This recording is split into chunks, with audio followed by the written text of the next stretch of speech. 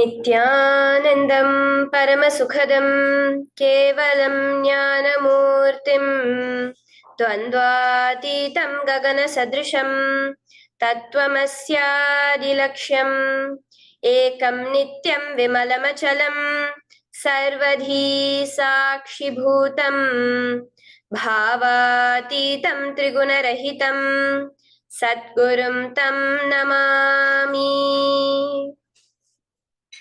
Welcome to Nityananda Yoga, where we transcend the limits of conventional practice and dive deep into the source of our being, drawing from the original source of yoga itself. Today, we're embarking on a journey of a simple 308 asanas, the Dvitiya Vinyasa Krama. But it's not just about contorting the body or mastering complex postures. It is about connecting in oneness with the cosmos.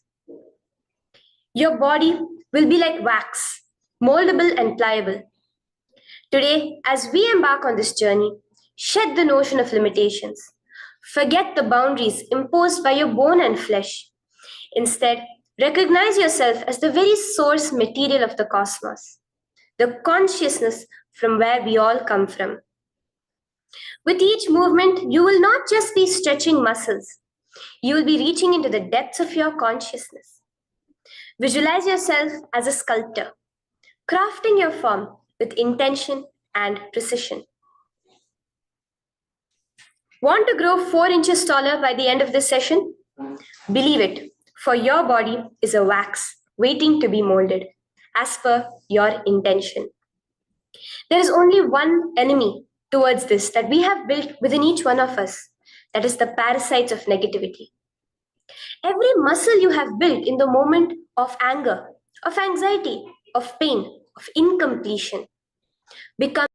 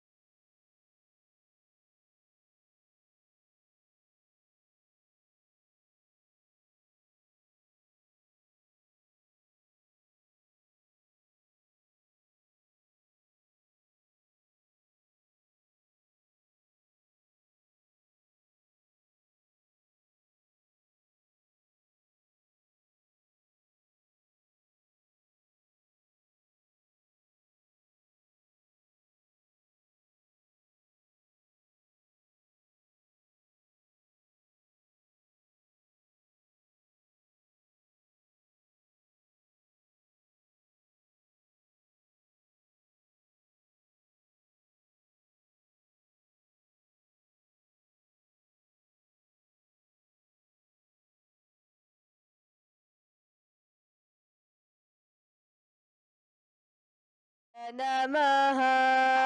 next step of this ritual of yoga, as Swamiji reveals, yoga is a ritual, a methodology to connect yourself with the divine.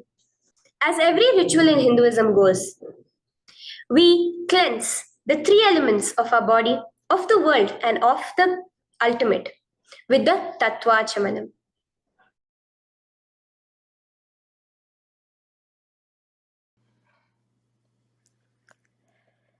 The next is the Tattvachamanam.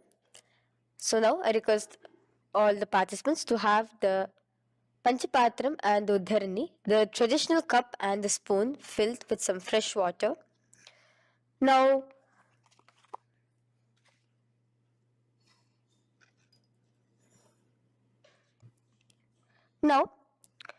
keeping your right hand in the shape of a cow's ear, the Gokarna Mudra, pour an Uddharani of water from the Panchapatram and chanting each of the following mantras internally, drink the water that flows through the base of the palm.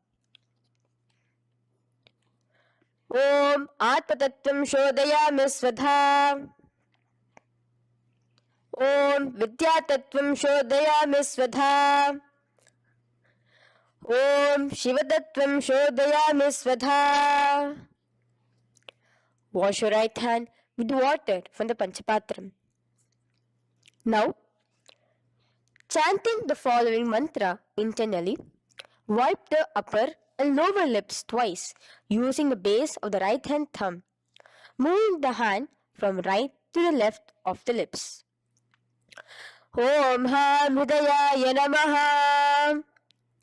Wash your right hand with water from the Panchapatram. Now, with the tips of right hand index, middle and ring finger, touch above the upper lips and below the lower lips. Wash your right hand with water from the Panchapatram. Now, with the tips of right hand index finger and thumb joined together, touch your right nostril, left nostril. With the tips of right hand ring finger and thumb joined together, touch your right eye, right ear, left ear. Wash your right hand with water from the Panchapatram. Now, with the base of the right hand thumb and little finger, touch the navel, right chest, left chest. With the right hand, fingertips together, touch the top of the head, right shoulder, left shoulder, and your heart center. With that, we have the Sankalpa. The Sankalpa, the manifestation of our conscious intention. What is it today each one of us want to manifest through Nityananda Yoga? Hold that in your inner space. Through this conscious intention, which directly happens with the blessings, with the grace of the Supreme Pontiff of Hinduism, Bhagavan Sri Nityananda Paramashivoham, you will just see your intention manifesting as reality.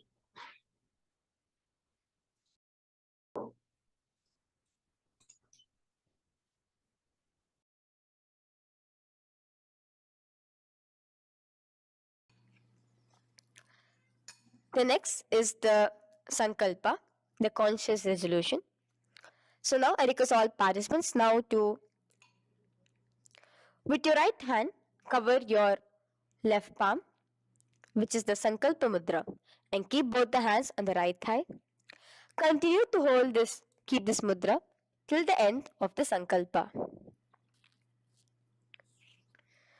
Om Mamopata Samasta Durita Kshayadvara Bhagavat Shri Nityananda Paramashiva Prityartham Shri Nityanandeshwari Paramashiva Shakti Sameta Shri Nityanandeshwara Paramashiva Prityartham Cha Shubhe Shobhane Muhurte अद्य ब्रह्मणः द्वितीय पराध्ये श्री श्वेतवराह कल्पे वैवस्वतमन्वन्तरे अष्टाविंशतितमे नित्ययुगे प्रथमे पादे जम्बूद्वीपे भारतवर्षे भरतखण्डे मेरोः दक्षिणे पार्श्वे शखाब्दे अस्मिन् वर्तमाने व्यवहारिके प्रभवादीनां षष्ट्याः संवत्सराणां मध्ये शुभनाम संवत्सरे शुभायने शुभऋतौ शुभमासे शुभपक्षे शुभतिथौ शुभवासरयुक्तायां शुभनक्षत्र शुभयोग शुभकरण एवं गुणविशेषण विशिष्टायाम् अस्यां शुभदितौ श्री कैलासोन्नत द्वादशांत श्यामला पीठारूढ़ श्री मीनाक्षी सुंदरेश्वरा भिन्न स्वरूप परशिव पुत्र रत्न कुमार गुरुमन्य तुल्यावतार श्री पार्वती स्तन्यपान लब्ध दिव्य ज्ञान विश्रुत सकल निगमागम सारभूत द्राविड वेद प्रवक्त्रे श्रीमत् परम शिव करुणा समधिगत मुक्तामय चतुरश्रयान गीयमान छत्र चामर श्री चिन्ह काहलादि समस्त बिरदावल्यलंकृत ज्ञान विज्ञान चक्रवर्ती सर्वजन संग सद्यो निर्वाण दीक्षा व्याप वर्ग वर्ष विश्रान जीमूत परमत कलभ केसरी शैव सिद्धांत स्थापनाचार्य श्री राजाधिराज पांड्य महाराज गुरु क्षपन शाक्यादि महांधकार निवारण ज्ञान भानु वीक्षणा नरहार ध्वजोच्छेदन पूर्वक श्रीमद् वृषभध्वज स्थापक शैव समय कर्त्रे सर्वज्ञ पीठारूढ़ श्री जगद्गुरु श्री ज्ञान संबंध देशिक स्वामी वागीश सुंदर माणिक्य वाचक स्वामिनां अवतार भूत श्री ज्ञान संबंध स्वामी पुनरुद्धृत श्यामला पीत सर्वज्ञ पीत त्रिनवद्युत्तर द्विशततम गुरु महासन्निधान अरुणगिरि योगीश्वर परंपरागत अरुणाचल सर्वज्ञ पीठ गुरु महासन्निधान कैलास परंपरागत कांची कैलास सर्वज्ञ पीठ त्रयस्त्रिंशदुत्तर द्विशततम गुरु महासन्निधान नित्योत्सव नित्य मंगल नित्य कल्याण नित्य रजित कैलास परंपरागत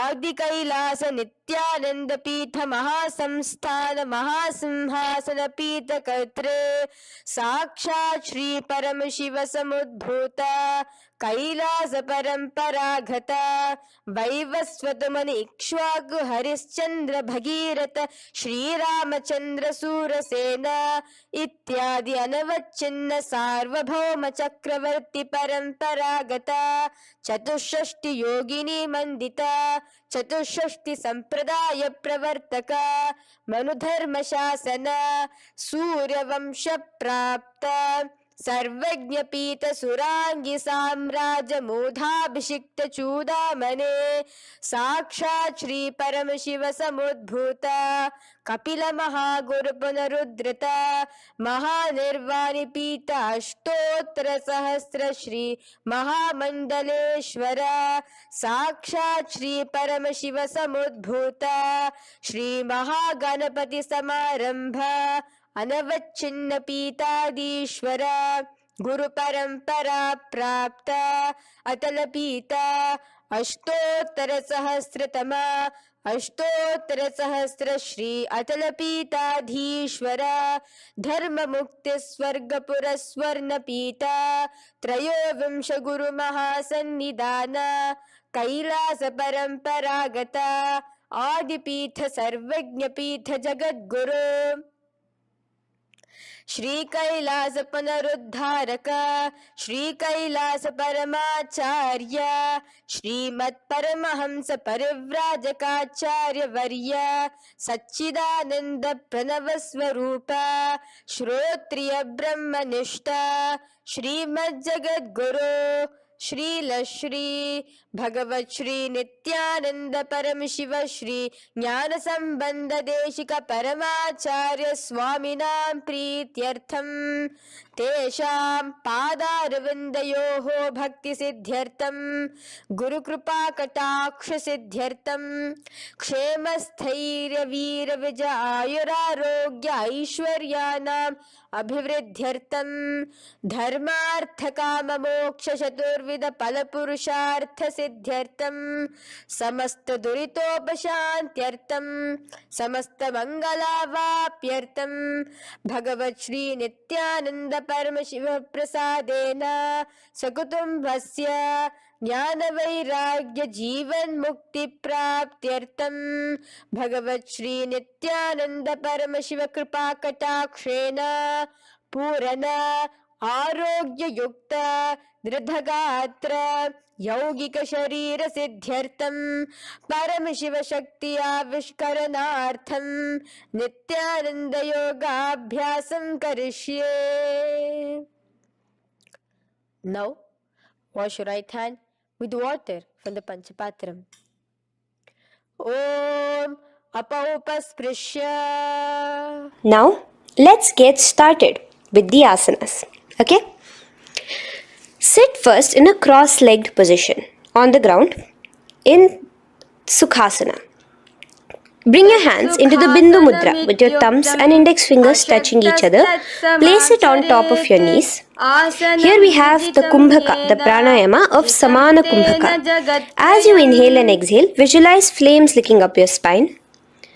Do the bandhas, the locks, the Mahamudra Bandha, all three of the bandhas, where you are doing the Jalandhara Bandha, tucking in your chin to your chest, the Udyana Bandha, sucking in your stomach, and the Moola Bandha, clenching your perineum. For the first set of asanas, we have the japa Soham, which you'll be repeating in your throat center. As you do Sukhasana, visualize Lord Shiva in your inner space. The next asana is Parvatasana. Now, from the seated position, bring both your feet to the opposite thighs. Clasp your hands together in front of your heart center in the Anjali Mudra and raise it above your head. Keep your hands as straight as you can. Continue the Samana Kumbhaka and the japa of Soham. Remain with all the three bandhas, the chin to your chest in Jalandhara Bandha, the stomach tucked in Udyana Bandha, and the clenched perineum in Moola Bandha. Here, visualize yourself as Mount Kailash. The next asana is Hali Pavasana. Now slowly bring your feet together in front of your body as you stretch it out little further away. Now bring your hands behind your back and clasp the left hand by your right. Lean forward, placing your forehead on the ground as you continue to engage all the three bandhas. Here, gaze at your nose. Visualize Swamiji, the Supreme Pontiff of Hinduism, in your inner space. Now, in a similar position from Hali Pavasana, just release your hands, slightly get up and bring your hands in front of your body. Place them on the ground, cupping your hands, making a hollow in Nagi Pavasana. Visualize yourself as a snake, gazing at your nose. Continue the japa, the pranayama, and all three bandhas engaged. Now, raise up. This is Kokilasana. Hold your big toes with your index and middle finger in the Prana Mudra. Stretch your legs straight out and upwards. Cross it into Padmasana. Bring it to your opposite thighs. Lean forward and down onto your elbows. Again, tuck your chin into your chest, suck in your stomach and clench the perineum in the Mahamudra Bandha. Visualize yourself as a bird in Kokilasana. The next is Neti Asana. Now, raise up again. Bring one ankle to the top of the opposite knee. Hold the elbows with your hands. Hold the respective elbows with the opposite hands. Again, engage all the three bandhas and rotate your arms in a circular motion. Keep the spine completely straight and gaze towards your nose. Visualize Swamiji, the Supreme Pontiff of Hinduism, in your inner space. Next is Gajasana. Press your hands onto the ground. You can bring your feet a little back as you raise yourself up, your hips up high. Lower your head and then chest, scooping your body forward again and again. Here, engage the Uddiyana Bandha, where you suck in your stomach along with the Moola Bandha, clenching the perineum. Visualize yourself as an elephant. Gajasana. Now stop the movement slowly. In another dynamic asana, which is Rikshasana, you will start alternatively pressing the heel of one foot onto the ground while lifting the other heel up. Repeat this again and again. The next is Vaishyasana. Now slowly come to a standing position. Stand tall on the tips of just your big toes. Keep your head neck straight line. And bring the middle, index and ring fingers to your heart in the Hridaya Mudra. Continue engaging the Uddiyana Bandha. Visualize Swamiji in your inner space. Here we have a very interesting movement, which is the Karanas, the dance movements. So the first Karana is Urdhva Janu Karana, which literally means the raised knee. So now stand in the Aramandi position, which is your heels touching together, the toes facing outwards, almost at a 45-degree angle. Bend your knees low and keep both your hands at your chest, elbows parallel to the ground. Twist one knee towards the center of your body. Raise it up, back across the body back to the original position. Simultaneously with the leg movement, follow it with your respective hand, up and across the body. Repeat this alternatively on both sides. Now, in Balalingasana, come back to a standing position straight and interlace your fingers from outside in. This is the Sarvavashankari Mudra. Hold on to your knee, pulling it up towards your chest. Pull it tight. Continue to keep your spine straight. Engage all the three bandhas, the Jalandhara Bandha, the Uddiyana Bandha and the Moola Bandha. As you are holding your knee, visualize yourself holding, caressing a baby. Balalingasana. The next asana is Pada Pidanasana. Now the same foot which is raised, clasp it with your hands and pull it behind towards your body, holding it with both your hands. Again, engage all the three bandhas, standing tall. Visualize Swamiji, the Supreme Pontiff of Hinduism, in your inner space.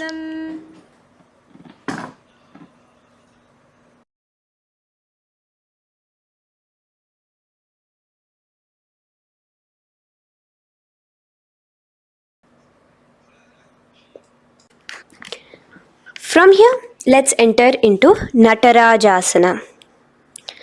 Now, the same foot you're already holding behind your back, twist the same hand of that leg inwards and pull the leg back. Extend the opposite hand forward with the index and thumbs together, again in the Bindu Mudra. Now, pull the foot back and up while leaning forward in Natarajasana. Hold your balance here. Here you will be engaging only the Moola Bandha, visualizing yourself as Lord Nataraja, the Lord of Dance.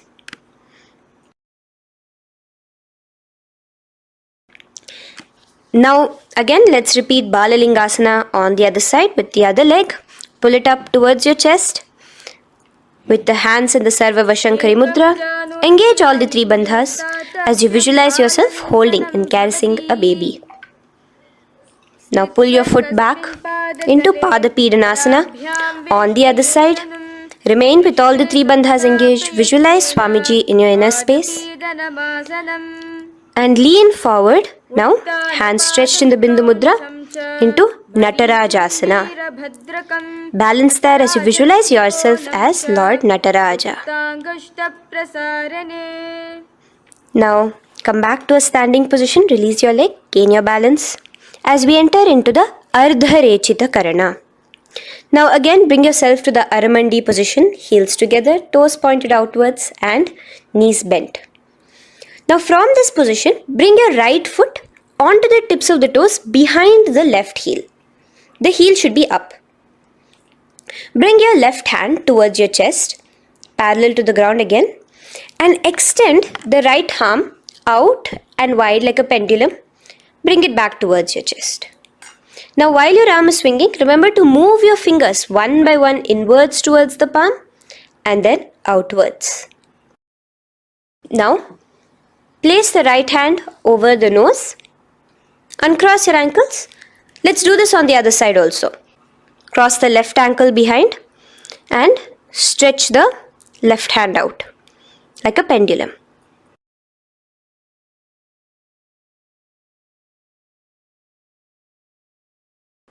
Bring it to your nose.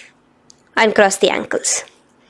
Now let us enter into the skeleton dance. It's a very powerful meditation. It cleanses the muscle memory. Any patterns which are there within your muscle memory can be completely wiped out through this skeleton dance. Just 2 simple steps. Now stand straight. Visualize yourself as a skeleton. You can close your eyes. Just visualize yourself as pure bones. There are no muscles, no veins, no nerves, tissues, organs, nothing. Just bones, a skeleton form. And shake your body intensely. As a skeleton, you are moving yourself wildly, intensely. Just shake it all out. Move your hands, move your legs, your head. Let there be no bone in your body untouched. Just move it. Move wildly, shake. Literally feel yourself throwing all the patterns out of your system with the intensity of your shaking.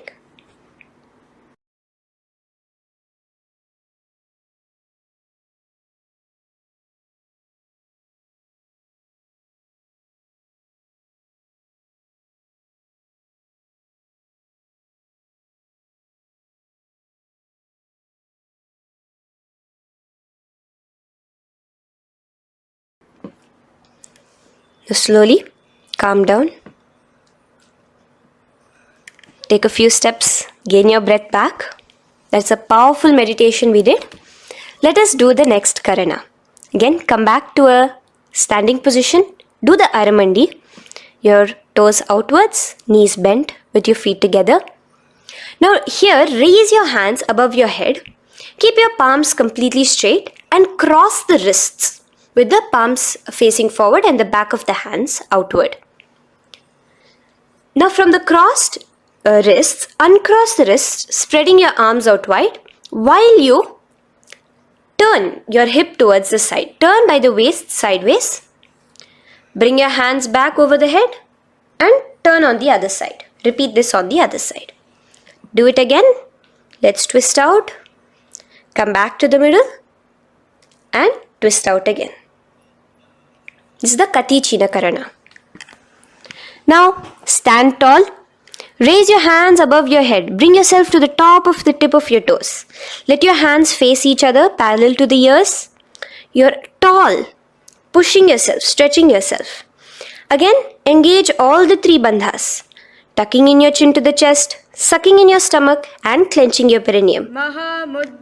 Visualize yourself as a palm tree. We have the japa changing over here where you will be repeating Shivoham in your throat center. Tadasana. Now, as we enter into Uttanasana, relax and lean forward, bringing your hands on by the ground next to your feet. Keep your palms flat on the ground. Try your best. Engage all the 3 bandhas. Remain with all the 3 bandhas engaged as you visualize Swamiji, the Supreme Pontiff of Hinduism himself, in your inner space. Now jump your feet back into Tarakshvasana, coming to a plank position. Keep your hands shoulder width apart. Be steady there. Chuck in your chin to your chest in the Jalandhara Bandha as well as engaging the Moola Bandha. Now rotate your head while in the Jalandhara Bandha from shoulder to shoulder, side to side. This is Tarakshvasana. Visualize Swamiji, the Supreme Pontiff of Hinduism, in your inner space. Yes. Now lay flat onto the ground in Bhujangasana. Lower your entire body down. Now point your toes backwards. Keep your hands by the side of your chest and push yourself off the ground. Remember to use the strength of your lower back to hold yourself up. Open your mouth wide. Inhale through the hollow of your throat and exhale through your nose. This is the Bhujangani Mudra. In Bhujangasana, you will visualize yourself as a cobra. Now come back into a plank position. So you can tuck in your toes and come back into a plank position. In Shavasana, alternate bringing one knee towards your chest, back and forth. So you'll bring one knee front, push it back and bring the other knee. Repeat this again and again. Do the Sahaja Kumbhaka. Simple breathing in, breathing out. Engage the Moola Bandha, clenching your perineum. Visualize Swamiji, the Supreme Pontiff of Hinduism. Okay. Now place your legs back into the plank position as we enter into Rathasana. Again, bring one foot between your hands and alternate jumping one foot back and bringing the other foot forward simultaneously. Again and again. Continue the Sahaja Kumbhaka and the Moola Bandha engaged as you visualize yourself as a chariot, a Ratha, in Rathasana. Now, into Veerabhadrasana. Remain one leg in between your hands. So as you jump, one leg comes between your hands, stop in that position, one leg stretched back, and raise yourself up into a standing position. So the front foot will be pointing forwards and bent at a 90-degree angle. The knee will be bent at a 90-degree angle. The other leg, which is extended back, the foot will be pointed sideways at a 45-degree angle. Now raise your palms, hands up, parallel beside your ears. Do the Uddiyana Bandha along with the Moola Bandha, pulling in your stomach in. Gaze towards your third eye as you visualize yourself as Lord Veerabhadra. Now relax down, switch your legs around and let us do Veerabhadrasana on the other side. Stretch your hands up, gaze towards your third eye, suck in your stomach in the Uddiyana Bandha and visualize yourself as Lord Veerabhadra. Okay, bring your feet together now. Let us move into Vrikshasana. Now stand tall, gain your balance here slowly. Bring one foot towards the inner thigh. Bring your palms together, raise them up above your head in the Anjali Mudra. Keep your elbows as straight as you can. Again, continue the Uddiyana Bandha, sucking in your stomach. Gaze forward, hold your balance, visualize yourself as a tree, the stability of a tree in Vrikshasana. Now, slowly bring your hands down. Now the foot which is in your inner thigh, bring it towards the opposite, to the root of the opposite thigh. Bring your hands in the Namaskar Mudra in front of your heart center together and visualize yourself here as Lord Garuda, just engaging the Moola Bandha alone here. This is Garudasana. Now let us repeat Vrikshasana on the other side. Slowly put your foot down, bring the other foot to the inner thigh, raise your hands above your head, suck in your stomach in the Uddiyana Bandha and visualize yourself as a tree. Let's repeat Garudasana on the other side. Slowly bring the foot to the opposite thigh and lower your hands to be in front of your heart center. Release the Uddiyana Bandha, just engaging the Moola Bandha, clenching your perineum. Visualize yourself as Lord Garuda, the eagle vehicle of Lord Mahavishnu. Okay, bring both your feet to the ground now and spread them far apart from each other. Now keep one leg toes pointing forward and the other set of toes pointing sideways. Straighten your arms out parallel towards the ground. Bring your front arm down towards the front foot, beside your foot, while the other arm extends towards the sky.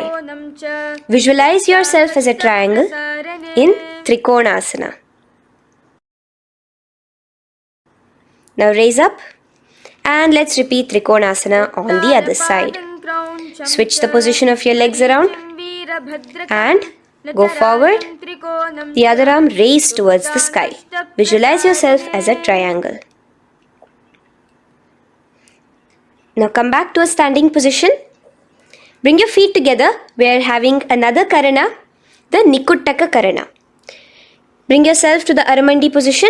feet together, knees out wide. Here now bring your hands towards your chest, but keep both your palms parallel towards each other. Bring your right foot onto the toes with the heels up, and simultaneously bringing the right hand towards the top. Now drop the right foot, simultaneously lifting the left foot onto the toes, and switch the hands position. Now the left hand is on the top and the right hand is on the bottom. Repeat, and let us do this repeatedly. Okay, relax now, come back to a straight position and sit down onto your toes. Sit on your heels with your toes on the ground, knees raised up off the ground, together in front of you in Angushtasana. Bring your hands together in the Namaskara Mudra in front of your heart center. We have a very interesting pranayama over here, which is the Bhramari Kumbhaka, where you will be subtly buzzing like a bee as you do this asana. The japa we'll be entering into is Sadashivoham. In Angushtasana, engage the Mula Bandha as you visualize Swamiji, the Supreme Pontiff of Hinduism, in your inner space. Now in the same position, slowly bring your hands to the ground. Balance yourself as you stretch one foot forward, sitting on the heel of one foot and the other foot stretched forward, toes pointed upwards. Bring your hands to the Vara Mudra, just the tips of the finger on the ground while the palm faces forward, both your hands. Continue to engage the Mula Bandha, clenching the perineum as you visualize Swamiji, the Supreme Pontiff of Hinduism, in your inner space. Now, stretch, the leg is stretched forward, right? Stretch the same hand, the respective hand forward and clasp onto the big toe of that foot in the Prana Mudra with your index and middle fingers. The other hand, bring it to the back of the respective heel in Vidhunanasana as you visualize Swamiji in your inner space. Okay, bring your 2 feet back together as we repeat Saurasana on the other side. Stretch your left leg forward now. Palms in the Vara Mudra on the ground. Visualize Swamiji in your inner space. And lean forward into Vidhunanasana on the other leg. Clasp your toes. Bring the other hand to the back heel. Continue to visualize Swamiji.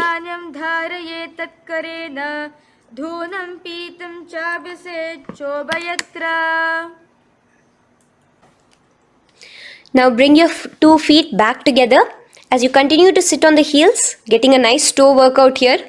Balance on your toes, bring your knees together in front of you. Now place your palms on top of the respective knees with the hands facing upwards, the palms facing upwards. Leave a slight gap between your palms and knees. As you gaze forward, engage the Jalandhara Bandha, tucking in your chin to your chest, and look between the gap between your hands. Brahma Jurankushasana. The next is Kapilasana. Now spread your knees wide and place them onto the ground. Keep your hands on the respective knees. Pull your stomach in and up in the Uddiyana Bandha. Gaze towards your nose as you visualize yourself as Maha Kapila Muni, the first man that ever started thinking.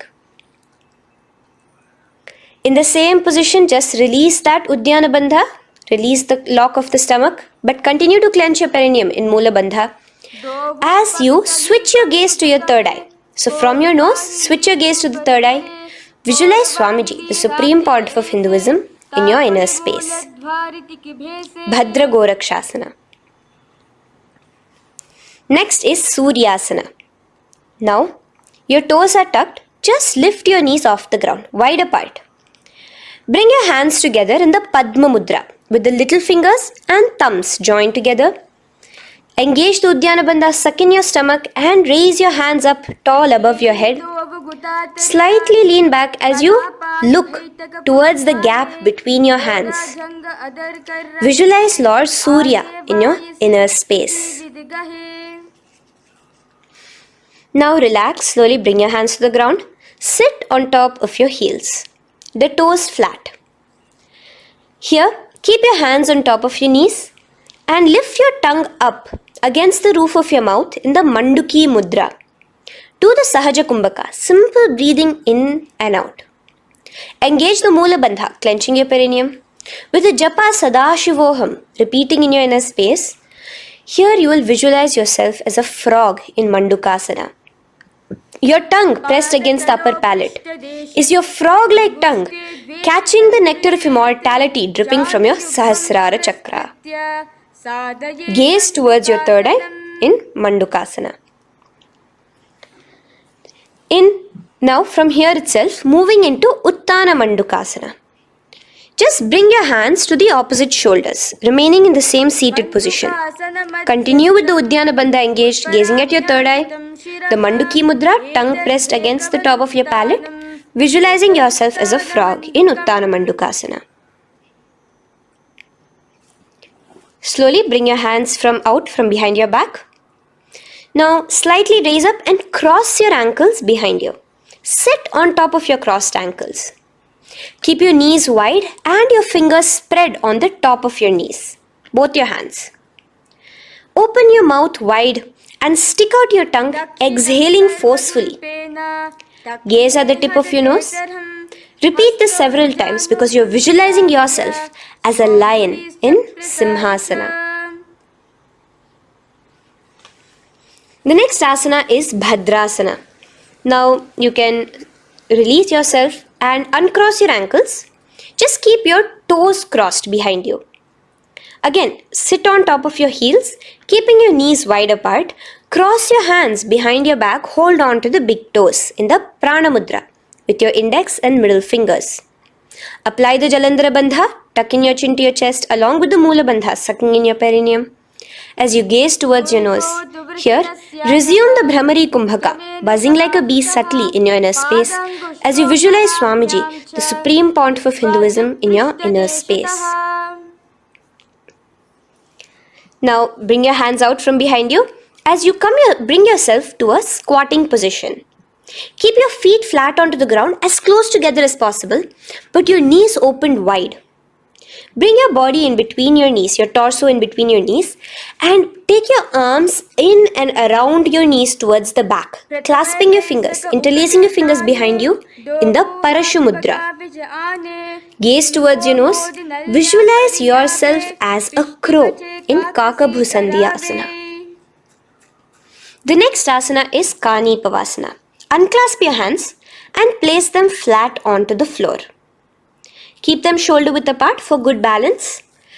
Now, slowly bring your knees to the back of your arms, above the elbows. Lean your chin forward and down.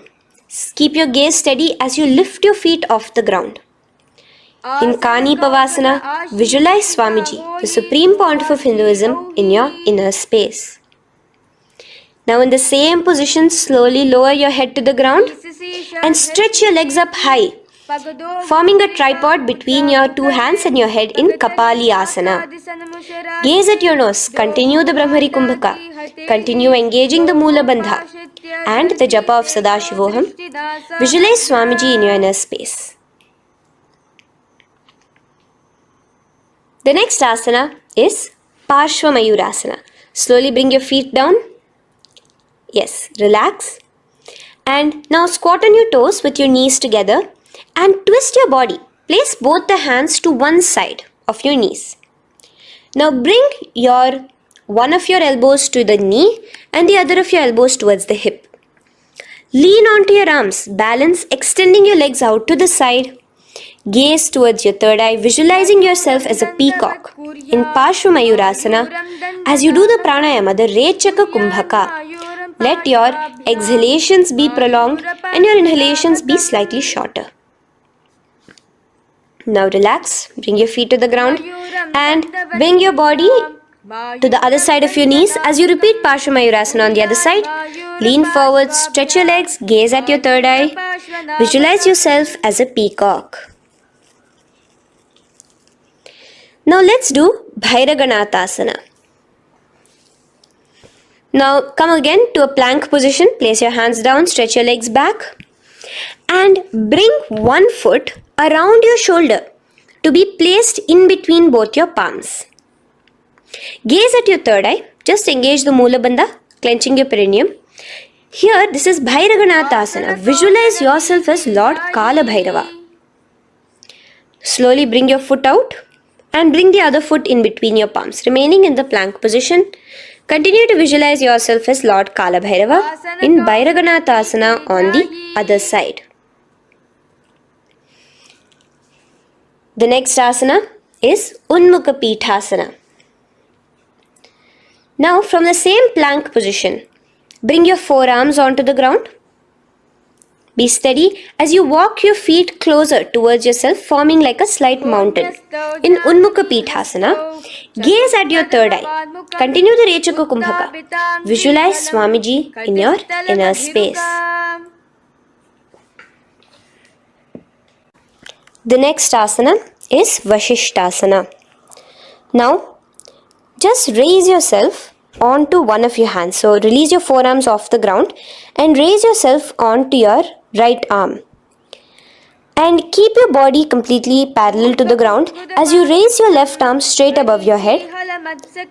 Visualize yourself as Rishi Vashishta as you do the Vashishthasana. Gaze towards the hand on the top. Now slowly bring that hand down. As you switch the hands, bringing your right hand up towards the sky. Balance there, completely straight on your toes. As you visualize yourself as Rishi Vashishta, the Guru of Bhagavan Sri Rama.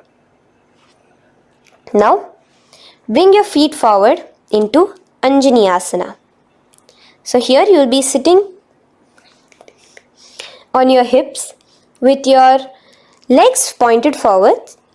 And sit on top of your hands. So keep your palms facing upwards and sit on both your palms as you tuck your elbows into your body. Do the Rechaka Kumbhaka. Continue the Rechaka Kumbhaka. Engage the Jalandhara Bandha. Tucking in your chin to your chest. Gaze at your nose. Visualize yourself as Lord Hanuman in Anjani Asana. Now, slowly release your hands from under your body. As you lean forward into Paschimottanasana, clasp your respective toes with your index and middle finger. Lean forward and down, bring your elbows to the ground, your forehead towards your knees. Engage all the three bandhas, the Mahamudra Bandha. As you visualize Swamiji, the Supreme Pontiff of Hinduism in your inner space, with a new japa, Mahasadashivoham, starting here.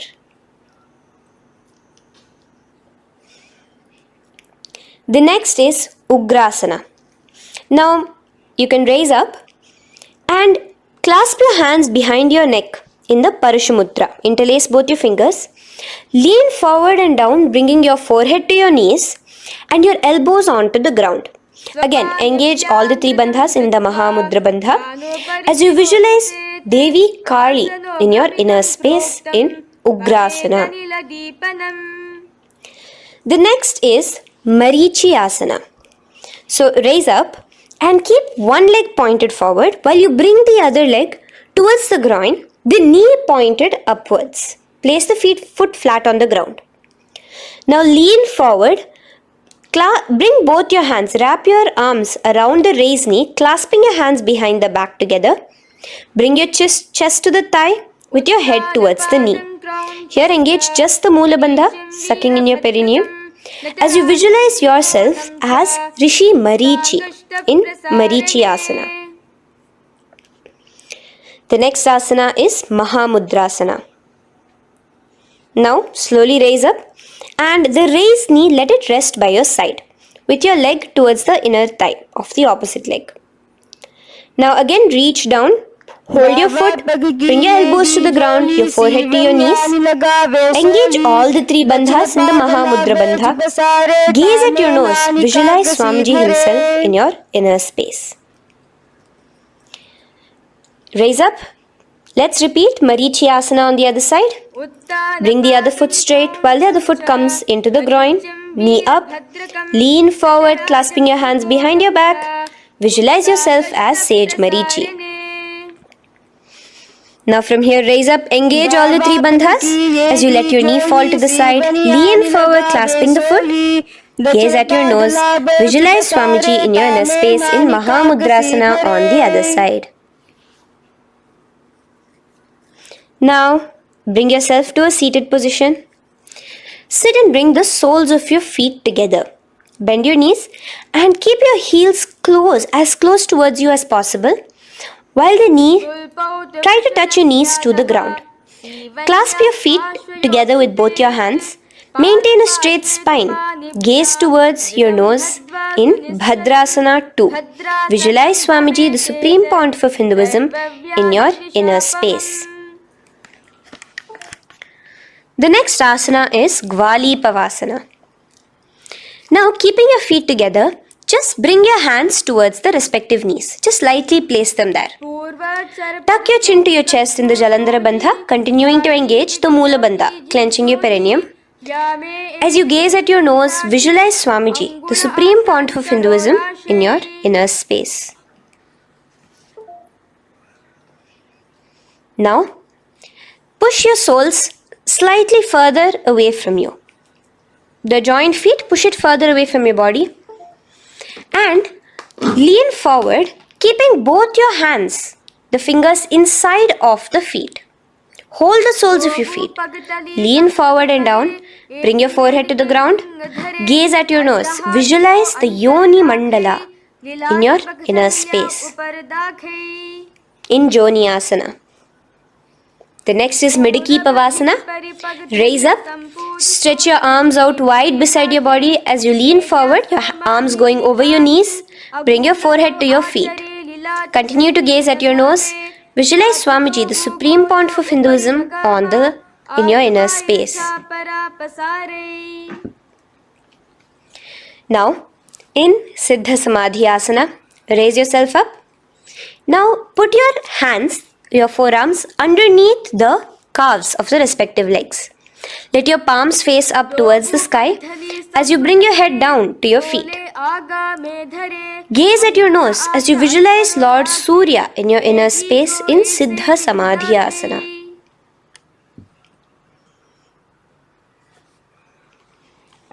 The next asana is Chiniki Pavasana. Raise up now. Bring both your feet together in front of you. Bring your feet back close to your body. Now place your hands underneath both the feet and pull your feet open like a book facing towards the sky. Both your feet. Press your elbows onto your thighs near the knees and gaze towards your nose, visualizing Swamiji in your inner space in Chiniki Pavasana. Giving yourself a nice stretch. Now release your feet and bring your hands to the respective knees. Gently push down on your knees, pushing it towards the ground. Suck in your stomach in the Uddiyana Bandha. Gaze at your third eye, visualizing Swamiji in your inner space. This is Charapata Chokasana. The next asana is Bhairavasana. Now, continuing to remain with your feet together, you can use the help of your hands to bring your toes onto the ground with your heels pointed upwards. Just push yourself and try to do it. Continue to remain with the Uddiyana Bandha engaged, your stomach sucked in. Bring your hands to the Bindu Mudra with the index and thumbs together on top of the knees. Gaze at your third eye. Visualize yourself as Lord Kala Bhairava in Bhairavasana. The next asana is Samanasana. So slowly you can bring your feet out from underneath. Take now one foot towards your chest, holding with both your hands as the other foot rests by the perineum. Pull the sole onto your chest. Gaze at your third eye. Visualize yourself holding the breath in the Mooladhara Chakra, the Chaturdala, the 4-petal lotus of your body. Gaze at your third eye. Visualize Swamiji, the Supreme Pontiff of Hinduism, in your inner space in Samanasana. From here, let's move into Apanasana. Now, the foot that you have towards your chest, just bring it over your shoulder and place both your palms onto the ground beside you. As you lift the leg by your perineum, stretch it out and lift it up high into the sky in Apanasana. Gaze at your third eye, visualizing Swamiji in your inner space. Let's repeat Samanasana on the other side. Bring your foot down. Clasp the other foot towards your chest. Gaze at your third eye, visualizing Swamiji in your inner space. And bring the foot onto your shoulder as we repeat Apanasana on the other side. Stretch your leg out straight in front of you, up high towards the sky, gazing at the third eye, visualizing Swamiji in your inner space. Okay, relax slowly. Let's move into Gomukhasana. Now, sitting in a seated position, cross one leg over the other, like over, and align the knees together at the center of your body and the feet by the opposite hips. Place both your hands on top of the stacked knees. Gaze at your nose. Here we have a beautiful pranayama, very cooling pranayama, which is the Sheetkari pranayama, where you will be inhaling through your clenched teeth with your tongue pressed against behind your teeth and exhaling through your nose, creating a hissing sound. The japa will be for the next sequence of asanas. Om Nityanandoham. Visualize the face of a cow in Gomukhasana.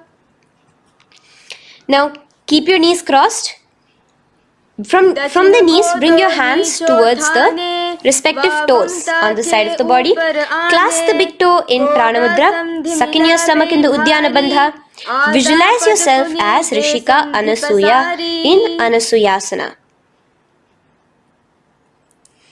Now in Anasuyasana 2, just bring your hands behind your back, clasped together, interlaced fingers in the Parashamudra. Lean forward and down. Try to bring your nose to touch the ground in front of you. Just visualize yourself as Rishika Anasuya and gaze at your nose. Anasuyasana 2. Raise yourself up now.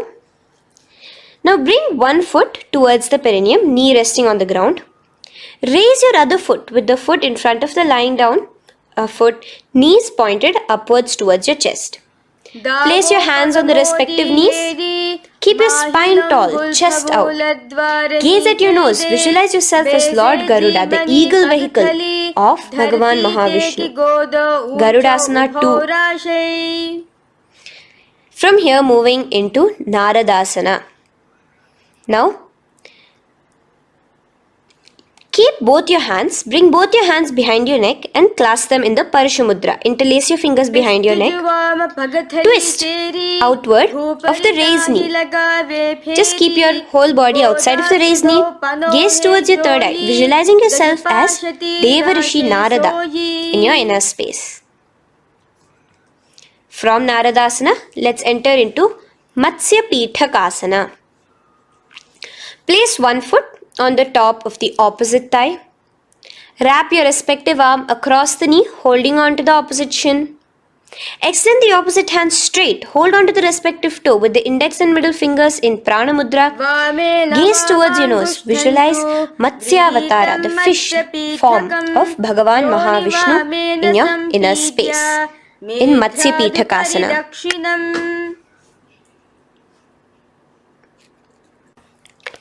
From there, let's repeat the Gomukhasana and the rest of the asanas on the other side too.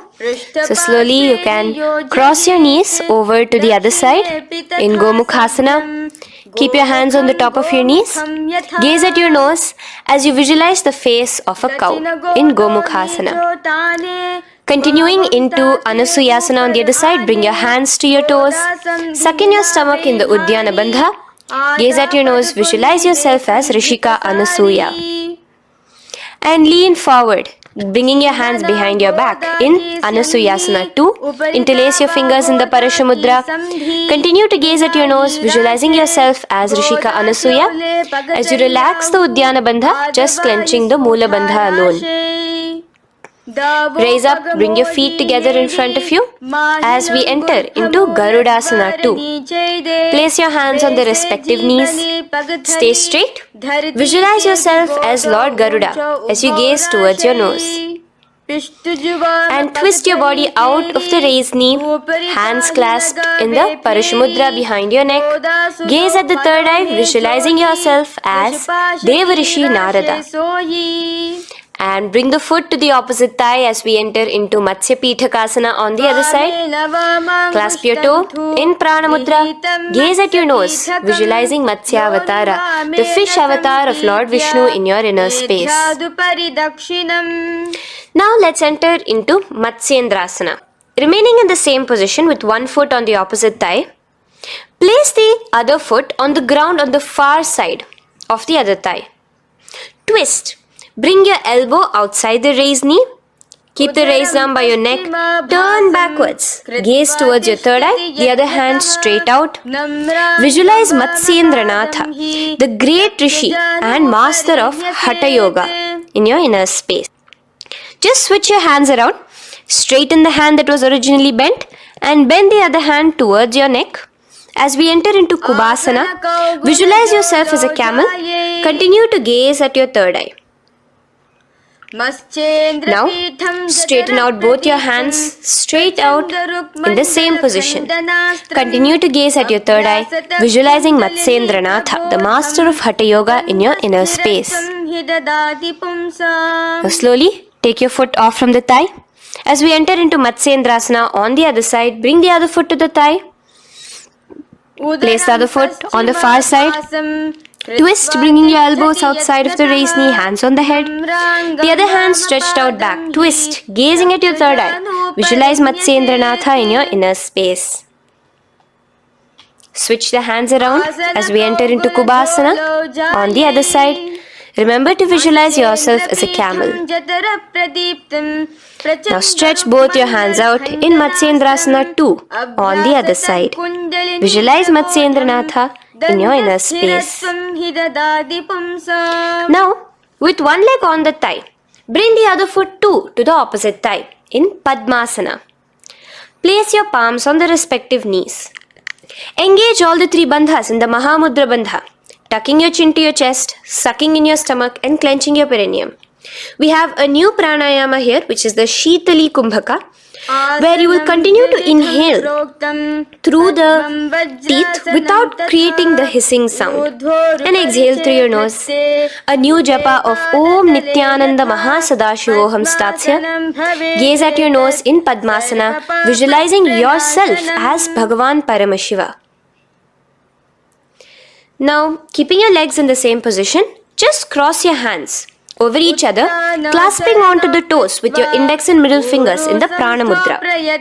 Gaze at your nose, visualize yourself as Devi Parvati, the consort of Lord Paramashiva, in Padmasana 2.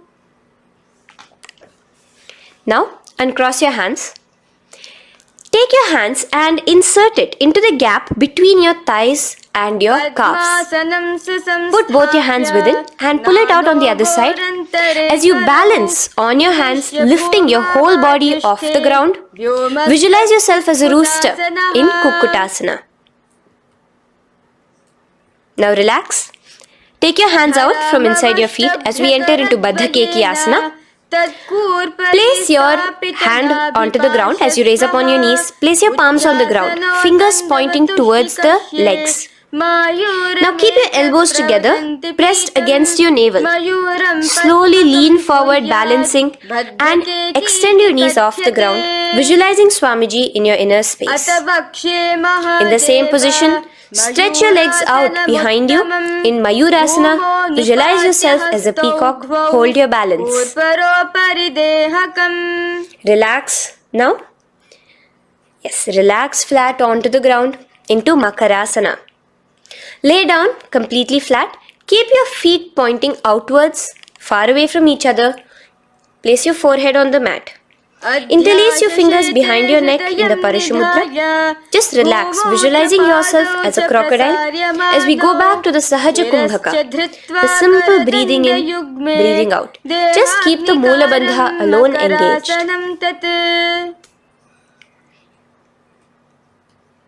The next asana is Shalabhasana. Now lay on your stomach and place your hands on the ground beside the chest. From the laying position, raise your legs up. Use your core strength to bring your thighs off the ground. Visualizing yourself as a locust in Shalabhasana. Relax your feet down and bring your hands to your feet, pulling your feet down towards the ground beside your hips. In Ushtrasana, visualize yourself as a camel. Now slowly Kick your legs back. Rise your hand is clasping your feet. Pull your feet towards the sky, lifting your chest and thighs off the ground. In Dhanurasana, gaze at your third eye. Visualize yourself as Paramashiva's bow. Relax slowly and come up to a sitting position. In Bhagasana, sit on both your knees with your head, neck and spine straight. Clench your perineum in the Mula Bandha. Place your hands on top of your knees. Gaze towards your third eye, visualizing Swamiji, the Supreme Pontiff of Hinduism, in your inner space. From here we enter into Gohyasana. We have a couple of headstand postures here, so get yourself ready. Now place your forearms on the ground with your fingers interlocked. Ensure your elbows are at shoulder width for the best balance. Place the top of your head on the ground, holding your head with your hands. Slowly walk your toes forward until your hips are in a straight line with your shoulders, and just kick your feet up slightly. Make sure not to lose your balance. Keep your knees bent together at your chest, toes pointed upwards. Gaze to your nose, visualizing Swamiji in your inner space. From here, stretch your legs out into Shirasasana, continuing to hold the balance there as you continue to gaze at your nose, visualizing Swamiji in your inner space. Bring your feet to the ground, relax slowly. The next asana is Podhyasana. So come to a seated position. Bring your hands behind your calves, stretching your legs up and your forehead to your knees. Visualize Swamiji in your inner space. Here we have a new Kumbhaka, which is the Bhastrika Kumbhaka, where you will be exhaling forcefully, making the sound of a bellows. Podhyasana. The japa for this next series is Om Nityananda Paramashivoham, the Mahavakya. Relax yourself. Continuing to remain balanced with your legs up, just bring your hands to the opposite shoulders. In Parighasana, visualize yourself as a mace as you gaze towards your third eye. Now relax. Keep your elbows and palms onto the ground as your legs are raised. Visualize yourself as a boat in Naukasana. Continuing to gaze towards your third eye, remember to continue the Bhastrika Kumbhaka. Forceful exhalation. Now, continuing to keep your balance, just bring your hands to your feet and scoop your hands underneath the heels, pull it towards the chest. Keep your spine upright, gaze towards your nose. Visualize yourself as Lord Rudra in Rudrasana, the most ferocious form of Paramashiva. Now lay on your back, so you can remove your hands from underneath your feet and lay on your back. With your feet flat on the ground, knees pointed upwards. Now place your palms down. Just let your fingers touch the back of your heel. Do not clasp your feet. Lift your hips up high, pressing the feet onto the ground. Chin tucked to the chest in the Jalandhara Bandha automatically. Gaze at your nose, visualizing Swamiji in Unmukha Pithasana 2. Now lay onto the ground in Shavasana. Just lay completely flat with your palms facing upwards by the side of your body. Just unclutch from any movement happening within you. Visualize your body is dead. The Supreme Pontiff of Hinduism, Swamiji, is just liberating you. Just let your awareness, your energy completely pervade your body in the Shakti Chalan Mudra as you continue to vibrate with the Mahavakya.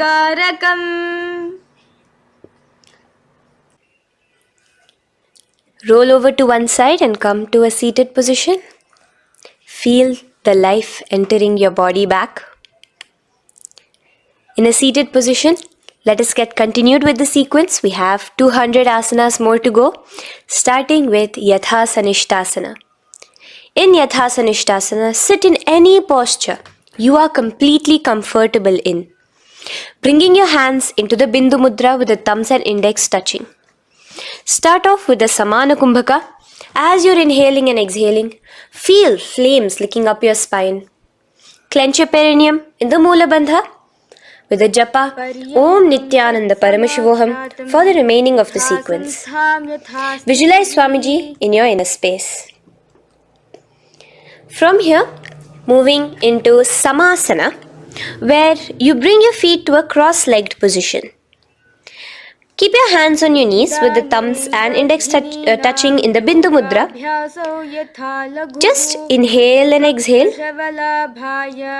as you visualize Swamiji in your inner space. The next is Muktasana. Press your left foot against your genital region. Place the right foot on top of your left. Keep your hands facing downwards on top of your knees. Sit straight, gazing towards your nose. Visualize yourself as a sage liberated by Swamiji himself. Now, continue to remain in the same position as we go into Siddhasana, where your gaze will be switching from the nose to your third eye.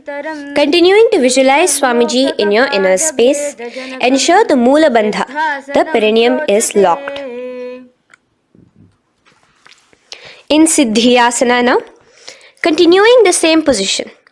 Engage all the three bandhas, sucking in your stomach, bringing your chin to your chest in the Mahamudra Bandha. Switch the gaze to the ground in front of you from your third eye. Visualize Swamiji in your inner space. Now, relax the Uddiyana Bandha and Jalandhara Bandha. Just keep the Moola Bandha, the perineum, alone clenched as we enter Rudrasana 2, where your legs will remain in the same position, just your hands alone, from resting on your knees, will turn around to the Bindu Mudra, the thumbs and index touching. Gaze towards the third eye, visualize yourself as Lord Rudra, the fierce dimension of Paramashiva. The next is Santadhunasana. Keep your hands in the Bindu Mudra, your legs crossed in the same position as you switch your gaze from your third eye to your nose, visualizing Swamiji, his tranquility, unshakable nature. Now, relax the Bindu Mudra, keep your legs in the same position, and bring your hands to your navel, cupping one palm over the other in the Samputa Mudra. It looks sort of like a lotus bud. Continue to visualize Swamiji in your inner space in Siddhasana 2. The next asana is Bandha Yoni Asana. Maintaining one heel over the other in the same position of the legs, bring your hands to your face in the Shanmukhi Mudra. So just listen carefully now. Bring your little fingers beneath the bottom lip of both hands. Your ring fingers above your upper lip. Your middle fingers closing your nose, your nostrils. Your index finger covering your eyes. And your thumbs pressed into your ears. This is Bandha Yoni Asana, visualizing Swamiji in your inner space.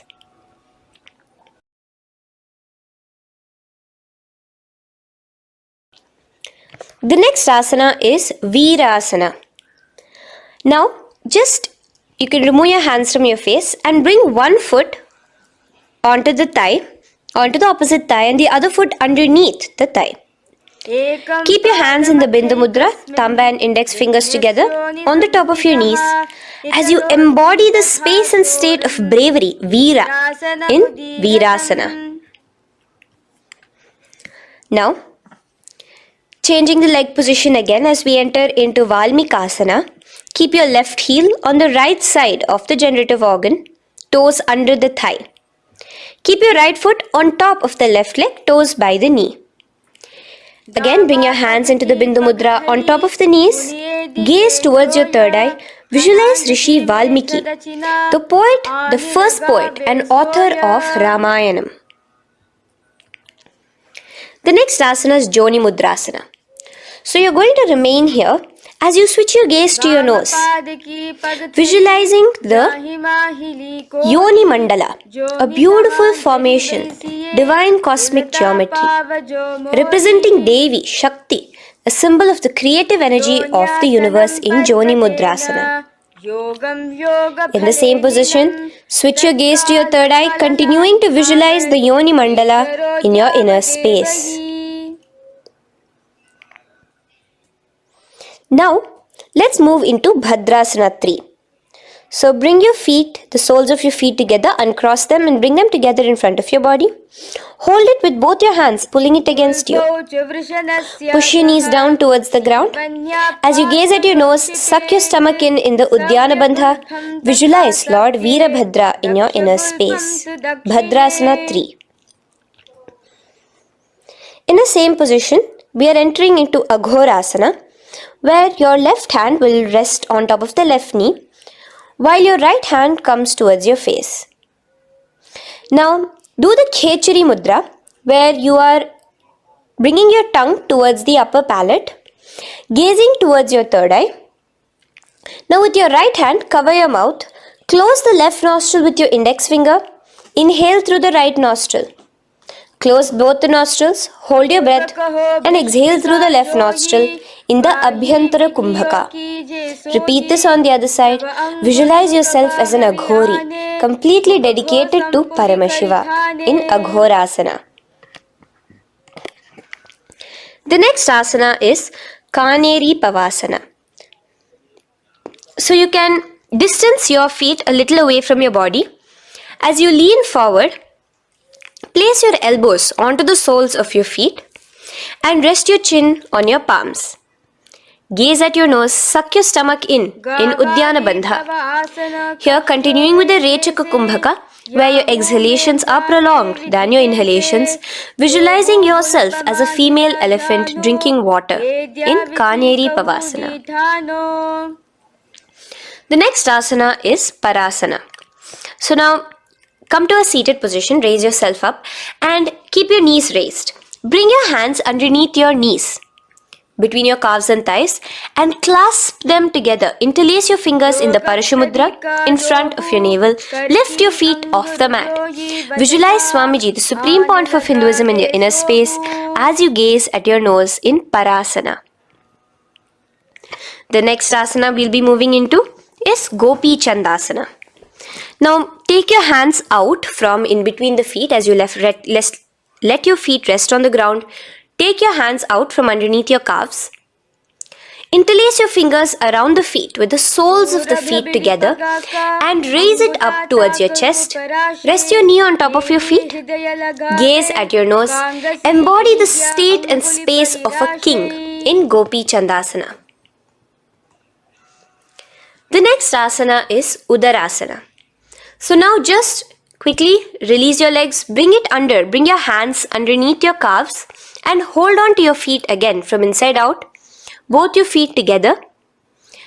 Bring your feet up to your chin, resting your chin on top of the interlaced fingers. Bring your feet to your chest, gaze at your nose, visualizing your body, the Supreme Pontiff of Hinduism, free from any defects in Udarasana.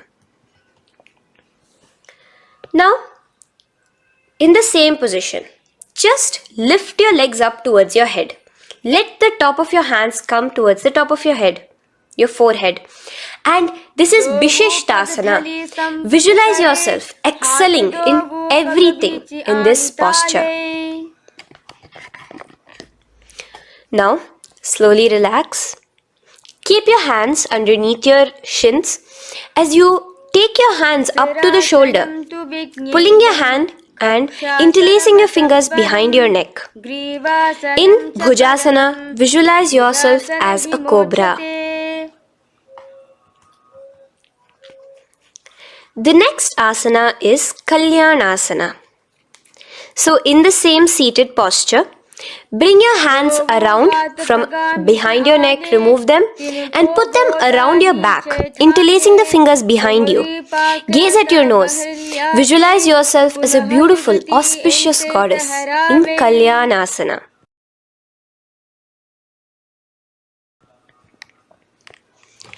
The next posture is Sankatasana. So now, uncross your hands from behind you. Release yourself completely onto the ground. Place your left knee on the mat and the left foot flat. Sit on top of your left foot, knee pointed forward. Raise your right leg on top of the left, bringing the right heel to the left hip. Place your hands on the opposite knees. Here, do the Ujjayi Pranayama As you inhale and exhale, make the sound of an ocean. Visualize yourself as a swan, a beautiful swan, in Sankatasana. The next is Dhenukasana. Just in the same position, slide your left heel to the left hip.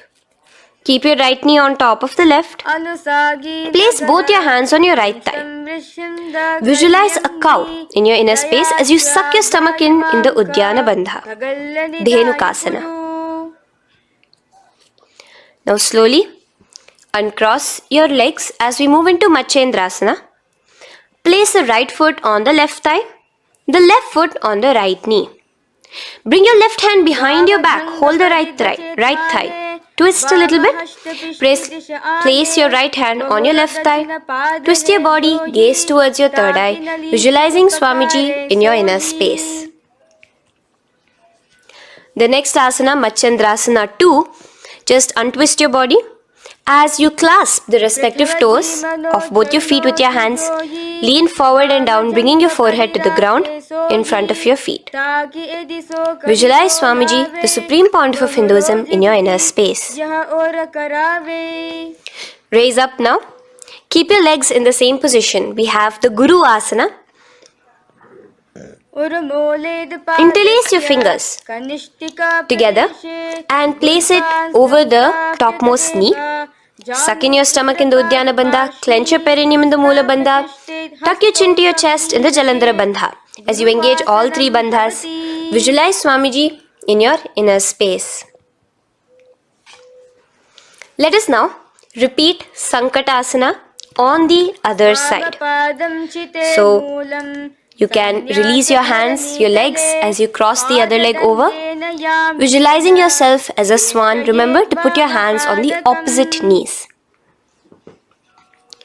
The next asana, Dhenukasana, repeating it on the other side. Slide your leg out, bring both your hands to the topmost knee. Suck your stomach in the Uddiyana Bandha. Visualize a cow in your inner space.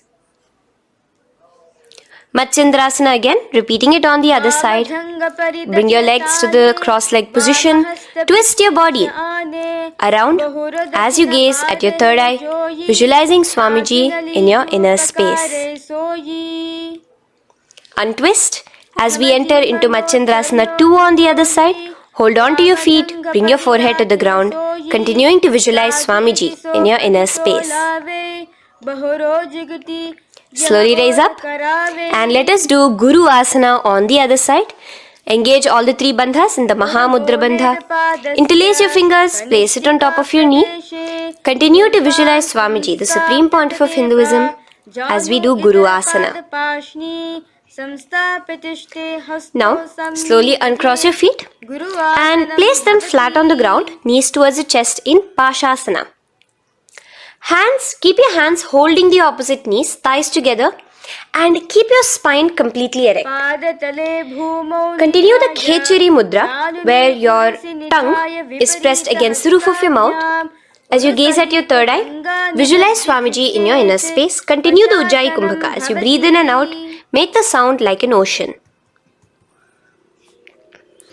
Now in the same position, just bring your chin towards your knees in Bodha Shokasana. Lean forward, gazing at your nose, and visualize Swamiji, the abode of bliss in your inner space. Now raise up and bring your hands, uncross your hands, bring your hands underneath your knees, clasping the opposite elbows in Kurakatasana. Gaze at your nose, visualizing Swamiji in your inner space. Now, in the same position as Kurakatasana, just cross your ankles into Sumati Asana. Toes pointed upwards. Gaze at the nose. Visualize the great sage and Maharishi Sumati in your inner space. The next asana is Dandasana. Extend your feet out straight in front of you. Keep your arms straight above your head. Interlace the fingers from inside out. Let your wrists point outwards. Engage the Mahamudra Bandha, all the three bandhas. As you gaze at your nose in Dandasana, visualize Swamiji in your inner space. The next is Arambhasana. Now keeping your legs straight, release the Jalandhara Bandha and the Udyana Bandha, keeping your perineum clenched in Mula Bandha. Lean forward and down. Hold your big toes in the Prana Mudra with your index and middle fingers. Head to your knees. Do here the Nadi Shodhana Pranayama. Inhale through the left nostril, hold and exhale through the right. Visualize Swamiji in your inner space. The next is Bhidokasana. So slightly raise your body up and bring your hands underneath your knees, extending your knees slightly up. Keep your heels a bit apart from each other and clasp your feet. Bring your shoulders down, wrapping your hands around your legs. Gaze towards your third eye, visualizing Swamiji in your inner space. So from here, let's enter into Jalandhari Pavasana. So you can actually remain in the same position with your hands underneath your calves and just bring the soles of your feet together. You might want to bring your body closer. Place your head on top of your feet with the palms facing upwards on the ground. Gaze at your nose. Visualize Swamiji in your inner space. Now slowly bring your hands out from underneath and come to a seated position. Stretch your legs out as we enter into Urdhva Paschimottanasana. Here we have a new Kumbhaka, the Pratyahara Kumbhaka, where you will feel your breath coming from your Mooladhara Chakra up to the Brahmarandra above the Sahasrara. This is the Pratyahara Kumbhaka. In Urdhva Paschimottanasana, extend your legs out, lift one foot behind your neck and lean forward and down towards your foot, visualizing Swamiji in your inner space. Now, slowly, keeping your leg behind your neck, lay onto your back as we enter into Anantasana. Hold the foot from the top of the opposite hand. Visualize yourself as infinite, endless, eternal. Gaze at your nose in Anantasana. Just now, in the same position, roll onto your elbow of the hand holding the foot. Gaze at your nose, feeling in complete control like Swamiji in Ankushasana. Slowly remove the leg from behind your neck. Take a moment to stretch, relax. Lay on your back. Bring your knees towards your chest. Bring your hands around, encircling the thighs and the calves with your arms. Roll to the left and right in Drishasana, visualizing Swamiji in your inner space. The next asana is Urdhva Paschimottanasana. On the other side, let us repeat it. Raise up to a sitting position and bring the other foot behind your neck. Lean forward and down, clasping your foot. Repeating Anantasana on the other side, lay on your back, bring the opposite hand to the foot, gaze at your nose, and continuing to gaze at your nose, roll onto the elbow as we repeat Ankushasana on the other side. Now, you can release your foot and try to remain in the same position without removing the leg from behind your neck as you bring the other leg too to cross behind your neck with both your legs behind your head. Laying on your back, bring both your hands to clasp behind your back. Gaze to your nose, visualizing Swamiji in your inner space in Yoga Nidrasana. As we enter into Atmaramasana, in the same position you can uncross your hands from behind your back. Bring it up, continuing to keep it underneath the legs. Just clasp it behind your neck. So you can bring your legs out from behind your neck. Just let your hands interlace behind your neck, gazing to your nose, visualizing the Atma Rama, Bhagavan Mahavishnu within you as your soul blessing you, as you gaze at your nose in Atma Ramasana. Now, you can release your hands and legs. Continue to lay on your back as we enter into Kochikasana. Bring your knees to your chest with the soles facing upwards. Extend your arms sideways as you gaze towards your third eye, visualizing Swamiji in your inner space. Now, from Kochikasana, keep your arms reached out to the sides at shoulder level. As we enter into Jatara Parivriti 1, keep one knee bent, twist it and bring it to the ground on the opposite side with the other leg extended straight. In Jatara Parivriti 2, keep both the knees bent to one side. And in Jatara Parivriti 3, keep both the legs straight to one side. Throughout this, keep your head looking in the opposite direction. And let us repeat this on the other side. You can bring your knees back to your chest. Let your legs out, go to the other side and do Jatara Parivriti 1, 2 and 3. The next asana is Dvipada Pitham. So now, from Jatara Parivriti, you can bring your feet down, lay on your back with your knees pointed upwards, feet flat on the ground. Extend your hands, holding your ankles. And lift your hips up. Engage the Jalandhara Bandha automatically as you raise your hips up. Gaze at your nose, visualizing yourself as a bridge in Dvipada Pitham.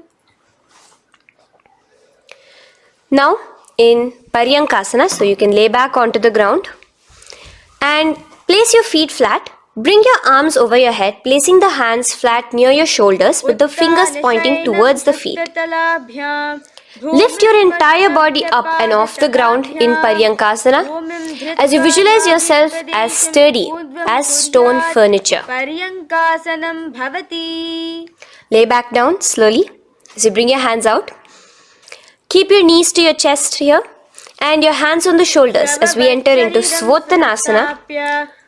Visualize you're laying on your back as a playful dog. Move your hips in the circular motion. Do the Sahaja Kumbhaka. Now let us enter into Viparita Karani. First, bringing your arms out from behind your shoulders. Let your arms be extended by the side of your body. Use the strength of your arms, palms flat on the ground, to push your body, your upper body, your lower body off the mat. And keep your legs straight above you, extended. Move your legs around and around in Viparita Karani. Automatically the Jalandhara Bandha is engaged. Breathing during the Jalandhara Bandha is the Murcha Kumbhaka. Visualize Swamiji in your inner space. The next is Viparita Karani 2. In the same position, just stop the rotational movement of your legs. Visualize Swamiji in your inner space. Now, as we enter into Langalasana, just let your feet from the top rest onto the ground above your head. Interlace your fingers in the Parashu Mudra behind your body. Visualize yourself as a plow in Langalasana, continuing to engage the Jalandhara Bandha. Bhumim karshayet Langalasanam bhavati.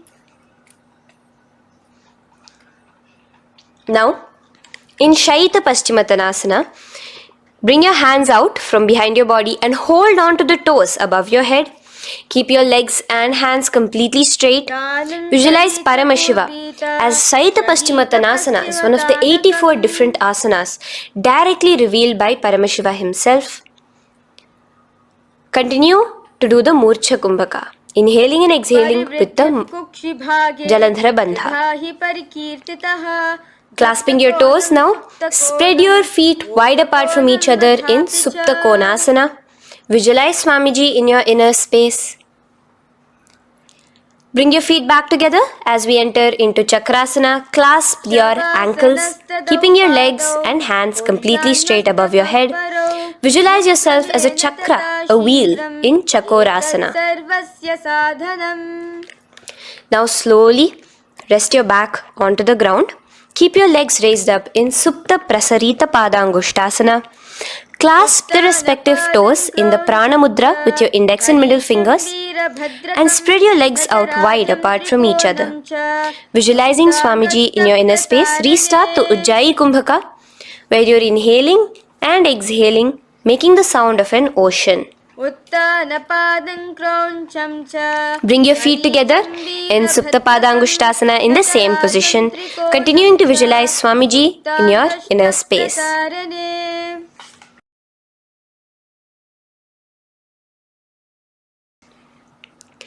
Now, bring your feet release your feet and bring them into Padmasana. As you lay flat on your back in Matsyasana, hold the opposite elbows over your head, gazing at your nose. Visualize Matsyavatara, the fish form of Bhagavan Mahavishnu. Now in the same position, put one hand over the other, extend it straight above your head. As you visualize Lord Rama in your inner space, continue to gaze at your nose. Now, slowly bring your hands to your hips as we enter into Sarvangasana. Lift your hips and legs up into the sky, crossing your legs in Padmasana. Let your hands support you, your elbows on the floor. Do the Jalandhara Bandha as you gaze at your nose in Sarvangasana. Now, bring your hips back onto the ground in Vrishchikasana. So, in the Padmasana, just remove one foot alone. Keep one foot on the opposite knee as you pull the knee towards your face. Let your hands stretch out above your head, hooking forward as you raise your upper back off the ground, visualizing yourself as a scorpion in Vrishchikasana, gazing at your third eye. Do the Jalandhara Bandha, tucking in your chin to the chest. Now just switch your legs around as we repeat Vrishchikasana on the other side. Continuing to visualize yourself as a scorpion, gaze at your third eye. The next asana is Vrishapada Kshepasana. So come now to a complete flat position on your mat. Come down to a complete lying down position and interlace your fingers around your neck. Now raise both your feet off the ground. Extend one leg straight and the other knee to the chest in a bicycle motion. Alternate between extending and raising the knee again and again, bringing your opposite elbows to the respective knees. Visualize Swamiji in your inner space. Breathe in and out in the Sahaja.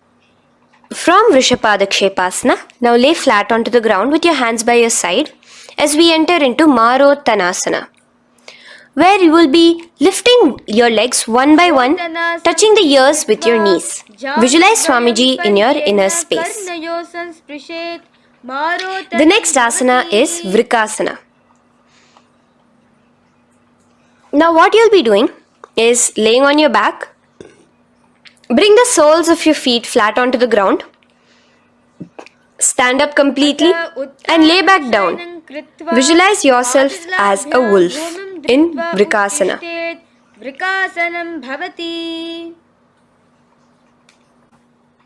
Now come back to a seated position as we enter into Luthasana, where you are going to be quickly throwing your legs above your head as you roll over completely, finishing in a prone position. Do this a couple of times.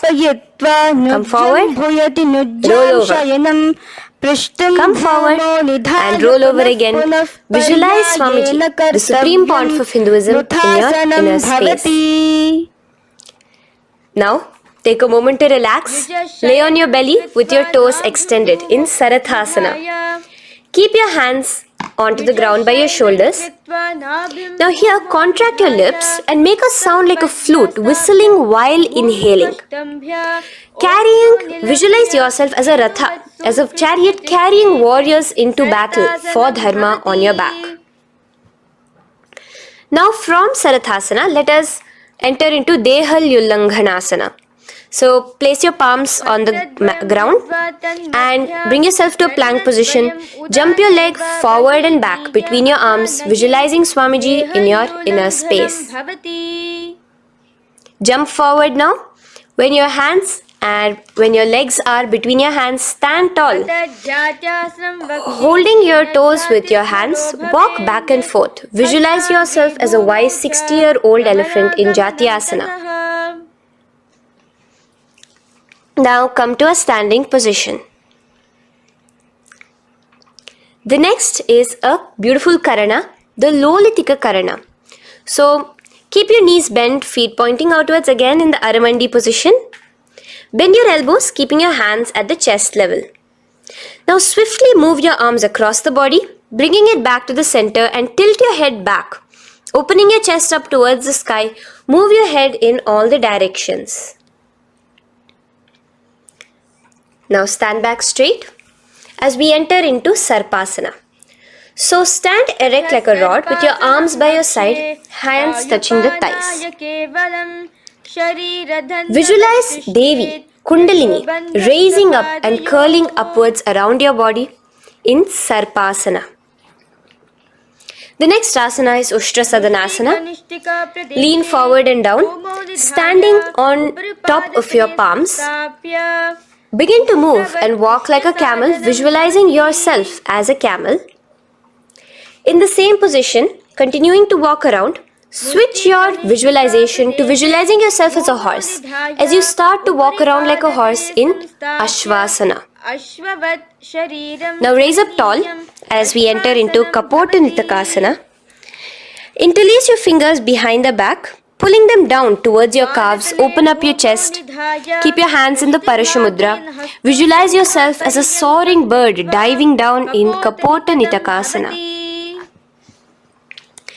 Now, stand tall as we enter into another Karana here, the Tala Pushpaputam Karana. Bring yourself to the Aramandi with your hands in the Namaskara Mudra. Simultaneously now, open up your palms while raising one heel off the ground, slightly lowering the waist and shoulder of the heel you have raised. Visualize you're offering a bouquet of flowers to Paramashiva as you come back to a standing position and repeat this on the other side. Let's do this a few times, offering flowers to Paramashiva. Now, come to a standing position. Stand straight and bring your hands together in the Namaskara Mudra. Slightly lean forward. Visualize yourself as a rhinoceros. Your hand is the horn as you gaze at your nose in Khadgasana. The next asana is Uttanottanam. So come to a standing position and sit down all the way as low as you can to the ground and stand up. Do this again. Sit down, stand up, and again. Sit down, stand up.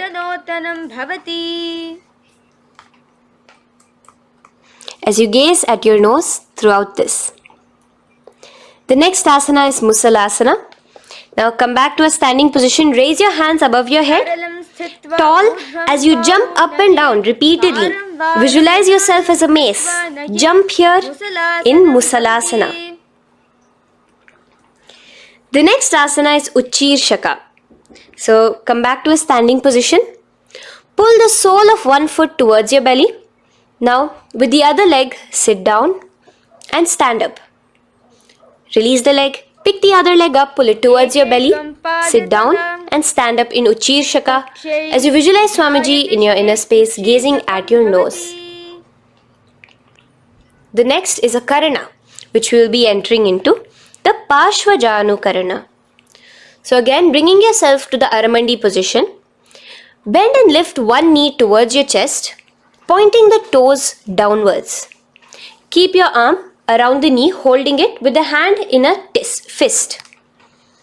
Let the other hand hang down on the thigh, wrist twisted, fingers pointing inwards. This is the Pashvajanu Karana. Now slowly release.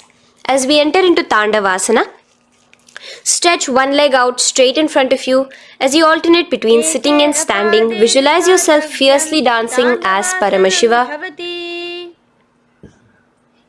Raise the foot to the inner thigh of the opposite side.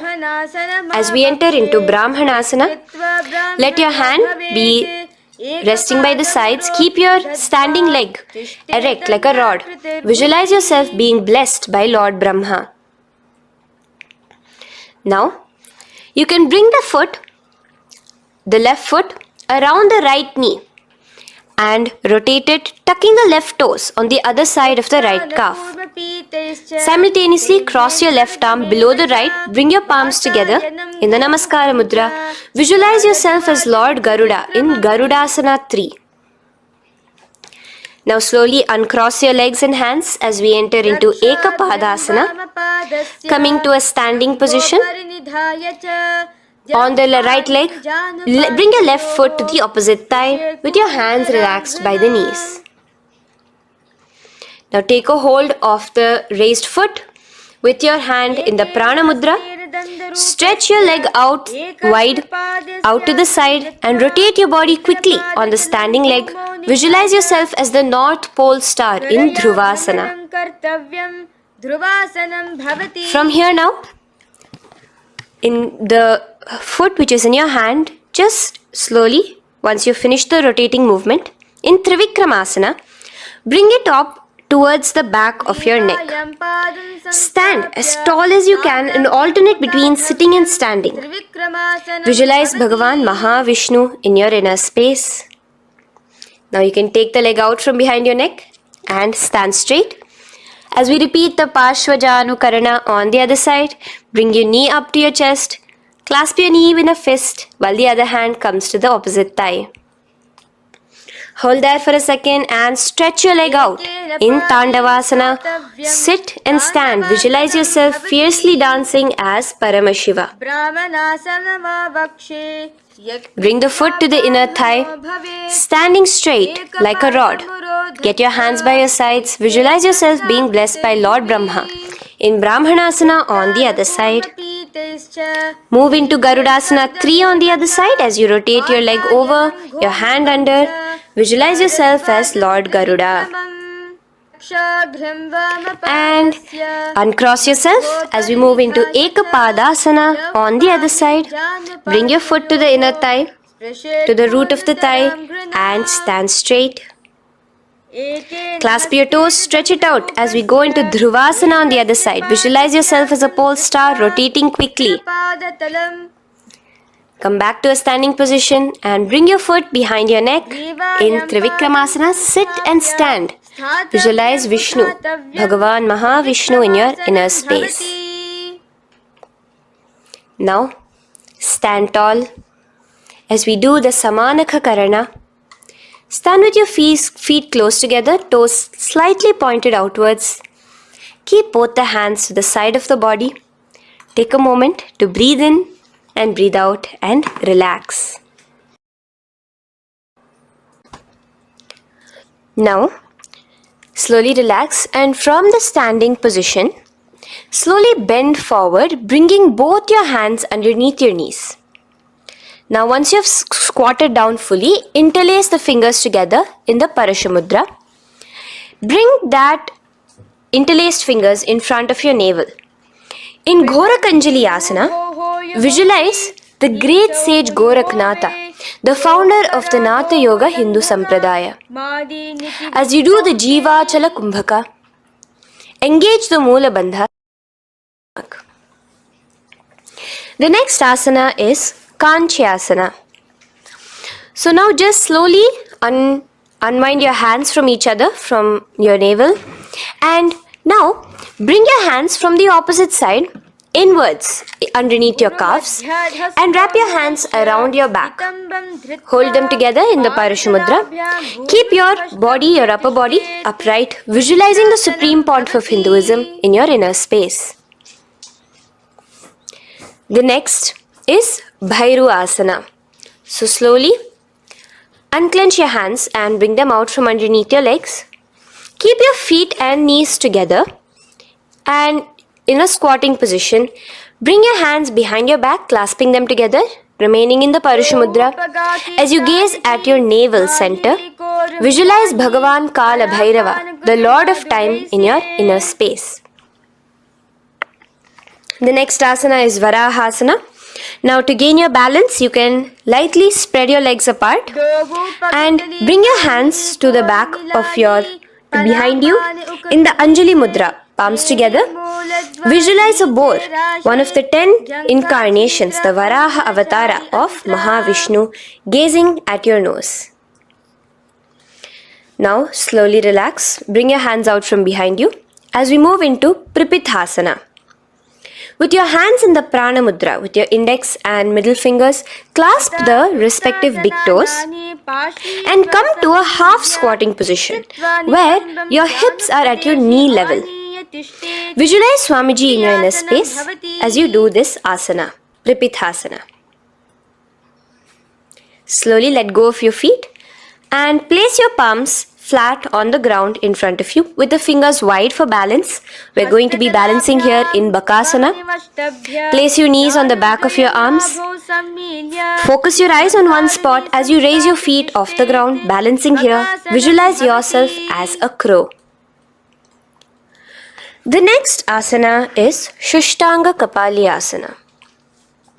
So now come to a kneeling position. So from there itself, you can directly put your head onto the ground, or else come to a kneeling position and place your head onto the ground. Palms spread for support.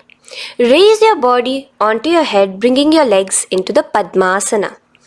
Gaze at your nose. Visualize Swamiji himself in your inner space.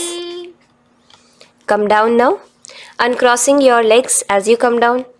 Sit onto your knees, keeping the toes flat. Now, let your heels come outside of the hips. Keep your hands on your knees in Guptasana, sit straight. Keep your gaze on your nose. Visualize you're sitting in the sacred secret seat with Paramashiva and your Guru, Swamiji himself.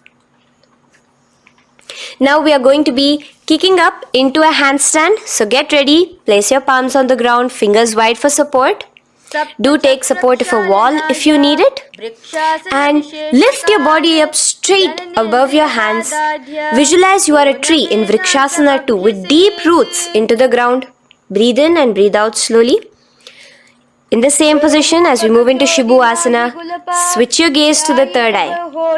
Hold it there for a few seconds and relax. Bring your feet back to the ground. Now lay flat onto the ground in a plank position and slowly lower your body towards the ground and push yourself up again. In Matsyasana 2, go down and come up, visualizing yourself as a fish. The next asana is Sarpasana 2. So here you're going to lay prone, completely flat now. You can lower yourself to the ground. Bring your hands to the hips. Extend your legs together and point your toes backwards. Lift your chest up and move left to right. You're moving like a snake while visualizing yourself as a snake in Sarpasana 2. Relax slowly, bringing your chest back to the ground. Now, keep your feet together, pointing backwards. As you bring your elbows onto the ground, rest your upper body on your elbows. Bring your hands together in the Padma Mudra with your little fingers and thumbs together and rest your chin on your hands. Niralambanasana, where feeling yourself completely supported, knowing that Swamiji is there in your life. Now, slowly relax, place your palms on the ground beside your chest and push yourself up, your hands straight up completely. As you bend your knees, bringing your feet to touch the top of your head. Lean your neck back, touching your head with your tip of your toes. See yourself, visualize yourself as an umbrella, protecting your Guru from the sun's rays in Chhatrasana. Slowly relax, you can bring your feet down. As we move into Vajrasana, just push your body back and sit on top of your knees, with the heels flat on the ground. Now stretch your arms in front of you with the palms facing downwards. Place your forehead on the mat. Visualize you are the weapon of Indra, the Vajra, symbolizing indestructibility as you gaze at your nose. As we enter into Meshasana, raise yourself into the same Gajasana position on your hands and legs with your hips pointed upwards and alternate striking the ground with the opposite hands. Experience yourself, visualize yourself as a powerful ram as you alternate striking the ground in Meshasana. Now stop striking the ground, bring your palms down again. As we move into Ajasana, kick your legs off the ground and lower your forehead to the mat. Let's do it again. Kick your legs off the mat. Lower your forehead to the ground. You are unborn, existing for all of eternity in Ajasana. Now, come to a seated position as we move into Dhanantara Asana. Sit on your heel with your legs together. Pull your toes underneath you. As you bring your hands top of the knees, gaze at your nose, visualize Swamiji in your inner space. Here, do the Ujjayi Pranayama, inhaling and exhaling like an ocean, Dhanantara Asana. From Dhanantara Asana, now interlace your fingers in front of you and then behind you. Stretch your arms towards all the sides, backwards, forwards, giving a massage to the various different joints and muscles in your body. Lean forward, get up again, continuing to visualize Swamiji in your inner space. Relax your hands and now take your respective heels and point them outwards, outside the side of your hips. Keep your hands on your knees, with your thighs and knees resting on the ground, spine straight. Visualize yourself as Lord Garuda in Garudasana 4. You have Mahavishnu and Mahalakshmi on your back as you are flying. The next asana is Ananda Mandirasana. Now you can continue to remain in the same position. You can bring your feet pointing inwards. Use your hands to clasp underneath your ankle. Make sure your knees are spread out wide. Gaze at the third eye. Visualize residing in the blissful space of a temple. You are in a temple in Ananda Mandirasana. Now, as we move into Mandukasana, keep your knees wide and sit on top of your ankles. Your hands underneath your knees. Gaze to your nose. Visualize yourself as a frog. Suck in your stomach in the Uddiyana Bandha and remember to do the Manduki Mudra, your tongue, your frog-like tongue, catching the nectar dripping from the Sahasrara Chakra in Mandukasana 2. Now, as we move into Narasimhasana, tuck your toes in and sit on top of the heels. Place your palms on the ground, spread your fingers wide and spread your knees apart onto the ground too. Gaze towards your nose, stick out your tongue and exhale forcefully, visualizing the Narasimha Avatara, the form of Mahavishnu as a half lion and half man.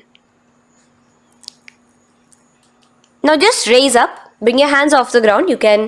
Here we'll be doing a new pranayama, which is the Bhishraka pranayama, as we enter into Bhishrakasana. So continue to keep your knees and feet on the floor. As you bring your hand up to your face, make a hollow of your palms and place it over the mouth. Keep your thumbs under your teeth and close your lips. Gaze to your nose. Inhale through your left nostril, exhaling through the mouth. Gaze at your nose again. Visualize yourself as Devi, presiding over any and all minuscule fears you may have within you. Now moving back into the Ujjayi Pranayama, let us do Makadasana. So you can take your hands off your face and slowly remaining in the same position, bring it to your armpits. Bring your fingers to your armpits. Imitate as if a monkey is scratching. As you gaze to your third eye, visualize yourself as a playful monkey in Makadasana. From Makadasana, let's move into Vajra Sangharasana. So you can slowly lift your knees off the ground, just balancing on your toes, sitting on the heels. Bring your hands behind your back and clasp the opposite elbows. Gaze to your nose, embody a diamond, visualize yourself as a diamond-like strength for yourself and your Sangha. The next asana is Khanjanasana. So now you can uncross your hands, rest on top of the heels with your knees on the ground. Keep the toes down, ankles crossed behind. Place your palms on the mat to your side. Suck your stomach in the Uddiyana Bandha as you gaze at your nose in Khanjanasana. Now, you can uncross your ankles and just sit with your toes flat. Keep your knees wide on the floor. Rest your hands on the knees. Just relax the Uddiyana Bandha, just sucking in your perineum in the Mula Bandha. Gaze at your nose, visualize yourself as a turtle with a stable body and mind to live for hundreds of years. And without changing anything in your physical posture, just visualize yourself uniting with Swamiji himself in Yogasana. Now, raise up onto your knees, cross your ankles behind your back until the feet are coming towards the opposite knees. Now, bring your hands behind you and hold on to the calves with the fingers inside, the thumbs outside. Gaze at the third eye as you visualize yourself in a space of oneness with Paramashiva himself as Swamiji. Now you can uncross your ankles, come back to standing on your knees as we enter into Ushtrasana 2. So now, in a kneeling position, bend backward, hold your ankles with your hands. Keep your arms straight. As you push your hips forward and tilt your head backwards, visualize yourself as a camel in Ushtrasana 2. Slowly, in the same position, lower yourself onto your back in Jatyasana 2. As you are lowering yourself, experience yourself as a blooming lotus. Bring your head, the back of your head onto the mat. Gaze to your nose. Now, let's move into Viratasana.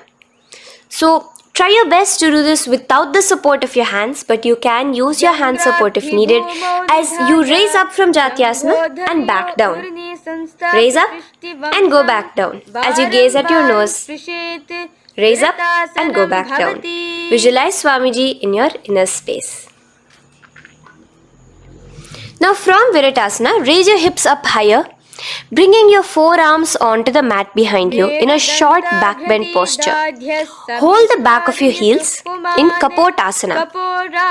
Visualize yourself as a beautiful dove, a Kapota, in your as we move on from Kapotasana into Varasana. So stand upright on your knees with the toes tucked. Hold your arms with the opposite hands. Gaze at your nose. This is the boon fulfilling posture. Visualize your boon becoming a reality directly from Paramashiva himself in Varasana. Now, keeping your knees together, toes tucked, just lean forward, bringing your head onto the mat, holding your head with your hands. Visualize yourself as a boar, as the Varaha avatar of Bhagavan Mahavishnu in Varaha Asana 2.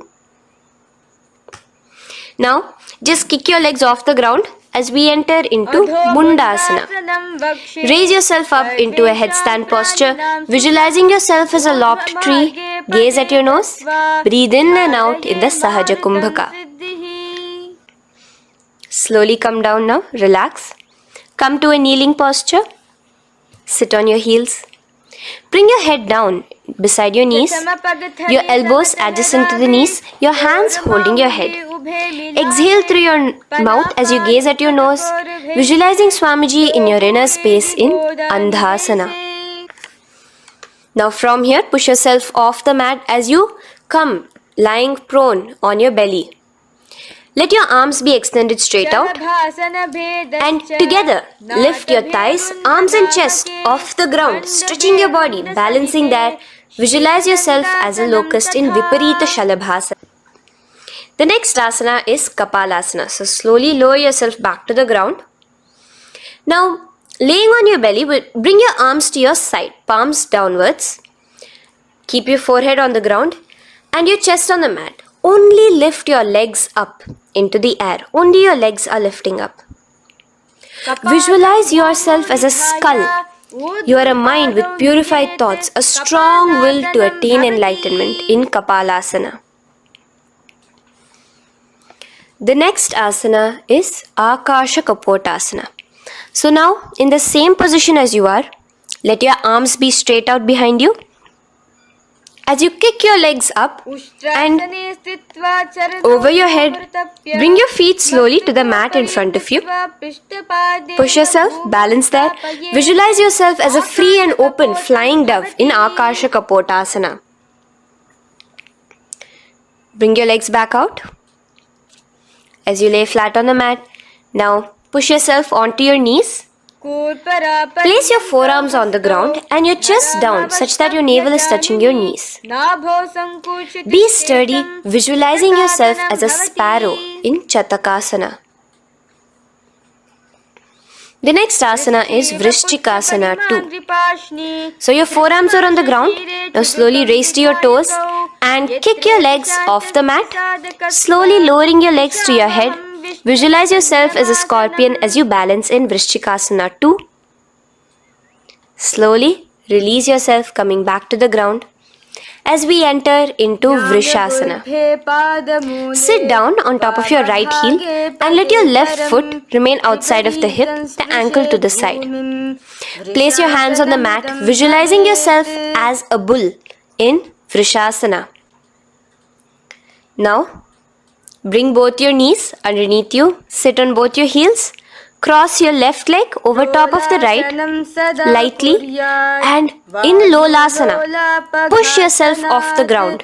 Your knees are off the ground. You're just balancing on your hand above the mat. Visualize Swamiji in your inner space. Lower down now.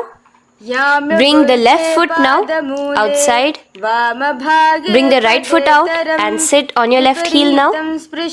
As we do Vrishasana on the other side, visualize yourself as a bull. From here, let us get into a very powerful asana, Balagunasana. So, place your left toes on the ground, sit on the heel of your left foot. Place the right foot flat with the knees raised towards your chest. Maintain your palms on the respective knees. Be upright. Visualize Balagunahai, one of the 84 siddhas in your inner space in Balagunasana. Now come to a squatting position. Let your feet be flat as you bring your elbows under your thighs and calves, wrapping it around your shins. Hold on to your ankles from the outside in Grahasana, visualizing yourself as an entire planet. Now, you can unwrap yourself as you sit on top of the opposite heel in Balagunasana on the other side.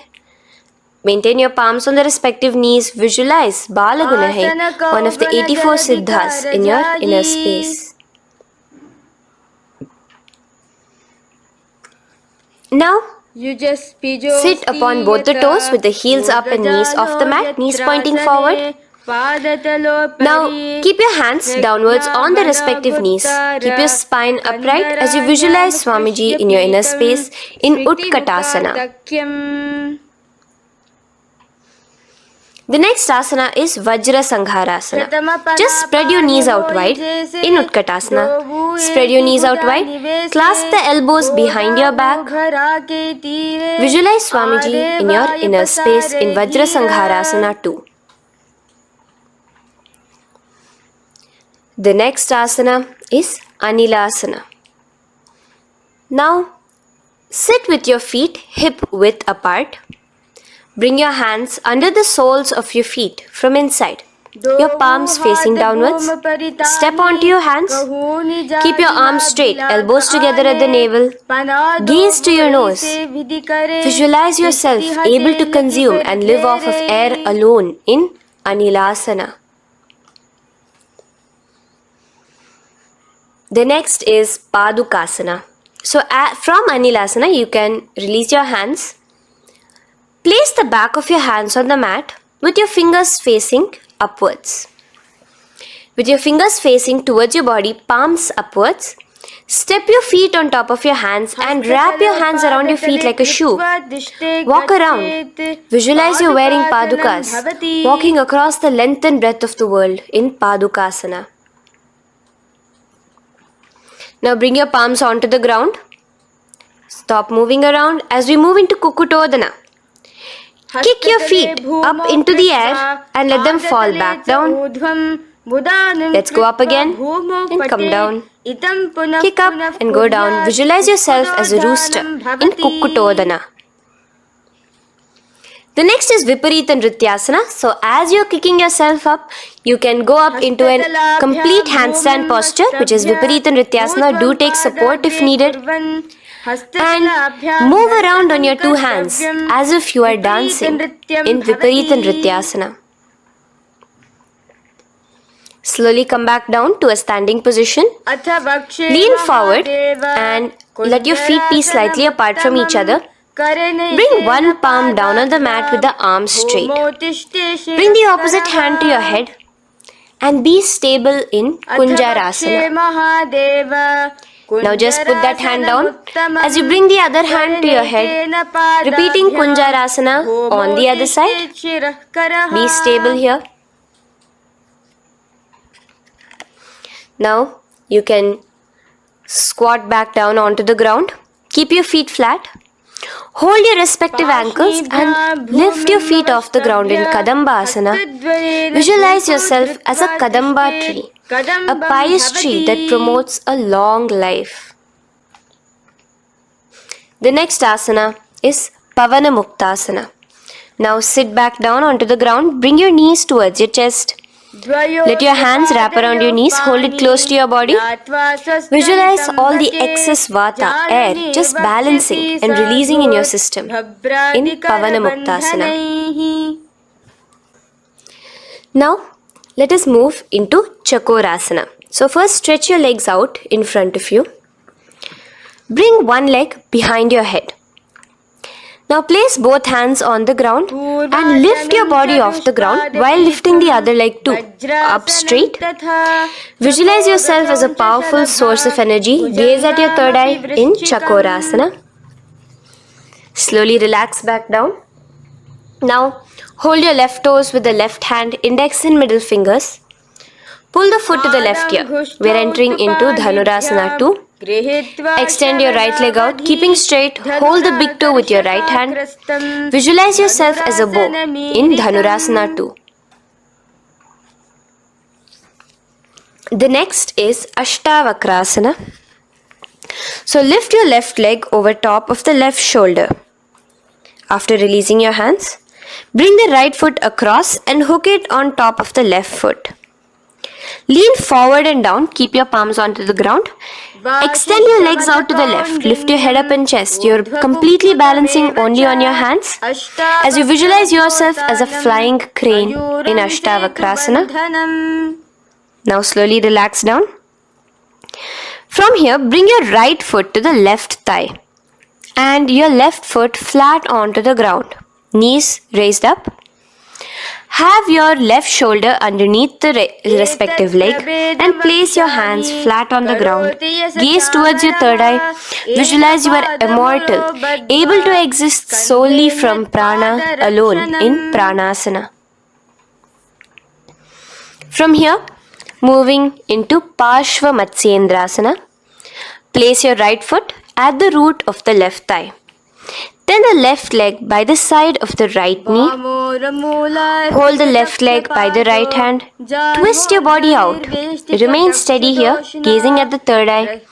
Visualize Matsyendranatha, the great Rishi, Yogi, master of Hatha Yoga, in your inner space. Now slowly unwind yourself. As we repeat Chakorasana on the other side, lift the other leg behind your head. Place both your hands on the ground and keep your entire body off the ground straight up. Gaze at your third eye, visualizing yourself as a powerful source of energy. Now relax back onto the ground. Let's repeat Dhanurasana 2 on the other side. Clasp your respective hands with the feet. Pull one foot back, the other foot extended forward. Visualizing yourself as a bow. Release your feet as you cross them over each other, over top the shoulder in Ashtavakrasana on the other side. Raise off the ground. Visualize yourself as a flying crane. The next asana, we'll be repeating Pranasana on the other side. Bring the right foot to the left thigh. Bring your hands onto the ground with the knee raised. Gaze at your third eye, visualizing yourself able to live off just prana, just air alone. And relax as we do Parshva Matsyendrasana on the other side. Twist yourself, visualizing Matsyendranatha, gaze towards your third eye. And from there, let us enter into Ardha Paschimottanasana. Keep one leg straight and press your perineum with the other heel. Bring your chest forward and down. Hold your toes and feet and bring your head towards your knees. Here in Ardha Paschimottanasana, visualize Swamiji in your inner space. Now raise up, and the foot which was at the inner thigh, now rotate it outside of the hip. Now hold the sole of your other foot and lift your leg up towards your forehead.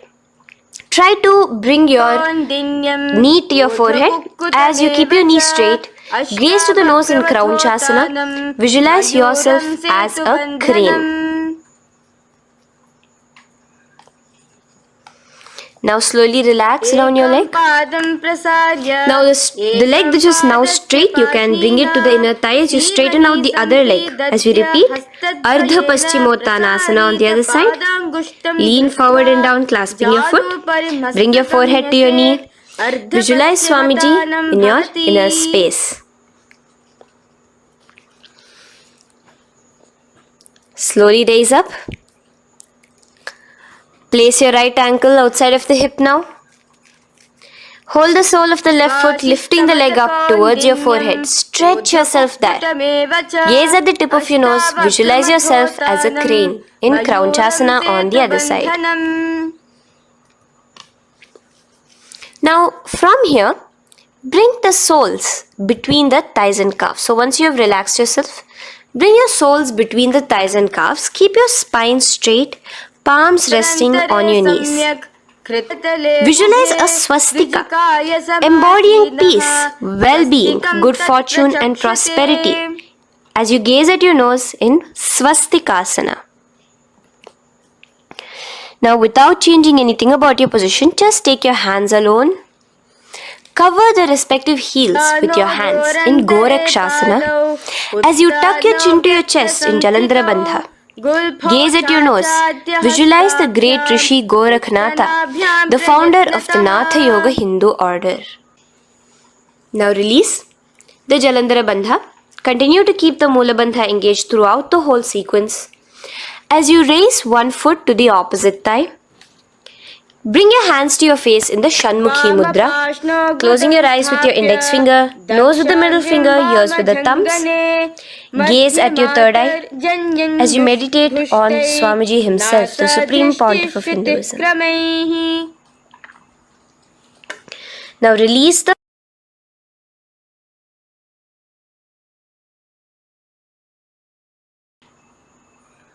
Shanmukhi Mudra. And in Yogasana 2, bring your legs into the Padmasana position over the opposite thighs. Keep your hands flat onto the ground beside your knees with the palms facing upwards. Sit straight, gaze at your nose. Here we'll be starting the Kaka Chanchu Kumbhaka, where your inhalation will be through your tongue wrapped like a pipe, and your exhalation will be through your nose. From Yogasana 2, now keeping your palms beside your body, just switch them around to be flat on the ground and push your entire body off the ground, balancing. Visualize yourself as a rooster in Urdhva Kukkutasana. Now relax down, come back to a seated position on the floor, keeping your legs in Padmasana. Insert your hands through your knees and place them on the mat. Remember, do not lift your body up, just stay seated down there. In Siddha Harituliyasana, gaze to your nose, visualize Swamiji himself in your inner space. From there, let's enter into Hamsasana, where you will actually be pushing yourself off the ground. Lift your thighs up high above your shoulder, above your elbows as much as possible. Gaze to your nose, visualizing yourself as an elegant swan in Hamsasana. Now release yourself. Now, do not take your hands out from between your thighs and calves. Just go onto your knees and reach your hands behind your body with your fingers interlaced in the Parashu Mudra. Bring your forehead to the floor as you gaze at your nose. Visualize yourself as Lord Paramashiva's bow in Karmukasana. Now, slowly come back to the seated position as we move into Kurmasana 2. Keeping your hands in between your thighs and calves, bend your elbows and hold your respective shoulders with your hands. Visualize yourself as a turtle, a stable body and mind to live for hundreds of years. Now in the same position, just engage the Jalandhara Bandha, tucking your chin to your chest as we move into Granthi Bhedasana, gazing at your nose. Rejoice, knowing you are in Paramashiva's secret knot posture. And from there, release the Jalandhara Bandha as you roll onto your back.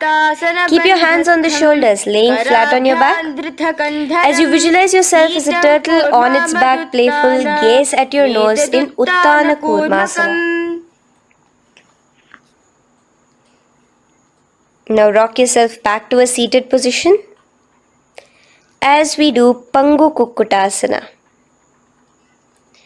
Now it's the same as your hands between your thighs and the calves, except you will be placing one hand flat on the mat. Hold the wrist with the other hand. Lift your body up and holding only on one hand. Visualize yourself as a rooster in Pangu Kukkutasana. Now release back to the ground. Hold. Let's do Pangu Kukkutasana on the other side. Place the other palm flat and bring the other hand holding the wrist. Push yourself off the ground. Visualize yourself as a rooster. Continue the Kakachanchu Kumbhaka, sucking in your breath through your curled tongue and exhaling through your nose. As you slowly extricate your hands from between your thighs and calves, let's do Girdharasana here. So now, interlace your fingers in the Parashamudra as you place your elbows on the feet, remaining your legs in Padmasana. Lean forward and down, resting your chin on your knuckles. Place your thumbs to your throat in Girdharasana. Visualize Swamiji in your inner space. From there now, sit straight into Padmasana 3. So with your legs in Padmasana, bring one hand over the other near your navel center. Engage all the three bandhas, suck in your stomach, clench your perineum, tuck your chin to your chest and gaze at your nose in Padmasana 3. Slowly now, as we move into Padmasana 4, bring your hands to the respective knees. Release the Jalandhara Bandha and release the Udyana Bandha, just engaging the Mula Bandha alone. Visualize Paramashiva in your inner space as you gaze at your nose in Padmasana 4. Now we'll be entering into Karmukasana 2. So in the Padmasana position, hook your right hand index and middle finger in the Prana Mudra around the toe.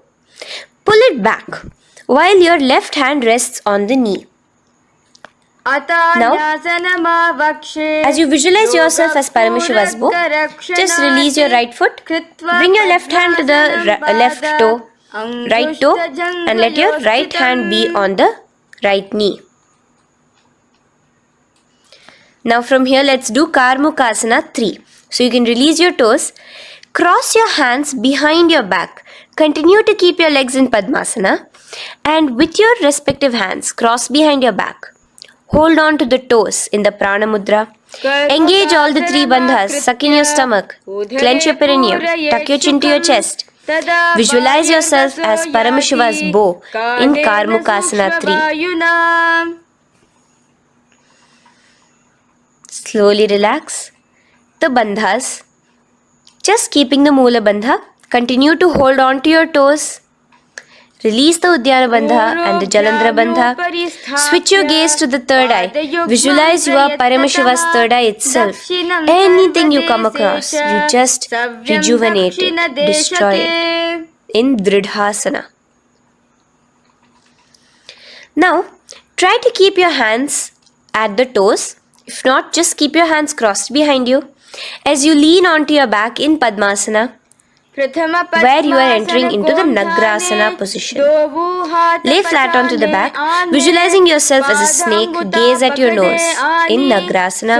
Do the Sahaja Kumbhaka, simple breathing, inhaling and exhaling.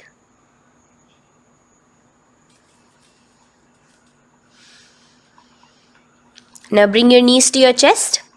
Let your hands wrap around your knees. Slowly uncross your Padmasana and bring your knees to your chest.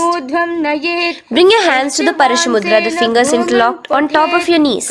As you pull your chin up to your knees, visualize yourself as a ball in Kandukasana. Now relax. Bring your feet onto the ground, the knees pointed upwards in Urdhva Pavanasana. As you interlace your fingers, bring the interlaced fingers behind your head. Laying down, gaze at your nose in Urdhva Pavanasana. The next asana is Marakata Pithasana. Now, from behind your head, take your hands out and clasp onto your feet. Just step lightly onto your palms. As you push your hips up into the sky, automatically engaging the Jalandhara Bandha. Visualize yourself as a powerful alpha ape in Marakata Pithasana. In the same position now, bring your hands to your hips as we enter into Uttanashiki Pitakasana. Let your weight rest on your elbows as you stretch your legs out straight. Gaze at the nose.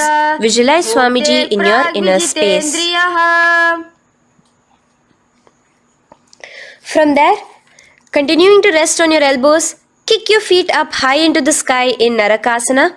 Stretch your palms out behind you, flat on the ground. Balance there. Visualize yourself blissfully traveling through hell unscathed in Narakasana. Bring your hands to your hips now as we move into Tiryanaukasana. Angling your legs down at an angle, visualize yourself as a boat crossing the ocean of samsara in Tiryanaukasana. Now from there, come back straight as we enter into Dhwajasana. Keep your legs up high above your body, your hands stretched out down behind you. As you push yourself up, visualize where Kailasa's flag respected across all nations in Dhwajasana. Hold there for a few seconds and relax now. Flat onto the ground, palms slightly away from your body. Do not move at all in Mritasana. Your body is dead. Visualize that. Visualize the Supreme Pontiff of Hinduism liberating you. Let your awareness travel to all the parts of your body in the Shakti Chalan Mudra as we do Mritasana.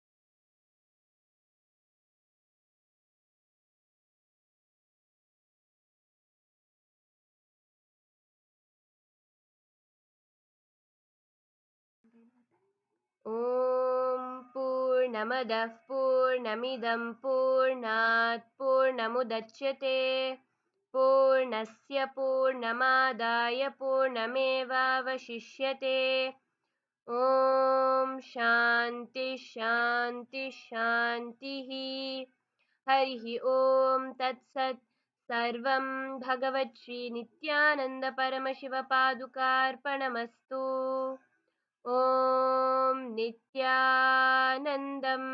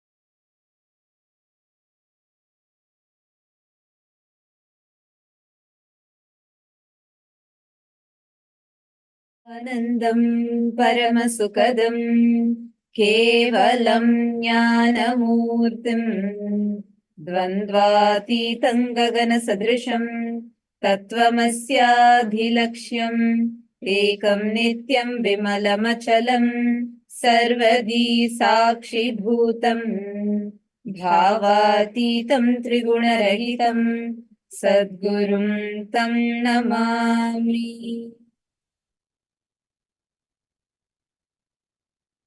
Nityanandam to all the viewers, all the participants, every one of you that are tuning in with us. Paramashivoham has been a unique course that the Supreme Pontiff of Hinduism has been extending to the whole of humanity as a gift for everyone to taste superconscious breakthrough.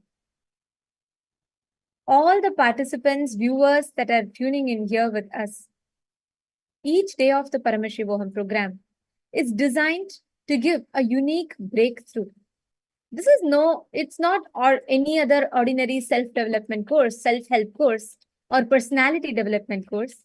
Like Swamiji says, this is a course that changes your very core, who you are, replaces your identity from stuck with suffering and the same rut that we are stuck in to making you realize your true genius, your true potential, making you realize your Paramashiva.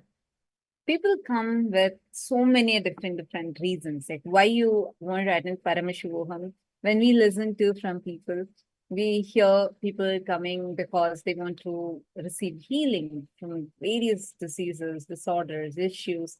And we also see each time that a person attends the program and receives Swamiji's blessings, they are healed, no matter what kind of worst uh, suffering that they are going through, they're tremendously, beautifully healed out of it.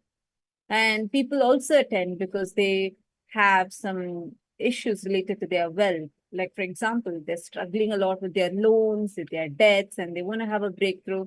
And of course, the blessings of Swamiji, so beautifully, they do have a breakthrough by the end of the program.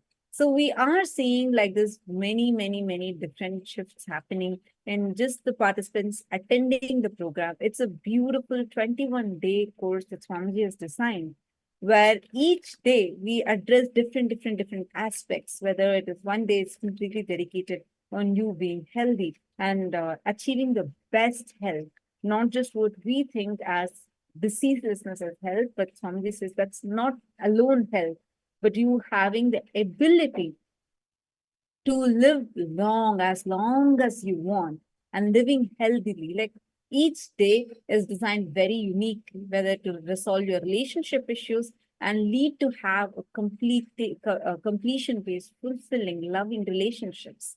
Or there is a day completely dedicated for you to manifest wealth. Like you will learn the exact science of manifesting wealth. Like this, each day is designed uniquely, and we had the powers, the various different powers where you can manifest these extraordinary powers of Paramashiva, your third eye being awakened and experiencing the higher dimensions existence of you. And today, our program that we are going to be listening to today is going to offer to all of you a glimpse of what Paramashivoham is. Paramashivoham from the point of view of the receiver. Paramashivoham from the receiver's end. How is it to experience Paramashivoham? Paramashivoham program has been gifted to, has been tasted, experienced, and enjoyed by participants from over 150 countries around the globe, all of whom from various different cultures, backgrounds, walks of life are here to experience Paramashivoham, to taste the superconscious breakthrough. We have had tens and thousands of participants who have joined with us and who have tasted Paramashivoham, the superconscious breakthrough that Swamiji is offering through the Paramashivoham program.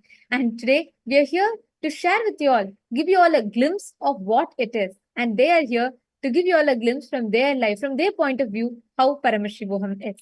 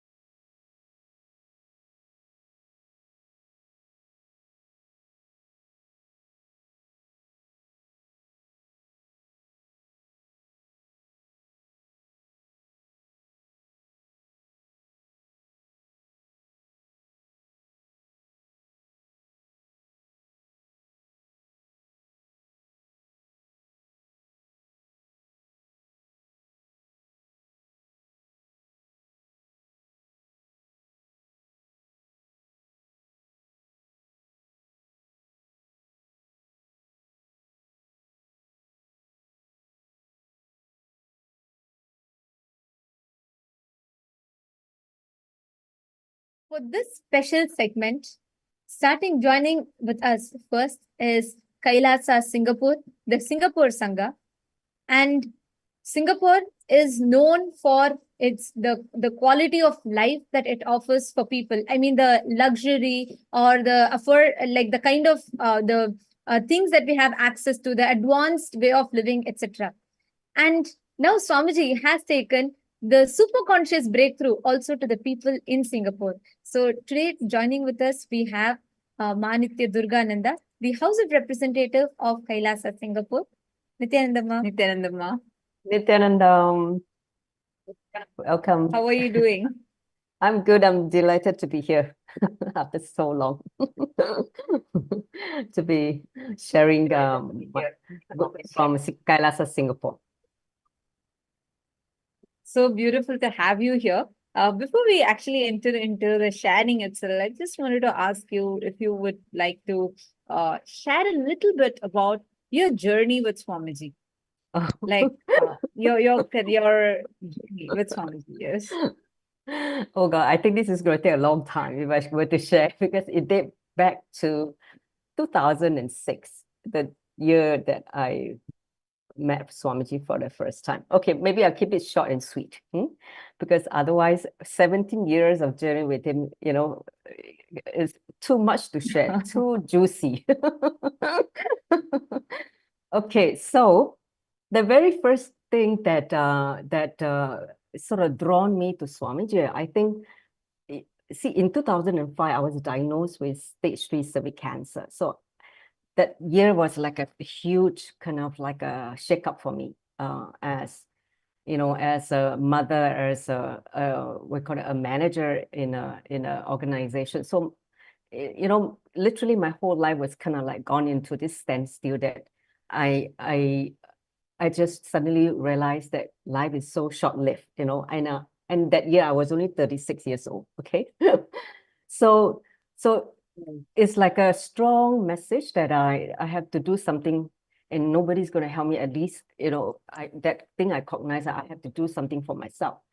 So then, and then I just know that I have to change my lifestyle. I have to do something. And then come in about 6 months later, I registered for a meditation program, and that's how I got started, which is the Ananda Spurana program, which is LBP1. So I attended the 7 chakras 2 days weekend program, and I was just, I felt a certain emotional release during that time, and then after that, I felt that I wanted to see Swamiji, because at the end of the 2-day program, the Acharya invited us to go to India, and of which I was like, I felt this strong pull to go to India. So then after, I had a very, very vivid dreams, okay, a very, very vivid dream. And then I decided, okay, I'll go to India and see Swamiji. So I applied a 1-week leave from office, and then I flew to India. And, I attended the second program, which is the Nityananda Spurana program, 4-day program in BDD, Bangalore, Ardinam. And so that 4 days, a lot of things happened, as you can, you can imagine what Swamiji did to me. In overall, he basically healed me completely in that 4 days. Okay, so I came back. Stage cancer, what you said, right? Like stage 3 cancer you had, and Stage 3, Swamiji healed you from. Correct. See, what happened was, before I met Swamiji, I actually went through a small procedure they call cone biopsy, which involved removal part of my cervix, the cancerous part. But the gynae never say it's going to be healed completely. Every 6 months, I have to do a follow-up checkup to ensure there's no relapse.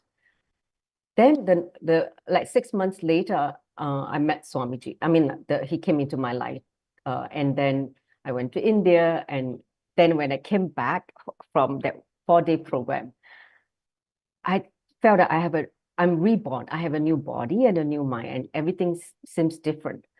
And then for 3 years, every 6 months, when I was asked to go and do regular checkup, it's always been a clean bill of health. So from then I know he healed me completely. So that's the there is like Wow. so it was like a huge inspiration for me to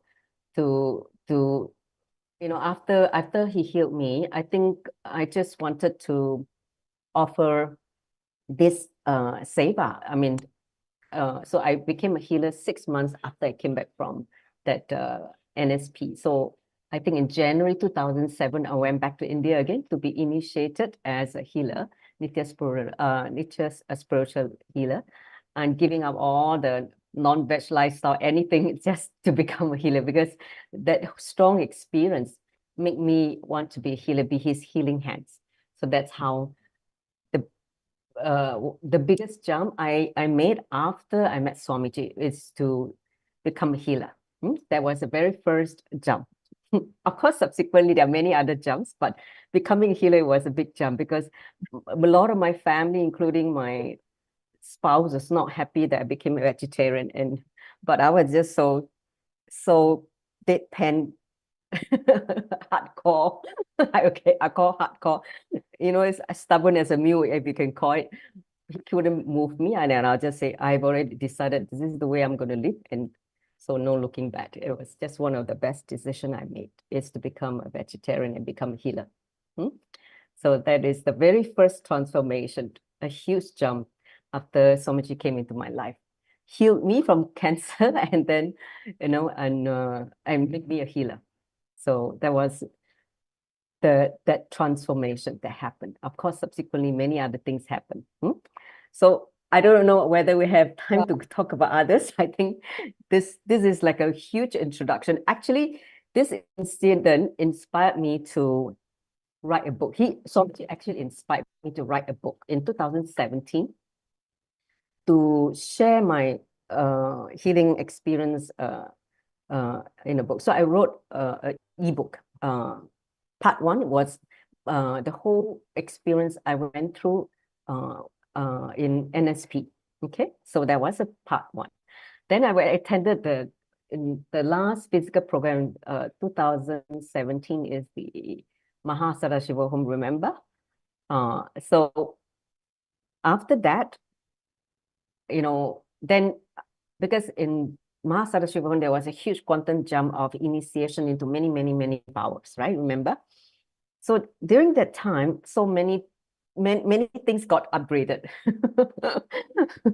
So in the upgradation process, after a few years, I also work with quite a lot of cancer patients, and providing understanding through how to do spiritual healing and all that. So then I wrote the second part of the book, which got published last year in June 2023, part two.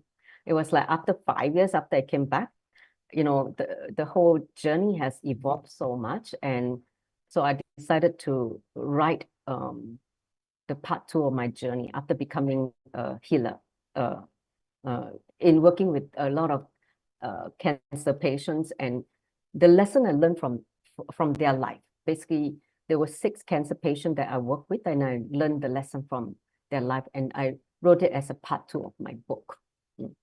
So so that was another fascinating journey. Actually, I tell you honestly, when he told me to write the book, through the inner space, I was resisting. No, I don't want to write the book. I'm not a writer. I don't have the flair in writing, because I was never trained as a writer. And so the mind was resisting. And also at the time I was going through quite a lot of changes in my life, because I was going through a separation and divorce. So that was the last thing I want to do, is like, write a book. But anyway, I wrote it. So it was like a huge transformation for me because of that writing. So much enriching has been done for me, enriching in terms of the science of spiritual healing. So I do a lot of research, and also I personally also work with people. So that dimension of a healer got enriched in me. So when I look back, I'm really eternally grateful to Swamiji for showing me the way that guided me to this path of of, writing the book, documenting it, what happened, and then now sharing the lesson I learned with working with different bodies and different people. So it was kind of like a very enriching experience, to be honest. Wow, very beautiful, Ma. Actually, when you were saying, right, like when Swamiji told you to write a book, and it'll many times I've seen this, it's been my experience also. We just don't know when Swamiji tells something, and when we just start doing it, suddenly from somewhere he'll just download and do something for us. He'll just manifest it, whether it is Correct. healing, whether it is power manifest, same thing, right? You'll just like, it's literally like you will discover, oh, I can do this also. That's nice. Like I can, the way Swamiji flows through, and even listening to yours, it's so powerful because many times I have seen the moment we get a disease and such as like cancer, we almost give up the hope on life itself. So many people, and um, and the way Swamiji just heals, it's just so phenomenal, right? How the whole Yeah. shift happens from being in one extreme end of the spectrum to completely shifting to the other peak end of the spectrum, just like experiencing the peak possibility of ourselves and life. So it's very, very beautiful. Thank you for sharing that, ma'am. And I Well, just I want to must ask tell you, you like, the title of the book. The title of the book also kind of inspired by him. The title of the book is called Cancer, a Wake-Up Call or a Death Sentence, You Decide. oh wow, that's very nice. That's very nice. So many people think that, oh, when they got cancer, it's a death sentence. They're going to die. But it can be a wake-up call. For me, it was a wake-up call. So I say, you decide which path Very you want to nice. take. So inside the book is an inspiration to understand that you can actually look at a lot of this healing, learning to understand how you even created this cancer, this disease, right? So when you understand, you can undo it. So undoing is the whole wake up call thing. So it's really, really Absolutely, fascinating. ma'am. Absolutely. So beautiful, ma'am. Actually, even when you're sharing, right, even the aspect of healing from cancer, and also how you wrote the book, how you just like it just downloaded and manifested in you. I remember, like, even for Gurukul kids, right, this is literally how Swamiji will tell. I remember even in Gurukul, once we got like so many instruments, okay, like we got instruments from like from all parts of different parts of India, that all the traditional Hindu instruments we got. So then the first one of the, as Swamiji was coming rounds, like in Bidadi, Swamiji typically, he will come rounds, department by department, Swamiji will be walking and it'll be very nice. He'll be having his walking stick and a group of sannyasis, a small group of sannyasis will be with Swamiji. So he'll be coming to every department. So one day Swamiji was coming and he saw in Gurukul, there were like, we got all these instruments and Swamiji was like, have you guys started playing this? And then one of the teachers of Gurukul. So he told Swamiji that, yes, Swamiji, we're just looking to get teachers for these instruments for the kids. Swamiji was like, what? Teachers? Why teachers? Here's the instrument, here's the trick, play it, that's all. Over, just play it. And I'm literally, ma, that was one statement Swamiji said. Okay. And after that, every kid picked up one instrument, and it was not just like playing normal level. They used to just once watch a video of a performance and they will replicate in less than 24 hours. The next time when Swamiji came for walking, we all did a proper presentation to Swamiji with doing the traditional Chandamelam, and it's a very particular type of dance, and you have to learn. And typically, people train themselves for months. After Swamiji gave, it was like an initiation, and all kids, one kid will just pick up the flute and he will just listen to the music. He didn't even watch a and video. He did not even see how it is being played. He didn't watch a video. It is just pick up the instrument and just start playing. listen to the music and they'll play. That's all. And same with Yeah. piano. I remember there was another girl who was very passionate and she just used to pick up and play. That is how the whole learning happened. And after that, when we had the professional Nadaswaram team that came, like means the professional players who've been playing for years, when they came for a function, they were amazed at the level. They were like, who taught you all these instruments? And we were like, oh no, somebody just told and we all did it. And they were amazed at the way we played it. He said, Yeah. I've only seen people who have years of experience do it like this. And he was so interested. He actually stayed in Gurukul, his entire team. They spent time with the kids more, and they did like more combination of music, everything. And he trained in advanced levels. But the entire, how the kids started playing and learning, it was like, Somji was like, Somji was so shocked with the fact that the teacher was thinking to get more teachers to teach us for instruments. Somji was like, no, here's the instrument. Play it, that's all. And it was like very good. It just reminded me of that when you were Like, chatting. even though we do have teachers, that's what Swamiji will provide us with the facilities, but also Swamiji will train us to how to be beyond that facility. Like, you don't need that, right? And actually, this particular science, what you were saying about, in Paramashivoham this season, we are actually having a specific day where we are going to learn how to download information from the cosmos. Like, it's going to be a specific training. The whole day is going to be dedicated in manifesting a unique power. That's actually so beautiful that you brought this up, because in this season, we are going to be having this particular power where people please let can, us know anything which you day want to we learn. can we get people to come. Ma, I tell you, after I written that book, one thing I learned, this one thing I came to this conclusion. Basically, it is writing from my heart, okay?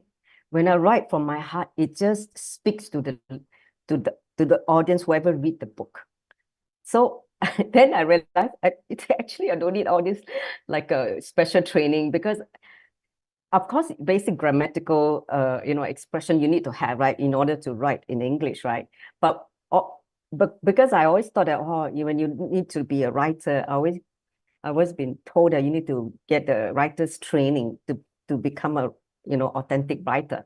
So I said, I'm not trained. How am I going to write a book? So I'm just going to write a book. No, my English in the school was not very good also. I'm not like a A1 student in English. So I say, how can I write a book? When English is kind of like I'm just maybe average, not like super conversant in English when I was young. So I always carry this idea. I say, no, I can't do that. So after written the book, I realized this conclusion. It is all about writing from the heart and from your being. And when you write from the authentic experience, there will be audience. They can feel the power of that message or that sharing. So that's what I understood. Beautiful, Ma. Actually, whenever we do it, because Swamiji is telling us to do, because see, the best thing you did was Swamiji told us, I'm going to do it no matter what. Right? I am going to just jump into it. I'm not going to think whether I With know this, little I don't know resistance this. initially, but after a while, you just know that there's no way out. I just have to do it. So when you do it, the process, you will enjoy the whole process. It was like, oh wow, this is so cool. And so there are many other things. This is the way how when he give the instruction, initial, the mental level, the mind would just say no, how, like all the impossibility will start coming out. But then when you make a decision, okay, I'll do it, then you start enjoying the whole expansion process, how whether you download the information, or you're able to see things, experience things at a very different level. So all this come together as like kind of like a juice of the whole process.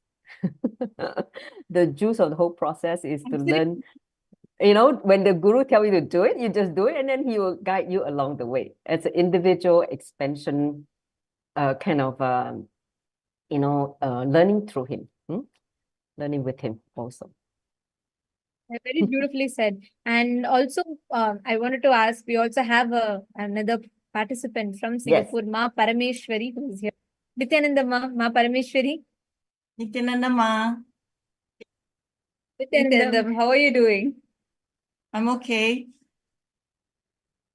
Happy to see the And both of very you. nice to have you. Thank you, Ma. Very nice to have you here. Thank you so much for joining.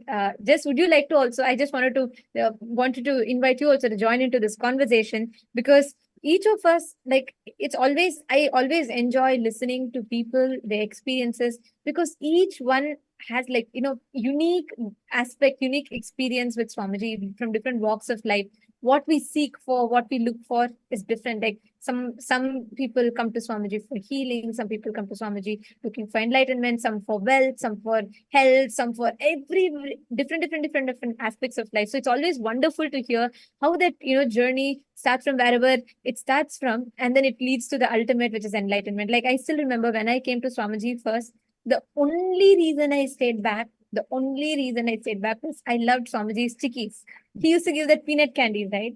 So I had like no clue. I had no clue who Swamiji was. I had no clue of what enlightenment, nothing. I didn't even know where we were going. We were just like told we are going to a very sacred place, a special place, and so on. And I was just 12 years old. So I had no clue of what is enlightenment or, who or how it all works. Nothing I knew. And when I came to Swamiji, I remember Swamiji's like, he was like a hero to me. He looked so beautiful, so graceful. And it was like too much for me to even comprehend. And I had no clue of what is going to happen, what was the purpose, why we came, etc. The only thing I remember from my first visit to Swamiji was like, the chickies, they were yummy. Swamiji looked at me and he gave like a handful of chickies in my hand. And the only reason I wanted to come back was I was like, I was telling everyone that, I just want to have the chickies. I really enjoyed it.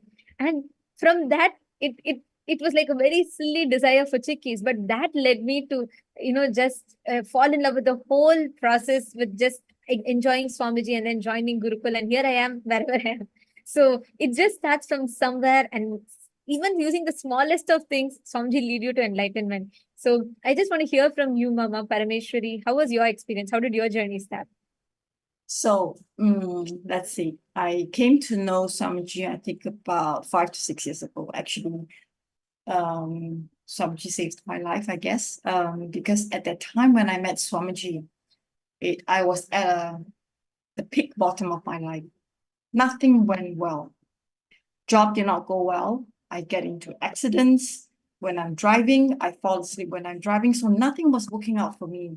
And then one day when I was watching YouTube, I saw this particular video from Ma Kailasa, talking about Swamiji, of course. So from then on, then he just glued me to different videos that Ma Kailasa had talking about Swamiji, talking about, all the different programs. And then I started looking up, okay, in Singapore, do we have an Adinam? Oh, we have one. So I called them. And then, and I started connecting and finding out what kind of programs that we have in Singapore Adinam. And at the time, I didn't know Maduga at all. Maduga is not the first person that I met actually in the Singapore Adinam. And then so they have all these programs. And then I started attending because I know I needed help, but I don't know what help I needed. I know I needed help. And then I started off taking a yoga session with one of the acharya. And then from then I just moved on, becoming a volunteer, whatever I can do at Singapore Dinam. And then eventually I became also part of Maduga's team with Ibuku. So now I'm also, doing I'm an acharya for yoga, teaching the kids on Ibuku on Sunday and on Saturday as well. And surprisingly, I mean, I'm even doing puja, which when I first joined, I won't do, because why? I'm afraid that my mom wouldn't like it. So I've had a lot of conflicts with my mom because she wasn't very supportive of me, where Swamiji is concerned. So there were a lot of things, and even going vegetarian, and that was a very tough journey for me as well, because I had to fight with her all the time. She wanted me to take meat because it's nutritious, but I know that it's not. I don't want to take animal meat. So then to and fro, and then I insisted, and then I held on until today. I'm a full fledged vegetarian. Definitely, I will not go back. And so that's how And I look, started.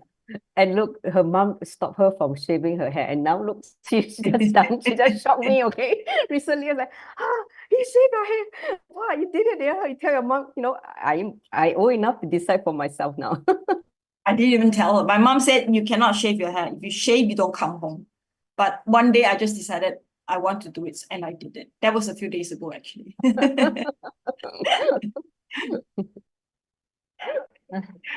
So beautiful. Actually, I just wanted to ask, maybe Madhur and Ma Parameshan, both of you can share, like, the lifestyle that you have in Singapore. Do you really many people think, okay, you go to Singapore, you live a very high-fi lifestyle, you have a very luxurious lifestyle, and it's a very developed country. Why do you think that people from Singapore, Singaporeans also should definitely make it to Paramashivoham? Why do you feel it is important for people there to attend the Paramashivoham program? I let Parameshwari say first. I let her share first. I think that attending the PSM sessions will actually help you find answers to your life and the direction that you actually need to take. So if I take myself as an example, I've attended the PSM sessions, and then one day I heard the two of you were promoting SJP. Yajamano or Kata. And then I didn't know what that was. All I know was that Swamiji needed some money to build some ropes, and then and they were looking for people who wanted to help, and then SJP was one of them. And then I started looking at, well, what is this thing? And then I felt that, oh, I want to contribute. So I started contributing and finding out what it is. And then and Ma Shivarapa came into the picture, and then I started with my first so-called what do you call it, contribution. And then following that, surprisingly, I'm surprised at myself that I became SJP. Because why? My root pattern is fear. So I have this fear of losing things. I have this fear of not having enough, and definitely money is one of them. So there's no way that I would have come up with so much money based on my fear. But somehow, Swamiji told me this is the path that you should be taking. So he's pathed it so smoothly that, I'm even surprised myself that I can't believe it. See, first of all, okay, I did my first contribution, and then I didn't have enough money.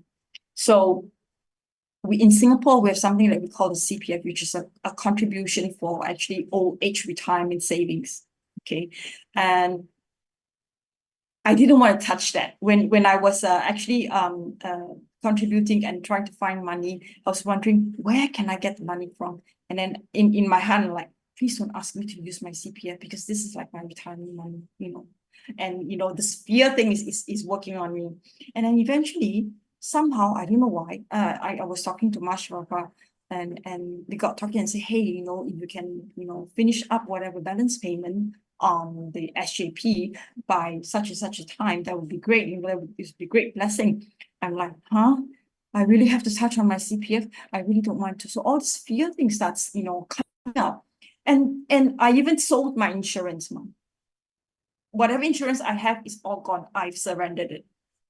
Okay. So for me to do this with my root pattern as fear, I'm even amazed at myself.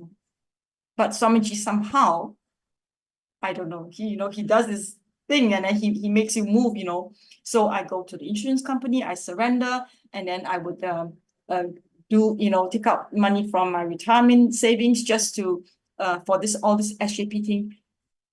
One step at a time, smoothly. It's like Samji's like, okay, you do this, and then okay, I do this, you do this, we do this. So it's like he's pushing me very gently from the back, and everything just went. And by the time everything is over, I'm like, okay, I'm SJP. I come up with this money. If you have this pattern of fear, of not having enough, it's an amazing journey I just took. And thank you to Swamiji, because Swamiji. Sorry, I was just saying, you put it so beautifully in such a brief sentence, but I just wanted to say that journey that you have been through, it is releasing so much of karmic patterns, which otherwise you should be taking janmas together, lifetimes together, to even burn it. See, when we see, we have this term, right? Depression of success. There's so many people who rush towards success, especially nowadays. People become CEOs at a very young age, but after they achieve everything they achieve as the so-called best, they do not know what to do next. They're just bored, they're depressed. And in that depression, they just collapse. Why? Because you do not know what to do further in life. Because you thought this is going to give you fulfillment. You've reached here, but that fulfillment is not happening. But unfortunately, the problem is the fulfillment cannot happen by what you're trying to get through that. But if you look in, work towards that consciousness that's inside, you'll be successful inside as well as outside. So beautifully what you shared, Ma, what, like, if you read any Puranas, especially all the stories of the great nine Mars and the devotees of Paramashiva who had the darshan of Paramashiva, read each of their stories. In everybody's story, one thing you will see, it's a history, like it's a happening. Each of them had experienced the darshan of Paramashiva. Like there are these nine Mars are the greatest devotees of Lord Paramashiva. And like you will see their deities even to this day in the temples. In many Shiva temples, if you go, you will see their deities being worshipped. That great devotees. And each of them, it will not be what they have, they able to give. No. With that, they don't get Paramashiva. The last thing they have, which they're holding on to, saying, like, whether it is as simple as that one cloth that they're having as their only possession, or that only last, or there's sometimes even their child, like the only thing that they have, when they give up that, they manifest the ultimate. That's why Samji tells beautifully, it's that last bit that you give. Like you can have any number of things, but if you give that last bit, that is what I enjoy. Like there's a very beautiful story of Krishna. Once like a king and a man who wants to become wealthy, and a poor lady who has only one cow as a possession. Both will be praying to Krishna. So Krishna will bless the man who was praying to become wealthy. So he'll become very, very wealthy, prosperous, and he'll manifest more wealth, everything. And Krishna will go to the house lady who is very poor, the old lady, and he'll just go have a meal and bless her and come back. And the only possession she had, which is that cow, will die that very day. Now people will be surprised. They'll be like, Krishna, you went to the person who was praying to you, who already had wealth, and you showered him with so much of wealth. And then you went to the other lady whose only cow, also for you only she was getting milk from that. Why did you take away her cow? And then Krishna very beautifully tells that the king was already in his, he already had his pleasures and he was in his illusion. So I just blessed him with more wealth so he can at least enjoy that. But that old lady, she gave her last bit, that cow that she had. She gave everything to me. Only that cow was at stopping point. So I took that from her so that I can have her very close to me. I can make her a part of me. And she was liberated by Lord Krishna. Understand? Now, so beautifully what you shared, actually, where you have given up your moves, what your core is, that fear, that pattern, you have dropped it at the feet of Swamiji. Now, because of that, when you took a step, whatever you gave up from that cognition, hey, nothing can be equivalent to this. I just want to break even this core fear that I have, dropped this the feet of Swamiji. Yes. Such a powerful shift. You will see now how your life is going to just exponentially, very powerfully, in an exponential level, it will transform. So beautiful. Thank you so much for sharing that, Ma. Ma, I just wanted to share just a little bit also. Definitely, my fear pattern has gone down a lot. In fact, I wanted to tell participants who are keen in doing SJP but is hesitating, don't think so much, just do it. This is something that I also learned from Samji, I also learned from the PSM program, because your mind will play tricks on you. If you think too much, you will not do it. So just take the jump and do it. You won't regret it. It means that Samji is telling you to do it. So that's what I wanted to tell the audience. If some of them are actually hesitating. Wow. some of them are actually hesitating. I think that's to the point. To every one of you that are listening, see, you're seeing another person who's walked that path, who has taken that step, and she is sharing with you all. Everyone, see, there are so many of you. I know from even the participants that have sitting in the program with us, there are so many of you that are really wanting to manifest Sarvagnya Pita. You are finding different ways and working to make it happen. The only decision need, that last decision, is to decide to do it. That's all. Take the step. When you know there is just no other choice, anyways, you're going to do it, just do it. And when you take that step boldly, you will see everything will align for you to manifest it. That was very beautiful, Ma. Thank you so much, Ma Parameshwari. And it is Thank really you, Ma. so beautiful to have listened to you share and to Ma Durga Nanda. And it just reminds me, right, to see people, whenever I see people from different cultures and different backgrounds. Like imagine today when you go to, whether you go to Kailas, Australia, you will see Australians, everyone wearing sari, bindi, basma, everything, rudrakshas. Even Or here whether you right go now. to, yeah, exactly. Or whether it is Chinese or Singapore or Malaysia, US, Canada, every part of the world. It just shows, it feels like two things. It makes me feel like, one is, just yesterday I was talking to one of the persons and she said she's from Russia.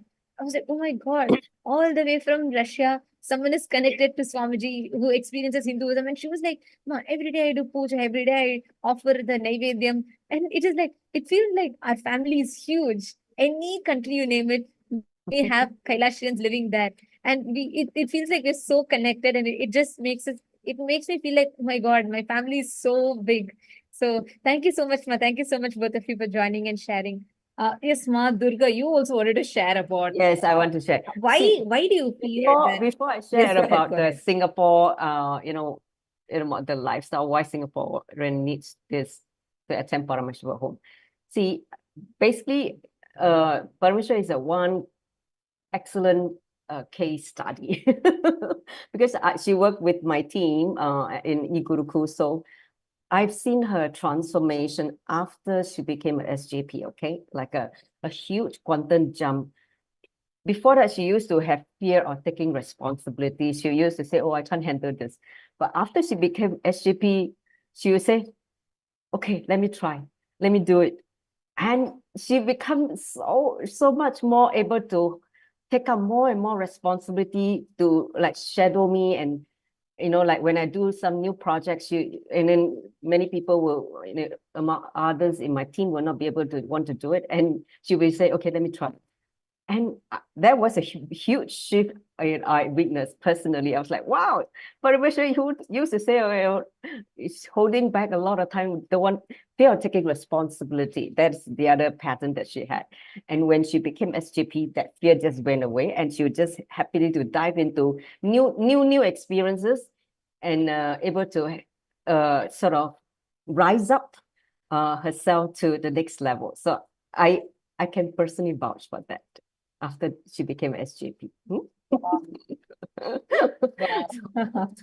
So I said, yeah, I'm a personal witness of her transformation after Songji blessed her to be SJP. Okay, so back to the question you posed earlier on about the Singaporean lifestyle. Yes, see, in Singapore, right? Somebody used to say Singapore is a Gubera Chatra. It's like a land of Gubera, okay, which means a lot of stagnant wealth, okay, not Lakshmi wealth. So, and you should know, in the last how many after the COVID, okay, after the COVID pandemic, more rich people settle in Singapore because it's a safe haven. It's very accessible all throughout the whole world, and in terms of logistic, everything infrastructure wise, it's the best place for the rich to settle. Okay, no doubt about it. Lifestyle wise, everything. But spiritually, for a lot of Singaporeans, after they've gone through all this luxury lifestyle, reaching to the higher needs of, we talk about Maslow hierarchy of needs, right? Singapore, I say they're prime for spiritual discovery, because how in the Puranas, we say that the king is most suited to become enlightened versus a beggar, right? Because the beggar still have not experienced other dimension of life, right? So when the king who have experienced all the luxury, all the best thing in life, and they know that that will not bring fulfillment. So when they know that will not bring fulfillment, then they're ready for enlightenment. So I feel that in Singapore, many people will go through this experience of what you term the depression of success. I am one classic case. I had everything I need in the outer world. By the time I reached like late 20s, okay, I got everything. I'm not a millionaire or whatever, but whatever I need, whatever I aspire, whatever I work for, I got it at the early time of my life. Then after that, I felt this void, emptiness in me. I said, I don't know why I'm so restless. I don't know why I'm running like a rat. I have no clue. I'm just terribly restless and irritable, hot-tempered. But I can never feel at peace with myself. And I knew something is wrong with me, but I don't know what was wrong till I met Swamiji. Then he made me understand what I was going through was what, deep poverty inside, depression of success, a lot of wealth accumulated outside, but inside my being, I was in deep poverty.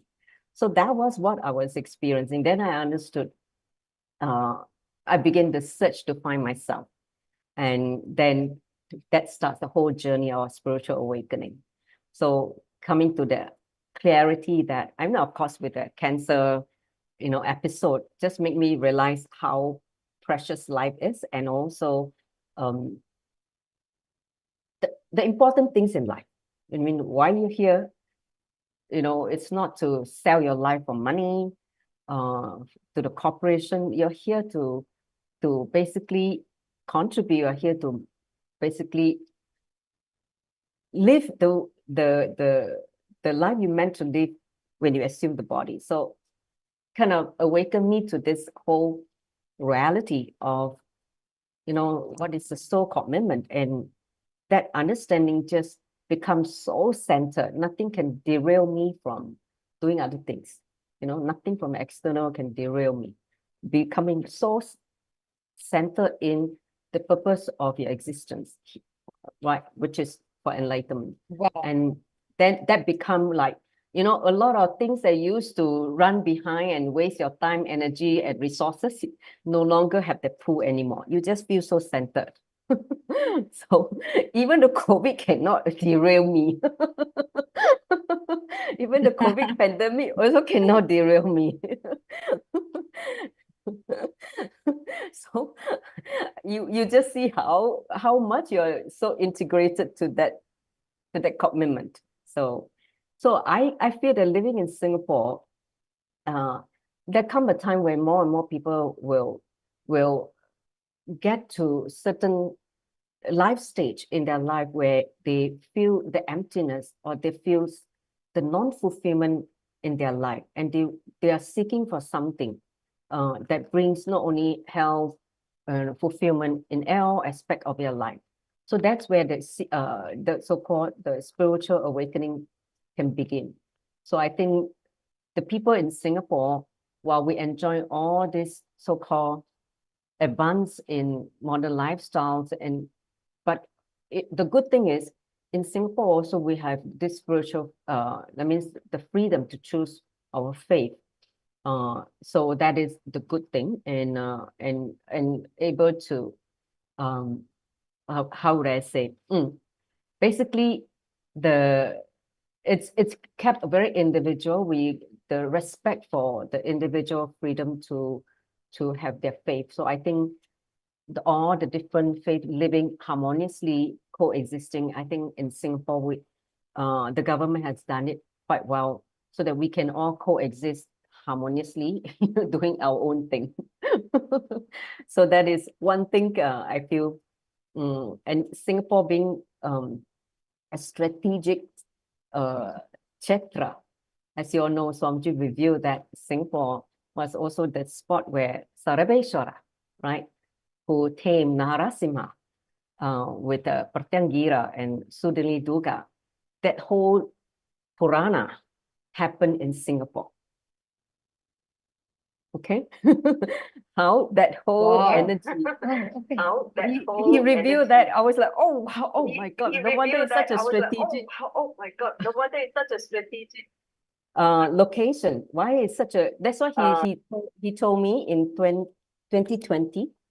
He told me that he has dedicated Kailasa Singapore for Sarveshwara. The whole Purana that happened in this land, he would build a huge temple for Sarveshwara with all the deities which happened in the Purana. Whoever deities were mentioned in the Purana, they will all be in this temple. So I was so excited. So beautiful. So thank you so much. I think it was really wonderful to talking with both of you, and so beautiful insights also you shared, and such powerful experiences both of you had shared. And all the viewers that are watching, if you also want to have this as your experience, take a moment, register at paramashivoham.org. Just go ahead and click the register now button, and we will let you know what each day is actually very uniquely designed. We are going to be sending you out the schedule today. So make sure you're registering today so you receive and you know what are the special days that are going to be there, and you can attend the full 21 days program completely for free and have the breakthroughs. You can experience the breakthroughs yourself, just like how beautifully Ma Durgananda shared. She got healed from stage 3 cancer. And she just walked out of it. And not just that, Swamiji even made her write a book on her healing experience. And Ma Parameshwari, who had a breakthrough in her intense fear pattern and all the very cold heat pattern, and something she could have never ever imagined. She now became an SJP, Sarvanyapita Ejaman. So this is something so beautiful. So all the participants and the viewers that are sitting here with us, do take a moment and you too can have this as your experience. Now, what is Paramashivoham all about? How can we, what do we experience in Paramashivoham? Now, we are going to be listening about that directly from Swamiji.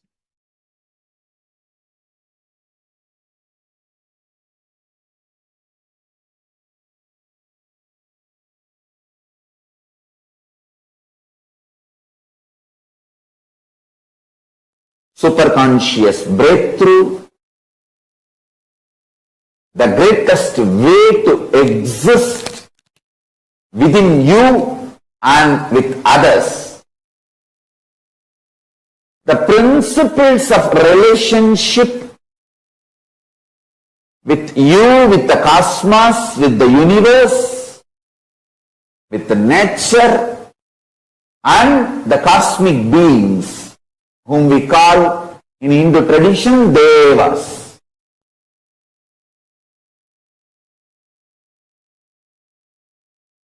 And the great, extraordinary DNA, the highest tree DNA is Kalpavriksha, highest animal DNA is Airavata, highest human possible DNA is Paramashiva himself manifesting as Arunagiri Yogishwara. I am here to gift all this to human beings. Understand, Hinduism is all about the cosmic beings coming to human planet and sharing all these great principles, powers, this whole thing to human beings, mapping it to the level of human conscious understanding and making it as user-friendly and lifestyle for all human beings. That's all. I think I have put Hinduism and my mission in nutshell form.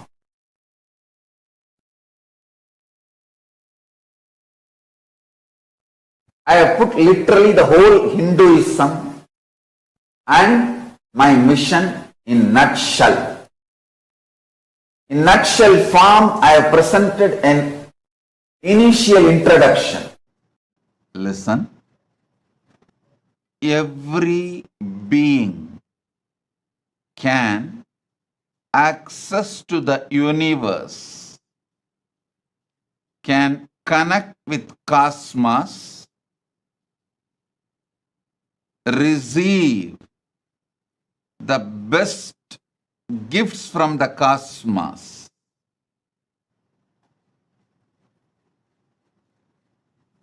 When I say cosmos, when I say you can connect with cosmos, understand, you should first understand the core component of the cosmos, the method through which you can connect with cosmos. Sanatana Hindu Dharma gives the detailed explanations, understandings, direct truths about cosmos. Listen.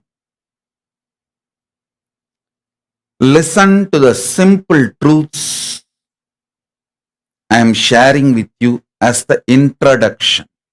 First and foremost, you all have consciousness.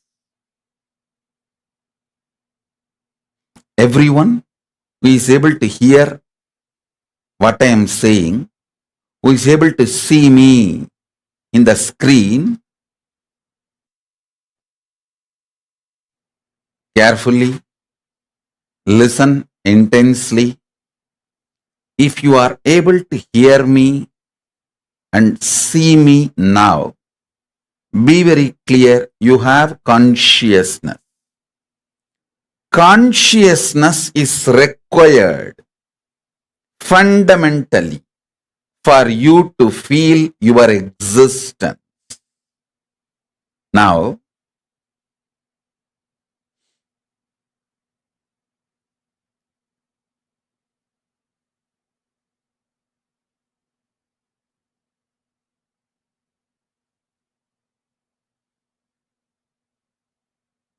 through various programs in the past, I helped all of you to manifest various possibilities and powers of your consciousness. Listen. Now listen carefully. Let me repeat. You all have consciousness, and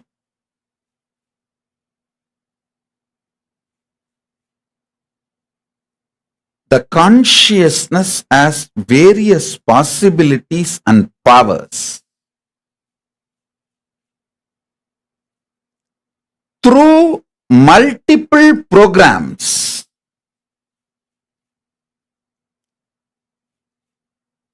last 28-29 years from the age I started, from the time I started my public life till now, I have given various programs to help you, support you, initiating you to manifest various possibilities and powers of your consciousness. Now, in this program, I am bringing a new upgraded beginning, something extraordinary, grand. Listen. Something extraordinary, grand, absolutely new. I'll tell you what it is. Your consciousness can act like an airport.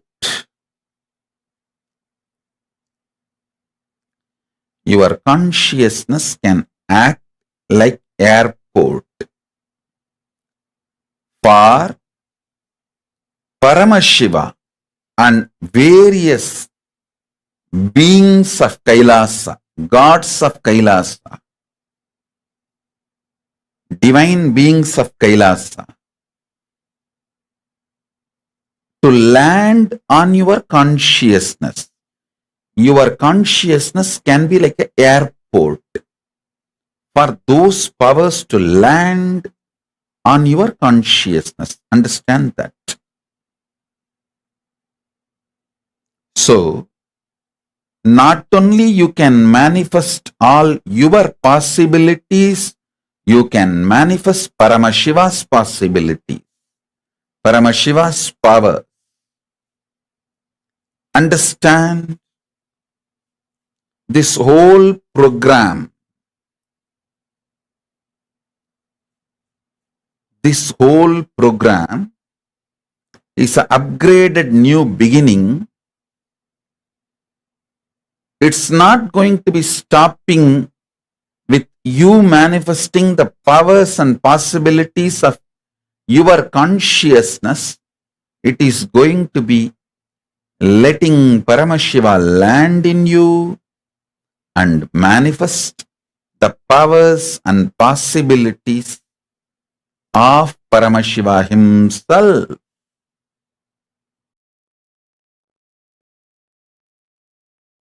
This Paramashivoham program is to introduce the cosmic principles and cosmic beings, make them as part of your life. I tell you, one or two times have Ganapati Darshan, Venkateshwara Baba Samadhi Darshan, Devi Baba Samadhi Darshan. By third time, fourth time, you will see every prayer you are asking those beings, Ganapati or Venkateshwara or Subramanya or Parashakti. Simply those prayers become reality, and the relationship between you and that cosmic beings built.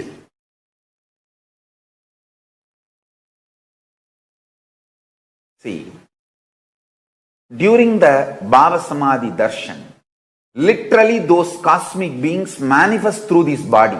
Just like how they manifest in Archavatara, deity, they manifest in Nijavatara, Pratyakshavatara, and give Pratyaksha Darshan. And give you all the boons you ask, bless you, make you experience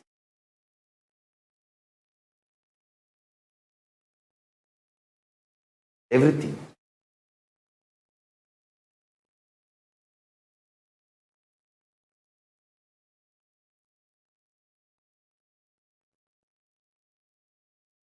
Enjoy Paramashivoham, which is introducing and making you cognize the cosmic principles and cosmic beings.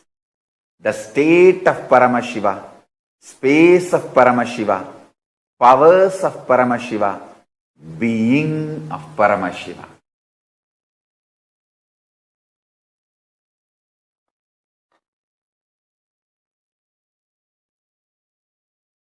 See, already all of you are established in feeling connection with me.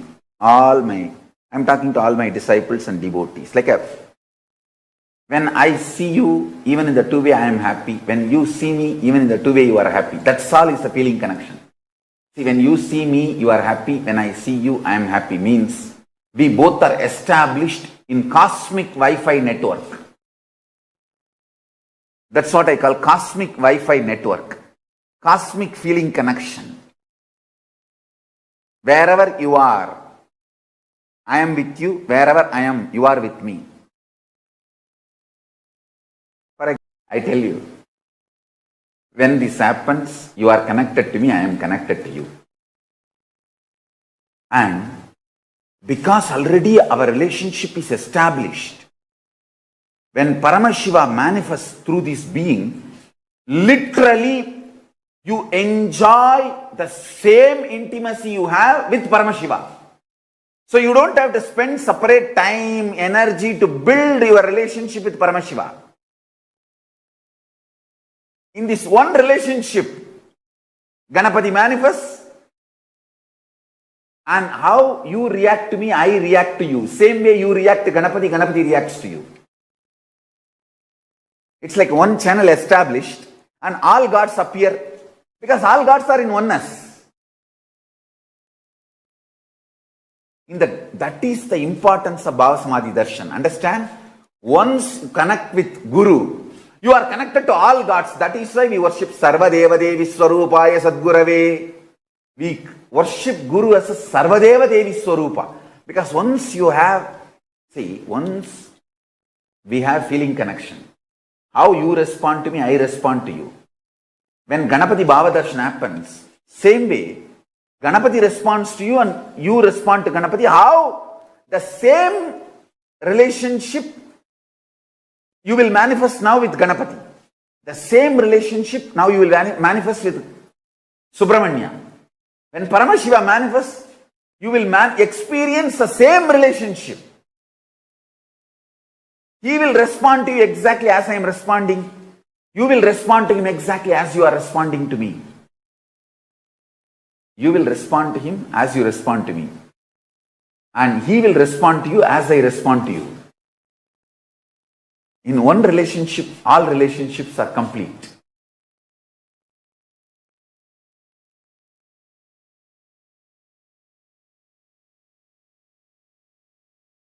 Whatever I am talking is not new to you. It is all already programmed in your DNA as cosmic truths. The truths I am revealing, this is the program based on which cosmos functions. This is the program based on which your DNA is functioning. I am just going to spiritually electrocute your DNA. I am going to plug my being with your being and spiritually electrocuting you to manifest all these cosmic truths which is already there in your DNA as your very DNA program. So understand, you don't even need to worry, you don't need to be afraid, you don't need to feel sad.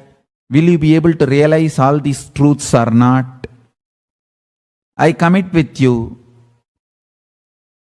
I am awakening all these cosmic truths which is already in your DNA to reality by spiritually electrocuting you with my being. I will be a strong nuclear force. Spiritual strong nuclear force on your being from now. Through this initiation, I will manifest absolute, pure, ultimate superconsciousness, being of Paramashiva, state of Paramashiva, space of Paramashiva, powers of Paramashiva, being of Paramashiva, superconsciousness of Paramashiva, Sri Kailasa of Paramashiva, in all of you from now.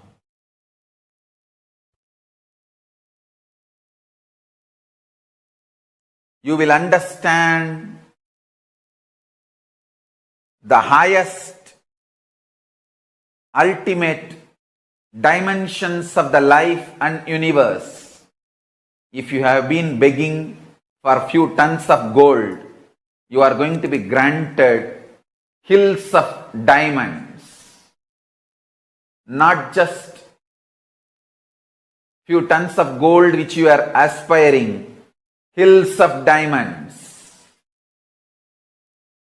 Beyond you can even ask or imagine. So understand, all your fears and greeds will become irrelevant. The first thing Paramashiva's being, me, going to do in you all, manifest my state, space, powers intensely. Make yourself available for every session. Nothing else is needed.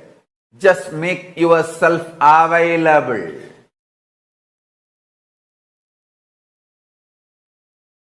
Anyone makes yourself available, I'll make myself available to you. All the words I am uttering are mantra. I am not going to give you any teaching. I am not going to give you any technique. I am just directly uttering every word which is mantra to manifest in your being. I am manifesting Paramashiva, myself completely, so your brain can mirror these neuron activities. Understand?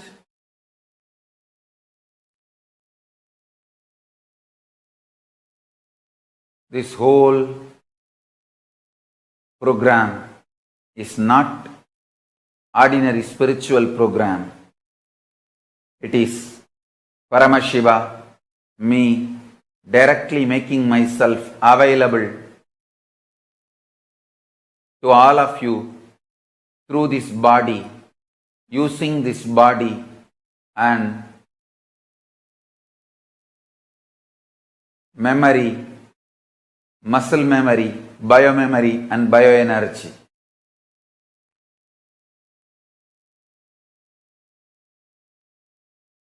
Make yourself just available so I can manifest through this body and manifest in all of you. Every word I am uttering is the mantra.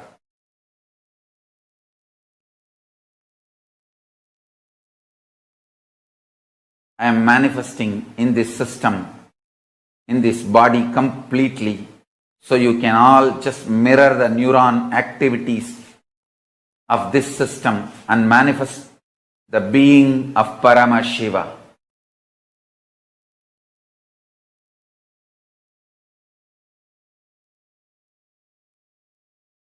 Make yourself available for the whole program. Whether morning yoga or Pada Puja, all that matters.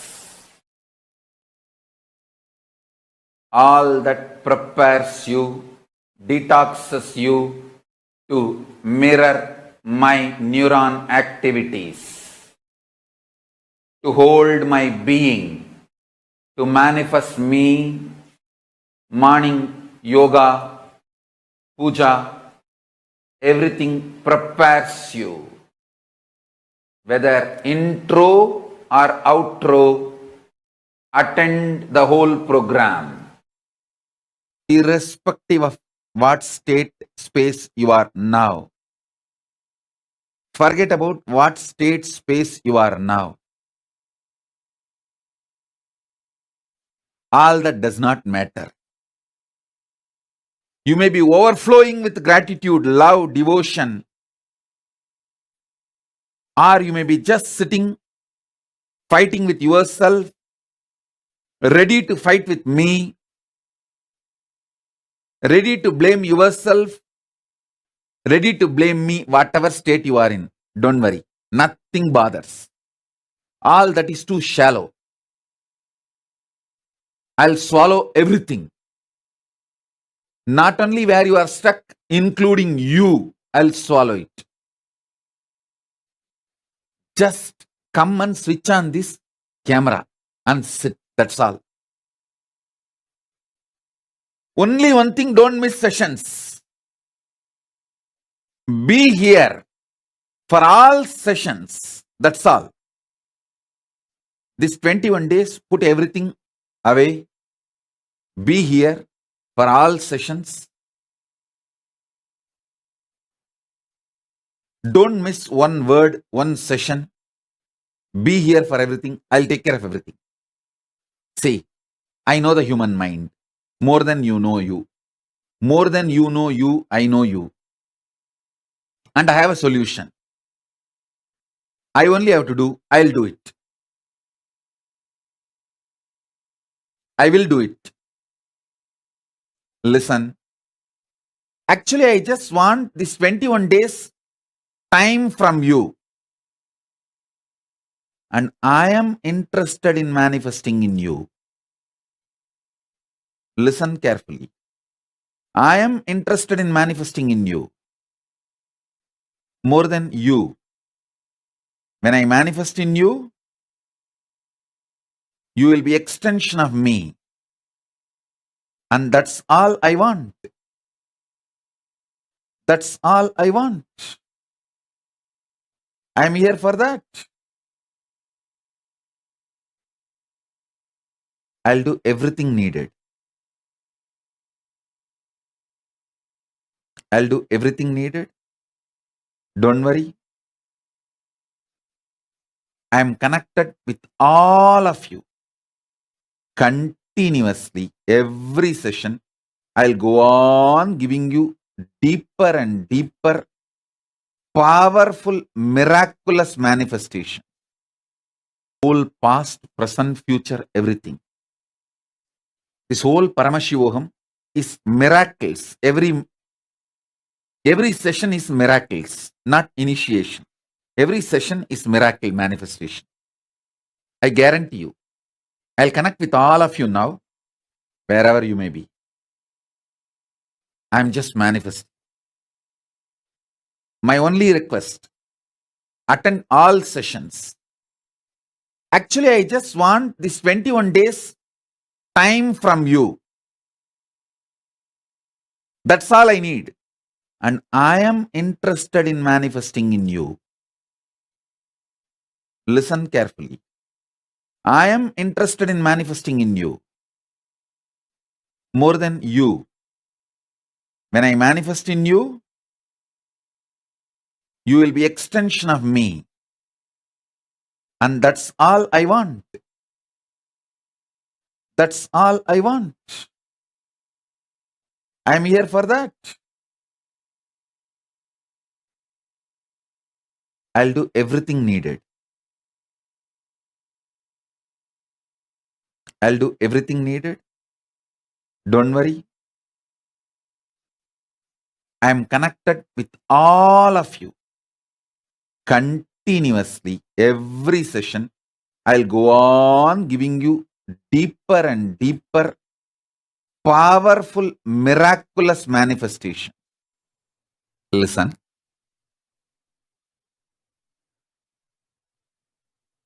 End of the day,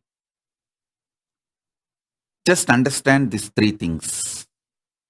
Superconscious mutation is possible, and I am doing it here. Just sit with me with a conversational relationship. That's all. Nothing else is required. I'll go on be chatting, talking, having small talks, initiating, giving mantra, giving superconscious breakthrough, and sometimes just sitting silently. Do not see, even if you get a little tired, and drink cup of coffee and become all right, great, okay. Even if you get a little bored and one cup of hot chocolate and wake up, okay. If we have that sahana vavatu relationship, that's enough. Sahana vavatu, sahanao bunaktu, sahaviryangaravavahai, tejasvinavaditamastu mavitvishavahai. Om Shanti Shanti Shanti.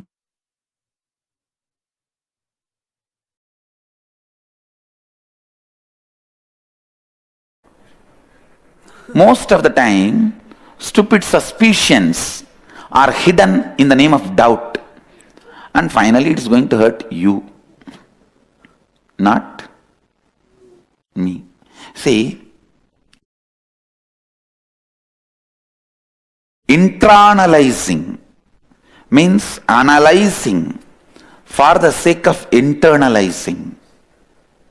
Analyzing for the sake of internalizing. Then everything will help you. Even the worst things in your life will help you. Even the worst things in your life will help you. But if you are sitting with suspicion to reject, even if God is in front of you, will be asking for ID card. And even if the Guru is in front of you, do you have the certification that you can awaken Kundalini? Good, it is not given as a PhD certificate.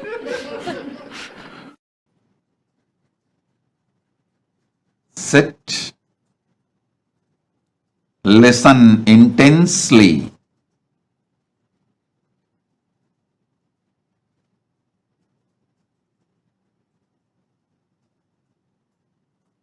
Allow initiation to happen in you.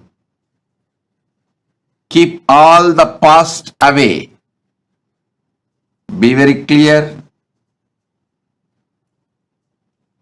Past is dead. You have only future. You do not have past. Be very clear. Past has you, but you do not have past. You own only your future. You do not own your past. What you disowned only becomes your past. So decide to drop your past and sit now.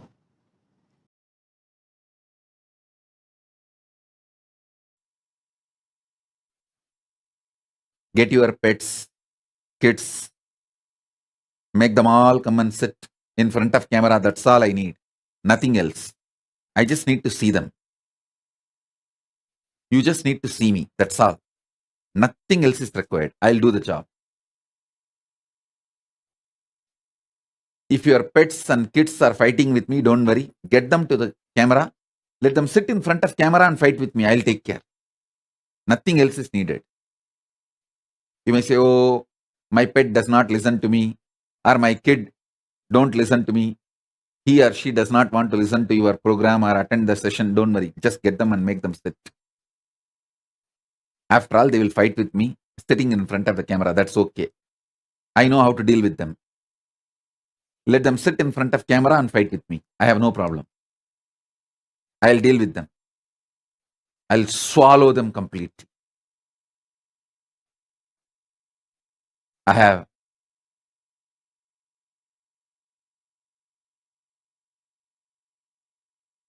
25 head, 75 eyes, 50 hands.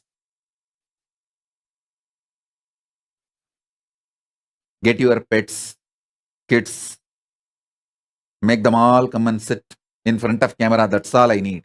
Nothing else. I just need to see them. You just need to see me. That's all. Nothing else is required. I'll do the job. If your pets and kids are fighting with me, don't worry. Get them to the camera. Let them sit in front of camera and fight with me. I'll take care. Nothing else is needed. You may say, oh, my pet does not listen to me, or my kid don't listen to me. He or she does not want to listen to your program or attend the session. Don't worry. Just get them and make them sit. After all, they will fight with me sitting in front of the camera. That's okay. I know how to deal with them. Let them sit in front of camera and fight with me. I have no problem. I'll deal with them. I'll swallow them completely. I have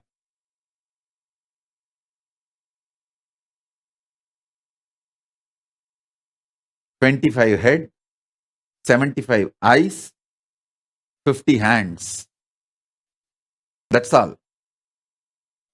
I just need to see, because When I'm expanding, this is the way I'm programming to connect and land on you. You should know I'm landing on you and I'm just swallowing you.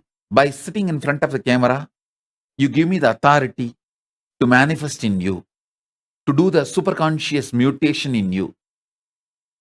You can be relaxed way, stretching your leg, no problem. All that is okay. Just be in front of camera.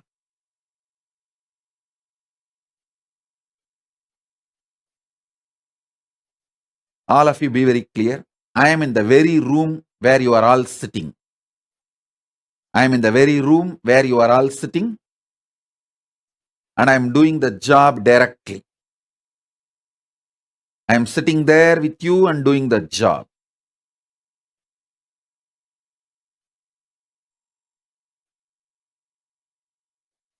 Listen. All your past, all your patterns, good, bad, right, wrong, everything, I'll just swallow it and finish it up. I'll just burn it away.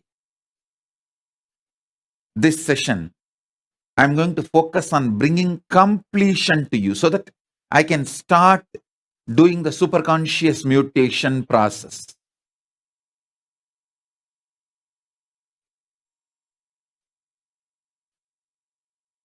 So remember, this whole Paramashivoham program, every session is not just teaching, not just initiation.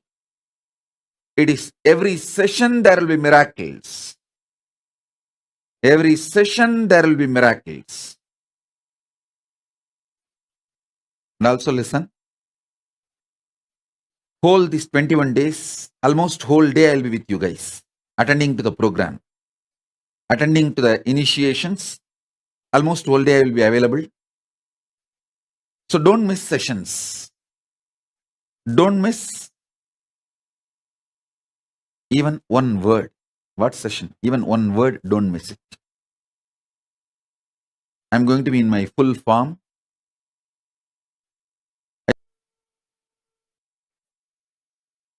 I am established in eternity. Wherever you are established, don't worry about it. Whether you are filled with your past, or you are filled with your future, or you are stuck between past, present, future, don't worry. I am established in eternity. From that power of Paramashiva, I'll just swallow you completely and digest you and bring completion into you. Or you are stuck between past, present, future, don't worry. I am established in eternity. From that power of Paramashiva, I'll just swallow you completely and digest you and bring completion into you.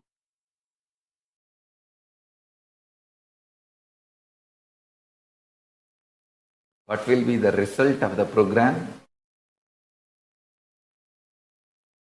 One thing I can be sure, you will not exist end of the program. I can guarantee that. Only Paramashiva will be there. So how will you even measure what is the result of the program? The person who is supposed to measure will not even be there end of the program. You will all be manifesting Paramashiva, being of Paramashiva. This will be the most life positive happening on planet Earth. The most powerful life positive happening on planet Earth. So now, I really want all of you to start sending the email, cleaning up your calendar. I am going to reveal all the sciences of Paramashiva. Whether planting your future, everything which I was giving trailer till now, I am going to reveal the full movie. I am going to release the full movie, the full being of Paramashivoham. Understand? intangible but definitive experience and sciences of the cosmos is Vedas and Agamas. And Paramashiva is now going to manifest his very being in all of us. Any boon you ask, anything you want me to give you, I am here to give you. I am here to give you anything you want. And as I told you, my Gurudam is not my pride, it is my breath. It's my life. My Paramashivatva is not my pride, it is my life. Doing this superconscious mutation to you, making you experience Paramashiva in you, is not my pride or not my job. It is my life. It's my breath. I'll be absolutely chaste to my life, to my breath. So understand that I am giving you the real picture of exactly what it is.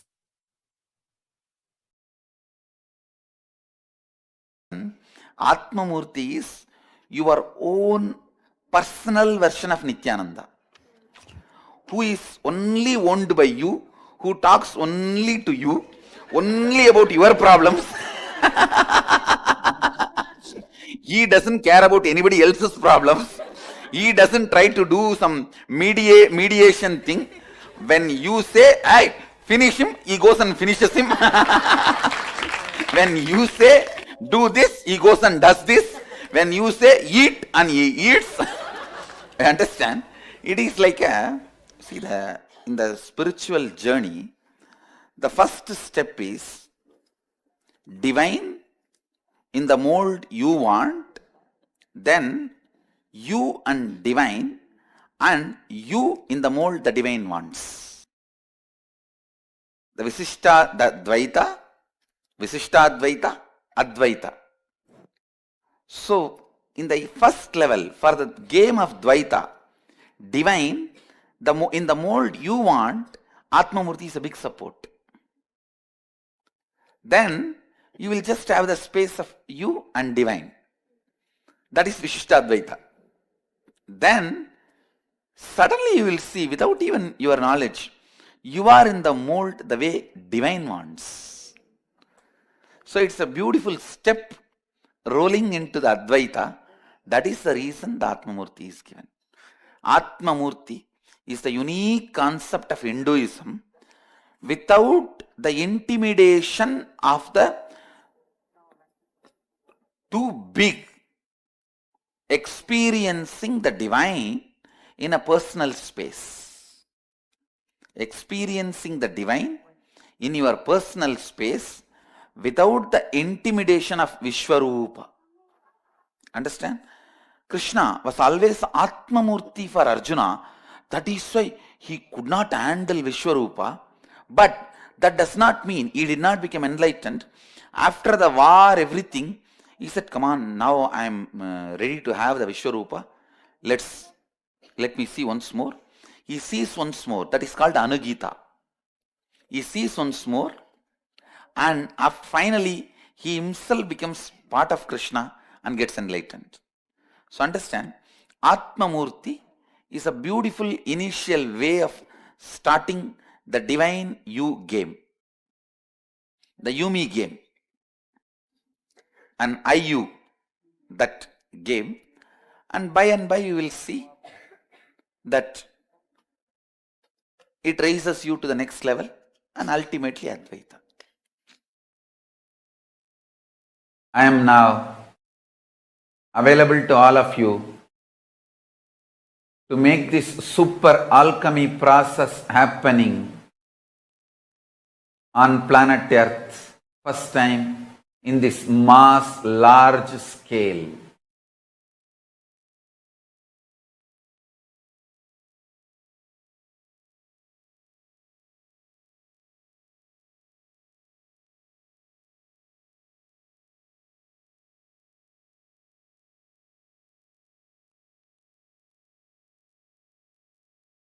I am a living, alive being, not just totality of some principles, ideas, concepts, philosophies.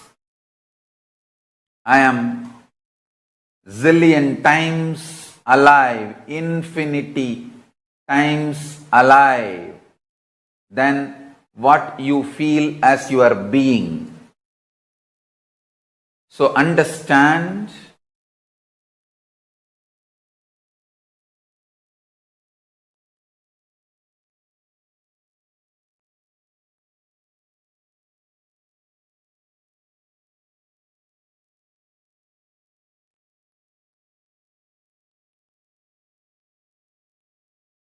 all the fears, greed, everything you go through is superficial, not even skin deep. It is just some dust fallen on your skin. It is neither wound nor deep. Understand this truth. Just like some little dust fell on your skin, which you can wipe it, which you can clean it casually, without much effort. All the fears, all the greed, all the powerlessness you are going through is just simple dust. Unfortunately, you do not want to respect your problems as simple dust, because 90% of what you consider as your being on huge wars of life, too big, whatever you have been taught as too big, as core of your being, is mere dust. If you accept your problems, powerlessness is mere dust. You need to literally drop your being, and you don't know which one to hang on, hold on. That is why you kept your old being alive and suffered a lot. Now I am telling you, I am Paramashiva, fully available to all of you. Absolutely available to all of you. Me, Paramashiva, here, fully available to all of you. Decide to drop your powerlessness, fear, greed, non-integrity, a low way of existing. Drop all of it. I am available now here. Understand? When you hold me, allow me to manifest through you all your lower level, all your powerlessness, fear, greed, non-integrity, everything will become irrelevant. That is why I decided I want to make myself available to all of you.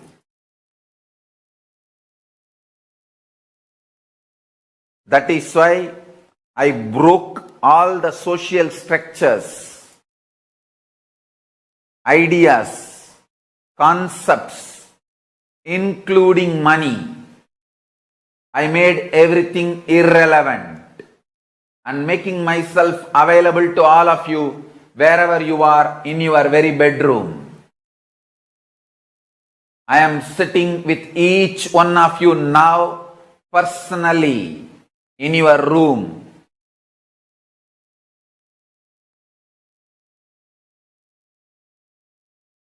If you want to test, put a chair in your room and keep the form, photograph, Atmamurti of this form. Check. Every night you will have the impression on the chair I sat. The chair will have the impression of me sitting. and the manifestation of Vibhuti, Kumkum, Akshada, Jnananjana, all the auspicious energies. I am sitting with each one of you personally, individually, and making myself available. This being is now available to all of you, to each one of you.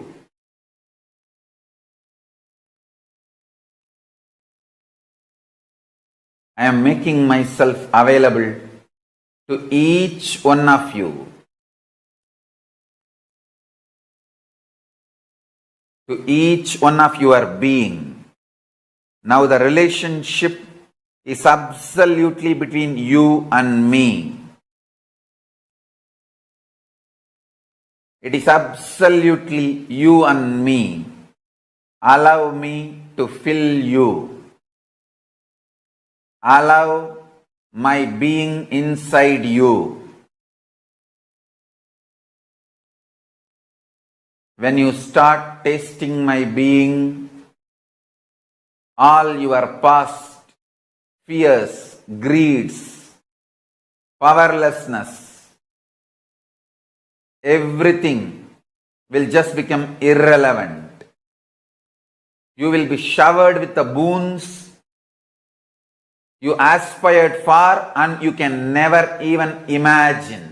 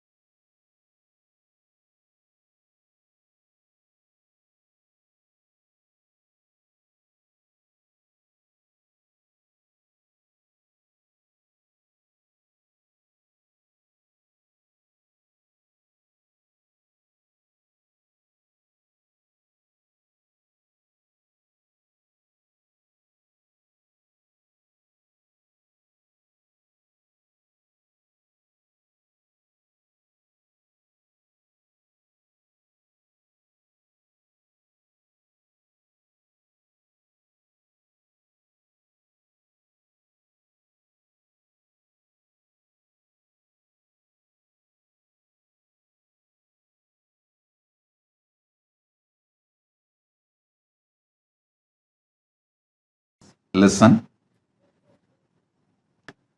Cosmos is made up of three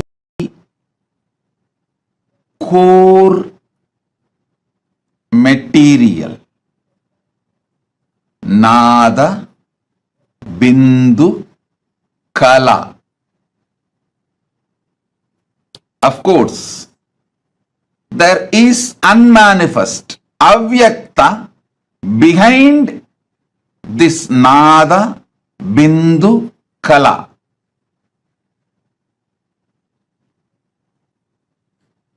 If you want to connect with cosmos, manifest cosmos in you, these three principles, Nada means frequency, Bindu means visualization, Kala means vibration. Listen. I'm giving you rough translation in English so you can start connecting with it. Nada means frequency. Bindu means visualization. Kala means vibration. Listen. Listen carefully. Think of the universe as Nada Bindu Kala.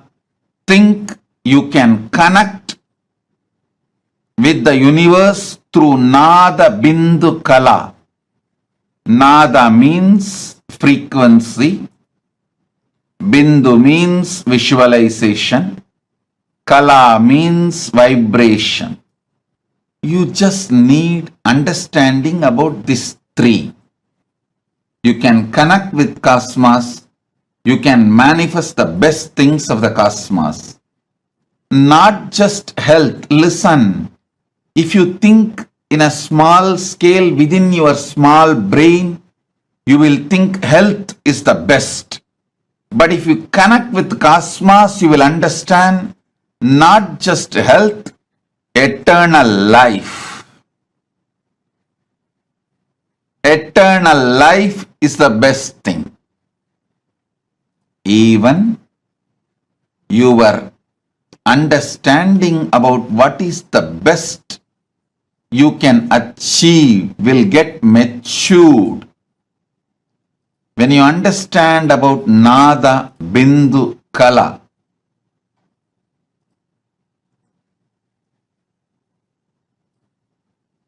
listen again and again and again.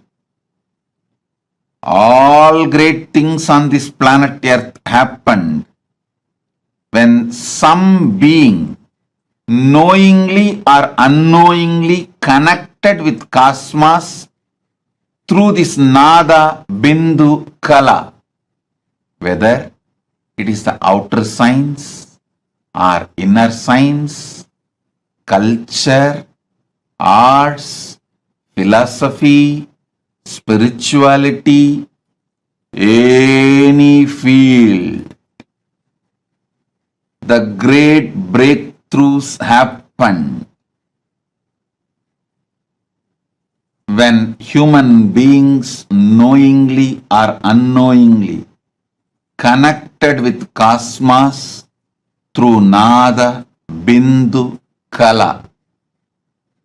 Frequency, vibration, frequency, visualization and vibration.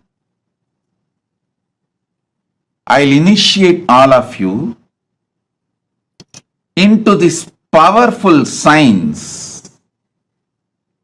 Nada, frequency, Bindu, visualization, Kala, vibration. To connect with cosmos today, I'll initiate all of you to connect with cosmos through Sivadiksha, you will start manifesting third eye awakening, and I also initiate you all into Sambranyata Samadhi, Nityatva. Understand?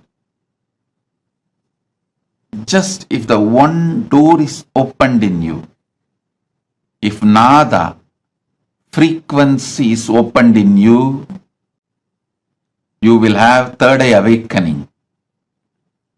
If Bindu, visualization frequency is awakened in you, you will have Sambranyata Samadhi of Nityatva. If Kala, vibration frequency is awakened in you, you will become Kalpataru, manifest whatever you want from the cosmos. Let me explain the word cosmic geometry.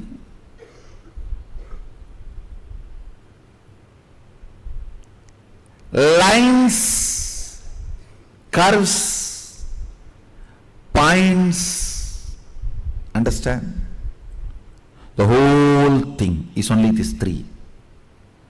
Lines, curves, points.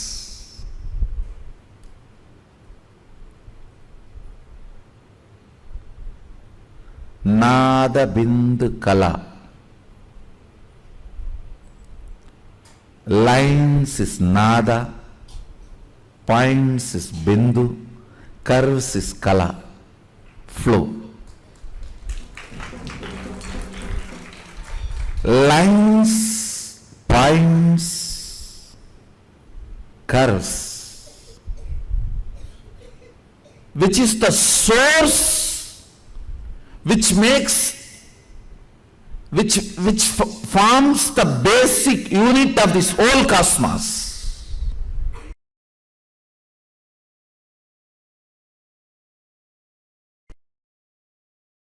If you bring your talking into mano mauna, mana unmana, not just verbal silence, mental silence, where you are just there, an existence is there. It is just a beautiful music between you and existence. That's it.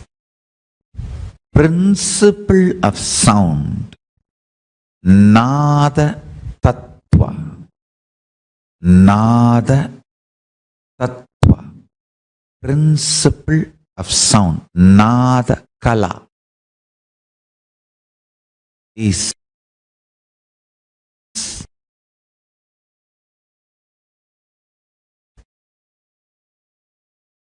the source principle through which manifestation happens. Understand? It means, understand in mano mauna, mana unmana, you understand the difference between sound, music, words. The source of all this is called Nada. Nada Kala.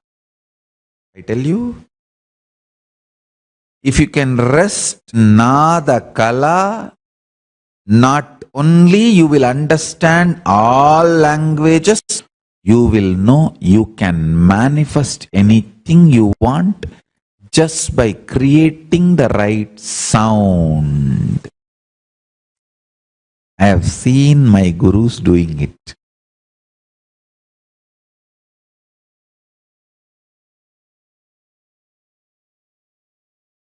Raghupati Yogi, he will sit next to a mango tree and hold the mango leaf in front of my eyes. I have seen.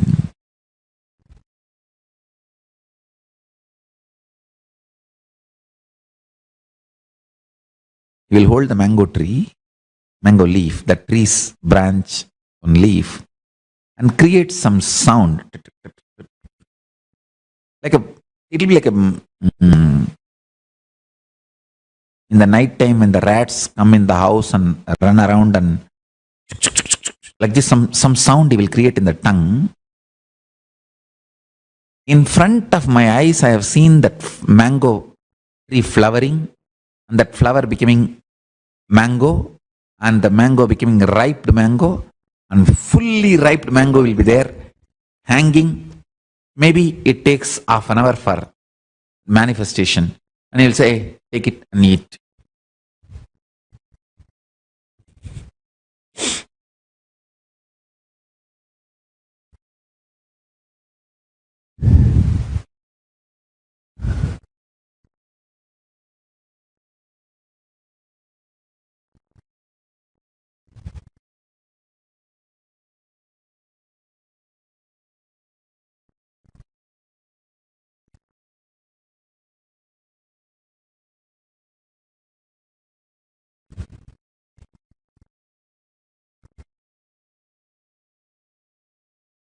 I'll offer to him. He will eat little and then give the remaining share to me. Not once, I can say at least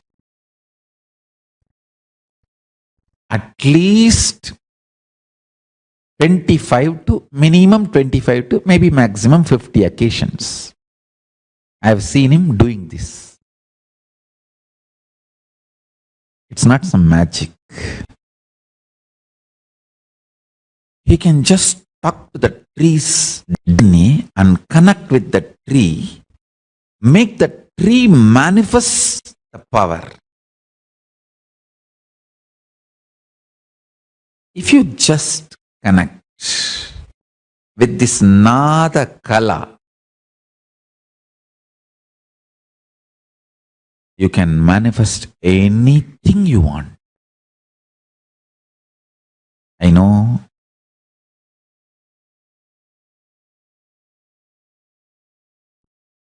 all your doubts, denial. I am sympathetic towards that. But the truth is the truth is the truth is the truth.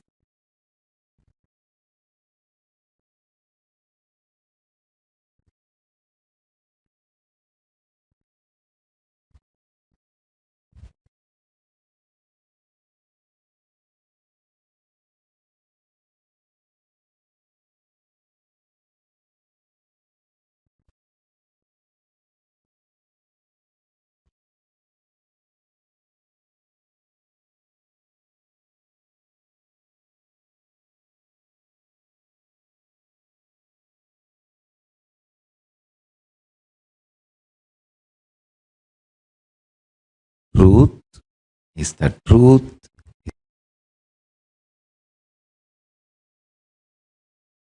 is the truth is the truth.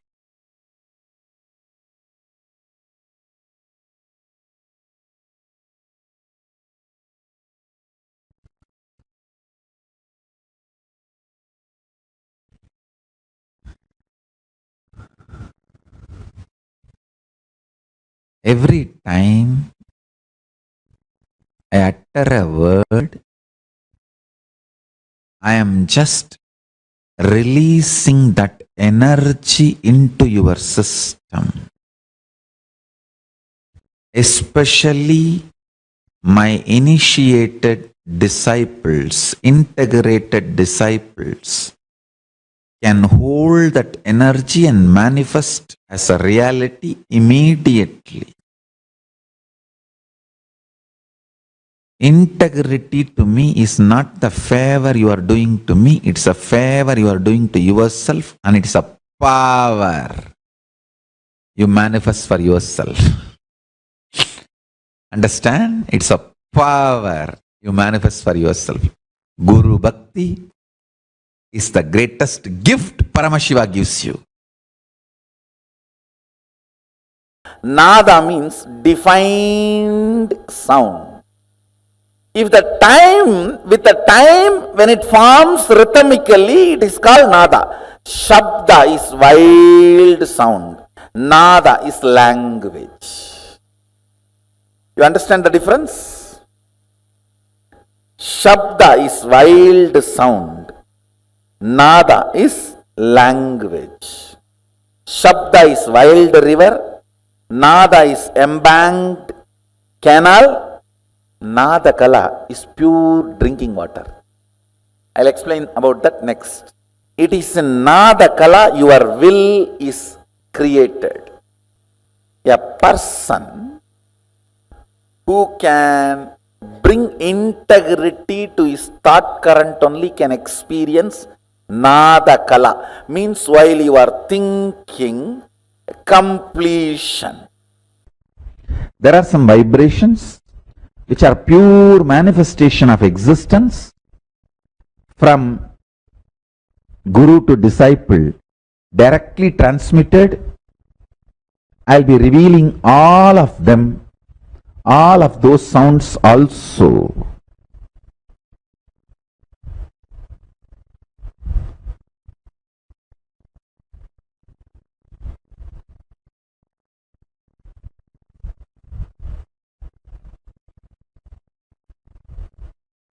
So the source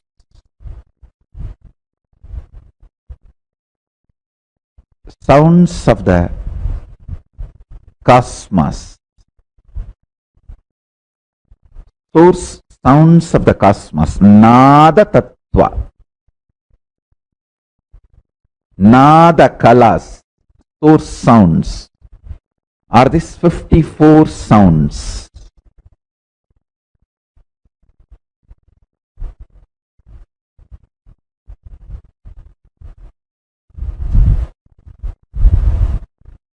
I'll share these details and more about these 36 tattvas. In Kailasa, Paramashiva Jnana, the knowledge of Paramashiva exists as pure frequency, Nada and Bindu, means sound and visualization.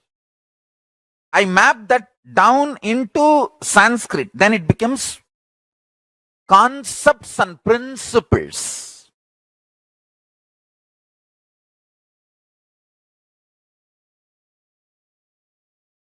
Breath without sacrificing the depth. Depth without compromising on breadth. That is the uniqueness of multidimensional logic. X, Y, Z in all three and then few more axes. In all uncompromising. Depth and breadth and length and intensity.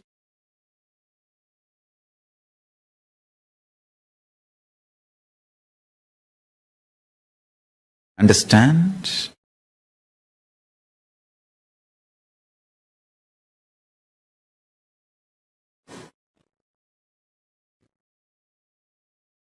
I was talking about an article, some of the Chinese scientists discovering a huge black hole, which is not matching with all the known theories, including Einstein's E equal to mc square. I'm telling you, I'll give you the most important sacred secret.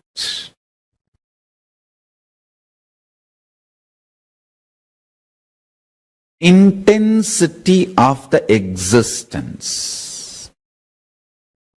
The Bindu dimension of Paramashiva reveals itself when beings get matured enough to grasp its existence.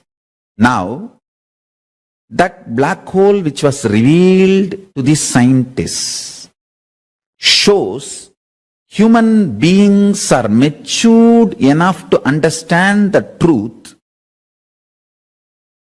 causeless, inexhaustible source of energy is available, which does not need to get converted or which is not constant. Understand? Endless resource is available is the statement Paramashiva is trying to make to the humanity through revealing that huge black hole to the Chinese scientists.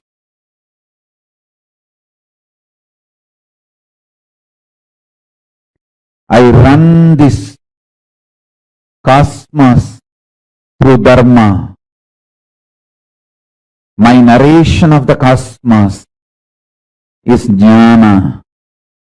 My narration of this universe is knowledge. My will to run this universe is Parameshwara. O human beings, listen. Your deluded narratives are instigated by the signals you perceive, which is neither permanent nor eternal, or leads you to the ultimate state. Listen with Shraddha.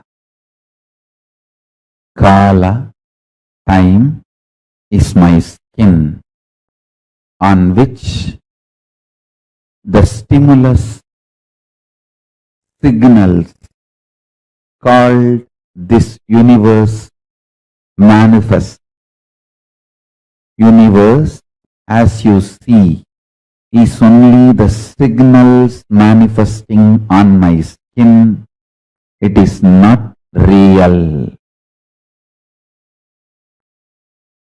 My narration of the existence, your delusion of the universe, both meet each other on my skin called time, Kala. Nada Kala, Bindu Kala, Sambandha. The relationship between Nada Kala and Bindu Kala. Anyone masters this science, masters Paramashivatva.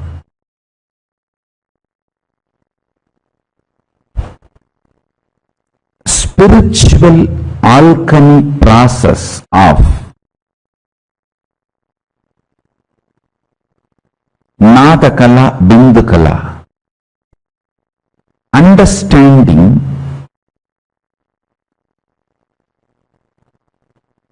the words you use inside and the life you manifest inside and outside is closely connected.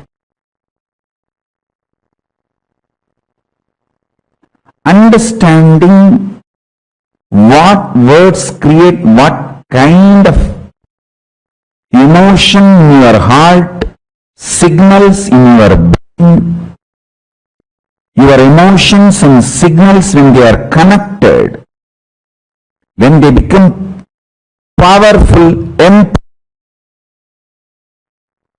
what kind of the life you manifest inside and outside. Listen. Now,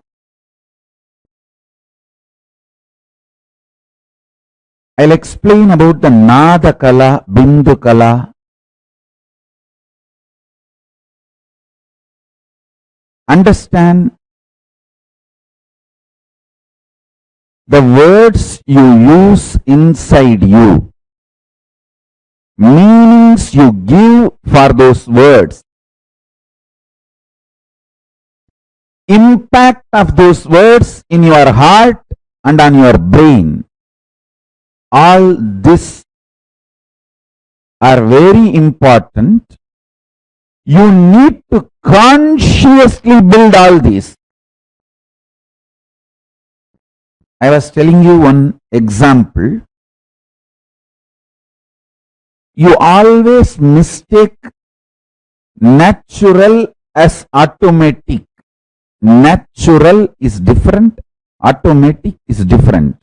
Listen to this one example. Love is natural but not automatic.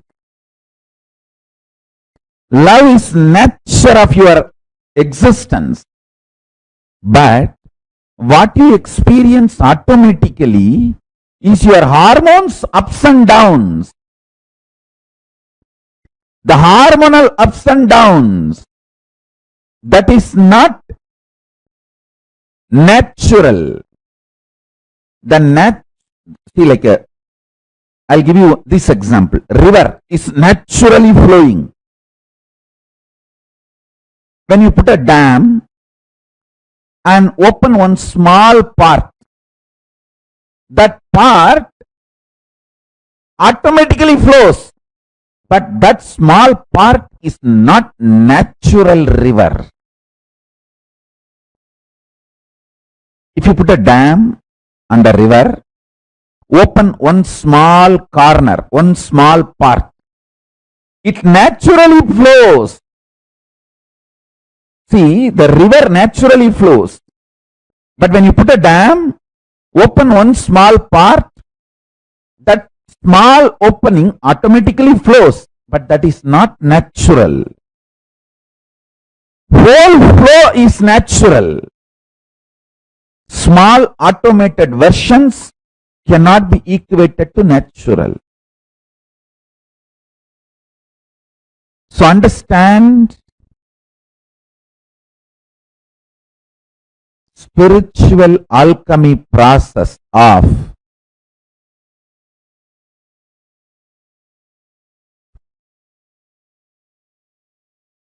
aligning your nada kala, bindu kala, your verbalization energy, visualization ability, aligning them, consciously building your visualizations about yourself and life is signs of manifesting Paramashivoham in you. Understand? Initially, you need to use visualization. Pure life positivity, absolute life positive energy is superconsciousness of Paramashiva. The food you eat, the way it is produced, the way it is processed or cooked, the way it is consumed, the way you detox yourself, clean your body after the digestion, the whole thing, end to end, should be absolutely life positive. Same way, the words you generate, see, the pure vibration is the nada in you. It is in nada kala your will is created. Understand, your will does not belong to a language. Sometimes even what you don't describe will become reality because it belongs to intelligence. See, when you create a will to manifest power, your wordings will never be adequate. How many of you understood that? The word you generate for manifesting powers, your will, the words you generate will never be adequate instruction. It will be like a legal document only. Unsaid, unforesaid, foreseen, unforeseen. A person who can bring integrity to his thought current only can experience nada kala. Means while you are thinking, completion. Please listen. When you add integrity, suddenly your Mooladhara turns into the visualization capability. When the Nada joins with Bindu, the Kala happens. Visualization is Bindu. Verbalization is Nada. Means verbalization is cosmic feminine energy. Visualization is the cosmic masculine energy. When they both meet, the creation of the cosmos, Kala, creativity happens. Great saint from Tamil Nadu, the Arunagiri Nada Swami sings, Nada Bindu Kaladita. He sings about Subramanya.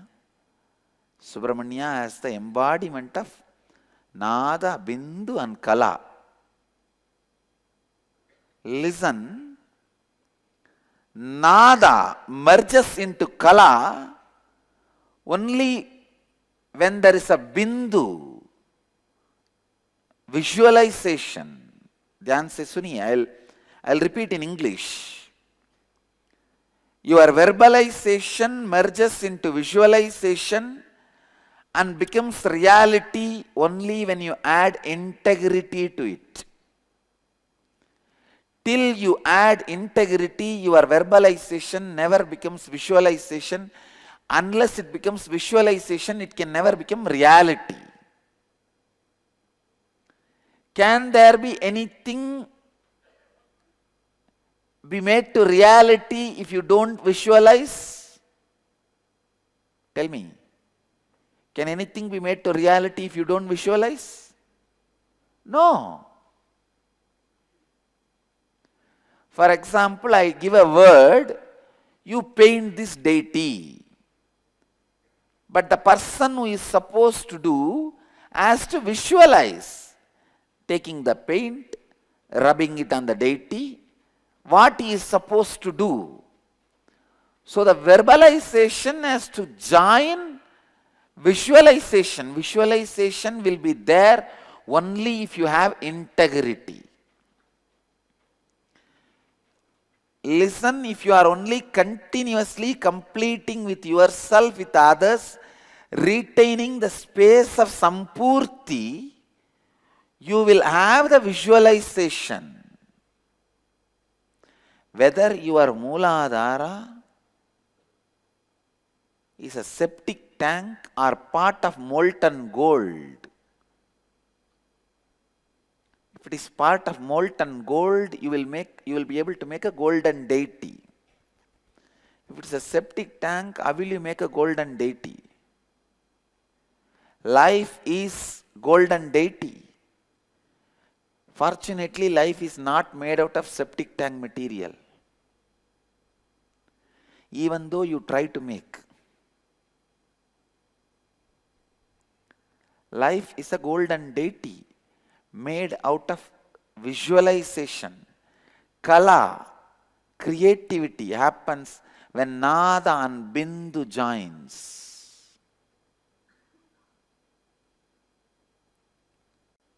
The visualization capacity is directly related to integrity.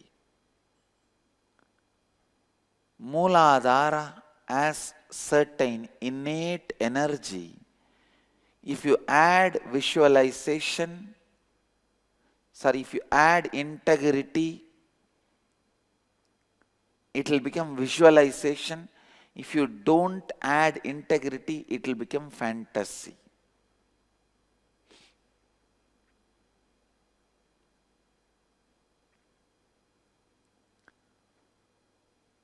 Fantasy means what? Lack of integrity. nothing but lack of integrity. Whether what you visualize is going to become reality or not is dependent on your ability of integrity. Your verbalization only becomes visualization when you have integrity. Only then it becomes reality.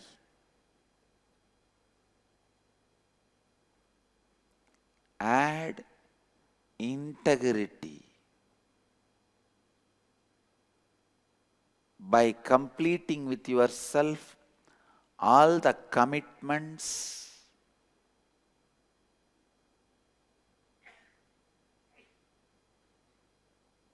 you made to yourself and all the commitments you made to others. The Shiva is Bindu. Unless the Nada acts as a binding force, Bindu has no action. Nothing is possible by the Bindu. The sound is responsible for what you are.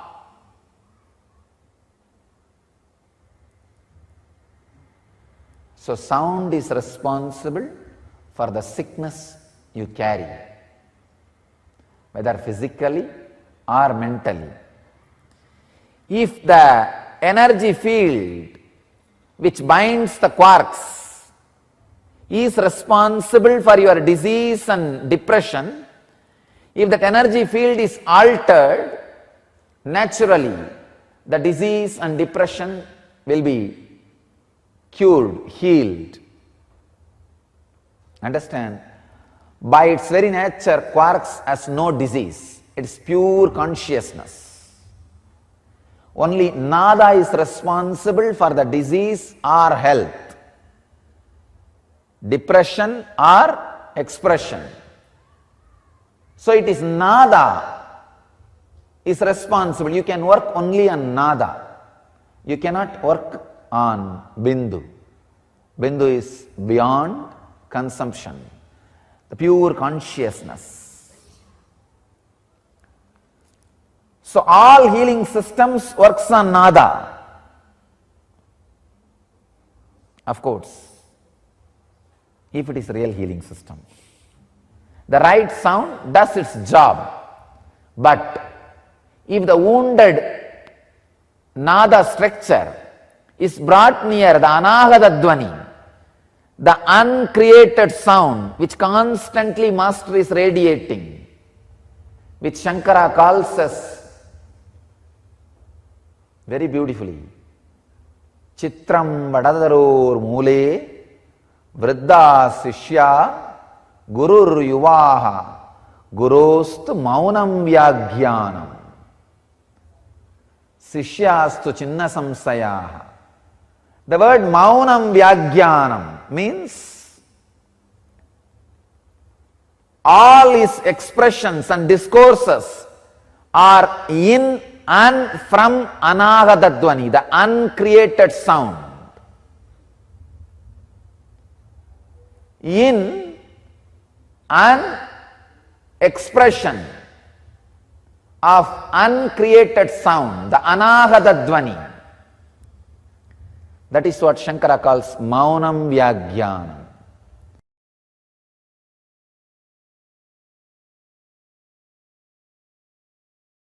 That is why a little completion and sitting in unclutching, especially the mirror completion, will break all the patterns.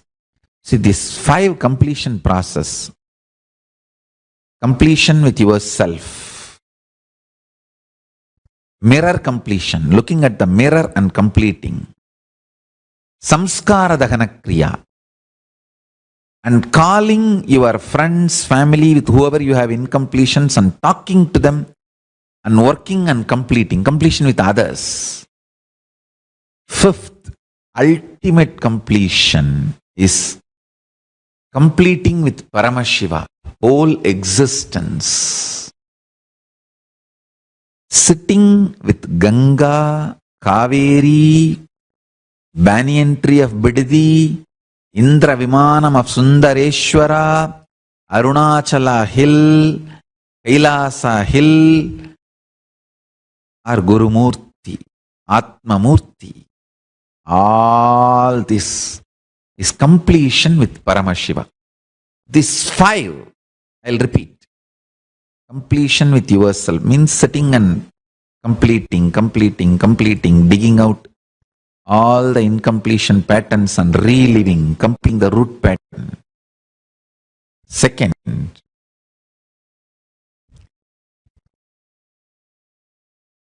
using the mirror and practicing completion.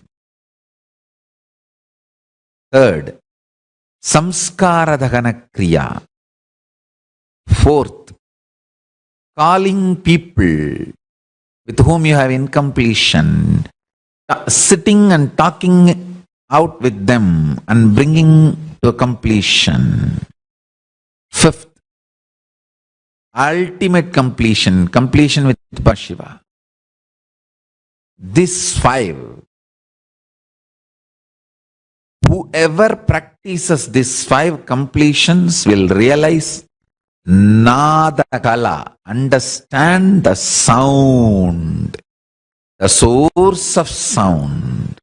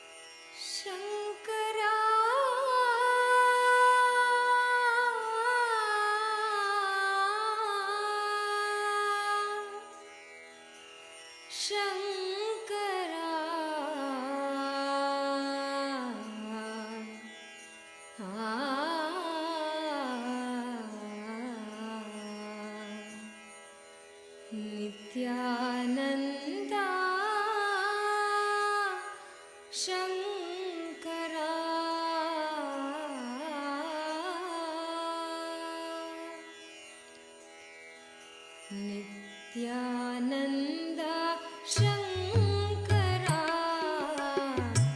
Anandeshwar Shankara Nityananda Shankara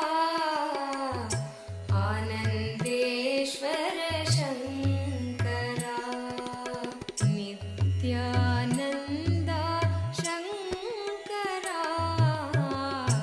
Anandeshwar Shankara Nityananda Shankara Anandeshwar Shankara Shankara भयङ्करा Shankara भयङ्करा भवभयहारी Shankara भवभयहारी Shankara Shankara भयङ्करा Shankara भयङ्करा भवभयहारी Shankara भवभयहारी Shankara Nityananda Shankara Anandeshwar Shankara Nityananda Shankara Anandeshwar Shankara Nityananda Shankara Anandeshwar Shankara Nityananda Shankara Anandeshwar Shankara Shankara भयङ्करा Shankara भयङ्करा भवभयहारी Shankara भवभयहारी Shankara Nityananda Shankara Anandeshwar Shankara Nityananda Shankara Anandeshwar Shankara परमात्मा शिव शङ्करा पावन पुरुषा शङ्करा परमात्मा शिव शङ्करा पावन पुरुषा शङ्करा परमात्मा शिव शङ्करा पावन पुरुषा शङ्करा परमात्मा शिव शङ्करा पावन पुरुषा Shankara नित्यस्वरूपा Shankara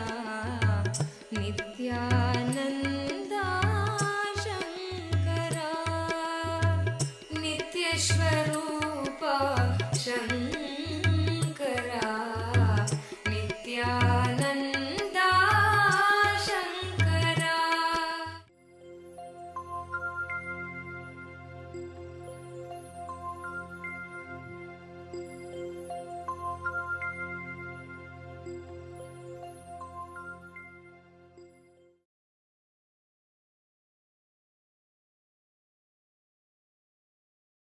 Nityanandam.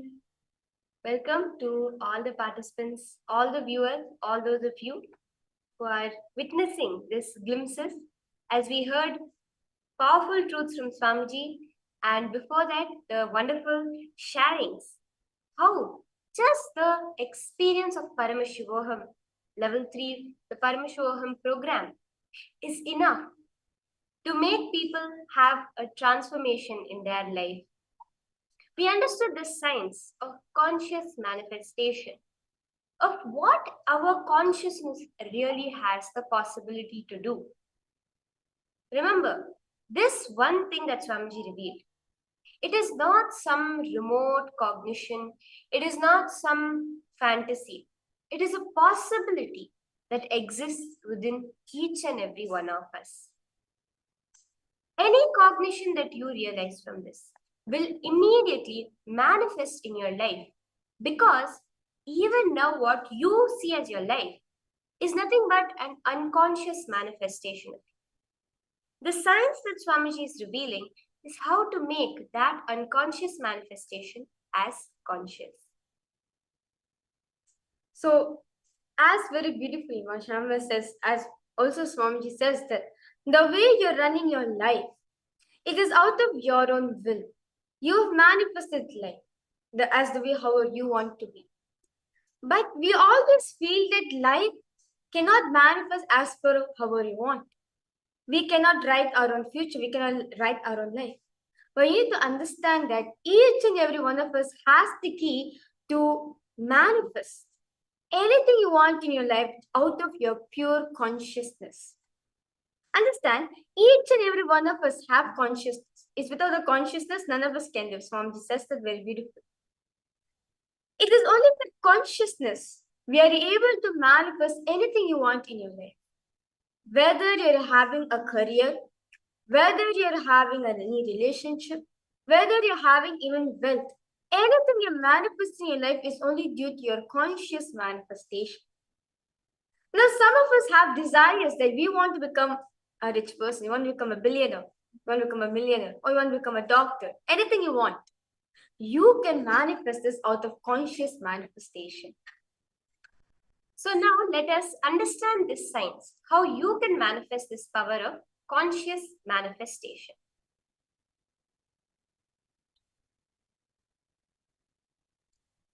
As Swamiji has very beautifully revealed, that this conscious manifestation manifests because it is your innate possibility.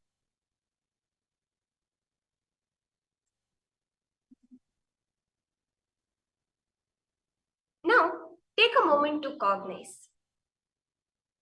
What are all the possibilities that you had in your life? The various possibilities. So many things that you really wanted. Swamiji says you have the ability, the capability to 3D print your life. Now, how many things are there that if you really believed, if you really knew you had this capability, you would print it in your life? Just think about it. How many of these things are there in your life that if you knew you had the possibility to 3D print it, you would? Pen them down on one side of your book. On the other side, go ahead and pen down, why did you deny your ability to manifest? As Swamiji says, you may want a perfect yogic body, but somewhere you denied it. These kinds of things are not possible for me. Someone else will definitely manifest it, but not me. You denied your capability to consciously 3D print your body. Look in and see. In how many places of your life have you done this? And write it down. Keep 2 columns in your notebook and write down all the things that you want in your life and all the reasons that you have denied your ability to consciously 3D print it.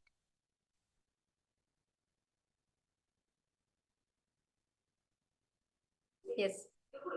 I also request all participants and all the viewers who's watching us live also, if you have any questions, doubts you have, please feel free to post in the chat section.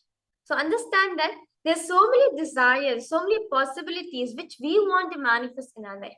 But due to our incompletions or due to our past experiences or due to denying ourselves, we have denied ourselves with that possibility. For example, you vision yourself to become a billionaire, or you vision yourself to become a famous doctor. But inside yourself, you felt that, oh, I don't think so I'll be able to make a good doctor, whereas I'm not able to pass in my biology exam itself. Or I don't think I can become a billionaire anytime in my life. But even though I'm working so hard day by day, I don't think so I'll be able to manifest it. So many times, due to our incompletions, we always deny our own possibilities. But Swamiji is here to teach in each and every one of us that you can actually manifest whatever you want. Just out of your consciousness, you can manifest anything you want in your life. Irrespective of your background or anything, you can still manifest the way as you want. You want to become a billionaire? Yes, you can manifest become a billionaire. So now request all participants now to make the two columns, your possibilities, which you want to manifest in your life, your desires. It can be anything. Be as creative as possible.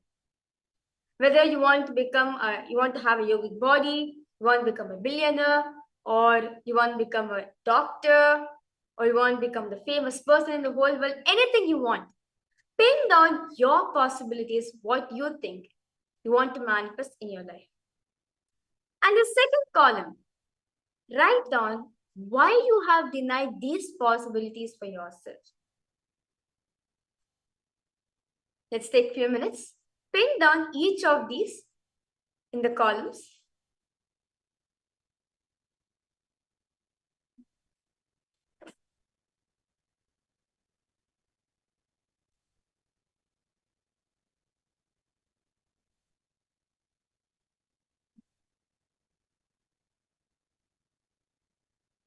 Yes. Ma Anandeshwari, Ma Sarlananda, Ma Julie Sala, Ma Lita Sage, Ma Tanja Devarne. Yes. Nityananda Ma. Yes, Nityananda Mandeshwari. I request you to write down, Ma, your possibilities which you want to manifest in your life. And the second column, why you have denied these possibilities for yourself.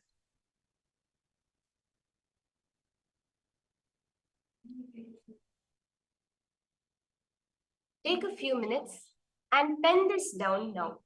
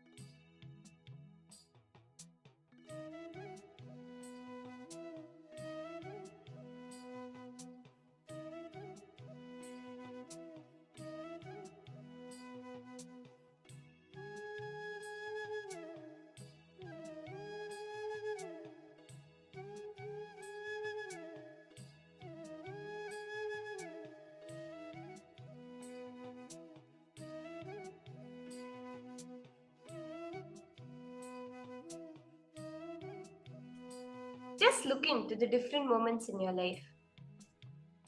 At every place, how is it that you manifested? What it is that you did not allow yourself to manifest? See, this is actually a possibility for each one of us. It is not even a distant or a remote possibility. It is an immediate possibility. Because we have never been told that this is our nature, we do not know how to use it. Take the example of someone with an iPhone.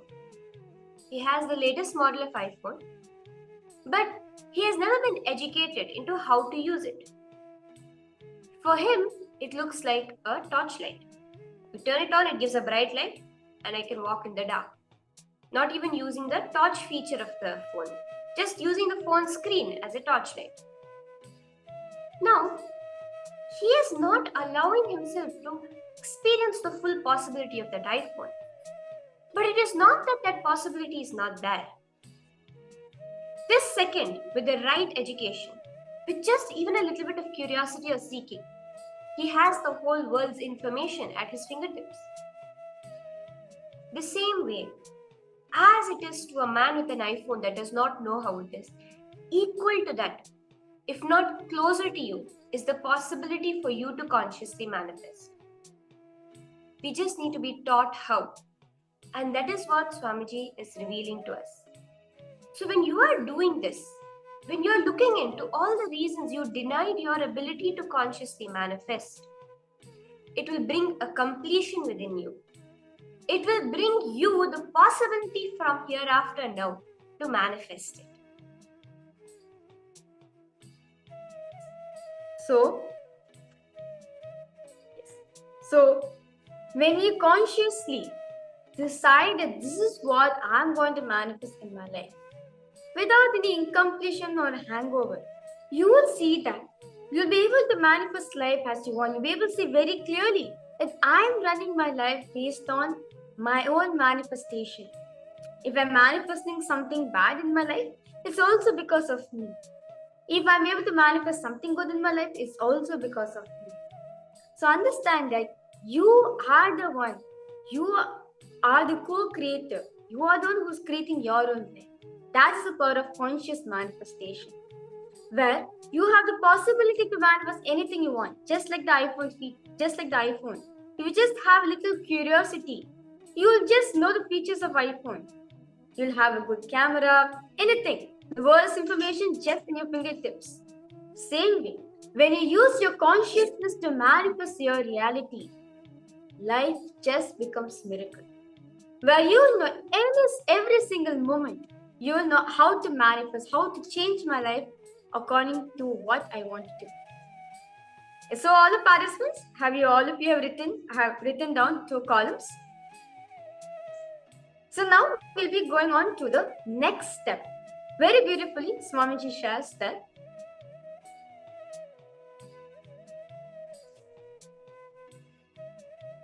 Just look inside.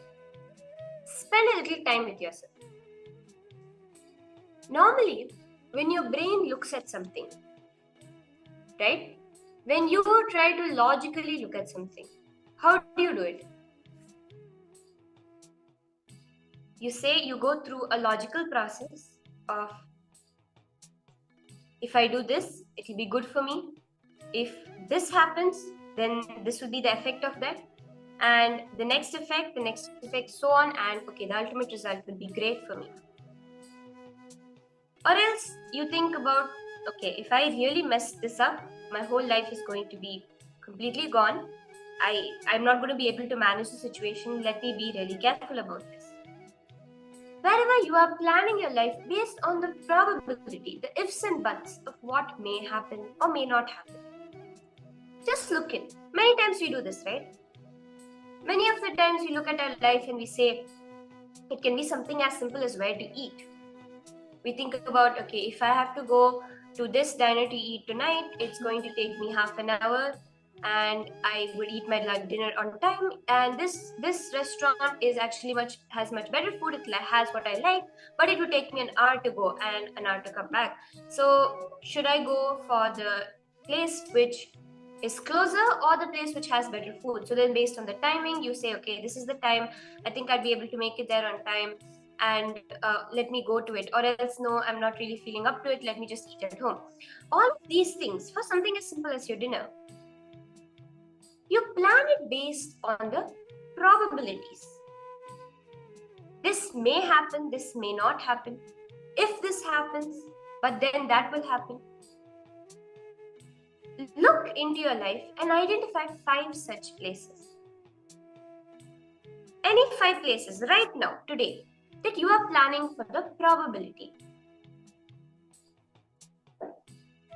Based on your past experiences, where you are planning out your possibilities. For example, you want to do something in your life, but based on the past experiences which you had, you calculate, oh, I don't think this is good for me. I don't think the step which I'm taking, I don't think I'm going to be successful. Well, let me change my decision. Many times, even now also, yes, getting past experience is not wrong, but influencing your present moment and not able to manifest what you want is the problem. So look in and pen down any 5 places where you are planning the probabilities of life. Where is it that you are planning your life out based on what may happen or may not happen? Based on what you think will lead to something good for you, something right for you, or based on something where you feel something bad will happen to you or something wrong will happen to you. All these things, write it down. Sincerely write it down in detail. If any of you are having any questions, any doubts, feel free to post it, whether you are live on YouTube or in the participants room. Go ahead and post it to help so that we can help you, guide you along this. Now just write down 5 places in your life you are planning for the probability.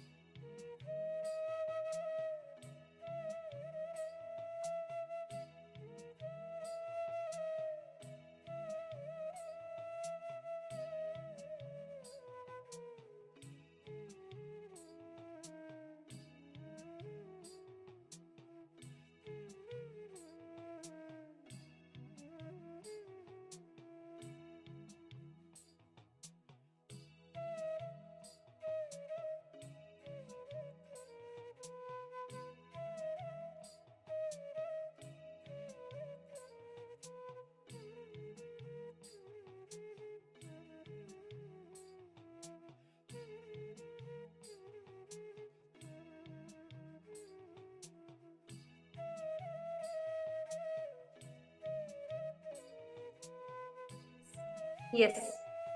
Have all the participants pinned on 5 incidents in your life where you have made decisions for your life based on your probabilities? Because all participants suppose whether you have done. Or if you have any further clarification doubts you have, please feel free to post in the chat section. As this is a very important topic, all of us need to understand that you have the power to consciously manifest your life. You'll see now. Just look at it. Now look back into your life and think. Look at it. Can you identify 5 cases where you were planning for probabilities, but something totally different turned out? Something all of us can relate to, right? You would have thought, you would have planned it to the T. Okay, if I leave my home and I have this meeting, right after this meeting, I have to leave my home in 1 minute, and then I'll make it at this event that I have to be at. I'll write 5 minutes before it starts, and I can go in and I'll be perfectly on time. But then something would have happened and your laptop would have crashed, and therefore you would not even have been able to do the meeting. And you would spend the time when you were supposed to go to that event fixing your laptop, and you would just be in some other world and you'd be like, oh my god, I thought my whole evening was going to go perfect because I timed myself so carefully. But ultimately, I just spent the whole evening fixing my laptop. Like this, there would have been many places you would have planned, and something totally different would have happened. Not necessarily bad. Something good would have happened. You would have been like driving to work 10 minutes late or 15 minutes late, and you'd be like, oh my god, I'm just going to get it from my boss today. I should go and I should just immediately just go and apologize profusely to him, promise I'll never do this again, tell him I'm so sorry for this. Maybe I have to cook up some reason that there was a traffic signal or a blockage in the road. You'd be thinking all these things and driving to work, and you would arrive at work half an hour late, and the whole office would be waiting for you because you just got a promotion, and they would be so happy you finally arrived to celebrate your promotion. Like this, something completely different would have happened where you would have planned for something else, right? Just try to identify 5 such incidents. What you planned for turned out to be completely different than what actually happened. You planned for the probability. The possibility was actually something really beyond than what you thought. Look inside and pen down 5 such incidents.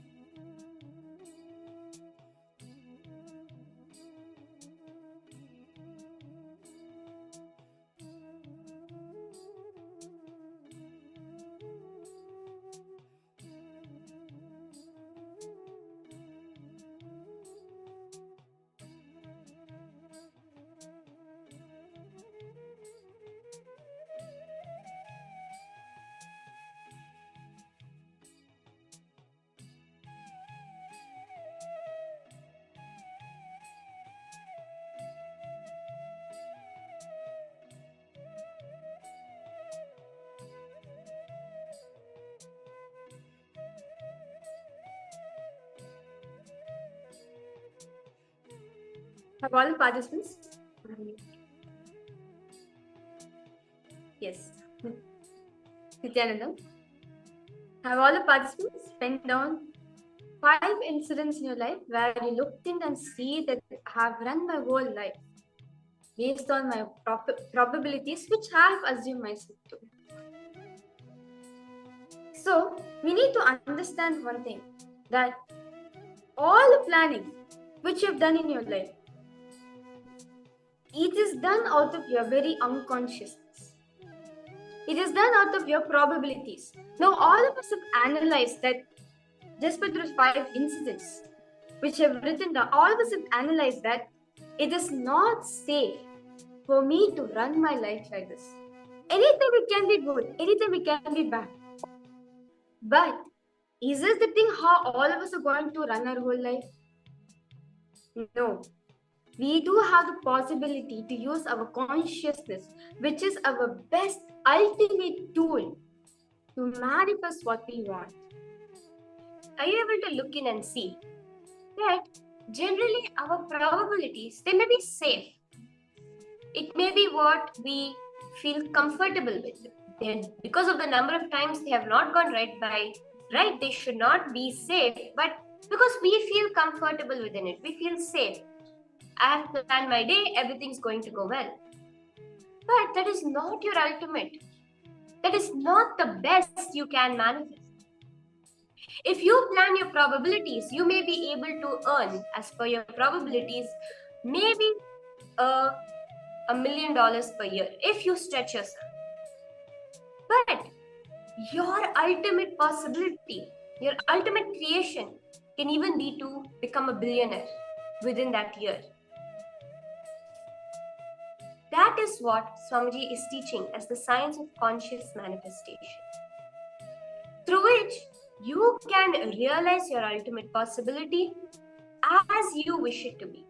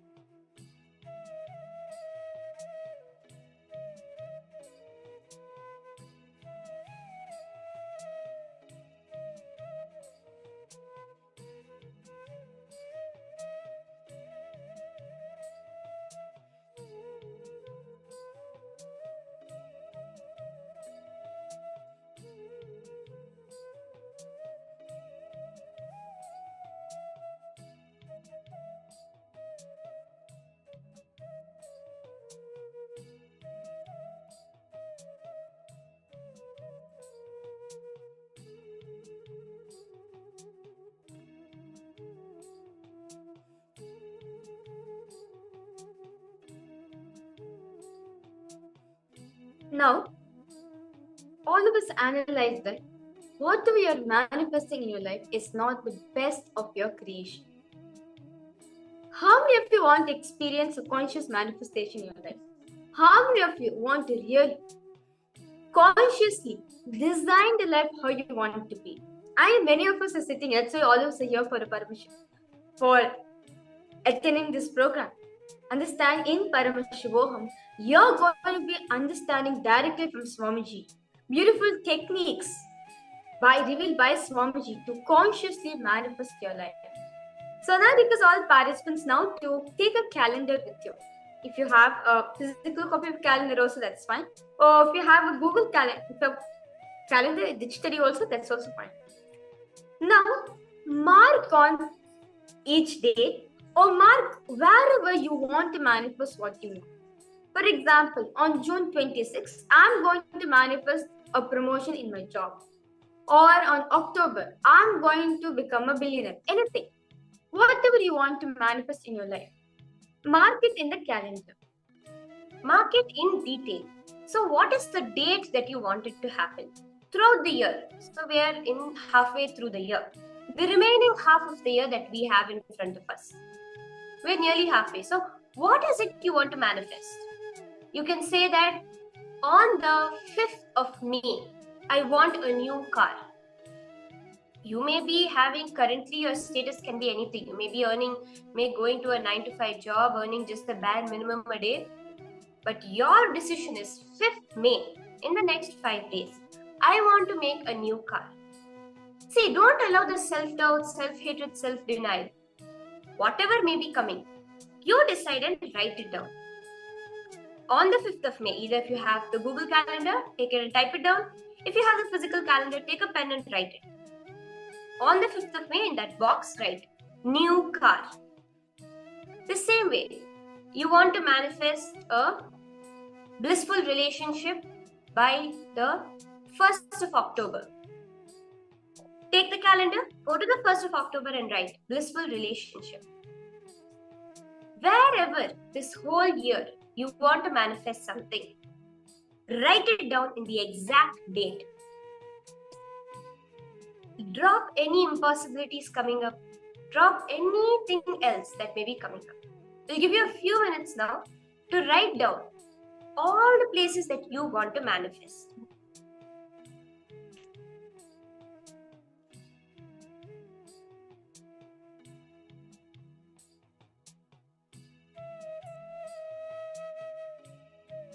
Just pen down in detail.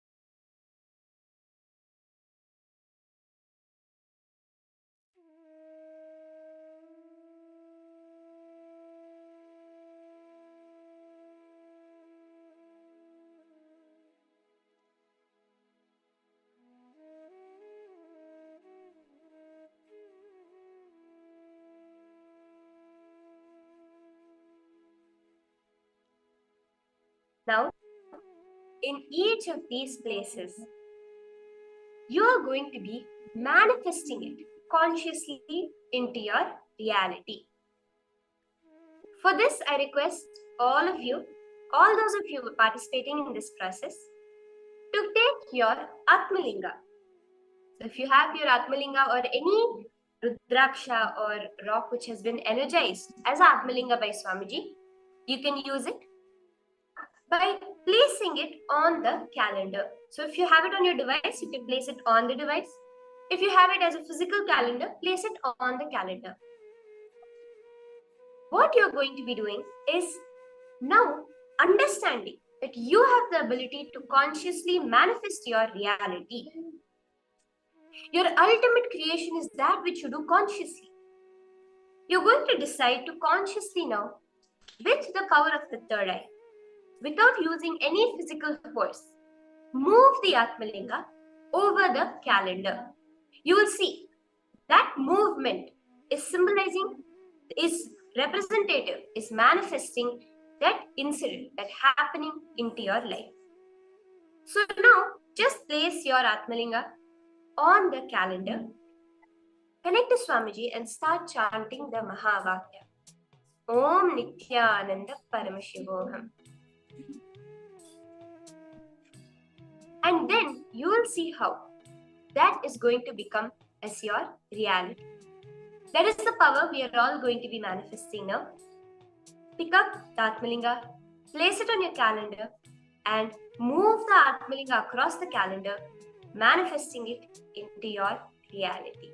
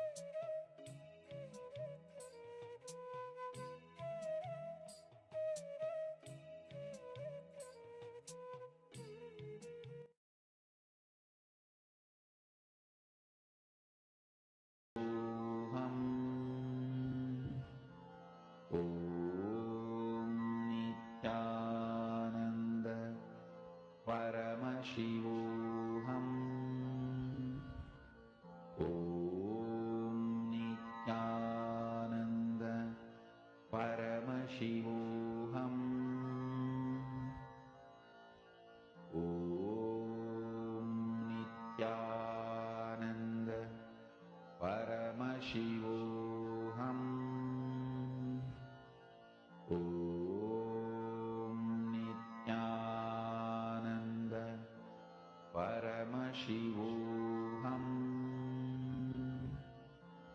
Om Nityananda Paramashivoham. Om Nityananda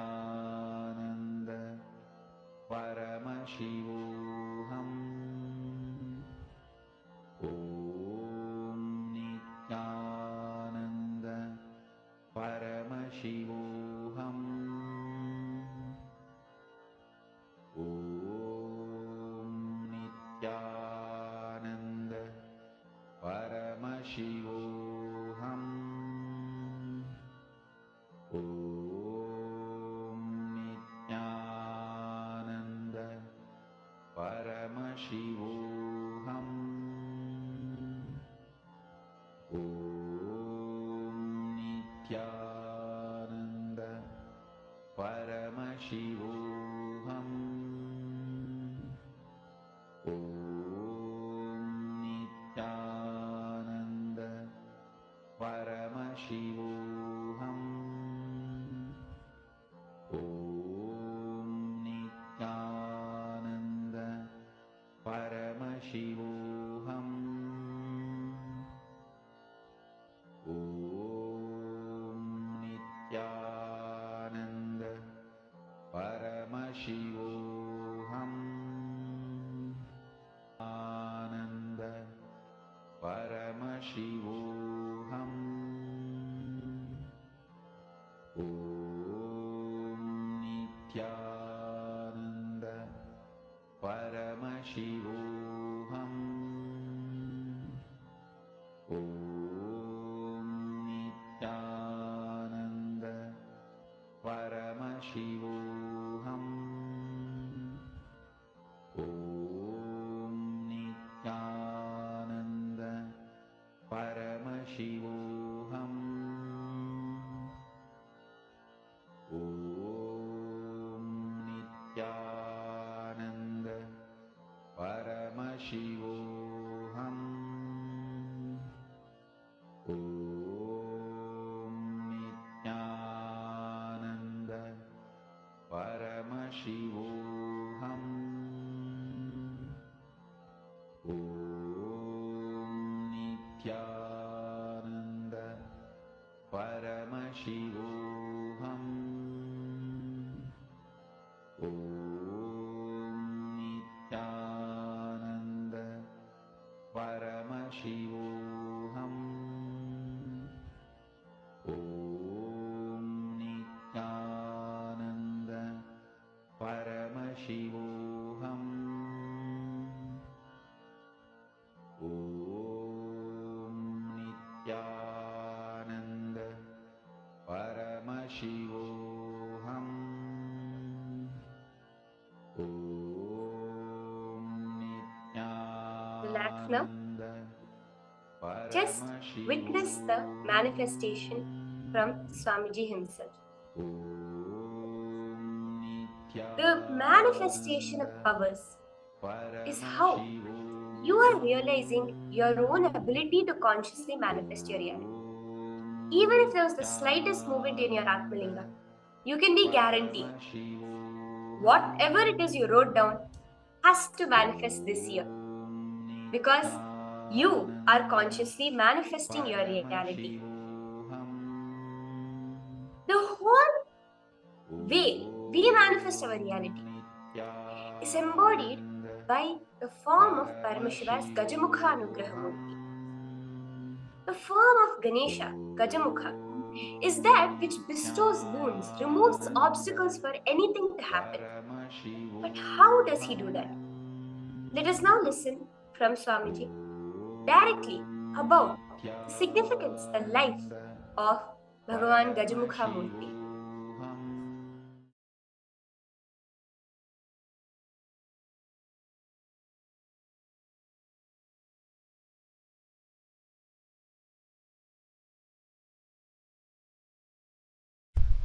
First, let us receive Parabrahma Swarupi, Sadashiva Swarupi, Mahaganapati's blessings on his appearance day. Ganesha. He embodies, symbolizes spontaneous completion celebration. Listen. Spontaneous completion celebration. Just see him, you will be joyful. He's embodiment of joy with a big belly and nicely sitting and nicely enjoying food. You can see this very form very clearly shows he's a worry-free guy and no worries, no sufferings, no pain, nothing.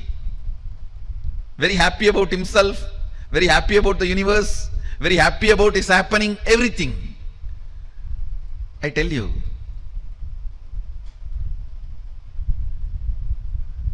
his very way he appeared, the way he happened, if you see the whole story, very casually, Devi just puts her muscle memory, the mixture of haldi and, I don't know what do you call in English, the aravanam in Tamil they say, the leaf you make as a paste and decorate on your mehendi, they call it. The haldi which she applied on her body and the mehendi, she just pulled both of it out with her muscle memory and makes Ganapati and breathes life into it, and the child is playing around outside. She says, I'm going for a bath, just be here. Then Sadashiva walks in. Some of the stupid interpretations say Sadashiva did not recognize his own son. How can it be? Who recognized the whole universe? How can it be? No. He knows he need to add his part into him.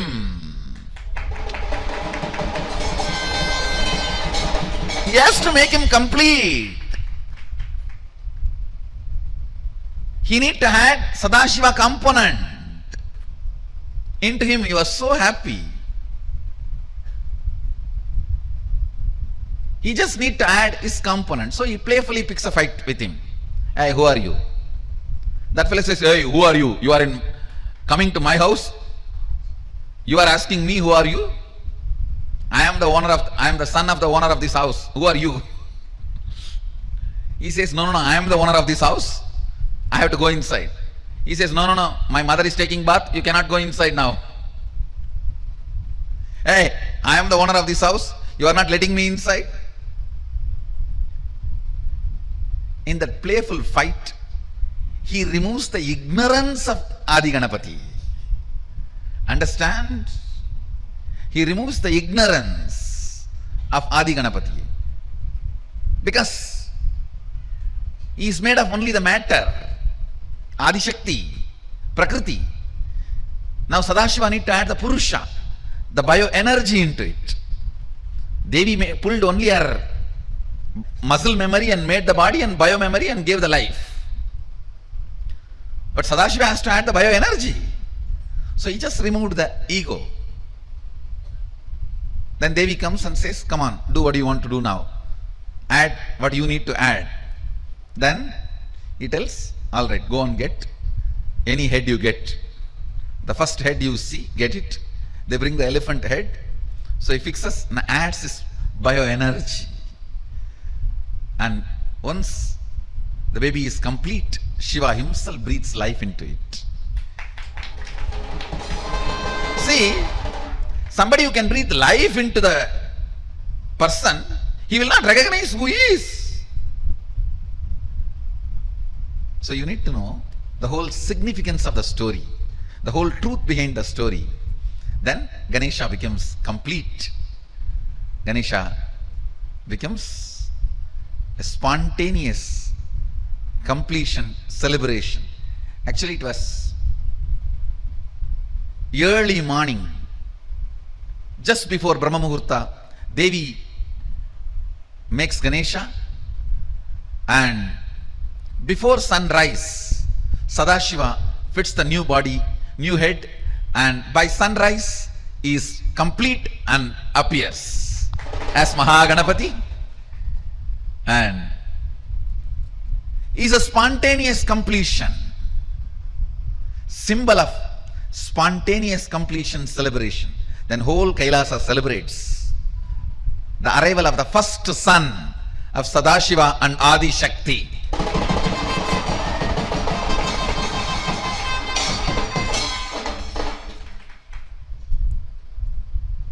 Is the embodiment, symbol of spontaneous completion celebration. Today, let's invoke His grace, let's invoke Him and bring spontaneous completion into all our incompletions. Let your idea about your body be based on completion. Let your idea about your mind be based on completion. Let your idea about your wealth be based on completion. Let your idea about your health be based on completion. Let your idea about your beauties be based on completion. Let your idea about others be based on completion. I'll explain now from Akashic records as it has happened. Parashakti decided it is time to manifest Ganapati, means who will guide and lead all the Shiva Ganas. So she was making the body for that being from her own muscle memory and biomemory. While she was making, she decided Paramashiva has to come and add the bioenergy. She leaves that body and goes for bathing to get ready to do puja and invoke Paramashiva to add bioenergy into that being. But by the power Parashakti herself made, that being become alive and started moving around before even Paramashiva added his bioenergy, because of the power of Parashakti. But that being has not yet become fully conscious. It started moving around, but not yet become fully awakened. So it did not know who is father, who is mother and all that. That is when Paramashiva came, it tried to stop. Paramashiva tried to tell that being, hey, I have come here to add my bioenergy to you. And me and Parashakti has to sit now together and complete you. You are potential, but you have to flower. But the being was not that conscious or ready to understand. And it was just trying to throw some simple tantrum. As a cute baby. Then Paramashiva understood he has to now cut the head and add forcibly the biomemory of Parashakti and bioenergy of him into the being to make that experiment success. So it is a simple experimental success strategy. To make the experiment success, it is a simple strategy he has to do. I should say it's a most non-violent decision Paramashiva made. He did not kill Ganapati.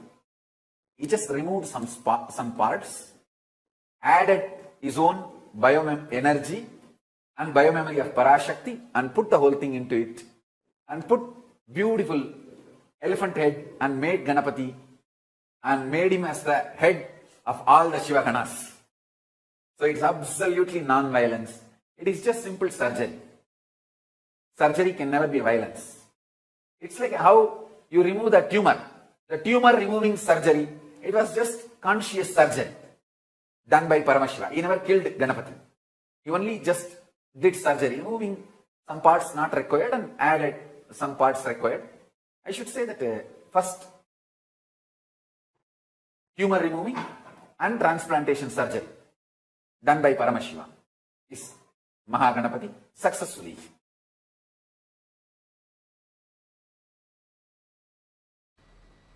Listen very sincerely. I need your listening completely for next 1 hour. Because I'm going to narrate one of the beautiful incident happened in my life. Me feeding Ganesha with 4 tattvas.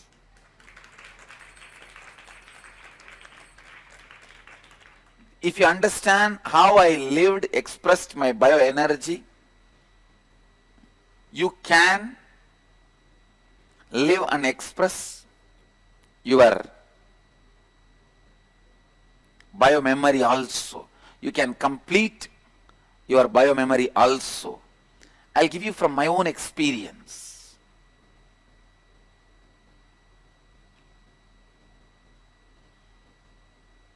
At the age of 3, I think my 3rd birthday,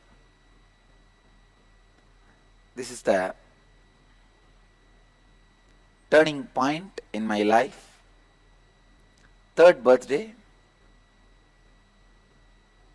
when my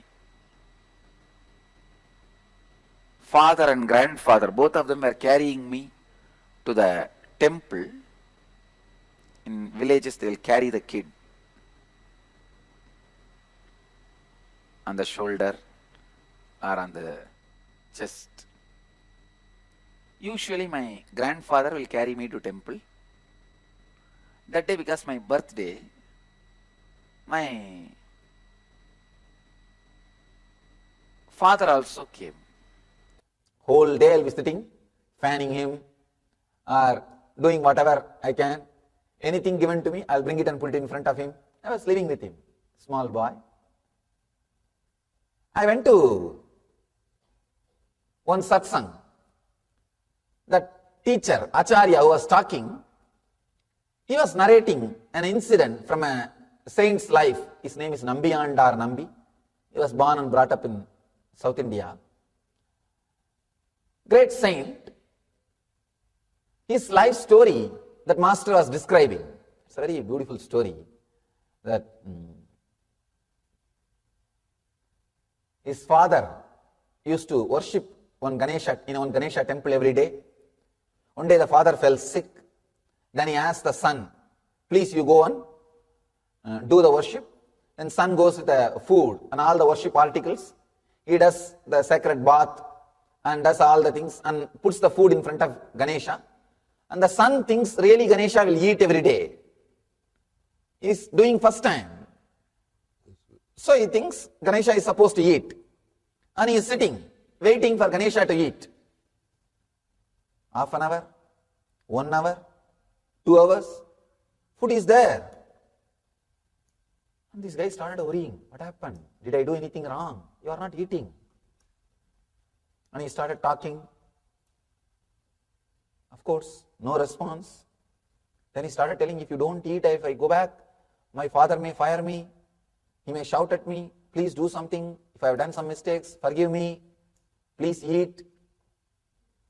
Of course, Ganesha is very silent. If they start eating, who will put the food in front of them? Anyhow, he was silent. Then he became very serious. The Nambiyandar Nambi, the saint, he became very serious. He said, no, you have to eat. Please eat. Otherwise, you can see, some very difficult time, suddenly you decide, I'll be very straight and honest and dharmic. I'll not bend.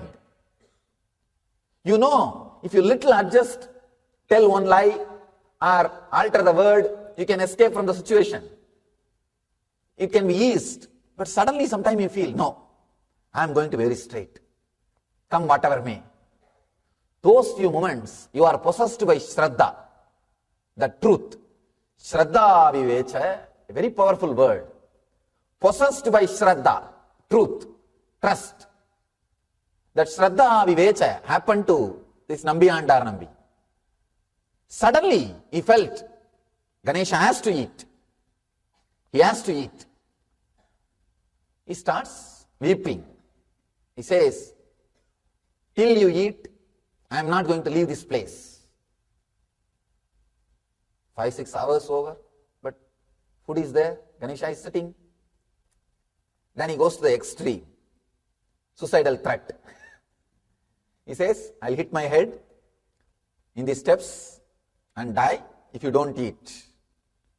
and starts hitting his head. He just knows that Ganesha is going to eat. He started hitting his head, and the story says suddenly Ganesha appeared and ate the food and blessed him. And that saint, that small boy, he goes back to his father. Father asks, what happened? Where is the food? He said, Ganesha ate. Father could not believe. Ganesha ate or did you eat? He said, no, Ganesha ate. If you want, come. I'll show you. Then he takes the father. There, the father sees the mouth of Ganesha, the food, the remains. The story says, father fell at the feet of the son, said, all these years, I was only doing it as a ritual. You made it as reality. You made it as truth. When I heard that story, I was shocked. Suddenly, I felt, then why is this, my Ganesha is not eating? I am being cheated. I ran to the house back. My family used to live just near the temple. I ran to the house back from the temple because I was listening to the story from the temple.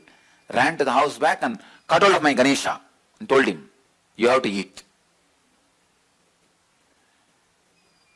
I tried all my storytelling, everything to Ganesha. He did not budge. He did not eat. Next day I was sitting and thinking, what to do? This guy is not eating. By now I developed the idea is now then my Ganesha is adamant.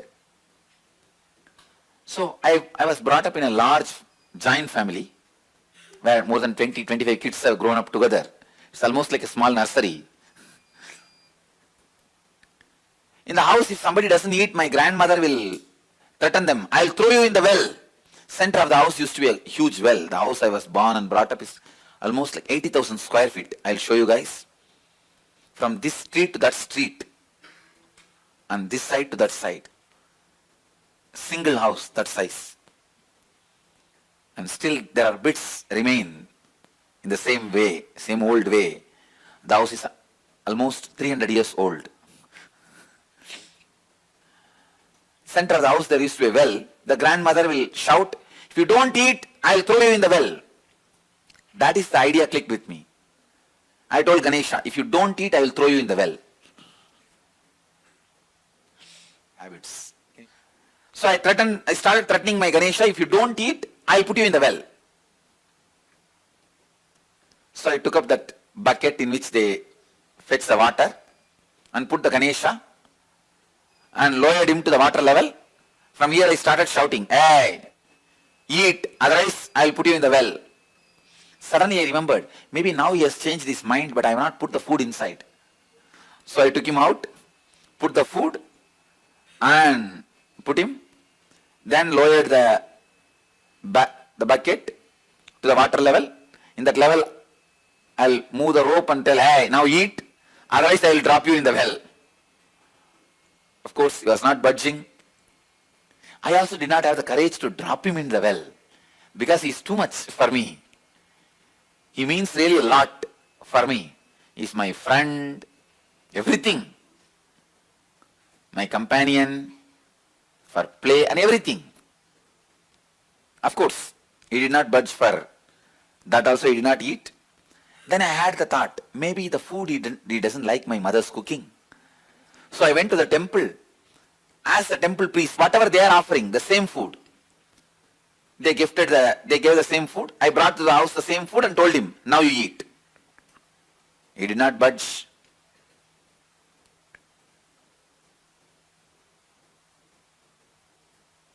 Suddenly, while I was arguing with my Ganesha, it clicked. That saint, when Ganesha did not eat, he tortured himself. But here, I am torturing Ganesha. How will Ganesha eat? That click. I can say, that click was the turning point in my spiritual life. I decided, I will not eat till he eats. I will not torture him anymore. So I put the food, sat. 2.5 days as a 3-year-old child, did not eat, sleep, just I'll sit. Even in those days, very stubborn. The will was so strong.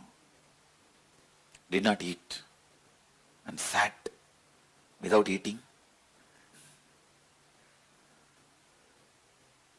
It was a very strong experience. I could see very clearly Ganesha appearing, and I fell into a kind of an altered state of consciousness. I could see very clearly Ganesha ate.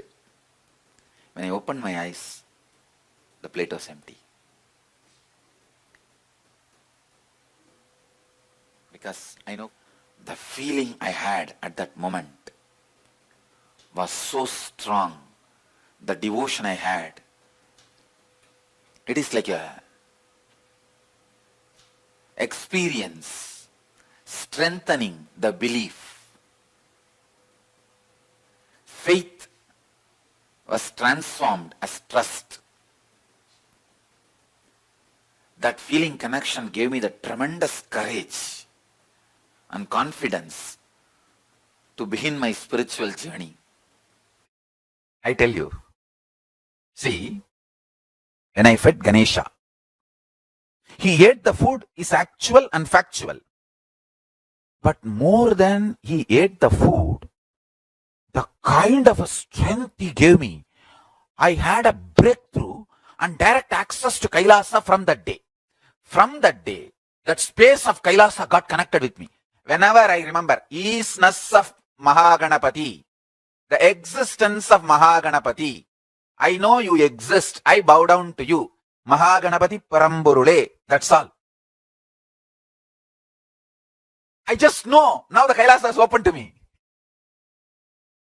Then from there I will call Durga, come. Oh Shiva, come. All of them will open up. Actually, this is the secret I am revealing. This is the way I invoke all of them during the mandala process or any time, any puja, any prana pratishta. First, actually, Ganapati only opened the door of Kailasa to me through the Nityatva, means showing he exists. And I tell you, all of you also, pray to Ganapati.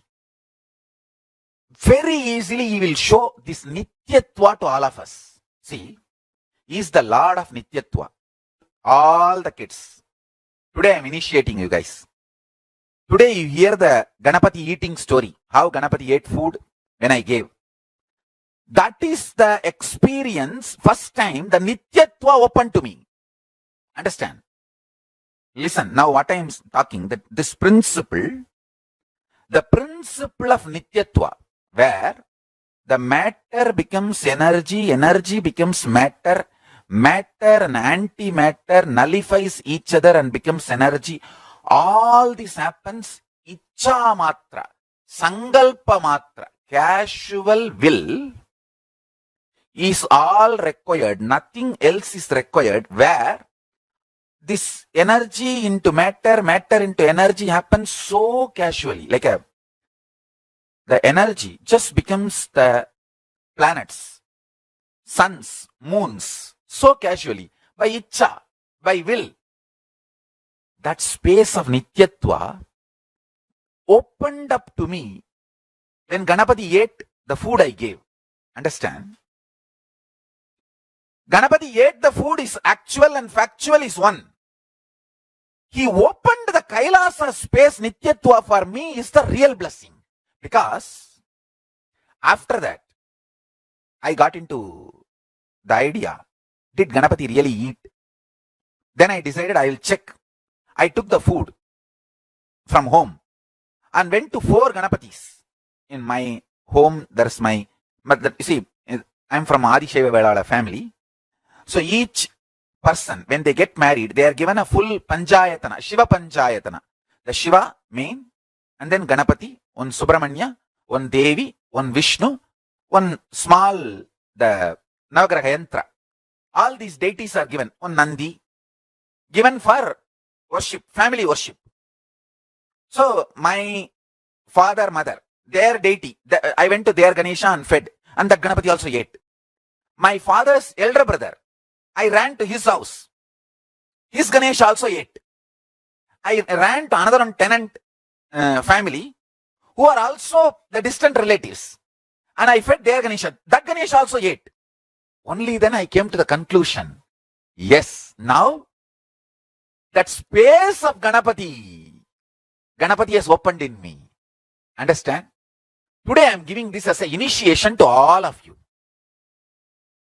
Meditate on the space of Nityatva. I'll describe again. What is Nityatva? Understand?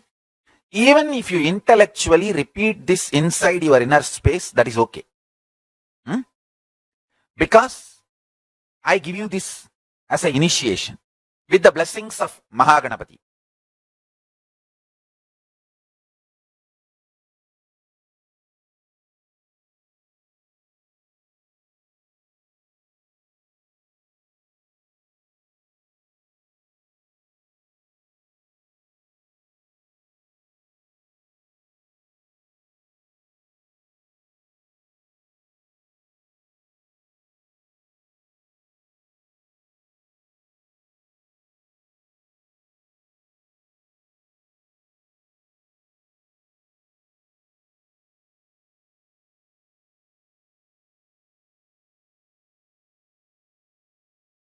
Listen, just now I took his permission. Ganapati not only gave permission, he gave the blessing. Just now he gave me the commitment. All of you who are watching the satsang now, if you feed Ganapati, he will eat and drink. He gave the commitment just now. And show you the glimpse of the Nityatva, what I am talking. Listen carefully. It's really exciting blessing. I'm telling you, all you guys are really going to see the miracle today. Whoever is attending satsang now live, you guys are blessed. Really blessed. Because you are going to see the miracle today.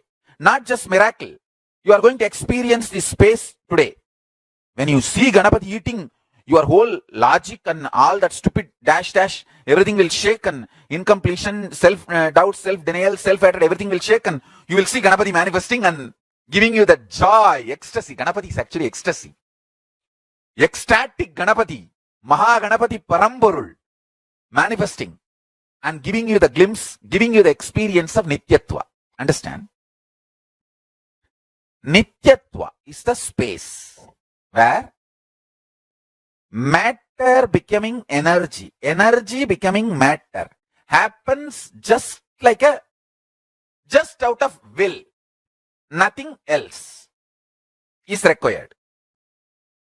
Matter becoming antimatter, antimatter becoming matter, or matter and antimatter nullifying each other and becoming energy.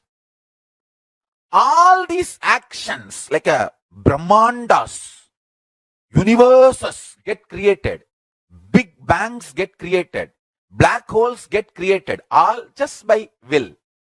No effort, no other things, just by will it happens.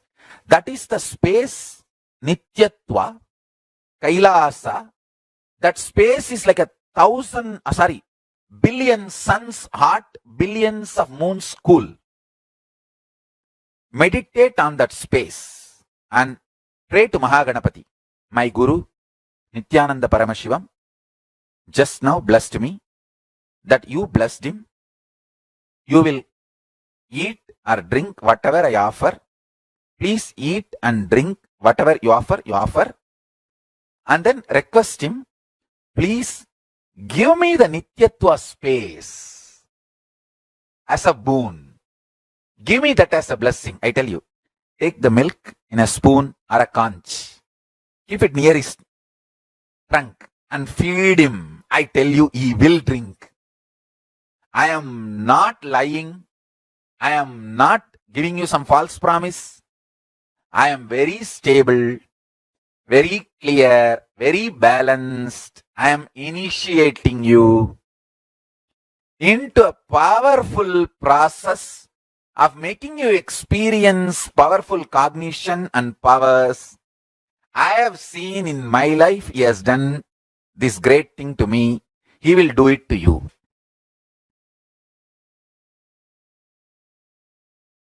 I am telling you.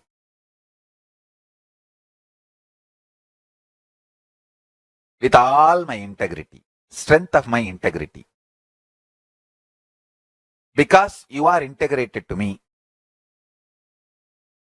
I give you this with all my love. Because Mahaganapati has blessed and initiated me just now. Just now also, again I took permission from him. Not only he gave permission, he gave blessings.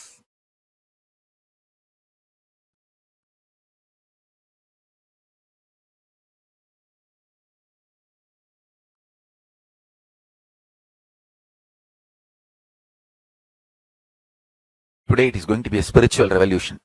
In thousands of places, Ganapati is going to eat and drink.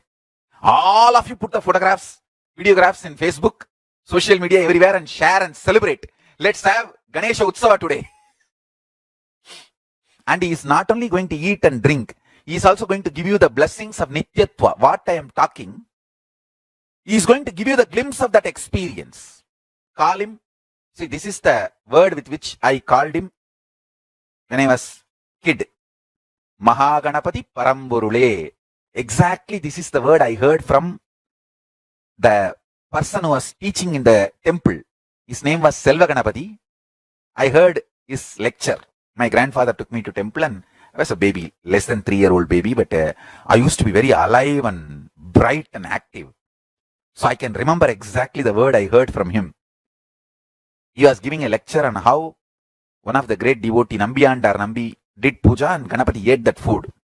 So I came back and started imitating, wanted to repeat the same thing. That's when Ganapati blessed me and he ate and all that.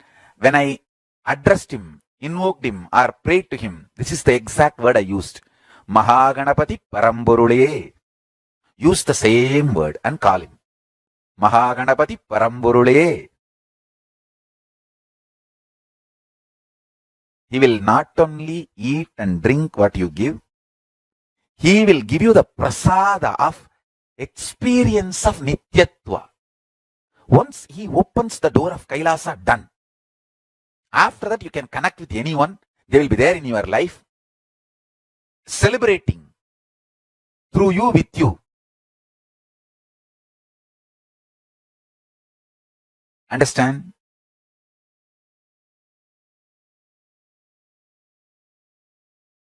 Listen carefully.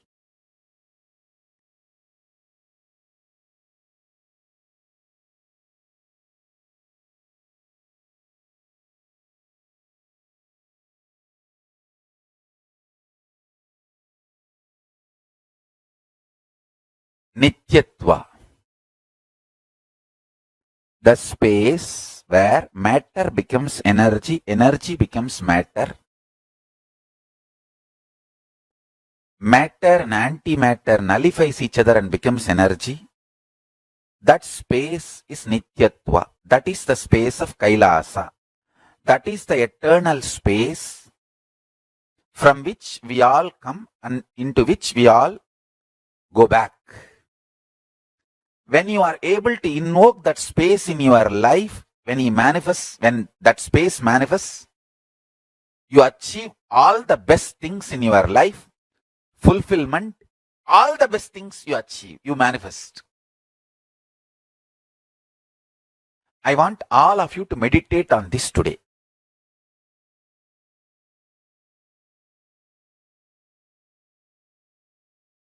Ganesha, when he ate food, he opened that space for me.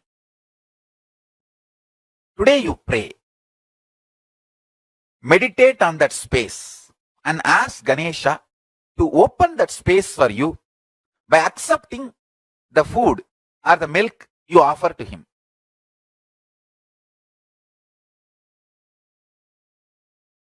Not only all the kids, all of you who are watching this satsang now live can do this, because Ganapati blessed me now.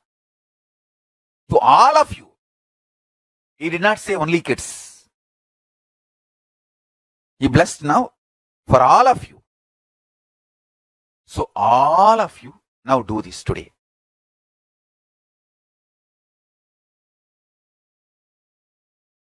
Only human being has the capacity to play with Paramashiva, super consciousness, like a clay. I tell you.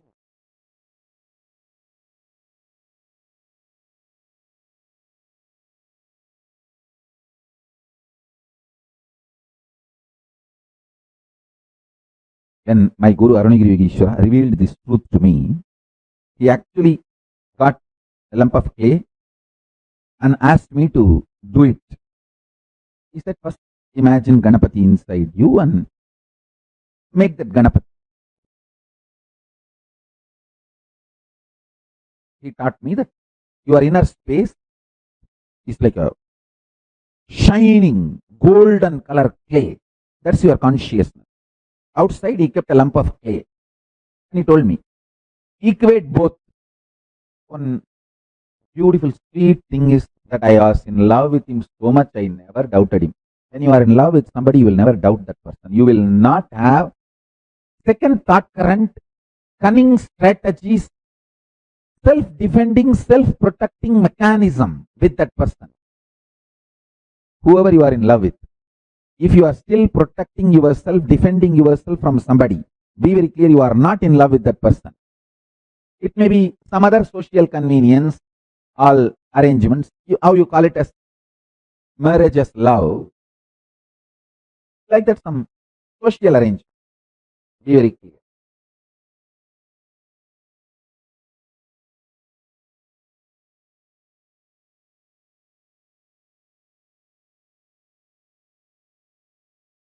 When you are really in love, you will be in such space, you will never, not only you will not defend yourself from that person, you just know you don't need to defend yourself from that person. He will be your security, protection. When I see Arunagiri Yogeshwara, I know he will not only not harm me, he will do everything to protect me and my interest.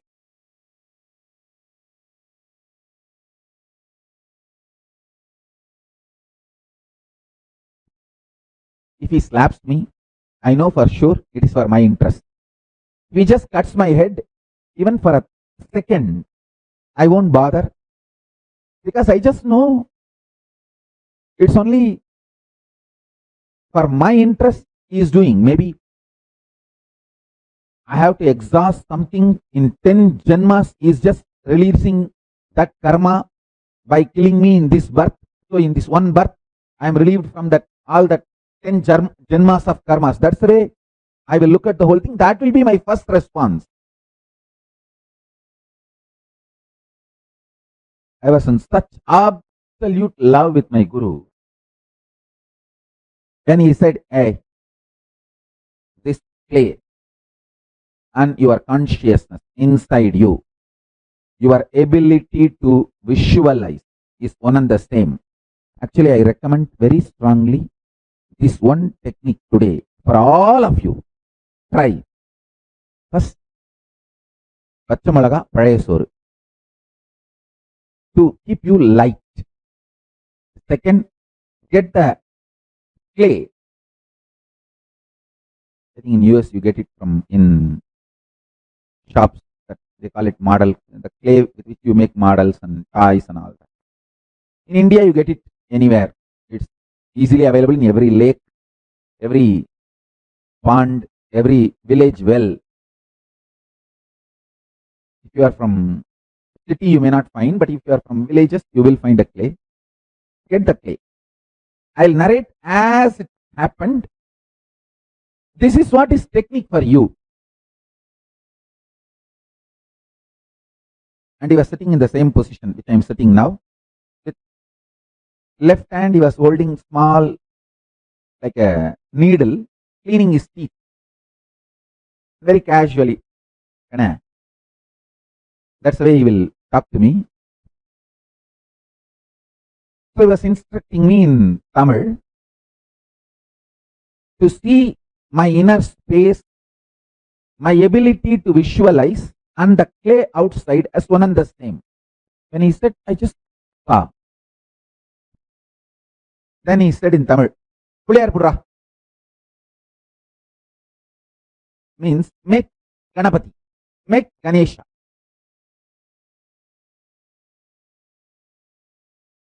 So I started doing Ganapati. I could see very clearly inside my inner space I am visualizing, and that is what is being reproduced by my hand externally on the clay.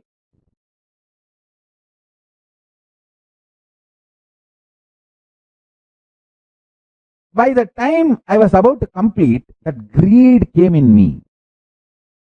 Wow! Now Ganapati is going to manifest in me, because inside that gold color conscious Ganapati is ready. So without even completing, it's the completion of a idol or a statue in Hindu tradition means the eyes should be open. That's the final touch. The eyeball that will be opened, that is a completion. Without completing it, due to this greed, I took my hands off from that clay and started seeing inside. Wow, Ganapati is sitting. And I saw slowly it started melting down.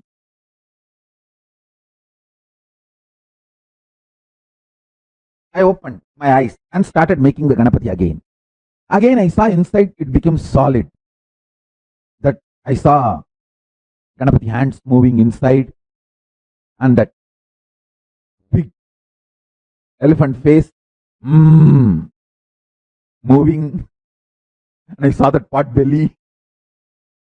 And I put a snake around the pot belly, and I saw that snake becoming alive.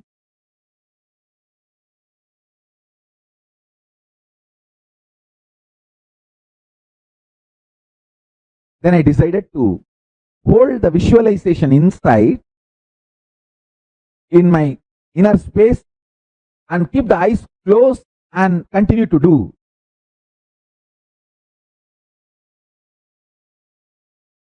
Maybe 10 or 15 minutes.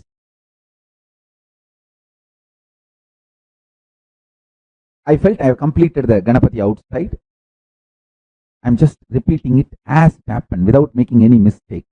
I just want to put this on record so it will be useful for all of you, because every small detail matters. And finally I opened my eyes and put the eyes for Ganapati, opened his eyes. The three eyes supposed to have. Ganapati is considered to be three-eyed. All four of them, Ganapati, Subramanya, Paramashiva, Parashakti, all four of them are considered as three-eyed in Hindu tradition. So I put Ganapati also the three eyes and opened all the three eyes. And I was very happy that Ganapati is complete. In few minutes, I saw inside, because of that greed, Ganapati should manifest, I started having fear, because the greed and fear always comes together. I tried to possess that form inside, that Ganapati's form. I saw when I tried to possess, it was just melting down. The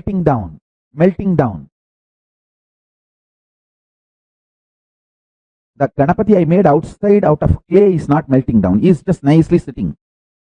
Pudichu vecha pullarnu solluvom Tamil. Means the Ganapati you made him sit, he is sitting there nicely. But the Ganapati I made inside is melting down, not stable. I opened my eyes and looked at him, Arunagiri Yogeshwar, sitting beautifully and with one corner of his eyes, enjoying the whole thing I am going through and cleaning his teeth. He will always get a small neem stick, ask me to get the neem stick, and that neem stick will pick up one small piece, and then with that neem stick you will be going on cleaning. All of you should develop the habit of cleaning your teeth. Your tooth cleaning, that stick should be neem stick. Once in a while you should also bite that and take the juice inside. It will be very healthy form of keeping your, not only will be very high. If you taste neem, if you start tasting neem, the dental hygiene, the tongue, teeth, lips, the whole hygiene of the mouth will be very high standard, very high quality.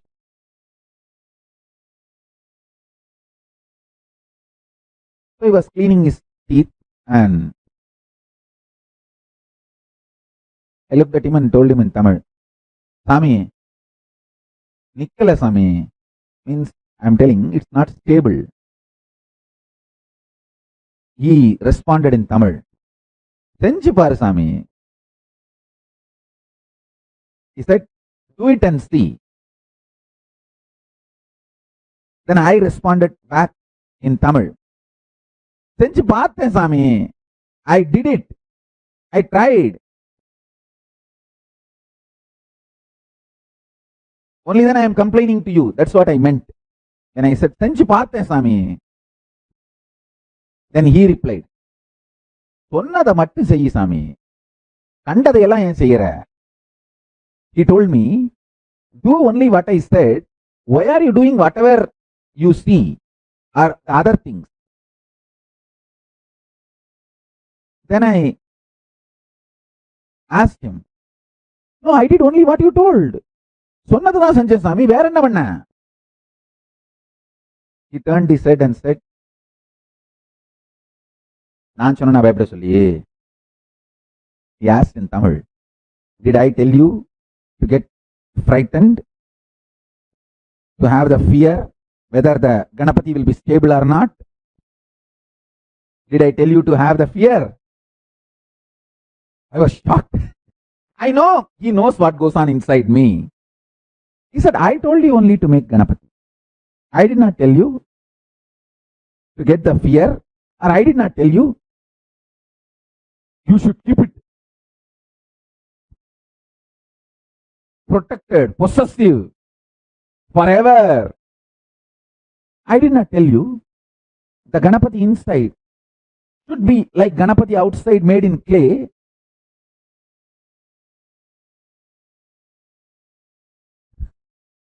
I just realized I did, which he did not tell.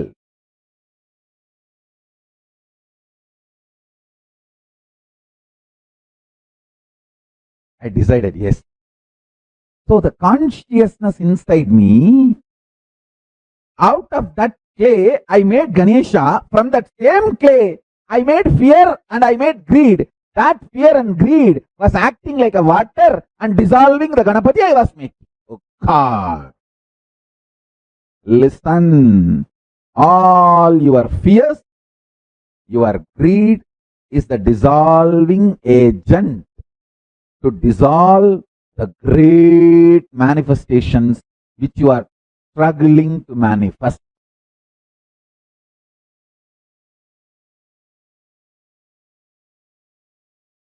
I looked at him. He smiled and told in Tamil, Senjiter Sami, Sariya po. It means, do it again and again, it will become all right. That is the keyword. Do it again and again till you stop doing what is not told to you. I have not told produce fear, greed, try to hold on. No. Till you stop doing what is not told to you, go on doing what is told to you. That is what I call it as Paramashanta Swarupa. It just clicked. And I was making Ganapati. I was very clear. Neither I need to be greedy about possessing him, nor I need to be afraid he may melt down. So the clay and my consciousness is one and the same. Let me do it. The moment I stop creating dissolving agents called fear and greed, what I created in my visualization consciousness inside and manifested outside as deity simply become manifestation inside.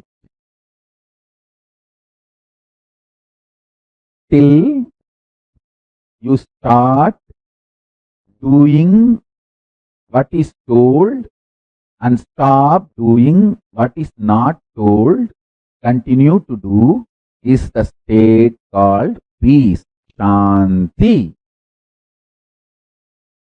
When I say Shanta Swarupa, Shanti, peace, unclutching, the state of Nirvikalpa Samadhi inside you, I mean exactly this click, this experience which my Guru gave me. And it is not difficult. Be very clear. If you start creating the idea it is difficult, you are doing what is not told. Too simple.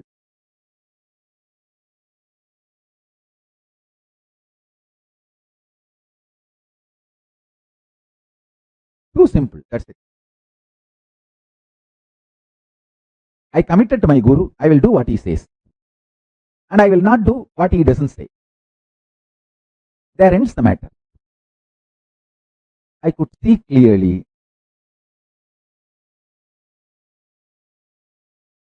Simply Ganapati manifested.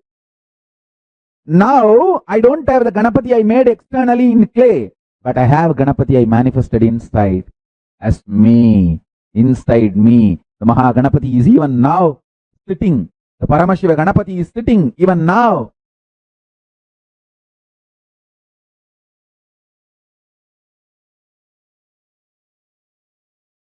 Smiling, waving his head, blessing. He's sitting even now inside.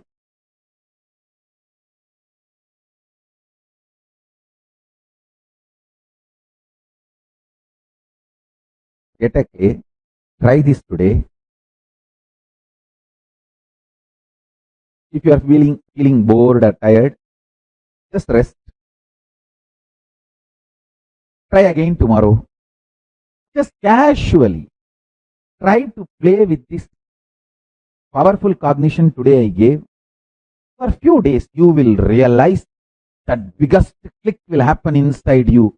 Your unnecessary, stupid fear and greed, and you giving life to it, is the reason for why you are not manifesting what you are supposed to consciously manifest.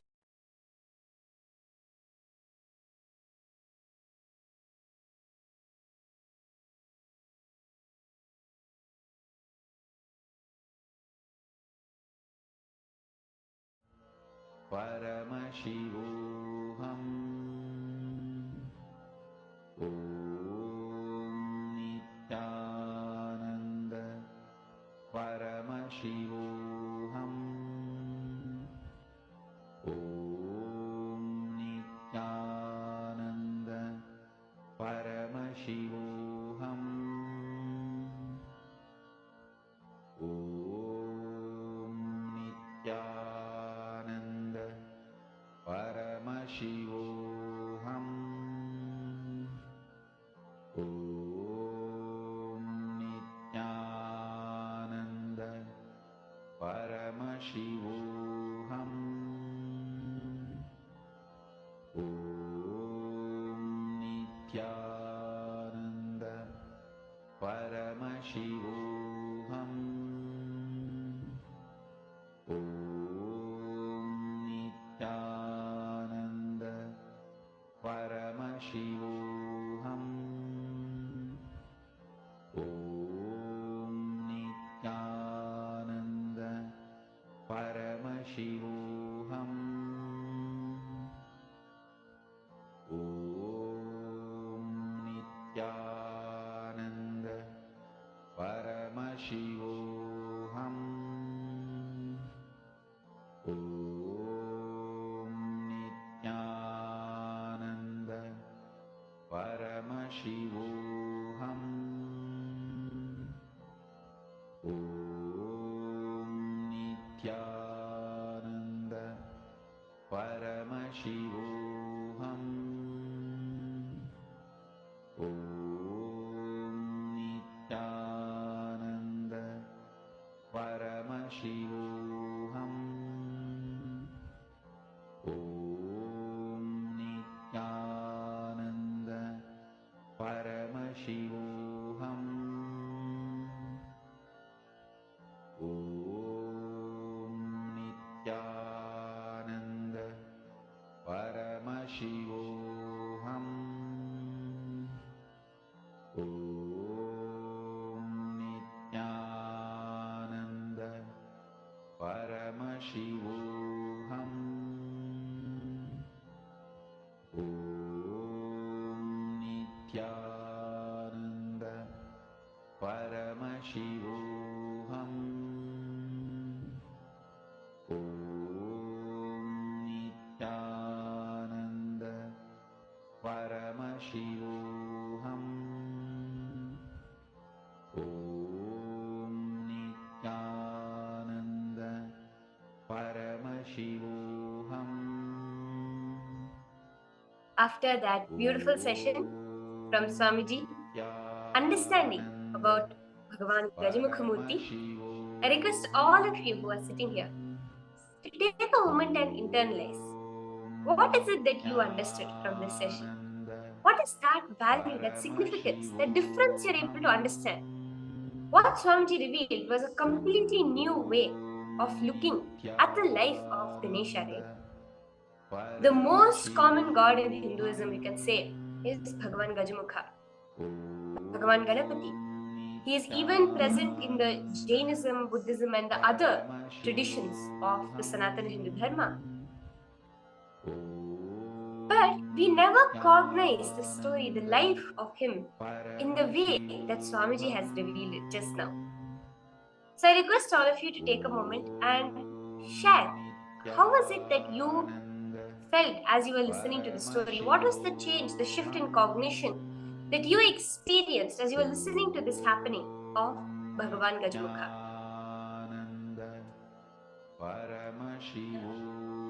Yes, I request all participants first what to understand you get on this beautiful truth which Swamiji spoke on Bhagavan Gajamukha. Many of us would have wondered God from this very session that he symbolizes perpetual completion. He symbolizes Nityatva, where the experience of presentness, easiness, being in the completion space. We also know that he is a remover of obstacles. When we pray to him, he removes our obstacles.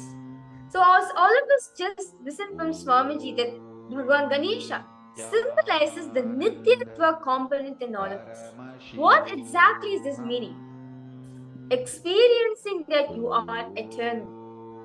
Experiencing that you're eternal and you are in the present moment. As when you're in a space of completion, you experience the space of eternity. You experience lots of completion because you are in the present moment. But most of the time in life, we always move around between our past and future. Bhagavan Ganesha symbolizes this component in all of us. But no matter what happens in your life, be in a present moment. Just remember that experience where Paramashiva's ultimate compassion of removing the head of Ganesha and fixing it back with an elephant head.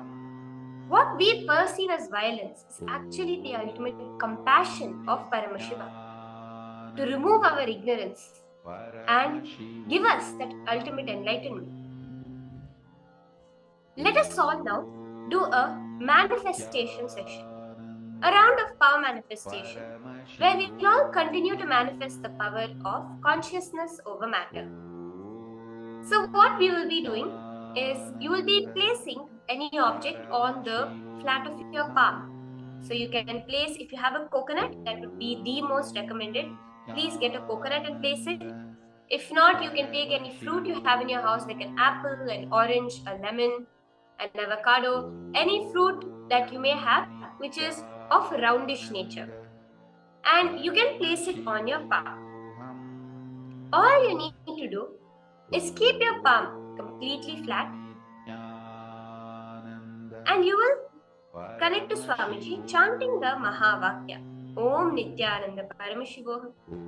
You will see the feeling of aliveness within you and within that object. No longer will that object be as a dead matter, an object. It will become alive for you. So in this manifestation session, let us focus on that. How I exist in my body, let me feel that same existence within this object that I am moving.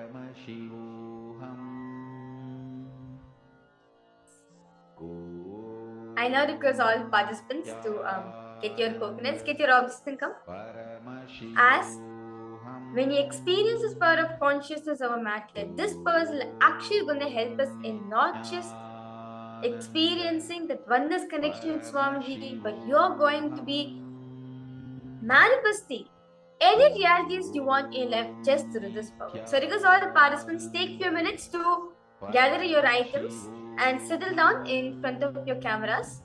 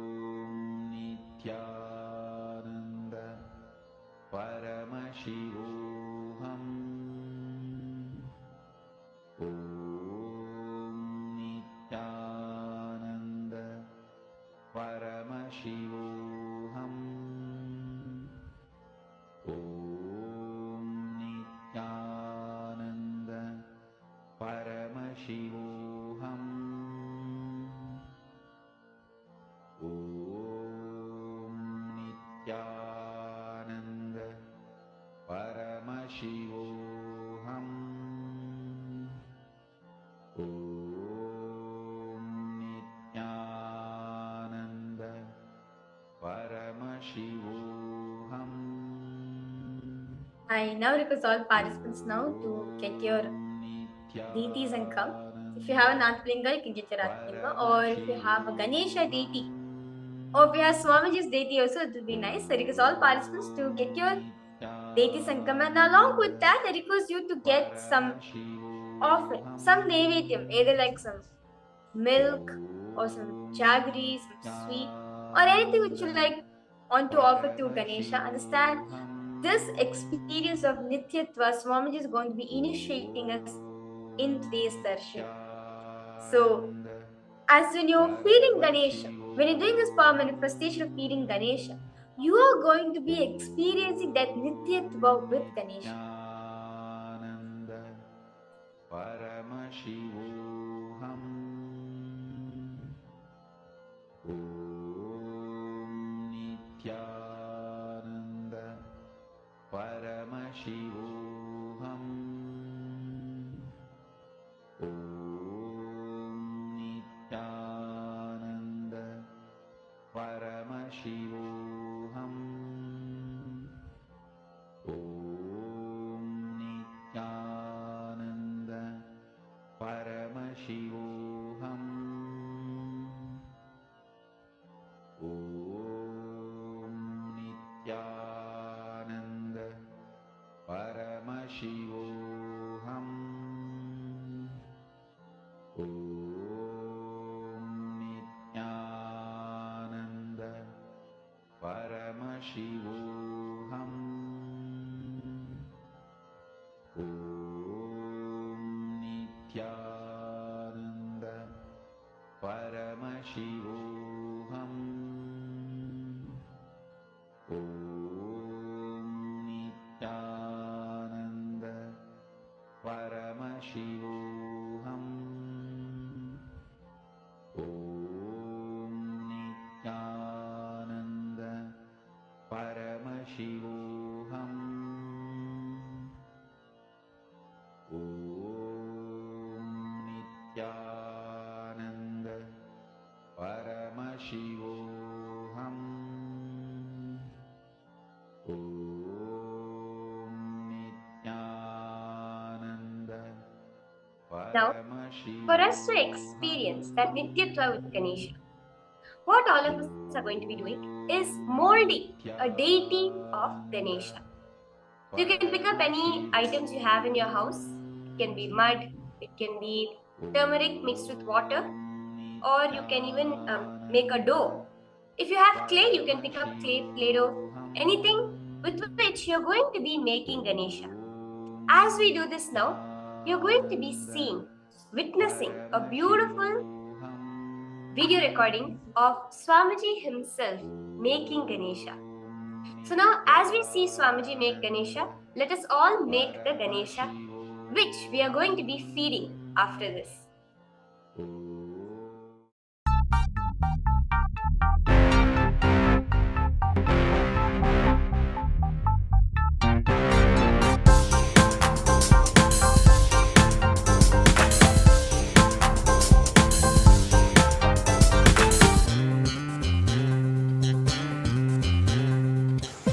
Get the clay, I'll make a Ganesha, and whoever levitates properly, for them it's a gift. I feel up and I feel down. If I could, I would've leave the town. I'm a dog, he loves me more than my wife. What else can I do with my life? All I want, I always got. What for I want, I clean for God. It never stops me from wanting more. Nityananda, show us how we can be in the now. Nityananda, show us how we can be in the now.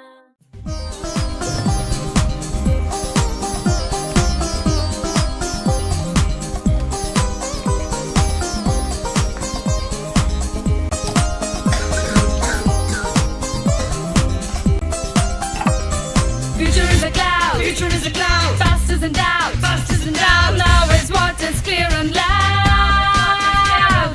Nityananda, Nityananda, Nityananda.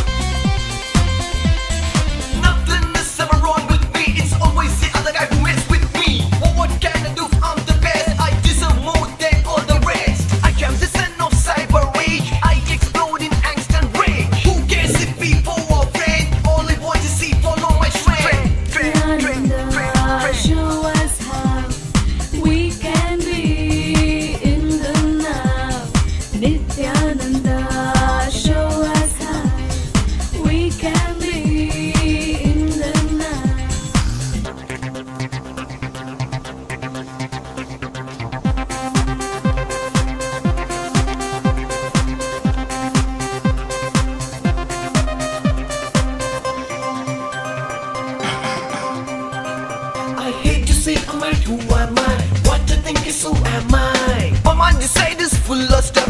Most of the time, hard and rough. I don't even know what doesn't mean. That makes me react well before I see. Stress and anger filling my gut. Twisting, turning, wrenching my butt. Did you see that? You'll show me how. You give the right to know how. What to do when I feel low. I wanna get out of it somehow. I need your help, Nityananda. None other than Nityananda. Nityananda, show us how we can be in the now. Nityananda, show us how we can be in the now.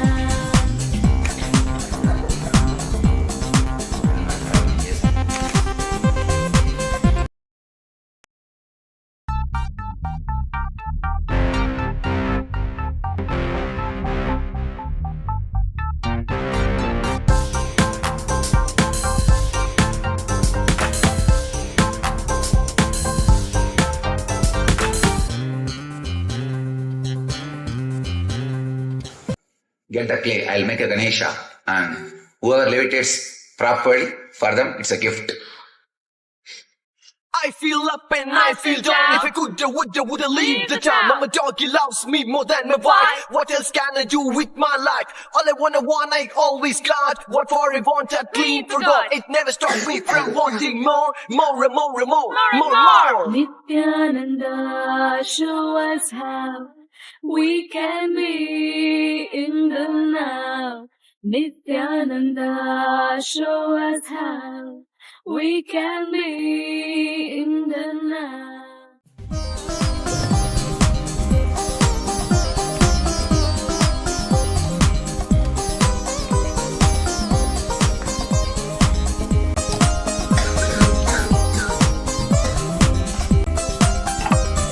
Future is a cloud. Future is a cloud. Past is in doubt. Past is in doubt. Now is what is clear and loud.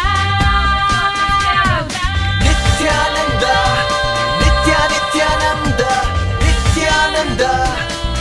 Nityananda, show us how we can be in the now. Nityananda, show us how we can be in the now.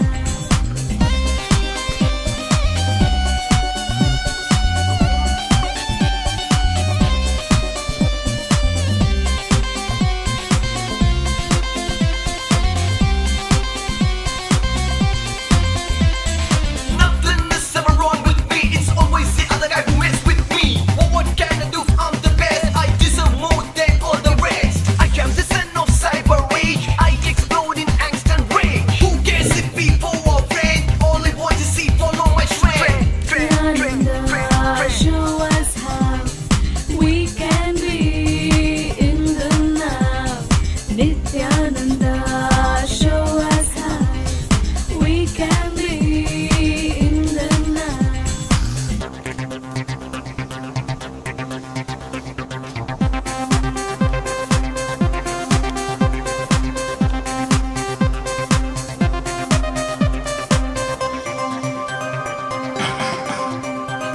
I hate to say I'm like, who am I? What I think is who am I? My mind inside is full of stuff. Most of the time, hard and rough. I don't even know what doesn't mean. That makes me react well before I see. Stress and anger filling my gut. Twisting, turning, wrenching my butt. Did you see that? You'll show me how. You give the right to know how. What to do when I feel low. I wanna get out of it somehow. I need your help, Nityananda. None other than Nityananda. Nityananda, show us how we can be in the now. Nityananda, show us how we can be in the now.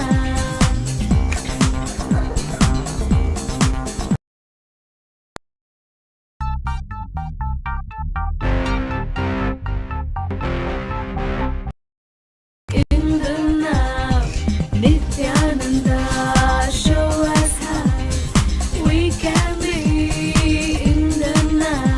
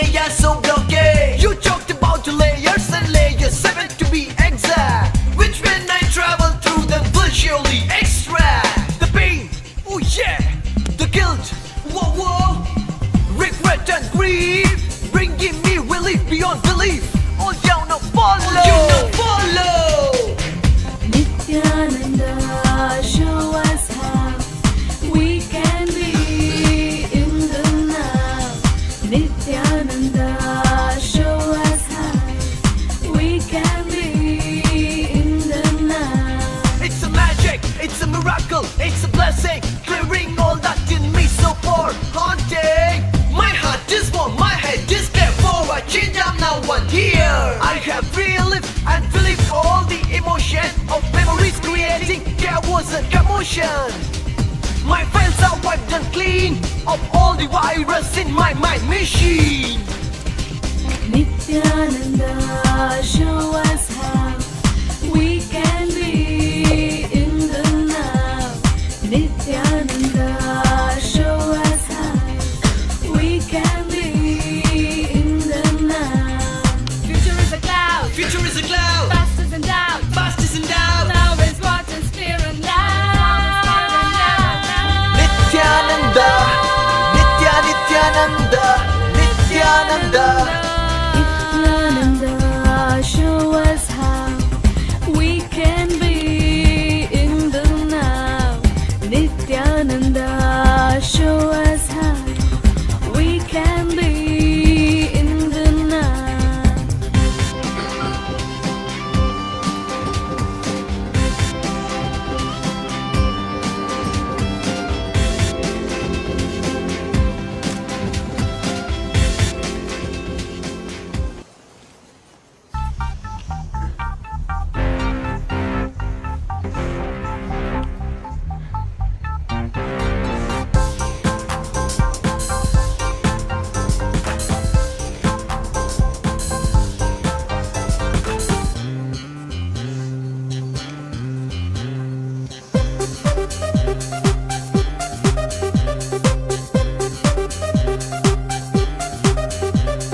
I feel up and I feel down. If I coulda, woulda leave the town. But my doggy loves me more than my wife. What else can I do with my life? All I want, I always got. What for I want, that clean for God. It never stopped me from wanting more, more and more and more, more. Nityananda, show us how we can be in the now.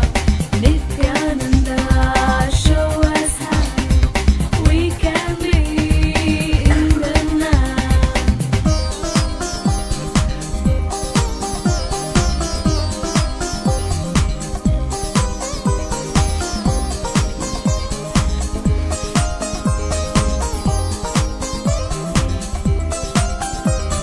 Future is a cloud, Future is a cloud, past is in doubt, past is in doubt. now is what is clear and loud. Nityananda, Nityananda, Nityananda. Nityananda, show us how we can be in the now. Nityananda, show us how we can be in the now.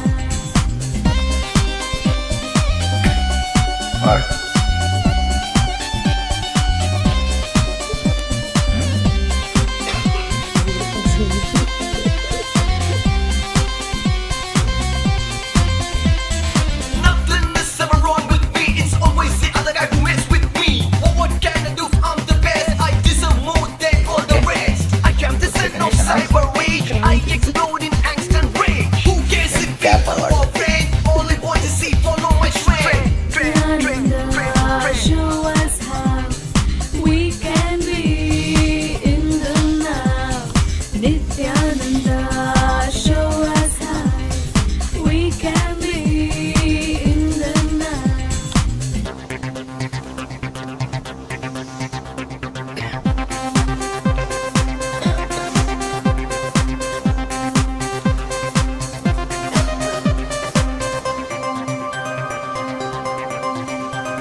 I hate to say am I, who am I? What I think is who am I? My mind inside is full of stuff.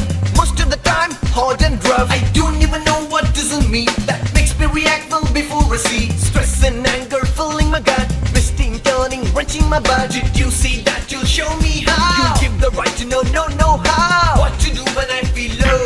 I wanna get out of it somehow. I need your help, Nityananda. None other than Nityananda. Nityananda, show us how we can be in the now. Nityananda, show us how we can be in the now.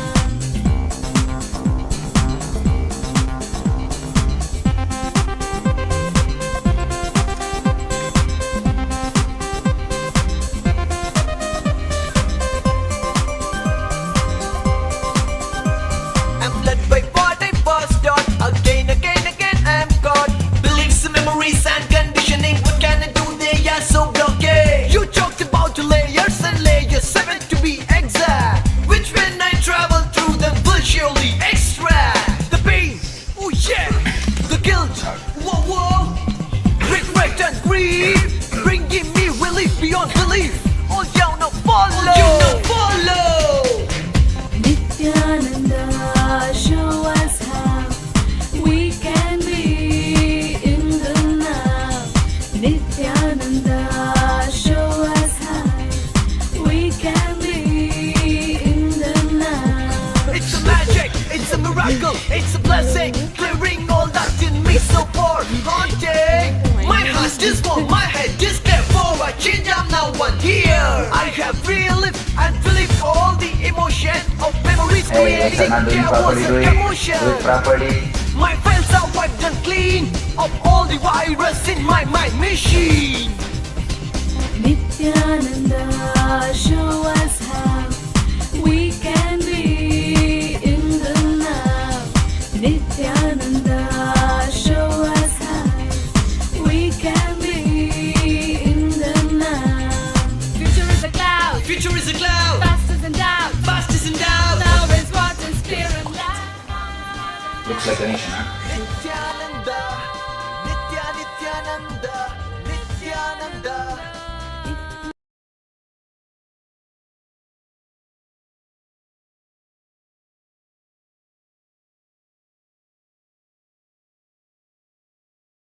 Ananda Paramashivoham. Om Nityananda Paramashivoham. Om Nityananda Paramashivoham. Om Nityananda Paramashivoham. Om Nityananda Paramashivoham. Om Nityananda Paramashivoham. Om Nityananda Paramashivoham. That was very beautiful and wonderful meditation all of us just had with Swamiji was we saw how very beautifully Swamiji was making Ganesha out of his own hands. That is a very experience when you're sitting with a master. The same experience you will be experiencing in today's darshan, the space of Nitya.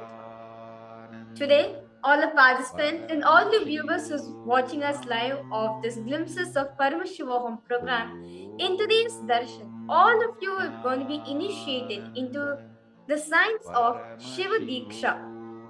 This is a very beautiful initiation given by Paramashiva in the source scriptures, the Vedas and Agamas, where you can experience him in your life, where you replace your aham, your identity, with Paramashiva's identity, which is Paramashivoham. So, let us now listen from Swamiji. What is this initiation of Shiva Diksha? And why one should get initiated into this beautiful science? And how is this science, how this initiation is helpful in a day-to-day life, which constantly reminds us that I am Paramashiva? Let us listen to these beautiful truths from Swamiji himself.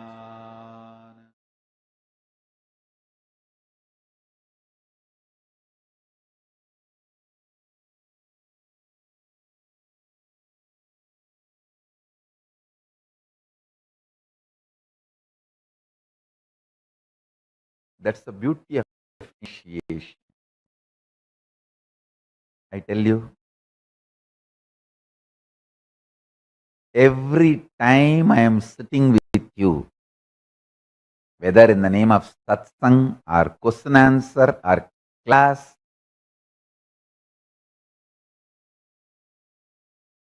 any form, I sit with you guys. It is initiation. whether you see me or I see you, both see each other. Whether it's a question answer or satsang or just sitting and playing, sitting playfully, casually, sipping a cup of coffee.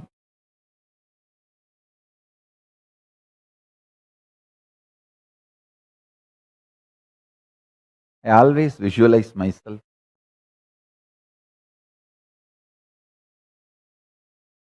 sitting with Arunachala, just with few disciples who are literally my extension. I am their extension, they are my extension. And sipping cup of coffee or tea. Same way, sitting with Ganga, with few disciples who are literally my Anga Devatas, my part, and sipping cup of tea, sitting with Kaveri, with few disciples who are just my extension, Anga Devatas, cup of coffee.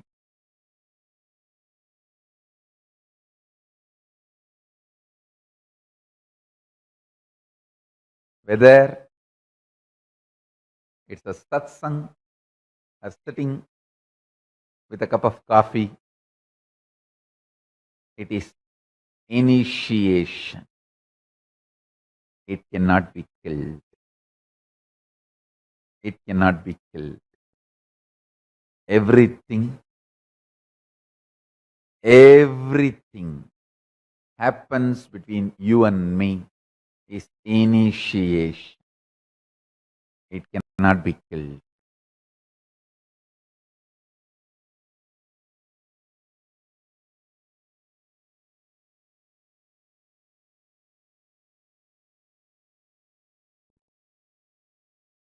Tadadi divyadam tavat shinuyat pabasandadi tena dikshedi vikyada munibi tantraparagaihi. Diksha is the one which bestows divinity and destroys the continuity of restrictive karmic bondage. Hence it is called as Diksha by the Munis and the ones who are experts in the Tantra Shastras. This is Gautamiya Tantra, 7th chapter, 2nd sloka. Let me repeat. Tatadi divyatam davat shinuyat papasantatihi tena diksheti vikyata munibihi tantraparahai parakaihi. Munibihi tantraparagaihi. When it joins munibis tantraparagaihi, it becomes. Understand?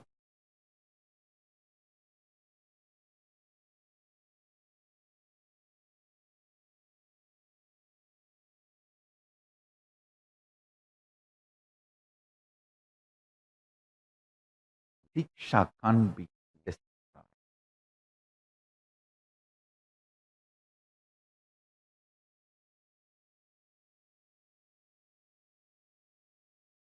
Diksha is Jivan Mukti. Diksha is living enlightenment. Diksha is manifesting Paramashiva.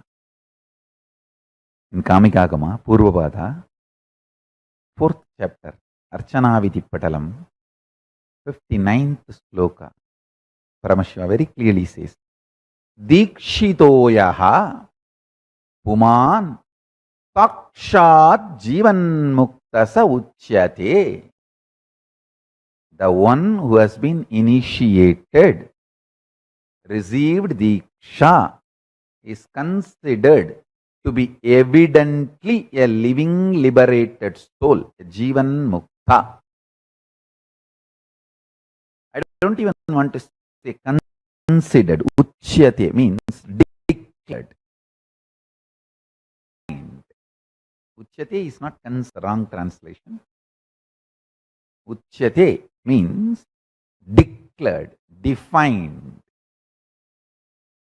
Dikshidoyaha puman sakshat jivan mukta sa uchyate. The one who has been initiated, received diksha, is considered to be evidently a living liberated soul, a Jivan Mukta.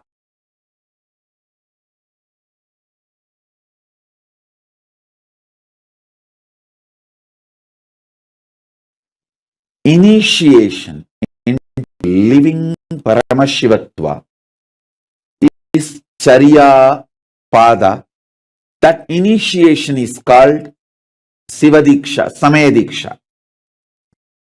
Through the initiation, I am awakening that possibility powers of Paramashiva inside you.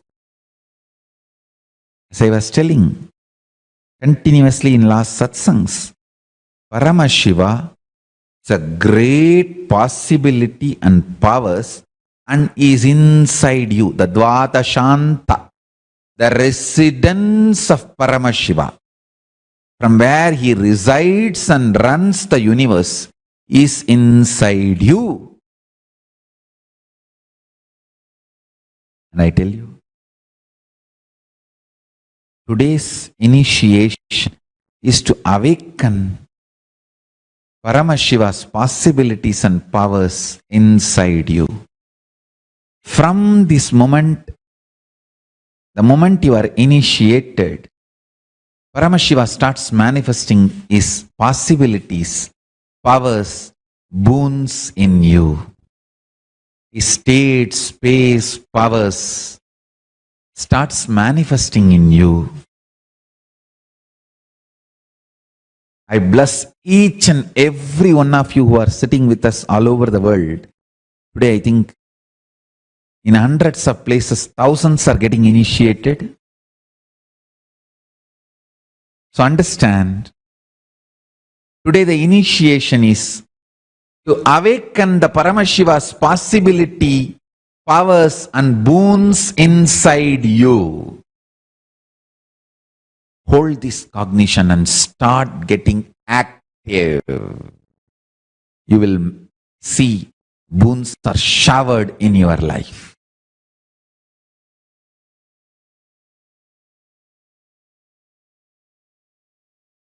Listen. Just these three powerful cognitions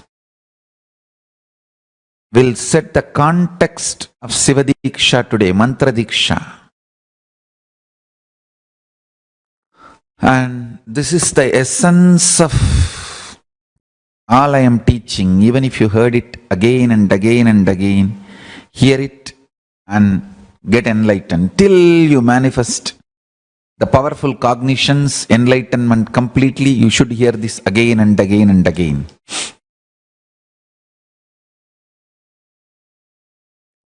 Paramashiva, the God who creates, maintains, destroys, pulls out of delusion and liberates this whole universe and all of us, is real. Is the creator of creation principle.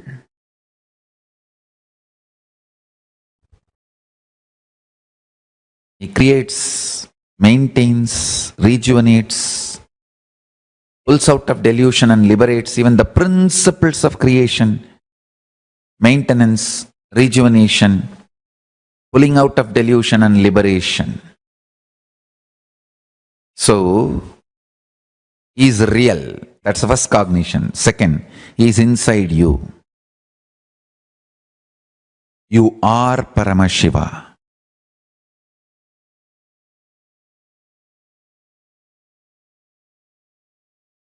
You are not human being having spiritual experience as you imagine. You are a spiritual being having human experience. That's the truth.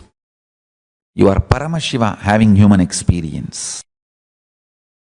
Listen carefully, listen intensely, listen sincerely.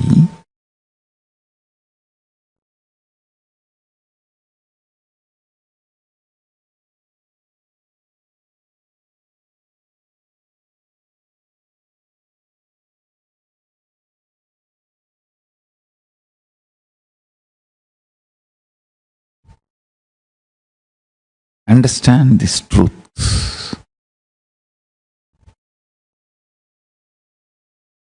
Listen. Listen to these three powerful cognitions. Paramashiva is real. He is in you. When you start connecting with him, cognize he is in you. You will manifest Paramashiva state, space, power, being, superconsciousness, and Sri Kailasa of Paramashiva. And I'm going to lead you all into initiation. Mantra Diksha. Through this initiation Diksha, I am giving 4 boons to you all. 4 things I am opening up to all of you. 1. I initiate all of you into the lifestyle of Paramashiva. Charyapada. I initiate all of you into everyday puja. Anmartha puja. Kriyapada. I initiate all of you into Nityananda yoga. Yogapada. I initiate all of you into power manifestation science. Jnanapada. Let me enter into Sivadiksha.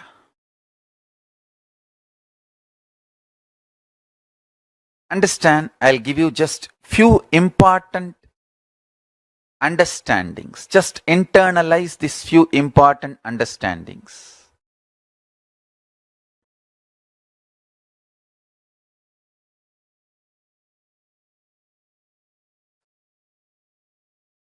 Our inner software, you call it mind, you call it intelligence, you call it any name you use. In Sanskrit, we use the word mana, chitta, buddhi, ahankara. All these words put together, I call it as inner software. Please understand. The inner software you carry functions based on certain patterns and cognition understandings. That inner software can be binding you, torturing you, harassing you, abusing you more and more.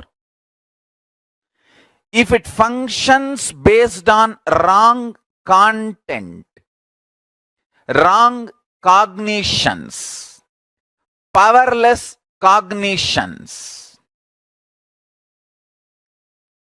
abusive cognitions,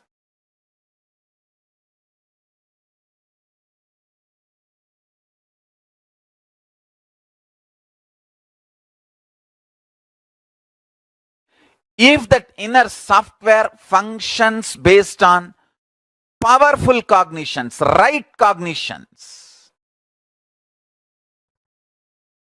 intelligent cognitions, it can liberate you. Understand?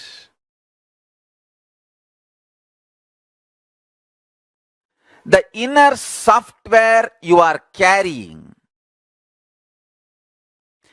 if that software functions on the right programming, powerful cognitions, it can liberate you and make you manifest powers and make you enlightened.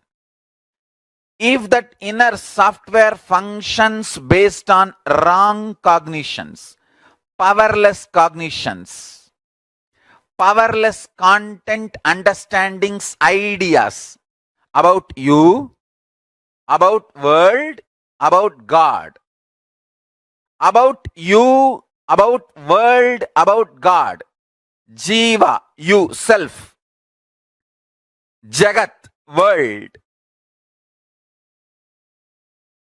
Ishvara, God. About all these three, the cognitions you have, the cognitions, conclusions you have about life, this all forms the core content for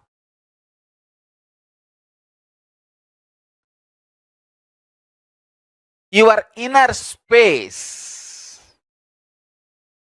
If your inner space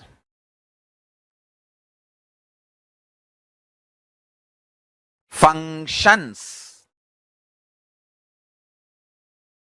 out of powerless thought currents, ideas, cognitions, it can suffocate you, it can torture you, it can destroy you, it can make you powerless, it can do anything.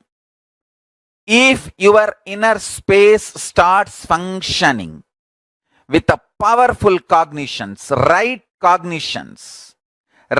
understandings about self, world and God, not only you can become enlightened, you can start manifesting powers. Understand?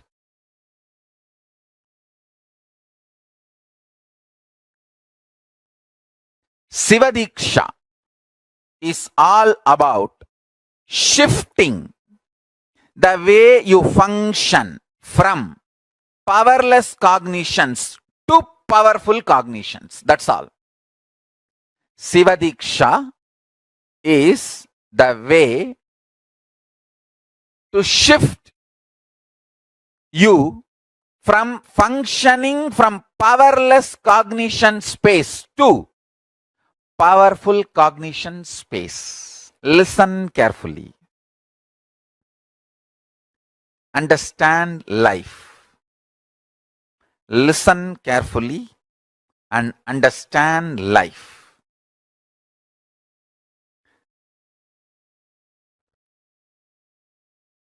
I will repeat. First,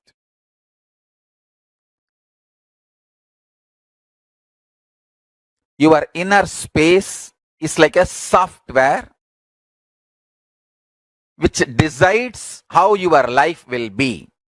That's the first understanding. Second, if the inner space is filled with powerless cognitions, powerless, suffocating, wrong ideas about yourself, about your world, about God, it can be more and more suffocating, make your life difficult. And if start building the content of your inner space, powerful, start functioning from powerful cognitions, truths, understandings about you, world and life, you can become enlightened, manifest powers and all possibilities. Now listen carefully. The good news I have is your inner space can be beautifully reprogrammed. It can be reprogrammed with powerful cognitions. It can be reprogrammed for enlightenment. It can be reprogrammed to manifest the state, space, powers of ultimate Paramashiva. the great news I have is it is too easy.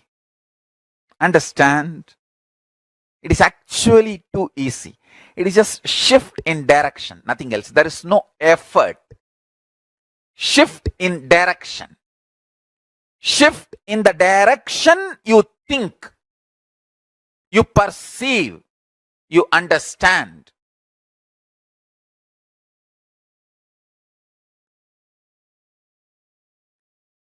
Shiva Diksha is all about giving you that shift.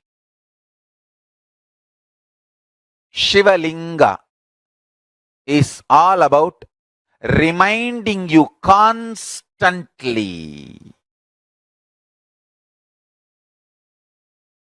that shift and making you start living, manifesting that shift, enjoying, entertaining that shift inside you.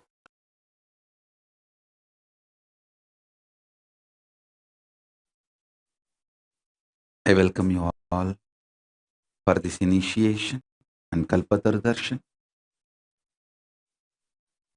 Understand, in Hindu tradition, there are two types of initiation.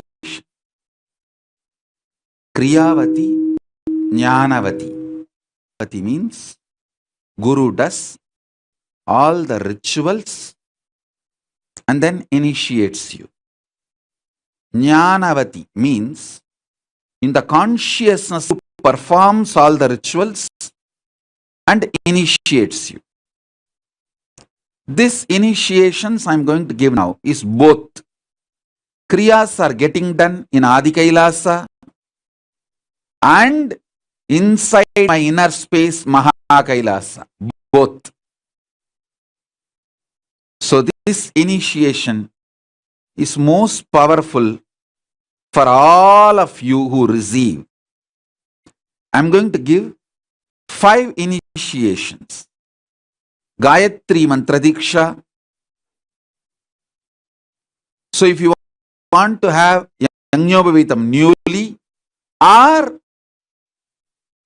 the old one you want to replace, you can get a Yajñopavitam and keep in front of my Atmamurti. I'm going to give you Samaya Diksha, Siva Diksha initiation. So, I'm going to give all the 5 initiations, then Kalpatar Darshan. Gayatri Diksha, Siva Diksha, means Samaya Diksha first level, that is Siva Diksha. So all these initiations, even if you already receive, you can sit and receive now. And attended the Kalpatar program today, you will all have Kalpatar Darshan for sure. Others who are coming, you can put your questions in the YouTube, in the Facebook, live social media. I'll try to give Kalpatar Darshan for this as much as possible. I tell you, every time this initiation is just such an excitement because Paramashiva himself manifests. He gives you the passcode for Kailasa, Mahakailasa. It's directly, you are getting empowered, authorized to be his own. So now, I'll start the initiation. Listen.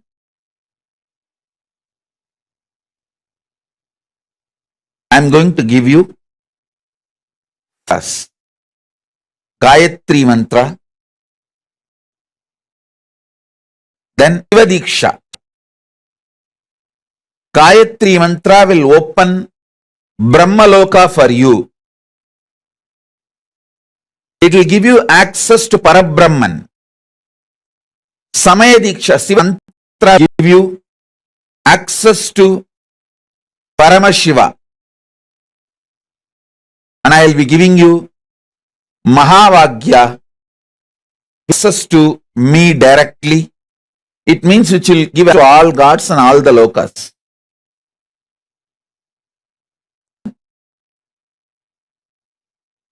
You these keys any time you want. Please listen. I am an extremely sensible person. It is some simple headache and physical or grave dangers and crisis. Crisis or business crisis or life crisis or any crisis. Use this mantra.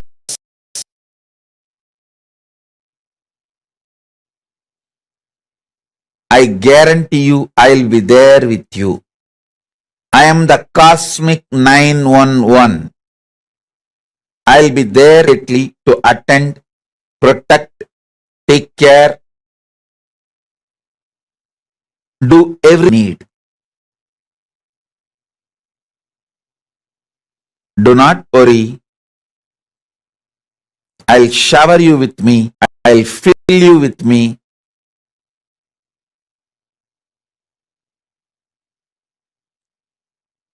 I will manifest me through you. Listen. Listen carefully.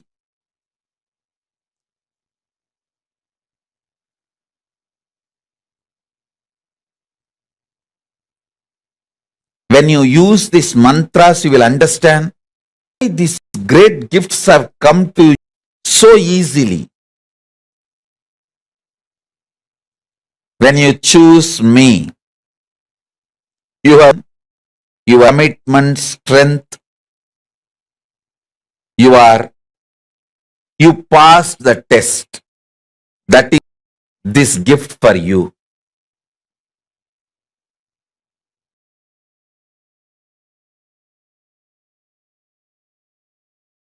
Every satsang live, nothing can be compared to live satsang. It's literally like Paramashiva dosage every day. Paramas dosage. Always you will be installed back into the space of Paramashiva and bliss of Paramashiva every day through the morning satsang. Never miss it. This should be the first priority in your life. Satsang. Anything can be compromised, but not satsang. Even if Yama comes, tell him, please wait, let me finish my satsang and then I come and attend to you. And he will wait. He knows he has to wait.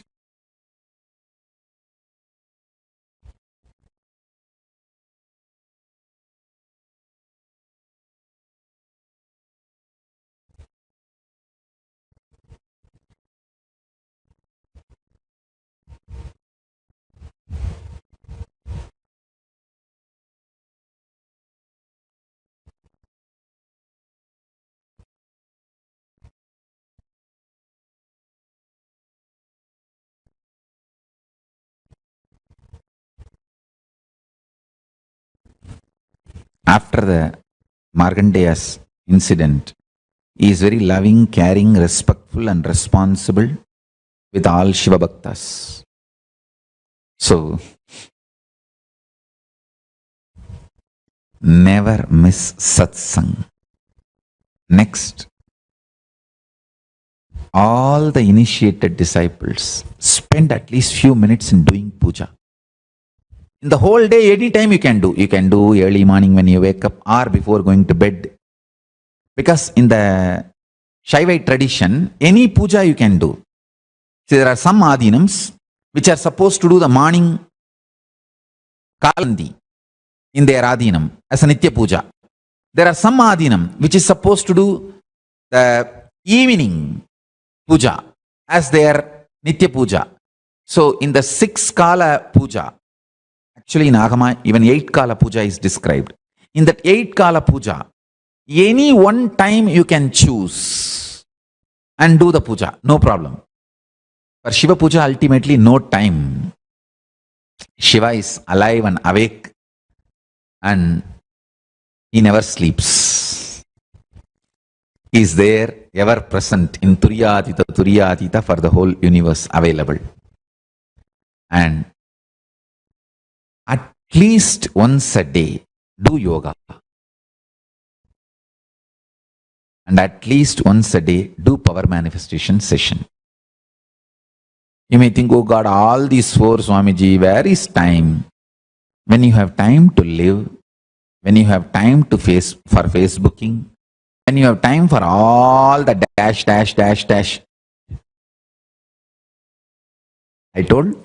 I didn't tell, but you heard. When you have time for all those dash.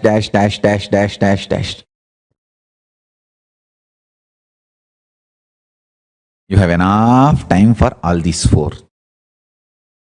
I sincerely recommend all disciples take up all these 4 as a lifestyle. Every day, few minutes puja, Shiva Puja. As I told you, and do even Panchobachara Puja, which is only 5 minutes. And at least few minutes of yoga, maybe 10 or 15 minutes. Intensely, if you do in 10-15 minutes, you can finish Pratama Vinyasa Krama, PVK, which is already freely available for everyone. And everyday satsang. Exact satsang is less than 1 hour. Listen intensely. These 4, Nitya Puja, few minutes, Nitya Satsang, and Nitya Yoga, and at least few times trying to do power manifestation in your life. I'll strongly recommend whole day try to do power manifestation with everything. With everything, rest in Paramashiva's space and make a Satya Sankalpa. That itself is power manifestation. Sit before going to the bath in the space of Paramashiva, and from the space of Paramashiva make a command. Let the boss do all the good and favorable to me and do as I want. It will be power manifestation. You will just do exactly as you want. And same way, sit in the space and say, I should safely reach my office.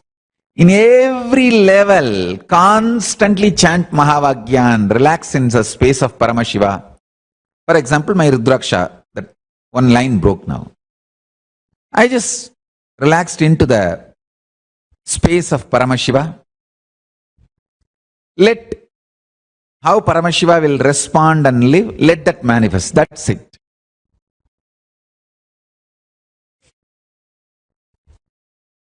Whatever things need to be done, okay, fix the next Rudraksha and start the satsang. Start, that's it.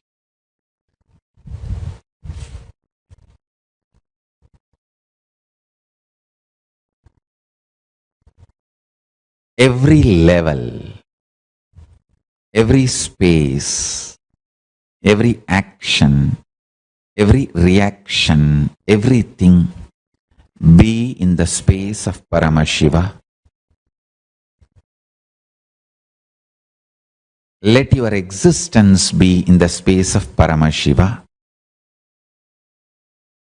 Be Paramashiva. Listen. Especially people who are getting initiated today. After puja, chant Shivadiksha mantra 108 times.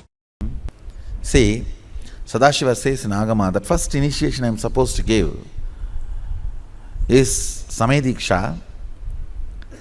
And also you have to be in the space of completion for Samediksha. In those days there was no so much of incompletion. But now you guys have so much of stupid stuff. No, unfortunately, so much of calcification and toxic mental setup, Samay Diksha I'll give as the first initiation. He does not put any rule. After the first initiation, I can give all. But first initiation, he insists, should be Samay Diksha. So, after that, all the initiations I will give directly. If you are new to me, you need to be understanding few things. I am very, very orthodox type, and anything the scriptures, Sadashiva's words, I will follow letter and spirit. You may ask, why not we use our intelligence and analyze? You may have that much intelligence, but I don't have, so so I am not interested in analyzing and following his words part by part. I just listen to him and now sometimes people come and try to advise me. I think you should analyze and use your intelligence. Still now, even morning taking bath, brushing teeth, exact procedure I will follow. The charcoal powder, haritaki, salt, neem stick, and sometimes if the neem stick is lost or new stick is not available, you see, because it has to be collected during certain months only. Even if that happens, I'll put the old neem stick on the brush and tie it and brush, but will not miss the instruction.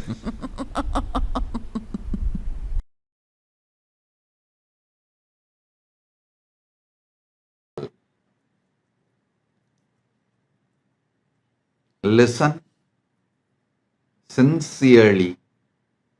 Just this initiation can awaken Paramashiva in you. First, Shravana Diksha. I will define what is Shravana Diksha. Listening initiation. Listen. You feel you exist. Am I right? All of you feel you exist. Sometimes you feel you exist as body. Sometimes you feel you exist as your mind. Sometimes you feel you exist as your emotions. Sometimes you feel you exist as a confused entity. Body, mind, emotions. You may feel different identities, confusions, but all of us are clear. We exist.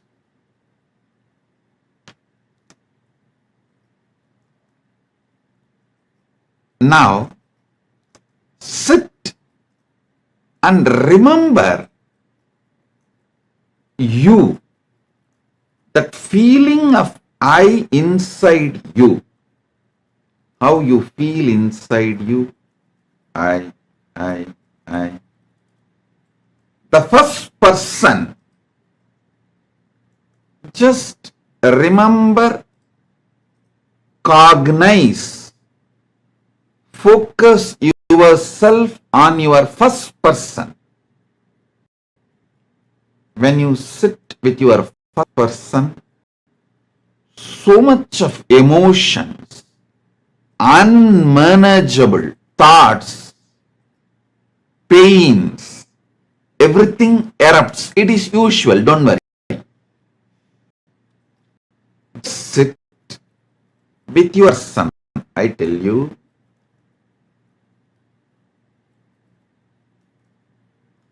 who I experience inside me as my first person. The same being exists in everyone as the first person. So, he who manifests here as a first person will manifest himself in your first person, sitting with your first person and listening to me is Shravana Diksha.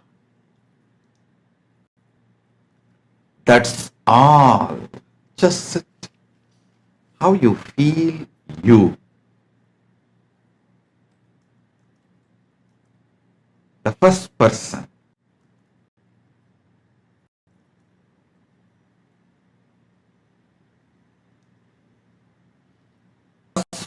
Person in you, the first person's nada, frequency, bindu, visualization, kala, vibration, all three is Paramashiva's very own nada bindu kala. Listen. The first person you experience inside you. Actually, if you dig deep, see the first person.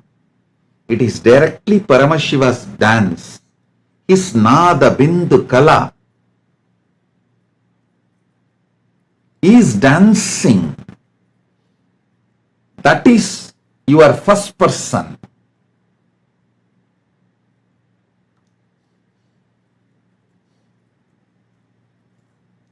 The Paramashiva who is dancing in me as the first person, same Paramashiva is dancing in all of you and all as first person.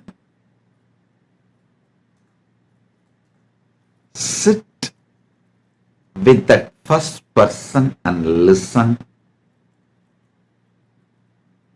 I'll guide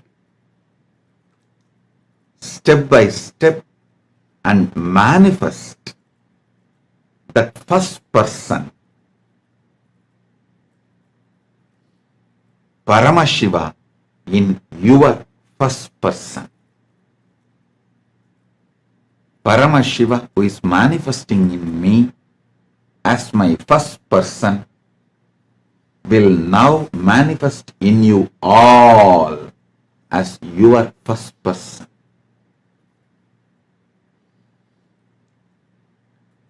So listen. The first initiation in Vedic tradition is Gayatri Diksha. You just sit with your first person.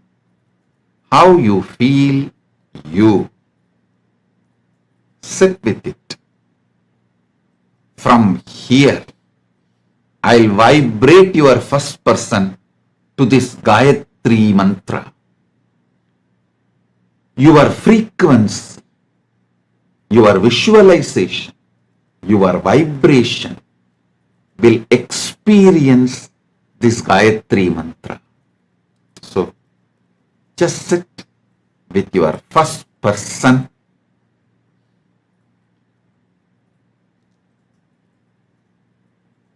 Sit with your first person. How you feel as I. And see the source from where that I is vibrating in you. From where that I frequency is raising in you, from where that I visualization is raising in you, from where that I vibration is raising in you. Just sit with the source of your I. You will manifest. The first person of this whole Brahmanda, Paramashiva, in you now. First, you may visualize, feel your body. If you dig deep, you may feel your mind. If you dig deep, you may feel your emotions. If you dig deep, you will find your consciousness. Sit with that first person, source of your first person. I. Sit with that first person, how that first person vibrates in you as I sit with the source of your first person. Now, I'll awaken Paramashiva in your first person. Listen. The source of your first person and source of my first person, source of everyone's first person, is the source of the cosmos first person, Paramashiva.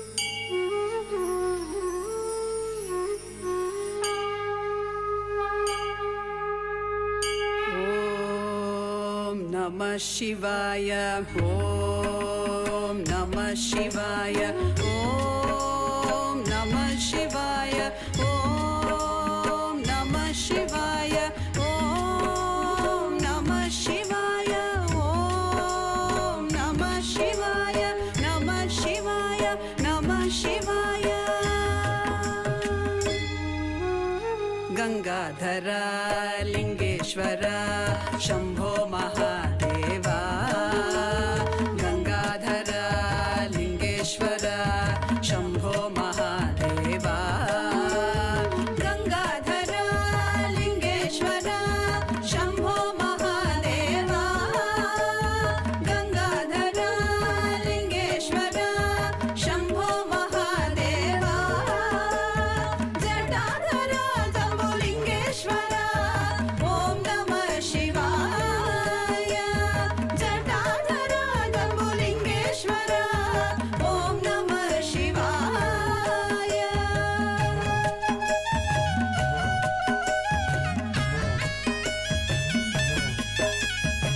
Chidambaresha Kanakasabhesha Trinetradarisha, Chidambaresha Kanakasabhesha Trinetradarisha,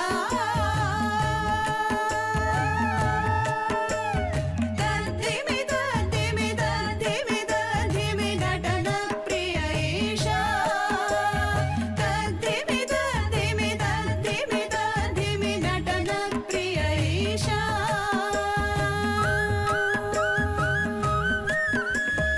Om Namah Shivaya, Om Namah Shivaya, Om Namah Shivaya, Om Namah Shivaya, Namah Shivaya, Namah Shivaya. Shiva Shiva Shambho, Hara Hara Shambho, Shiva Shiva Shambho, Hara Hara Shambho, Shiva Shiva Shambho, Hara Hara Shambho, Shiva Shiva Shambho, Hara Hara Shambho, Shiva Shiva Shambho, Hara Hara Shambho, Shiva Shiva Shambho, Hara Hara Shambho. Gangadhara Lingeshwara Shambho Mahadeva, Gangadhara Lingeshwara Shambho Mahadeva, Jatadhara Jambulingeshwara Om Namah Shivaya, Jatadhara Jambulingeshwara Om Namah Shivaya, Chidambaresha Kanakasabhesha Trinetradarisha, Tadhimi Tadhimi Tadhimi Tadhimi Natana Priyaisha, Tadhimi Tadhimi Tadhimi Tadhimi Natana Priyaisha. Om Namah Shivaya, Shiva Shiva Shambho, Hara Hara Shambho, Shiva Shiva Shambho, Hara Hara Shambho, Shiva Shiva Shambho, Hara Hara Shambho, Shiva Shiva Shambho, Hara Hara Shambho, Shiva Shiva Shambho, Hara Hara Shambho, Shiva Shiva Shambho, Hara Hara Shambho, Shiva Shiva Shambho, Hara Hara Shambho, Shiva Shiva Shambho, Hara Hara Shambho,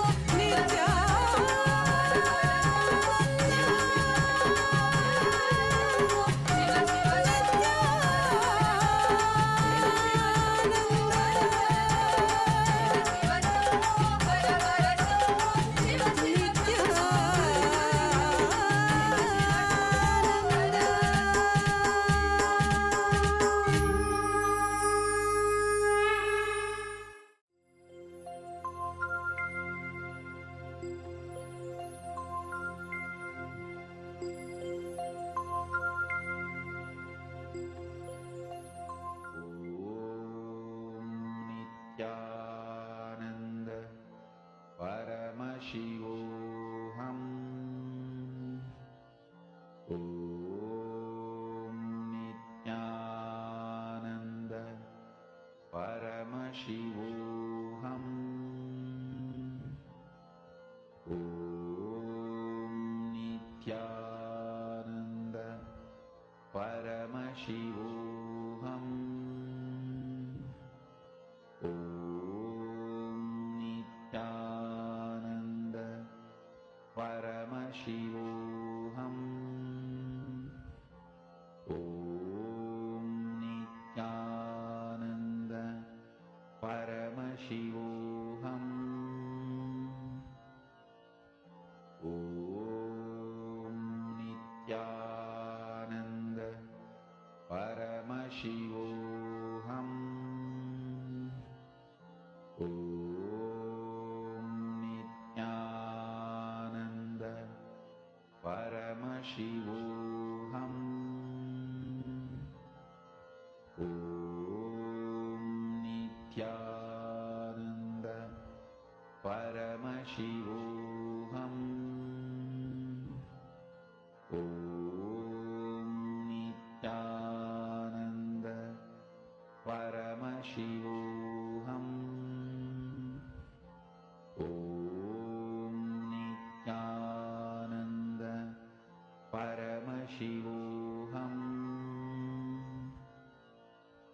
Om Nityananda Paramashivoham. Om Nityananda Paramashivoham. Om Nityananda Paramashivoham.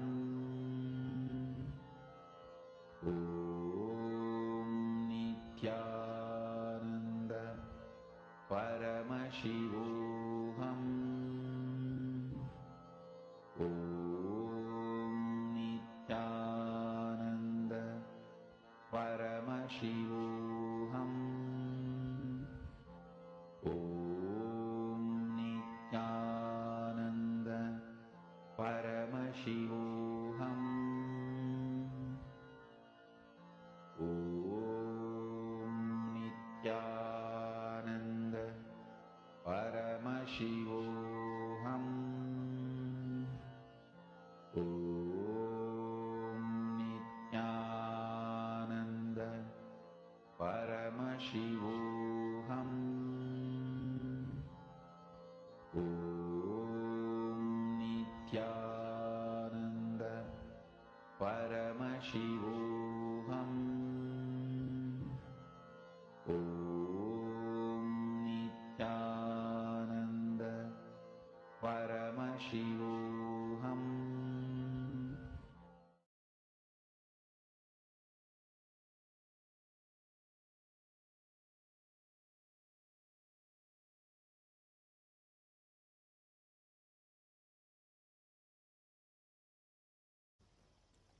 The first truth: human beings are endowed with the energy to make what they want in their life as reality. Human beings are not sent as a beggar or poor to planet Earth. God is not a sadist. He doesn't say, hey, go with empty hand, and every time you need a penny, you beg me. You beg, then I will decide whether to give you or not. No.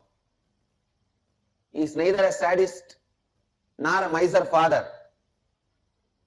He is a beautiful, graceful, amazing, showering, cosmic, causeless, auspicious energy. Asudosha Satchitananda, Shiva. So understand, you are endowed with enough of Kundalini energy, the inner potential raw energy to make what you want as reality. That's the first truth. Second, because of your constant self-doubting, self-hatred and self-denial, you forgot your life is nothing but possibilities. You started thinking your life is nothing but impossibilities. You are alive because breathing is possible. You are alive because digestion is possible. You are alive because many things are possible. Understand, life is possibility. It is not impossibility. The wrong belief, life is impossibility, is put inside you by the society, unconscious society.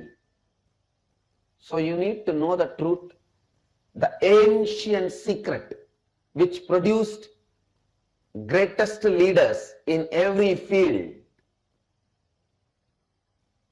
Please understand the most ancient secret, secret of the secret of the secret, which produced greatest leaders of every field, still kept as a secret, transferred only from guru to disciple in the world's oldest ancient civilization, the spiritual tradition. I am sharing that with the world. Listen. Science of awakening the inner potential bioenergy, Kundalini Shakti, and directing it to create what you want as reality. This science was available with this ancient Vedic civilization. It was transmitted from guru to disciple, guru to disciple, guru to disciple. It's called Karna Parampara, means just by listening, never by writing. Just by listening, this science was transmitted. It was never printed. This only Krishna calls as Raja Vidya Raja Guhyam, the royal knowledge, royal secret. I am transmitting that science to all of you freely, because the world now needs more spiritual scientists and spiritual healers. We already have enough of economists, business management people, lawyers more than the rats, doctors more than the cats, army people more than any number. We have too many people, lawyers, doctors, engineers, army, media, too many. World immediately needs spiritual healers, spiritual activists, spiritual scientists, scientists with the saintly basis. A scientist, we need. That is why I have decided to share this knowledge with the whole world. So listen. Please understand, there are some people who have the latest best cell phone, but they do not even know how to send an SMS. They can only switch on and speak, switch off and keep it. For that, you don't need a best latest model 70,000, 80,000 rupee cell phone. Just 800, 900 rupee cell phone is enough. Having the best updated 70, 80,000 rupee cell phone, but not knowing anything to it, just you pick up, speak and leave it back, is what most of us are doing with our body. Our body is basically hardwired. Our brain is hardwired. The system is developed to experience so many extraordinary powers.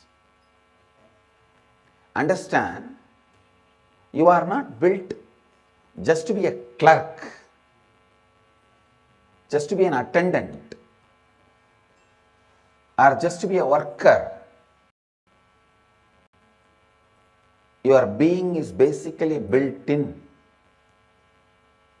to experience God, to experience divine, to experience the ultimate, to experience complete completion, to experience Mahadeva. Understand? Your body is basically built for experiencing many extraordinary things. That is why when Hinduism introduces you to you, it says, Shrunmanda Vishwe Amritasya Putraha. Oh, listen, sons of immortality.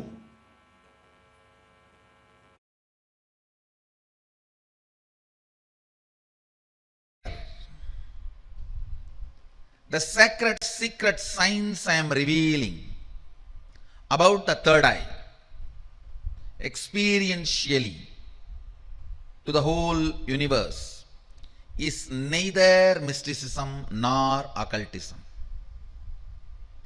First of all, I wanted to make it very clear. Mysticism and occultism, even those very words, and the scope of those words, definition of those words, are handicapped, mentally retarded version of the word Shakti and Siddhi. Listen. What I am revealing as the sacred secret science of third eye is neither mysticism nor occultism. It does not come under any of these definitions. It is a very clear sacred secret science of Shakti described directly by Sadashiva, the Adi Guru, the ultimate source, in Agamas, very elaborately, eloquently, without any ambiguity, without any doubt, step by step, science, applied science, technology, the whole thing is clearly presented in Agamas. Understand? Sadashiva is very clear. He programmed all of us with his own inner space.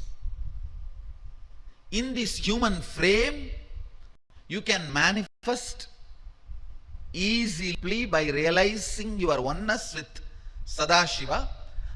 Around 460 Shaktis. Listen.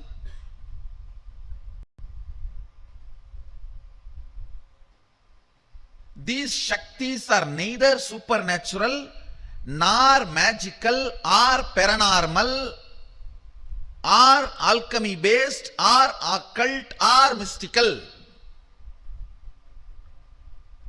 These are very clearly the sacred science of manifesting your original state of Sadashivatva. Somebody says it is difficult, somebody says it is easy. I say it is neither difficult nor easy. It is simple reality.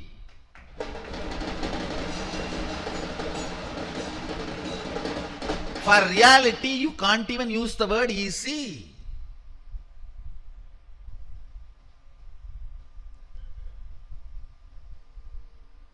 Understand, if this coffee is there in the kitchen, getting it and putting it in the mouth is difficult. If it is there just next to me in the table, getting it and putting it in the mouth is easy. But the coffee is already sitting in the mouth. Is it difficult or easy? It's simple reality. The coffee which is already in the mouth, for that you can't even use the word difficult or easy. It's reality. Third eye, one of the most discussed, analyzed, debated, argued, and most misunderstood subject. Please understand, What is third eye? Let me define. Third eye is an intra-organ. You really have it, which can be awakened, which can directly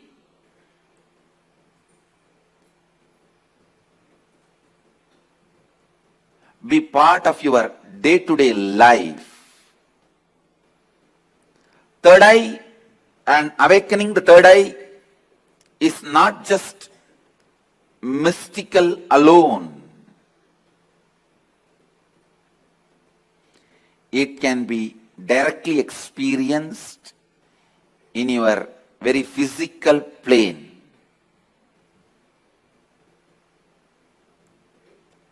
It has a clear, defined powers which can add to your day-to-day life, not just exploring the mystical path and spiritual experiences. It can directly help you experience so many extraordinary things in your day-to-day life. Third eye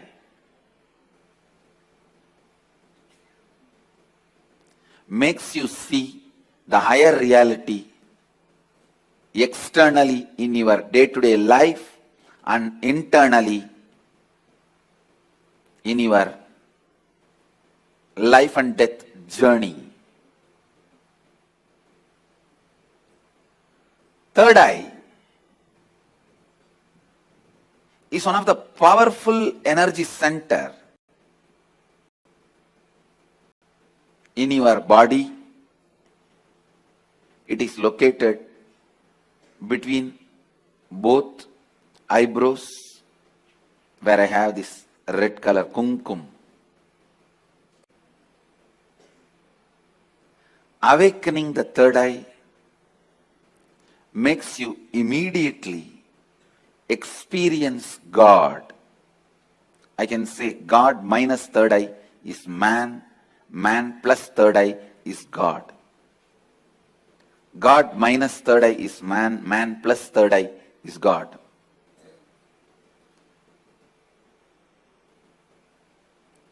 Third eye is called Chakra Raja, King of Chakras. That's the last chakra. The crown center is not actually chakra, it's an opening. The third eye is the last chakra, an ultimate chakra in your body. All the different energy centers in your body is ruled by third eye chakra. It's called Ajna chakra in Sanskrit. It means literally the seat of the will power. Will. Ajna means will. That's the seat of the will power. Ajna chakra. Will power.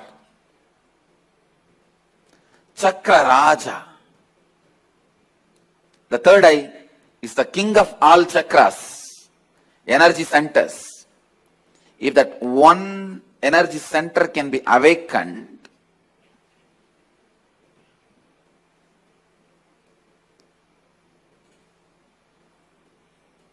all the energy centers can be awakened. That is why in Hindu tradition, the various pilgrimage centers are identified with the different chakras. But Varanasi, the pilgrimage center of Hinduism, is associated with the third eye. That is called as a third eye center. The Ajna Chakra Sthala, Varanasi.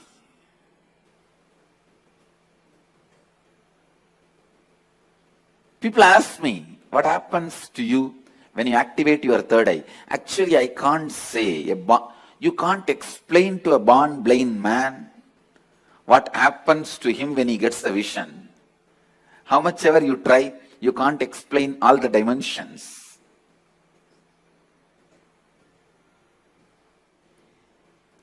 actually, when you activate the third eye, only then the real vision about the life happens to you. You start seeing the reality. You start seeing the truth as it is. Seeing only with two eyes and living, making decisions. Seeing through the third eye, living and making decisions. These two lifestyles can never be compared. I can't even say with the awakening of the third eye, you will get a lot of intuition, power or other spiritual powers. No. Let me be very honest. When you awaken the third eye, your whole life will be different. What ordinary people call as intuition will be your lifestyle.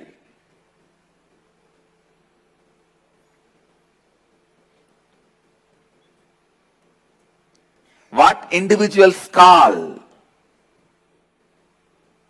as spiritual powers, that will be your lifestyle. It is not easy to describe the difference. When your third eye is awakened,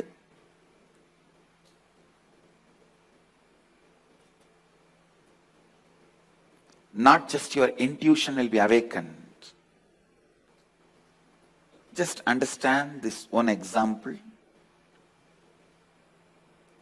A person who is standing in a road and seeing both sides. How much he can see? He may be able to see 100 meters this side, 100 meters this side. But if a person is standing on the 10th floor and seeing the same road, he can see 1 kilometer this side, 1 kilometer that side. So a person who is standing on the 10th floor, if he says a lorry is coming or a Benz car is coming, the person who is standing on the ground, he will think, no, it is not there. How can he say it is coming? Few minutes, it will come. So the person who is standing on the ground will think the person who is standing on the 10th floor is having intuition. It is not intuition, it is in tune with the reality.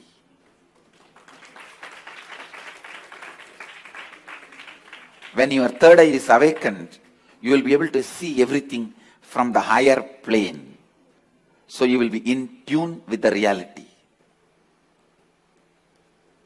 People ask me, can it help me in my material growth? I tell you, it will help you in everything. In your health, you will be able to see through your body. I have seen so many siddhas. They will just scan their body with a closed eye. They know where the problem is and heal it. These powers of awakening third eye will help you to achieve health, and not only you will be able to diagnose, you will be able to just command your body to get back to health, because the third eye is the seat of willpower. When Kundalini is activated there, when third eye is activated there, to tell you honestly, the moment third eye is activated, Kundalini is activated, alive in your third eye, you can get anything you will. That is why it is called Anya Chakra. Your will be honored by the cosmos. Your will be honored by the cosmos. When I utter through words, it looks too good to be true. But life itself is too good to be true.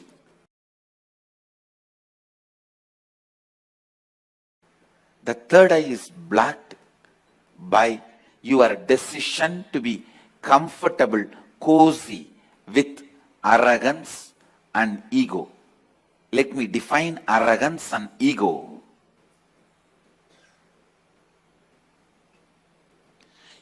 Your decision to carry on with your life with the small informations and your false identity built with the small information given to you about you is arrogance and ego. Your decision to carry on with your life having you, which is built with very less information about you. It is like when you are young, the informations you receive about you and others, which are not completely complete. If you received the information, you are insecure, you need to be protecting yourself, you are powerless, you are weak, you are ignorant, and building your identity based on those informations and continue to live with it. Building your identity based on less wrong, misguided informations is ego. Continuing to carry on with the same ego is arrogance. These two blocks your third eye. Spending little time and recognizing you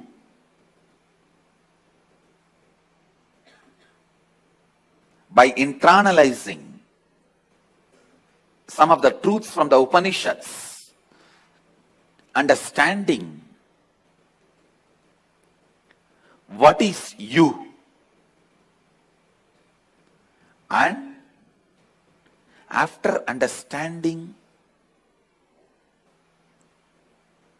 you in a real sense, living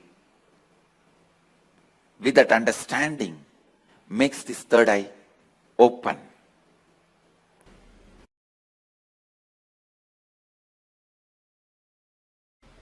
All the extraordinary traditions, mystical traditions, spiritual traditions continuously work on awakening the third eye.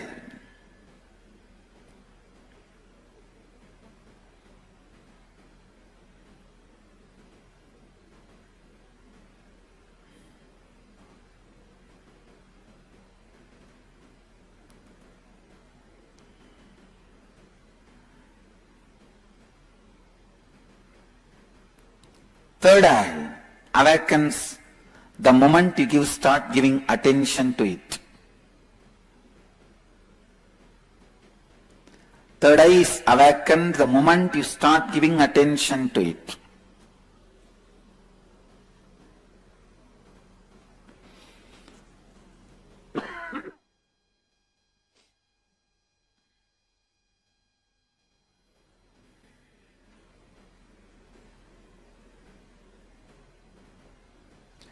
It is one of the important energy centers in your body.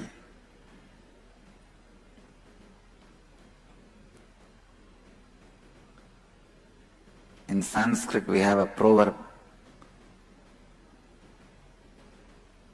If you die in Varanasi, you will achieve liberation. Varanasi means the space between your nose and eyebrows. The very Sanskrit word means third eye. If you leave your awareness on the third eye, if you leave the body while your awareness is on the third eye, you will become enlightened. Of course, Varanasi in the banks of Ganga in UP also has sanctity. It is a very powerful spiritual energy center.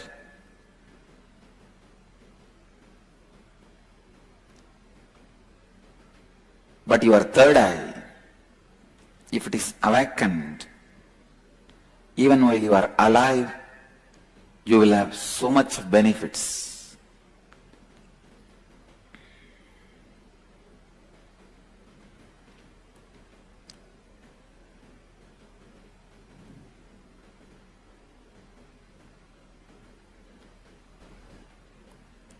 Please understand,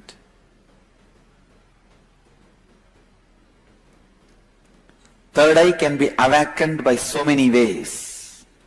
One, right thinking. What is right thinking? Aligning all your thinking based on the cognition of tattvas is right thinking. Aligning all your thinking based on the cognition of the four principles is right thinking. Listen. Third eye is not just an eye, it is the very source of your consciousness. If you align your thinking based on the four principles, all your energy will become centered on third eye. All your energy will become stable in your third eye. The functioning of your third eye will enter into the next frequency. Please listen. Third eye is not just brow center, it is browsing center also.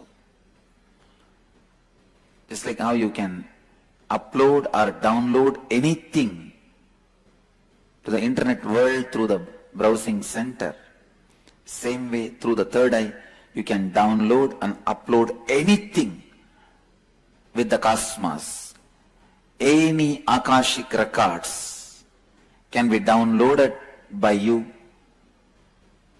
when you open your third eye. Please listen. All the Akashic readings are done by me because of the third eye awakening. That is the process through which Akashic records are read out. Third eye is like a door to cosmos. You can receive anything. Same way, you can send any command to the cosmos through the third eye. Anything sent through the third eye to the cosmos, immediately experienced.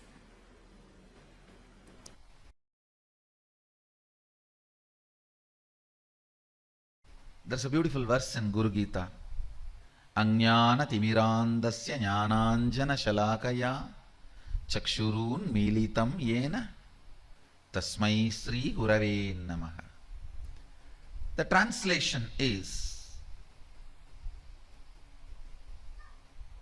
I bow down to the Guru who applied the knowledge eyeliner and opened my eyes which was blinded by ignorance.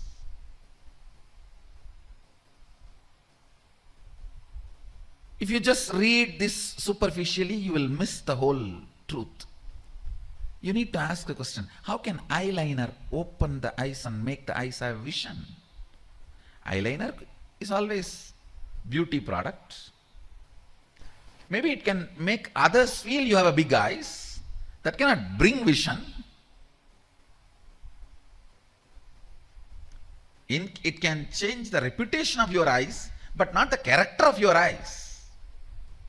Then what does this shloka mean?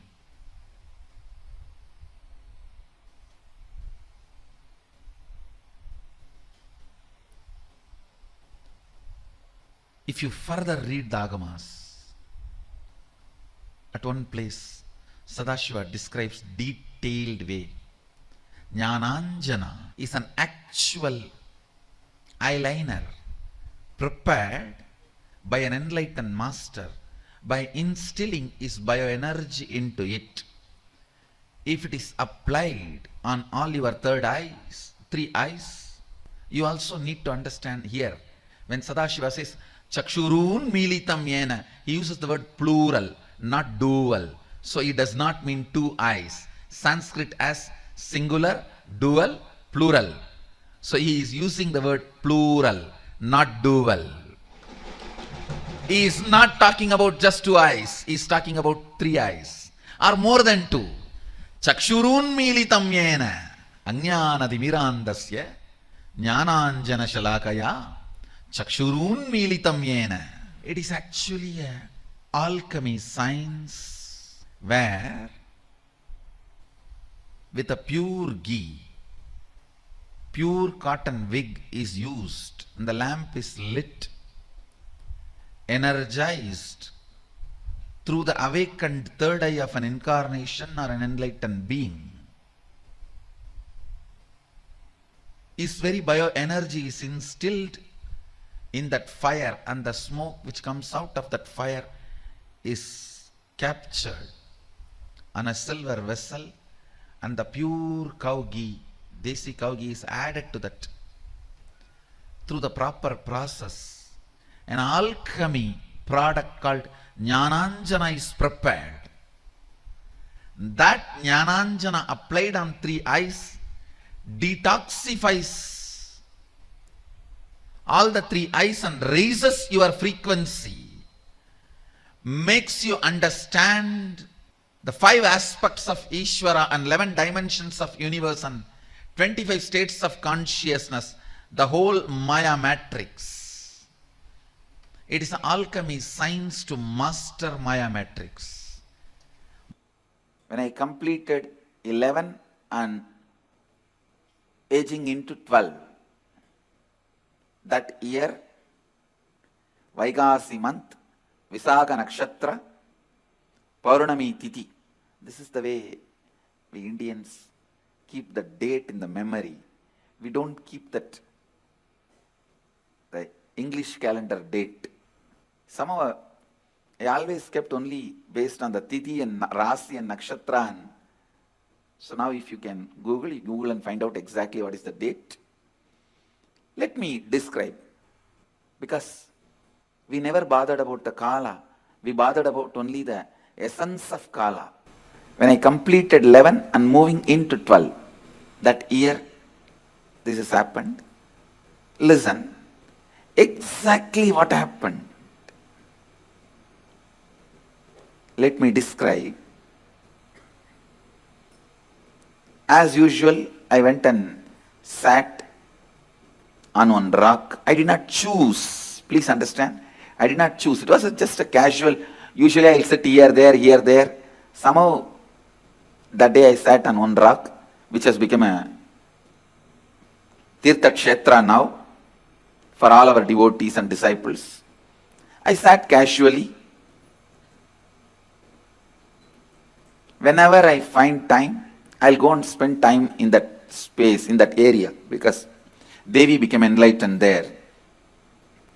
My Guru Vibhudananda Puri always used to tell, this is Devi's energy field. That place is called Pavadakkundru, Coral Hill. She used to tell, this is Devi's energy space, energy field. So I always used to go and sit there. I was sitting on a rock. To tell you honestly, I was not even doing some serious meditation. I can say in a way the whole ambience was so calm, so beautiful. I decided to close my eyes. Once I closed the eyes, the intensity of my yearning started taking over me. The intensity to realize myself, my true nature, started possessing me. It has taken possession over me. The Kathopanishad declares, Shraddha Vivecha. Shraddha just took over Nachiketa. All of you know how fear takes over you, greed takes over you. When a fear takes over you, when you have the panic attack, you just do things. You always feel guilty, shy. Later on about it, you repent for it. You don't know why you did it. Same way, when lust takes over you, when greed takes over you, you do things which you can never logically justify even to yourself. But when authenticity takes over you, it will be 10,000 times more intense than fear taking over or greed taking over. It will be 10,000 times more intense, powerful. When fear takes over you, it's called panic attack. When greed takes over you, it's called restlessness. When authenticity takes over you, it is called satori. My sincere seeking that overpowered me, that's the right word I should use. I just felt, what is it I am seeking? Who is that me who is seeking? Who is that me that is deeply discontented about anything I see, hear? Who is that who is deeply discontented even about my own existence? Listen, almost like, who am I who is so discontented about my own existence? Understand, all of you have discontentment about your own existence, but you never look into why, what, who is having that discontentment. You try to look in, if you get one rasagulla, you forget that. You try to look in, if you get something else, you forget that. Very easily that question, why, what, who is so discontented, those questions are forgotten very easily. The person for whom the question has become the first and top priority, he is a seeker. It was such strong taking over. That's the right word I'll use. Taking over. Listen. Understand. When that whole being took over, who am I that is experiencing this deep discontentment, suffocation? I can see very clearly that heaviness just went into depths of the consciousness. Suddenly, one moment, the first thing happened is that idea inside and outside broke. Please understand, the inner space and outer space broke.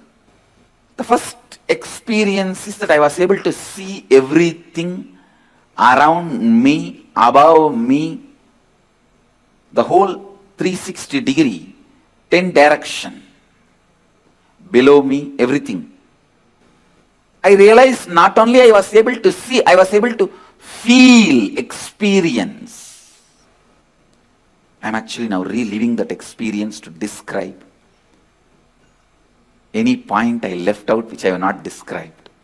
I felt that the skin of the stone on rock on which I was sitting and the skin of this body both carry me equally. In both I exist equally. Both carry me equally. In both I exist equally.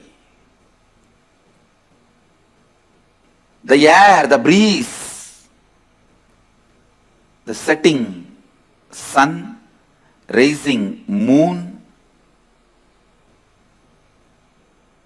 the whole Arunachala hill, all the plants, bush, shrubs, trees, everything,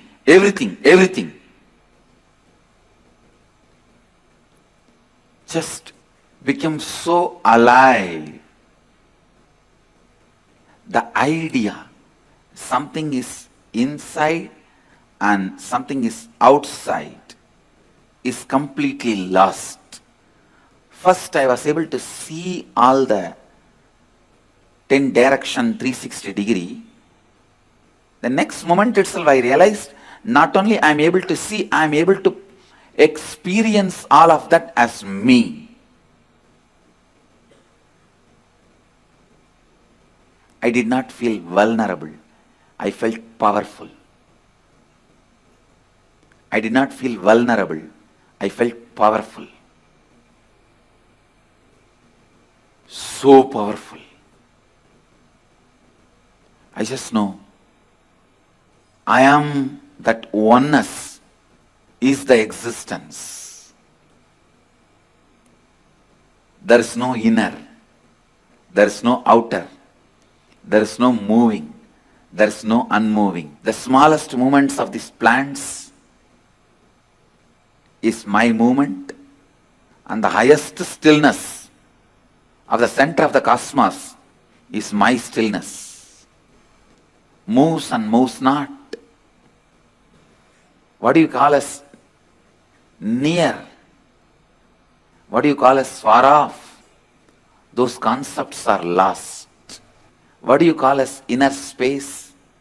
Inside you, outer space, outside you, the ideas are forgotten. I tell you, there was a great disciple and great guru in Tiruvannamalai. The guru's name was Guhainamachivayar and disciple name was Gurunamachivayar. The disciple actually had the title Gurunamachivayar and the guru had the title Guhainamachivayar. And it was like, both of them are great saints. Guhainamachivayar got the name because he will always be vibrating that name Namah Shivaya, Namah Shivaya, Namah Shivaya, that Panchakshara, and he used to reside in a cave. Still the cave is there. He will be sitting in that cave. If somebody goes, that cave, whole cave will vibrate with that Panchakshara mantra. You will not know from where that sound is coming. He is not uttering. His mouth is just closed. There is no sound from him. But that whole cave will vibrate with that frequency. That is why he got the name Guhainamachivayar. Because of his presence, the whole cave was vibrating that Namah Shivaya mantra. He had a disciple. One day the disciple was pressing the feet of Guru. Suddenly he took the hands off and started rubbing. Guru asked, hey, what are you doing? The disciple said, no, in Chidambaram temple, the screen in the Chit Sabha caught fire from the lamp, so I just put it off. A remote vision power. And Guhainamachivayar was very happy. Actually, next day they got the news. Actually, the fire happened in the Chit Sabha and suddenly somebody appeared and rubbed and the problem got solved.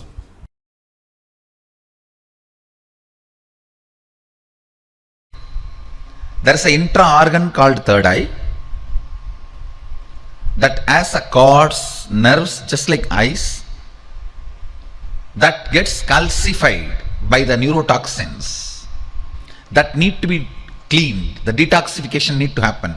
For that, this is the best way. Apply on your forehead, rub it nicely with the turmeric paste. Make sure it is organic. Sometimes they mix brick powder into turmeric powder.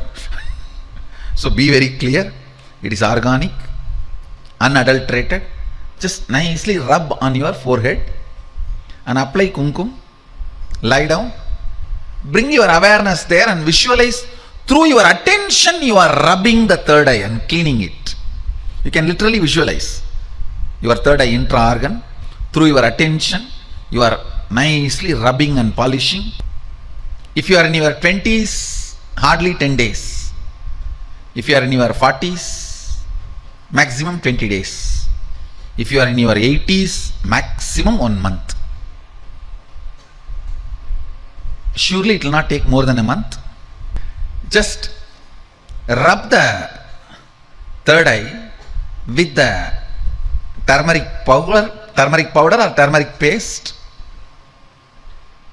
The best way is picking up the original turmeric. It will be like a this size, picking it and have a stone, clean stone, and rub it nicely with water. And that paste, if you rub on your forehead in the night time before falling asleep, nicely rub it and put kumkum and fall asleep. Actually,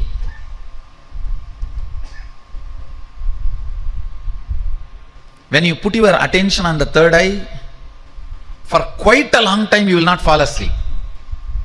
I am telling you, you put your attention, when you sleep, it's okay. Till you fall asleep, go on, be having your attention there with that one intention to open the third eye.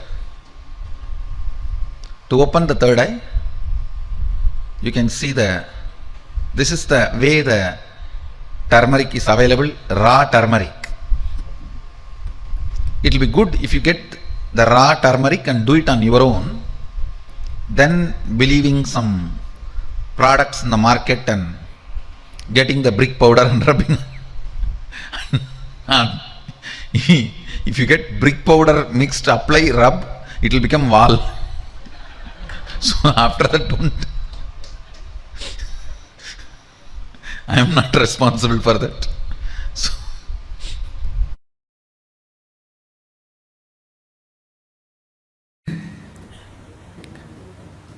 So the first thing power manifestation needs is Shaktipada.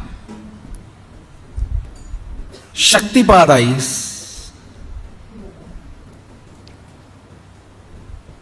connecting with enlightened space, Chidambara, a conscious space. In the conscious space, nothing happens as a compulsive thought pattern or unconscious flow current. Listen carefully. Thought or mood or ideas or incompletions, nothing moves unconsciously. In the conscious inner space, Chidambara, if something is going on unconsciously in you without your knowledge, then it is not Chidambara. If it is pure Chidambara, it moves consciously. Nothing moves unconsciously. So understand, connecting with the Chidambara, who already achieved that space of Sadashivatva, who is already manifesting Sadashiva, connecting with that being space is what I call Shaktipada. The first step for manifesting Shaktis is Shaktipada. One funny thing about Shaktipada is you can't speak, you can only do it. It is like how many hours you hear about swimming, it will not help you. You need to get into the water and start swimming. You need to get into the water and start the movements. Shaktipada is also same. You need to get into that space and start living. Getting into that space and start living. In that high energy and enthusiasm, in the high spirit. Maybe I'll give on Shaktipada now, then try to expand. The multiple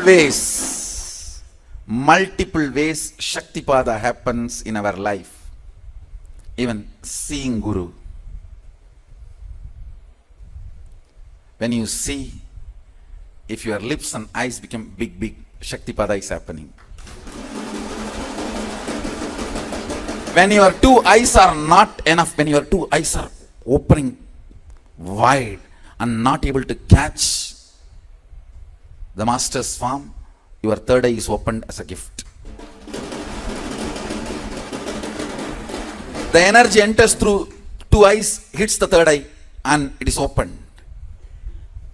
If you are not able to contain the joy with the mouth and becomes wide open, the energy enters, touches the heart and opens that.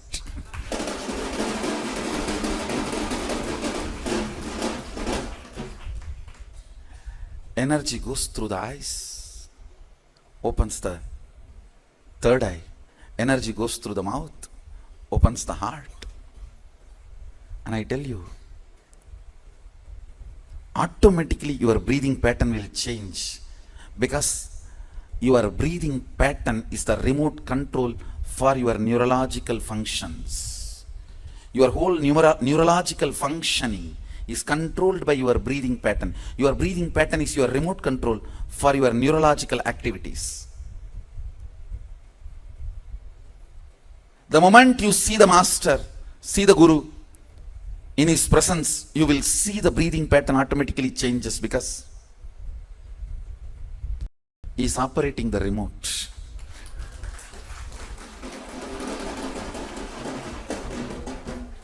Understand?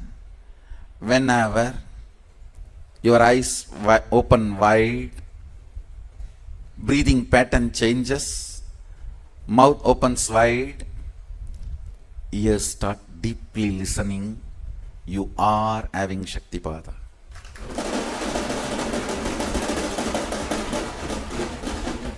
Sadashiva beautifully describes eyes opening wide. To drink is warm. Mouth opening wide because uncontainable joy.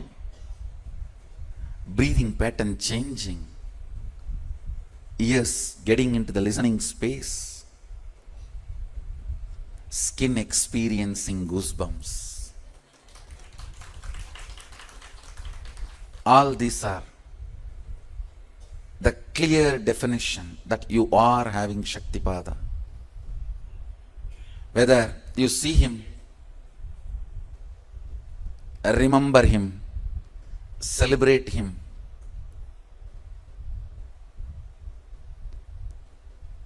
dance with him, eat with him, live around him, or in the modern days, getting a like from him.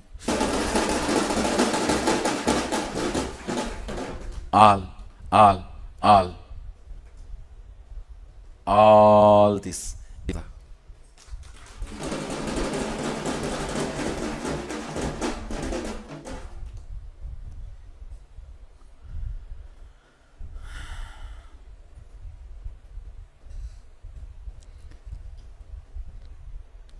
Celebrate Shaktipada.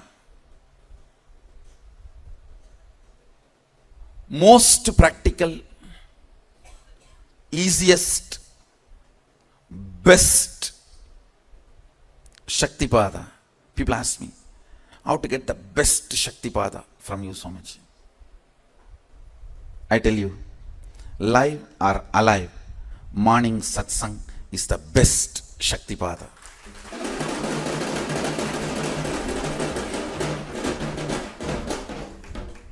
Miss anything, not morning satsang.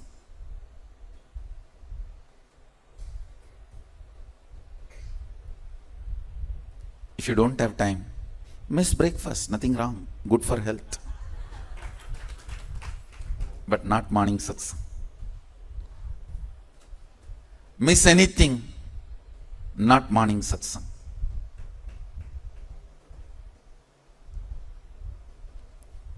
Celebrate Shaktipada. I tell you, it is my integrity to my Guru,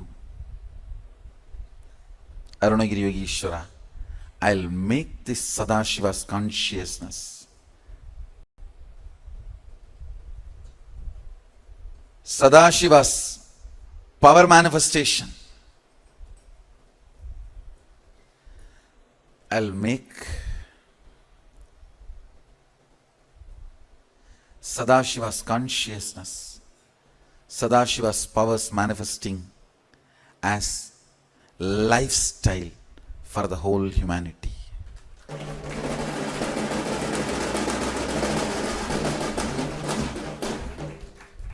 Understand?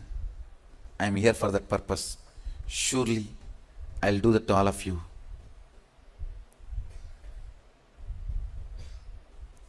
Just by Shaktipat, nothing else. Celebrate Shaktipada.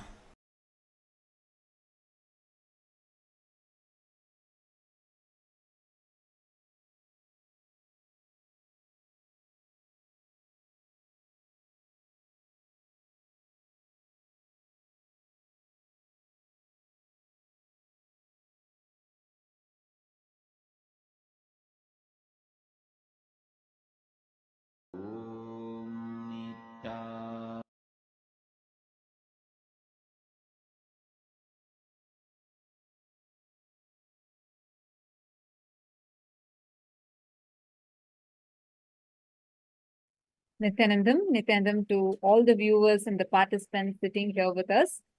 Welcome. Today we have been listening such a powerful revelation from Swamiji on the science of power manifestation, the science of awakening your third eye, and how extraordinary powers can manifest for you. Now we are going to be seeing a live demonstration of these powers from the participants who had actually attended the Paramashivoham program. You might have witnessed the Balasans of the Nityananda Gurukul who have been initiated by Swamiji manifesting these powers. But these extraordinary powers are not just restricted for the Balasans alone, but for anyone. If Swamiji says, if you have a head, you have a third eye, and you too have the possibility for manifesting powers. So now, without further ado, I would like to invite the participants who are there with us to also come and do this demonstration of the different powers we are having with us. Ma Nitya Vamadevananda, Nityanandamma, thank you so much for joining.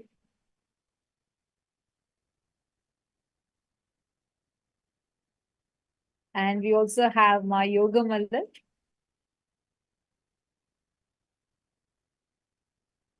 Nityanandam, thank you so much for both of you for joining. Thank you. How are you both doing? Good.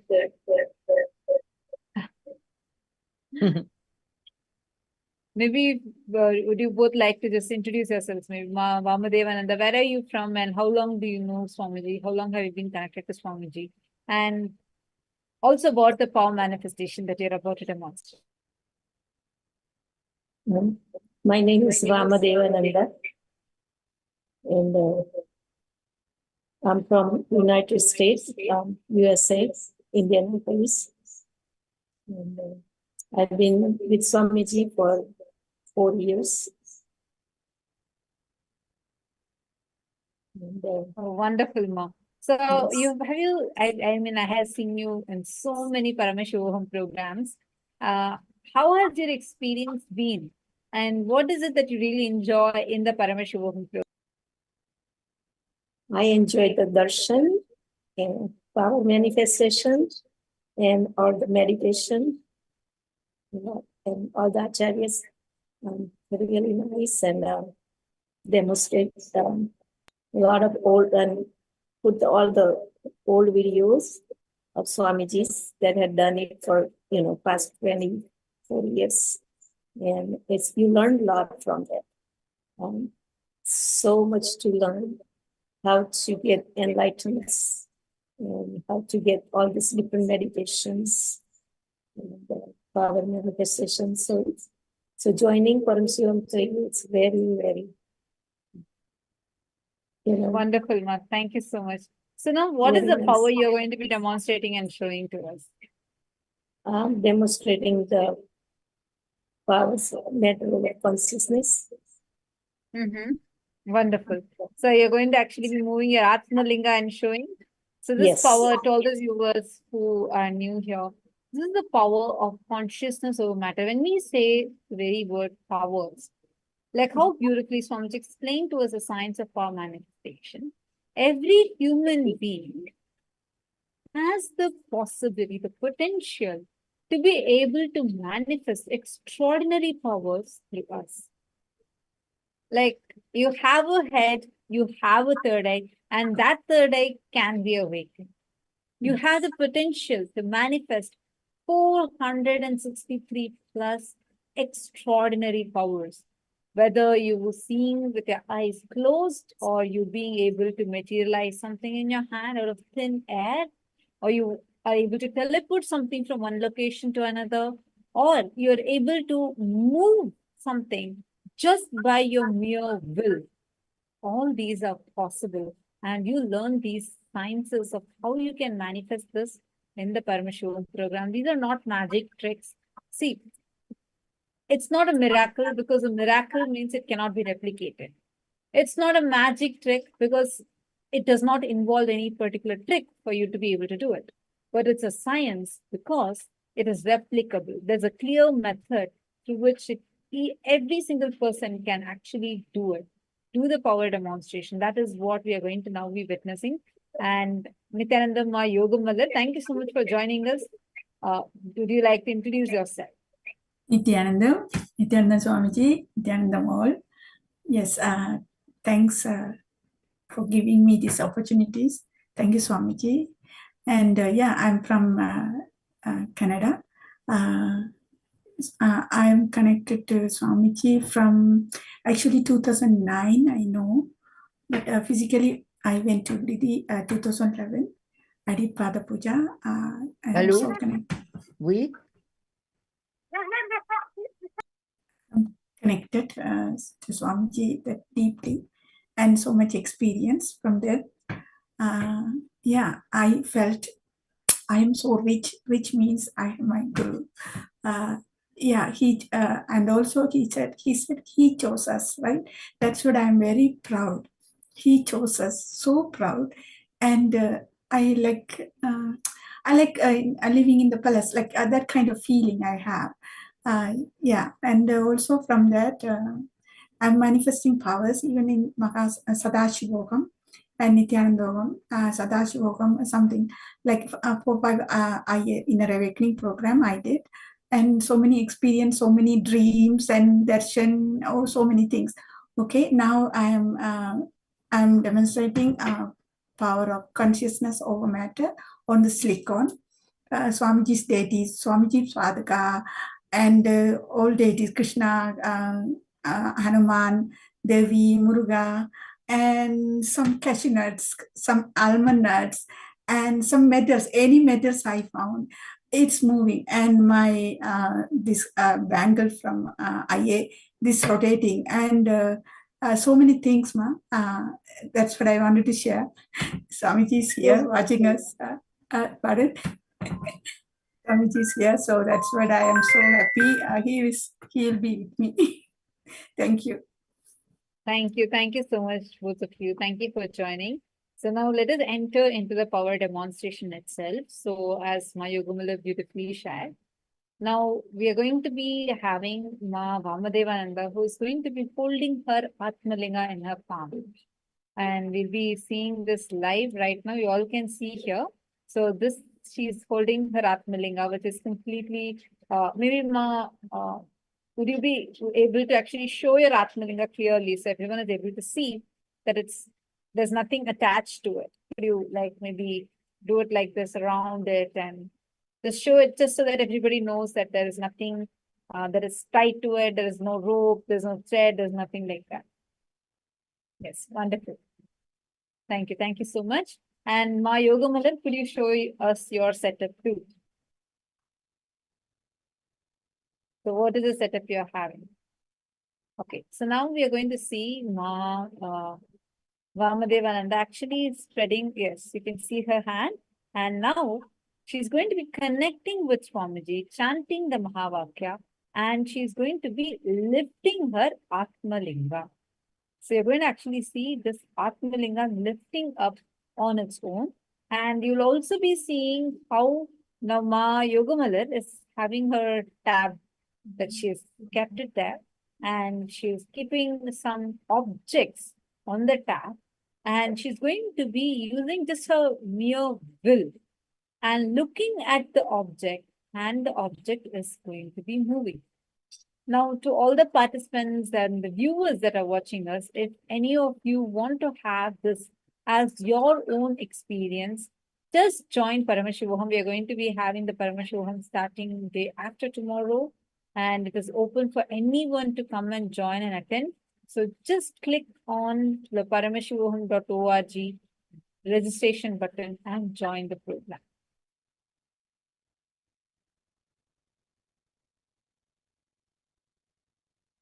Malita, sorry, I'm just seeing your message. You're asking, is this a live session? Yes, this is live. This is live. To everyone that I hear, this is a live session. Now, let us start. We're going to now be chanting the Mahavakya.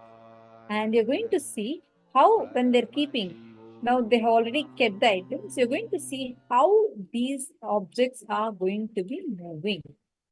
And why this is so important for us? Why should we understand about it? Why should we learn and manifest this?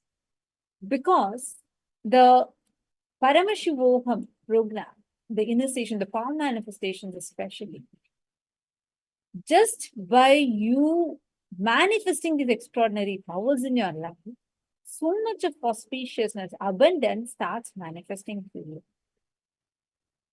And so many amazing potentials inside of you starts opening up for you. So now let us all witness this live demonstration. Now, they're going to be connecting with Swamiji, and you'll actually witness how these items, the objects in front of them would start moving on its own. Yes. Ma Yogamala, are you also ready to start? Okay. So just let's now. I request both of you connect deeply with Swamiji. Now do not touch the items. We are not going to be touching the items. Just connect deeply with Swamiji. Wow, Ma Vamadevananda has already started lifting her Atmalinga. You can see how the Atmalinga is standing up. Ma, would you be able to show it fully to us? Could you move the camera a little away? Yes, yes, yes. Amazing. You can see here how the Atmalinga is standing on its own. Like, wow, wonderful. I'm now going to actually show you in the full screen.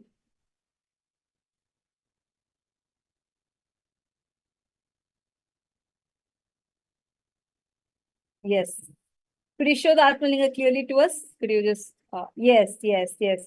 All of you can see how the Atmalinga is standing up. Now, in front of us, it says, would you be able to make it sit also, like lie down back?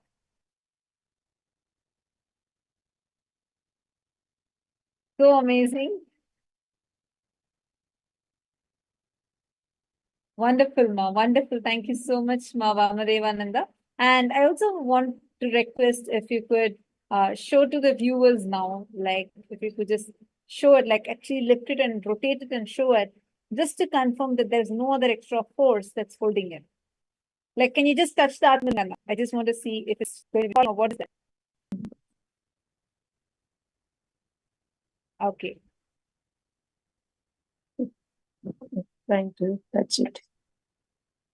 Okay. You can just hold it, no? Hold it straight and like just show the Atmalinga. Wonderful. Now, anyone who wants to manifest this power, we also have my Yogamala who is simultaneously. Okay, you're able to touch it? Yes.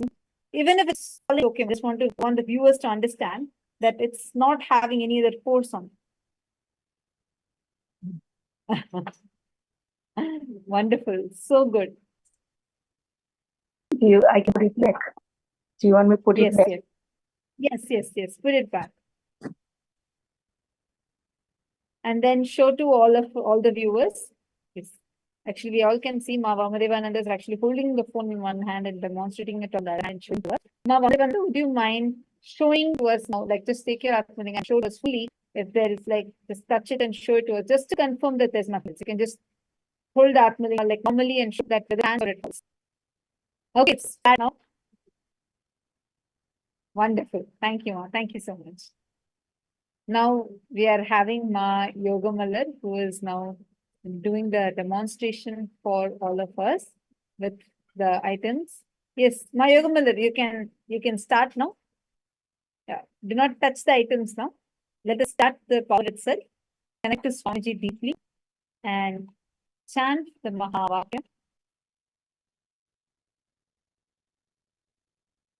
Chant the Mahavakya. We are now going to be playing the Mahavakya. Ma Vamadevananda, it is really amazing.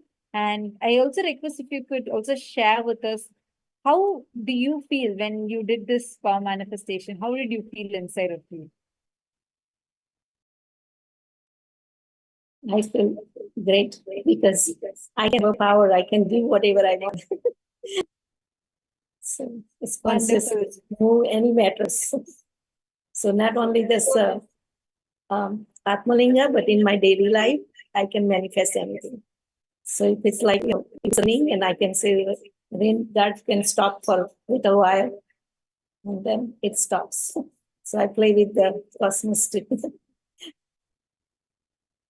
So beautiful, Ma. So beautiful. Thank you so much for joining with us and doing this demonstration.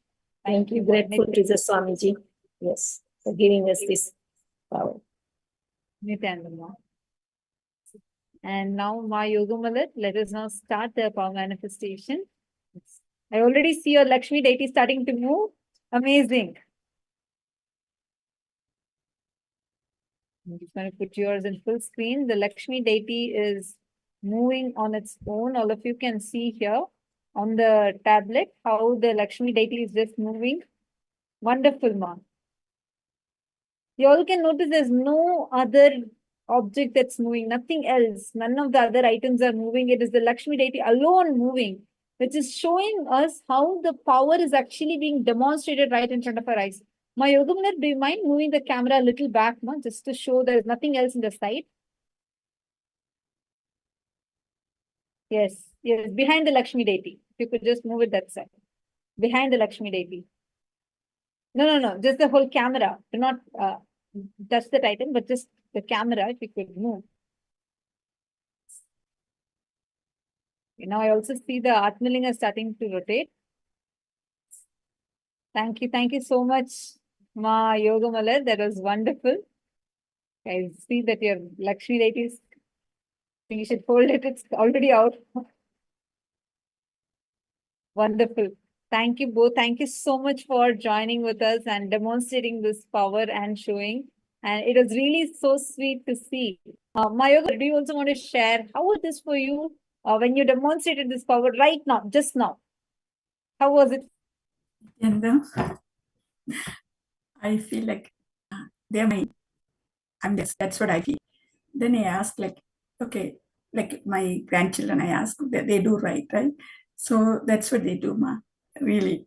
And Swamiji is with me. I know that is happening now. Sometimes he turn and look at me. Now she's looking at me. Sorry, I couldn't play other monitor, other camera. So tomorrow I will. It's okay. It was really nice. Thank you so much, Ma. Actually, I just wanted to share with all the viewers. This power is what we are actually going to be learning on the 3rd of May, which will be the day 1 of the program. We're going to be exactly learning about this very power, how to manifest this power, and how you too can do this consciously, through the conscious manifestation. You can move any matter. And not just that, you will also learn how to manifest your reality. This is what your experience is going to be. And thank you so much, both of you. Really, this is like in such a short time, both of you did really amazing. It was wonderful to see and have you both here. Thanks a lot. Nityanandam. Nityanandam, thank you. Nityanandam. Now, to all the viewers that are here right now who have logged in here, how many of you want to manifest this power? Can I request all of you to post yes in the chat if you too would like to manifest the power like this? Then take a moment right now, head to paramashivoham.org and register yourself. Do not miss out on this. You are going to get to learn how to manifest this power. You're going to understand about this more, and you will be able to experience these breakthroughs as your own. Now, as all of us are preparing ourselves, we are going to be entering into the next session where we are going to be learning about what is initiation. See, the powers that we manifest are not these powers that whatever powers we are manifesting right. These are not some siddhis alone. There's a very big difference between siddhis and shaktis. Siddhis are when we do it out of our own capability. Shaktis are when we receive the initiation and we start manifesting them as powers. So you're going to be understanding about what is this initiation, which is the base which is needed for you to manifest these powers.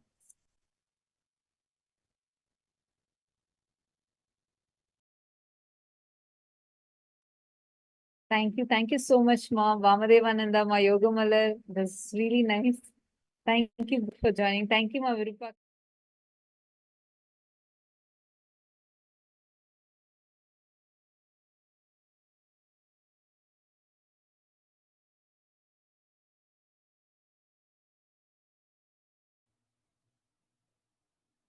I welcome you all with my love and blessing. Now, through the initiation, I am going to give you all. I awaken the Paramashiva in you,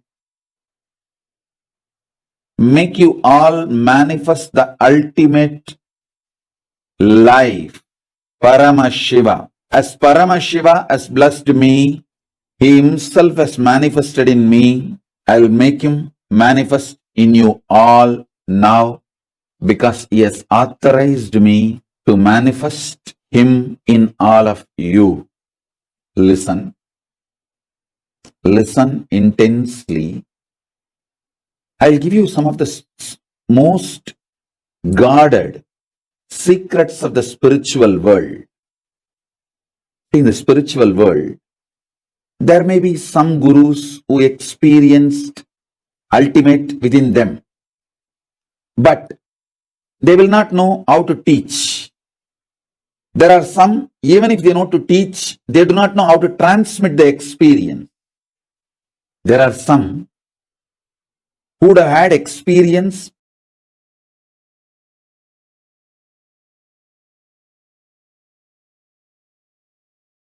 but not the traditional initiation. There are some who would have had experience and initiation but may not know how to transmit. There are some who would have had initiation and experience and even know how to transmit, but they may not have received initiation, the right to transmit. That's called Acharya Abhishekam. Even if you know the method to transmit to others, you should be ritualistically initiated, authorized by the Guru Parampara through Acharya Abhishekam. Means the right to initiate others should be given to you ritualistically by the right authorities. There are some who may have capacity to transmit the initiation, can in turn initiate others. In every level, he gave me everything just by making one right decision, making this body happen in Tiruvannamalai. That ecosystem gave all the 16 things needed for an ultimate guru. Intellectual knowledge, enlightenment experience, right to transmit the intellectual knowledge, right to transmit the experience, proper initiation into intellectual knowledge, proper initiation into enlightenment experience, proper initiation to initiate others into intellectual knowledge, proper initiation into initiate others into enlightenment, proper initiation to initiate my disciples to authorize them to initiate others into intellectual knowledge, proper capability to initiate my disciples to teach others the intellectual knowledge, rightful initiation to authorize my disciples to empower others with enlightenment experience,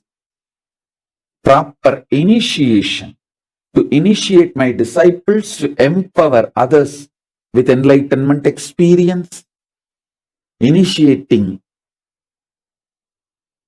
my disciples into enlightenment and initiating them to transmit enlightenment in every level, totally 16 level. All 16 He showered on me. All 16 He blessed me. So with His grace, compassion, and the authority,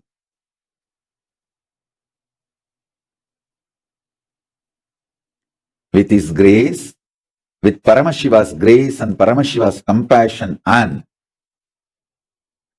the authority Paramashiva showered on me directly and through the unbroken Guru Parampara, chain of Guru Parampara, I initiate all of you into Paramashiva Jnana, Paramashiva Advaita, intellectually, experientially, ritualistically, and giving the Shakti Pada, Shakti Nipada initiation. So understand, this initiation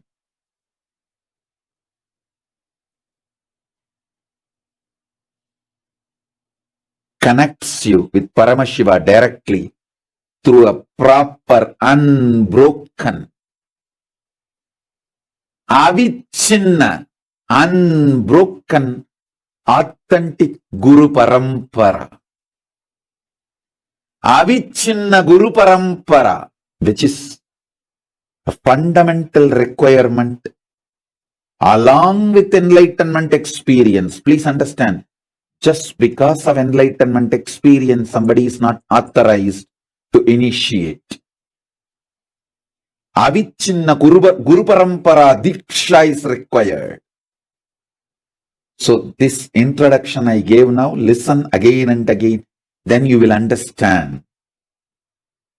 I am not disrespecting any enlightened beings, but just enlightenment does not give the right to initiate others. Just enlightenment means they found a boat to cross the ocean of samsara, ocean of delusion, that's all. But they do not have the capacity to take others.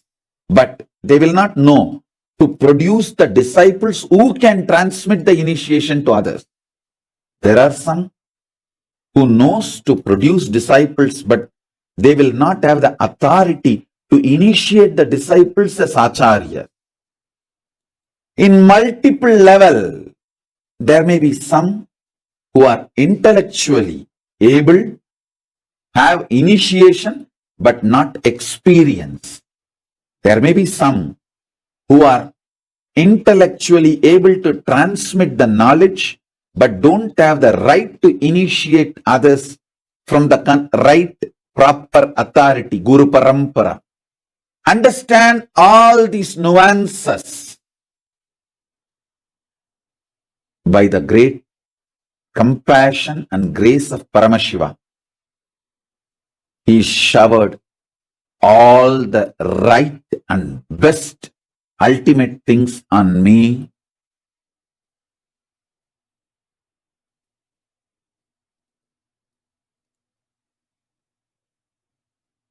Enlightenment experience, and right ritualistic proper initiation from enlightened gurus,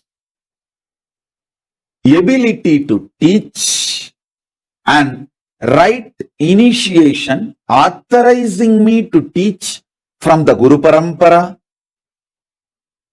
unbroken Guru Parampara from himself, from Paramashiva himself, and ability to transmit the experience and right authorization and right initiation, authorizing me to transmit the initiation to others from the unbroken chain of Guru Parampara, unbroken succession of Guru Parampara, and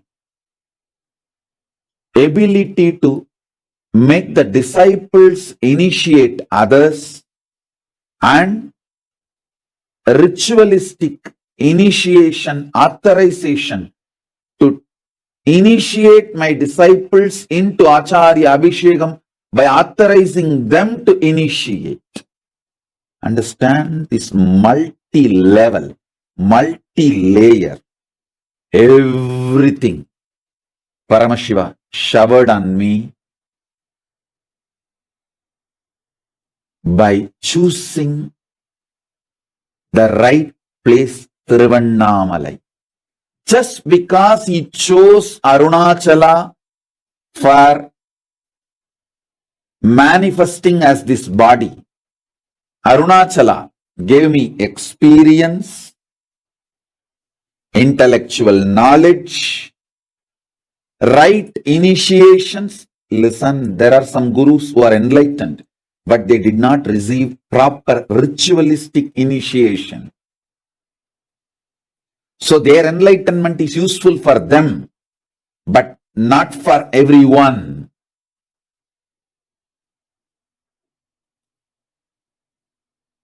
Not only he gave me the knowledge to teach others, he gave me the authority, authentic initiation from the Guru Parampara to teach to others. Not only he gave me the power to transmit the experience, he gave me the authentic Guru Parampara, Acharya Abhishekam, Nirvana Diksha, the authority to initiate others and authority to transmit this experience to others. Not only he gave me the power to initiate my disciples to initiate others, he gave me the authentic, unbroken lineage of Guru Parampara, Diksha, as a Paramacharya to initiate Acharyas Upara, the great tradition, ultimate tradition of Shaivism, Paramadvaita, to flourish all over the universe. Not only I transmit enlightenment, I give formal initiation also. Even if they have capacity, Shakti-wise, some enlightened beings have the energy to lift others, but they do not have the initiation, means authorization from the Avichinna Guru Parampara to do that. Guiding, lifting others. So, you need everything. Knowledge, power, initiation for yourself, and the authorization to initiate others, and authorization to initiate others as acharyas. All the 16 level, 16 things needed, Paramashiva showered on me just by making me take birth in Arunachala. In Arunachala, all the 16 was available for me. He made it available and showered all the 16 on me. Hope all of you are understanding the subtle differences. Why initiation? Why Swamiji? Why initiation and why from Nityananda Paramashivam? The question is categorically answered in this one session. All of you celebrate Paramashiva himself is directly showering this on all of you. There are some gurus who are enlightened but not systematically initiated. There are some gurus enlightened, systematically initiated for their enlightenment, but not systematically initiated to initiate others. That is called Acharya Vishekam. Listen, you are getting initiated to live Paramashiva Twa, the Paramashiva's lifestyle. I always tell, practice in this Kailasa, perform in Maha Kailasa. Practice devotion, practice lifestyle of Paramashiva in this Kailasa, perform in Maha Kailasa. Initiation into living Paramashivatva is Charya Pada.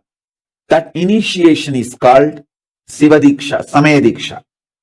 Then initiation into enlightenment is Visesha Diksha. Initiation into Paramadvaita is Nirvana Diksha. Initiation authorizing you to initiate others is Acharya Vishekam.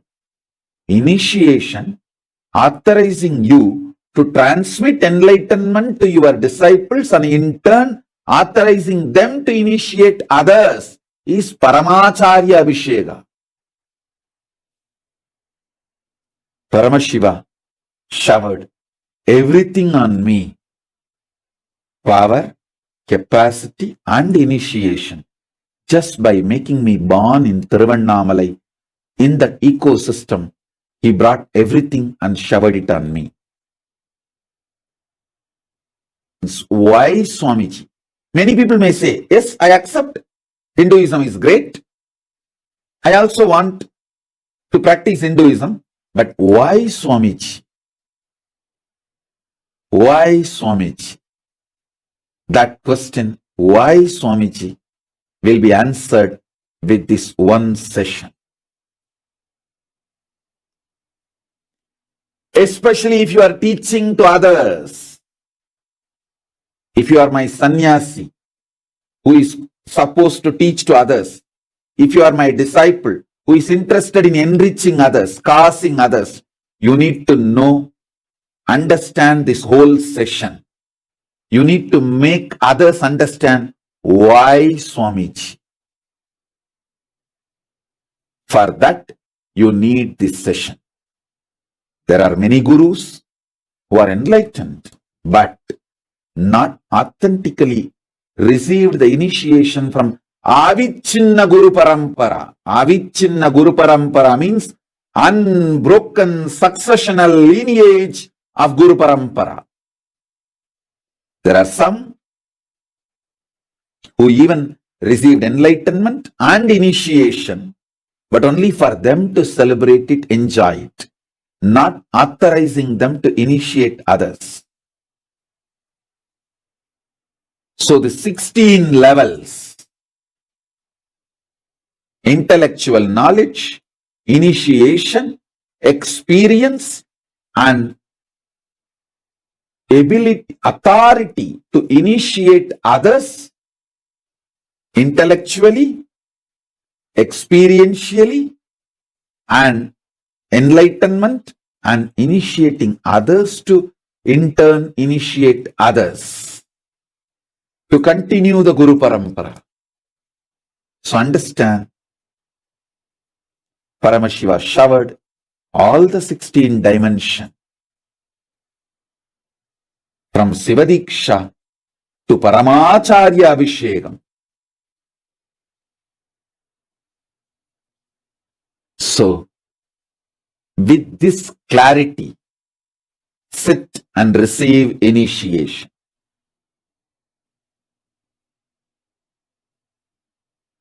Listen.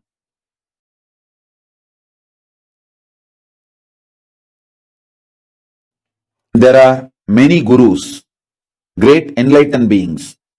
See, I am not comparing, I am not disrespecting any of my predecessors. My Guru Parampara are my predecessors. For example, Ramana Maharshi is not only an enlightened being, a great being who can transmit enlightenment, but he never initiated anyone formally. He himself repeated multiple times, because I did not receive formal initiation. I am not authorized to initiate anyone formally. His whole life, he never initiated anyone formally with an open, clear declaration. He said, I did not receive formal initiation, so I will not give formal initiation. If you read Ramana Maharshi's life and his teachings, you will read this. You can read this.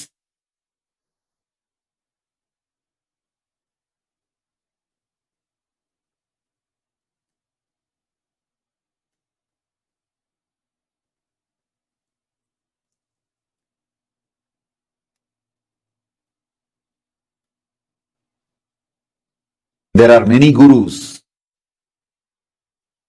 who did not initiate others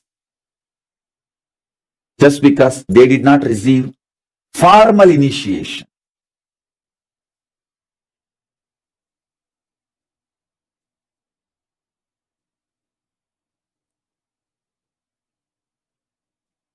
Ramana Maharshi said, when Sringeri Mutt sent acharyas to initiate Ramana Maharshi said, in Tiruvannamalai, whoever lives, they don't need initiation.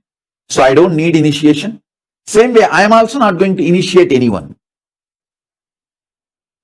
Arunachala himself initiated Ramana Maharshi, but he did not come in human form and formally initiate. So, he never initiated anyone formally. Arunachala is Ramana Maharshi's guru. He gave enlightenment to Ramana Maharshi, but he did not assume the human form and gave the initiation ritualistically. So naturally, Ramana Maharshi also never initiated others ritualistically. I am not disrespecting Ramana Maharshi. I am not comparing myself with them. I am just stating the nuances, subtle nuances of the spiritual world.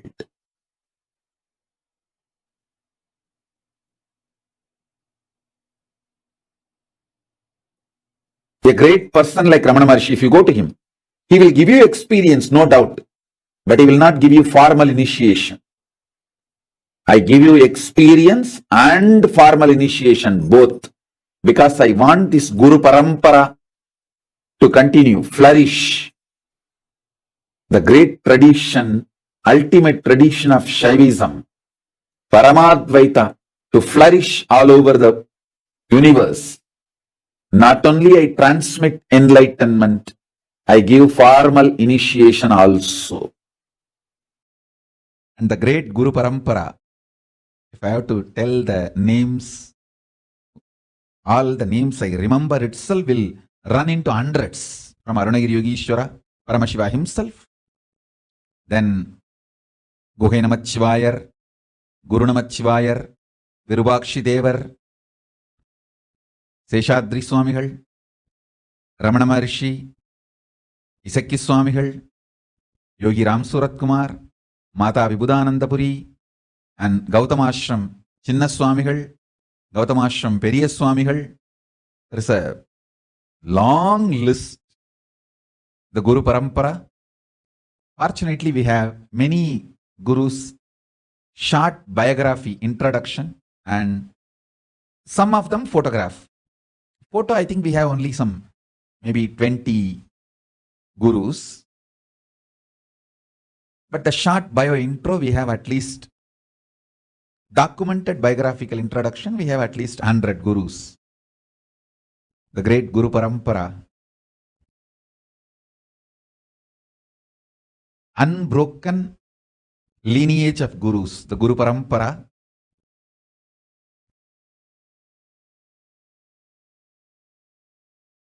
initiated me, accepted me, and given these great blessings.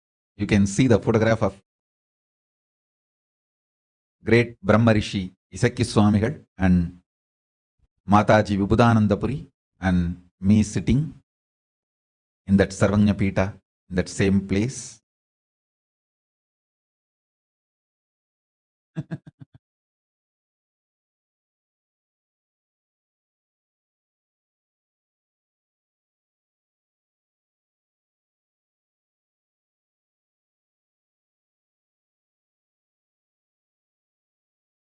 I bow down to all the Guru Parampara from Om Nityanandeshwara Paramashiva Samarambam Nityanandeshwari Parashakti Madhyamam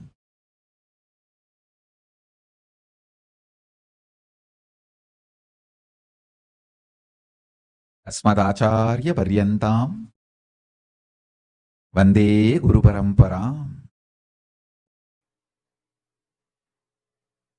I tell you, I am brought up by very powerful gurus, most beautiful gurus who took my life as their life. See, actually, I am not a first generation success. I am almost like a third, fourth generation success. 3-4 generations before, the vision, ambition, my guru, Paramaguru, Paramartha Guru, they cherished. My Paramartha Guru poured all his ambition, vision intensely into my Paramaguru. And my Paramaguru poured all his tapas, energy, intention, intensity into my Guru. And my Gurus have poured all their intention, energy, power, tapas, ferociousness, everything into me.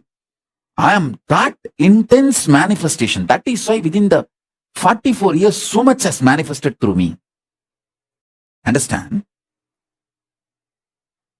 The intensity of 3-4 generations of my gurus poured into me made all this manifest. And I had an amazing ecosystem of gurus. It's not just one guru, please understand. I had a beautiful Guru Parampara. It's like a university. I learned Agama and Shaiva Siddhanta from Muduberumbulavar Vidwan Panduranganar, Yoga from Yoganandapuri, the science of Aushada from Narayana Swami, and Nirahara Samyama, and the science of Nirahara from Mauna Swami, the science of Advaita Vedanta from Isakki Swami, and experiential Suddhadvaita from Annamalai Swami, Tantra from Mataji Vibhudanandapuri, an amazing ecosystem. They literally did all the tapas in my body. And I will do the same for you, you all. As long as you are my disciple, you come and sit for the satsang, that's enough. I know what to do inside you, outside you, to make you manifest Paramashiva. I am a guy who makes it happen. No question of reasons. I always tell, valid reasons for your failure does not make success. Valid reasons for not doing is not equivalent to getting it done, making it happen. Make it happen. Shock everyone by making it happen. That's my life. Last 44 years, this is the statement I can make comfortably about me. Shock everyone, surprise everyone by making it happen. Surprise the people who love you. Shock the people who hate you. But both by making it happen. Whether I surprise or shock, It's always by making it happen.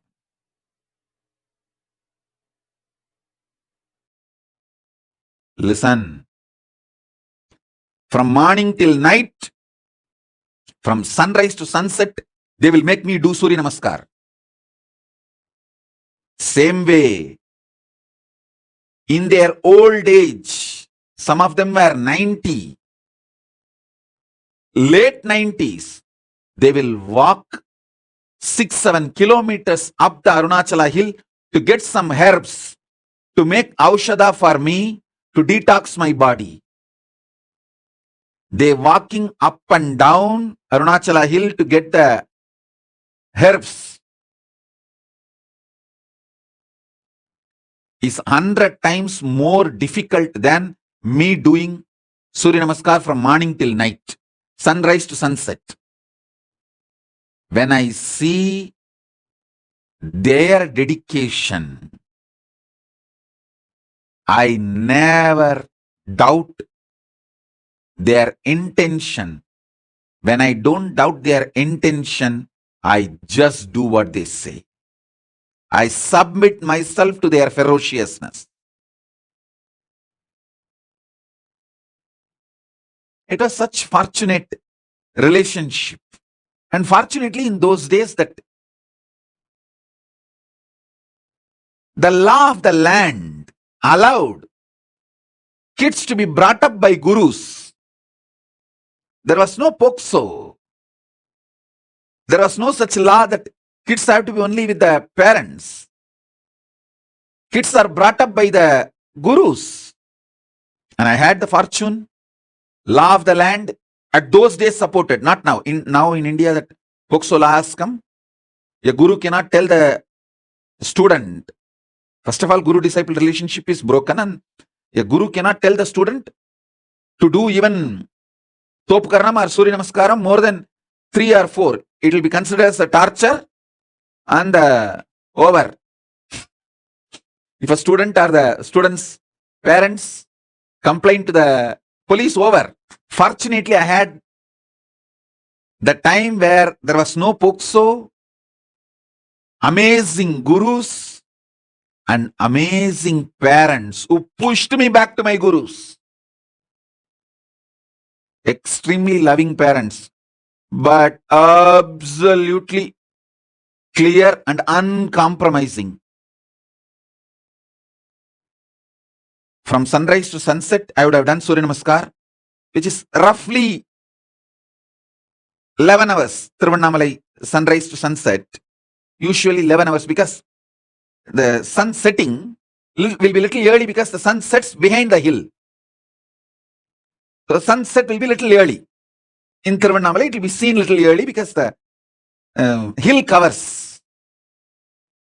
So those days there is no question of following the watch. We have to follow the direction. If we can see the sun, then I have to start. If the sun is not seen anymore, then I have to stop. So sunrise to sunset, I would have done the Surya Namaskar. Literally, I will feel all my joints are separate and I am separate. My mother will tie the gunny bag, bits, to my knee, to my hands, everything. She knows how I will be feeling. I'll scream at her, throw tantrum. See my guru, he made me do this Surya Namaskar from sunrise to sunset. She will just keep quiet. Next day morning, early morning, 4:30, that's the time my guru will come to pick me up for my training. She will come politely and wake me up as if nothing happened yesterday night. Kana, Tata vandutaru, coffee kudikka polama? That's why she will wake me up. Means, that Tata means Raghupati Yogi, my guru. And he will take me and give me a cup of coffee first. There was a hotel, Udupi Hotel. Even now the hotel is there. That Udupi Hotel owner is the disciple of my guru, Raghupati Yogi. So he will take me there and we both will have a cup of tea, cup of coffee, then start our yoga classes to temple. She will act as if nothing happened.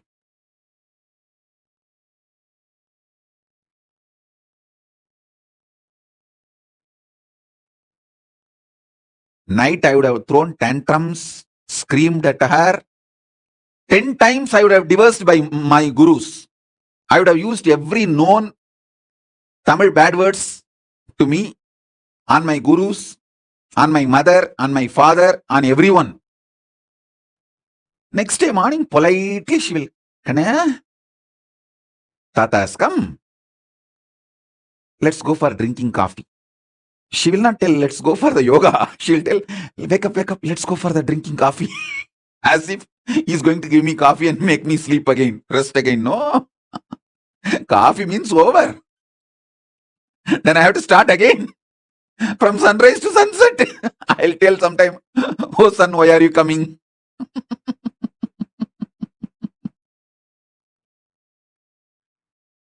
But I tell you,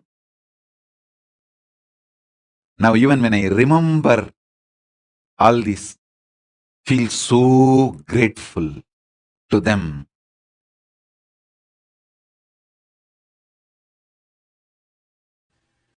See, the greatest sacrifice a guru does is, even when you abuse him, he continues to keep quiet, waits patiently, secretly,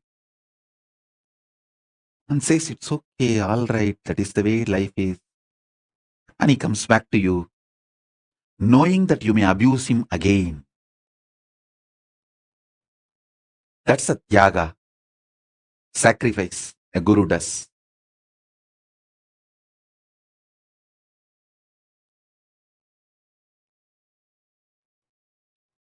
I had that kind of amazing gurus.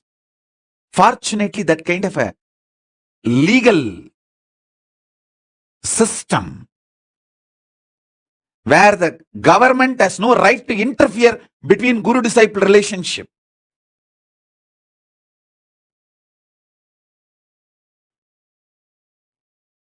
I received every knowledge.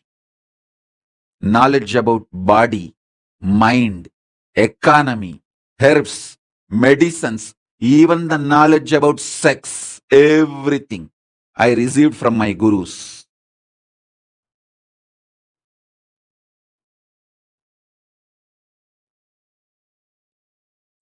Fortunately, at those days, law, society, ecosystem, above all, my parents, all were supportive.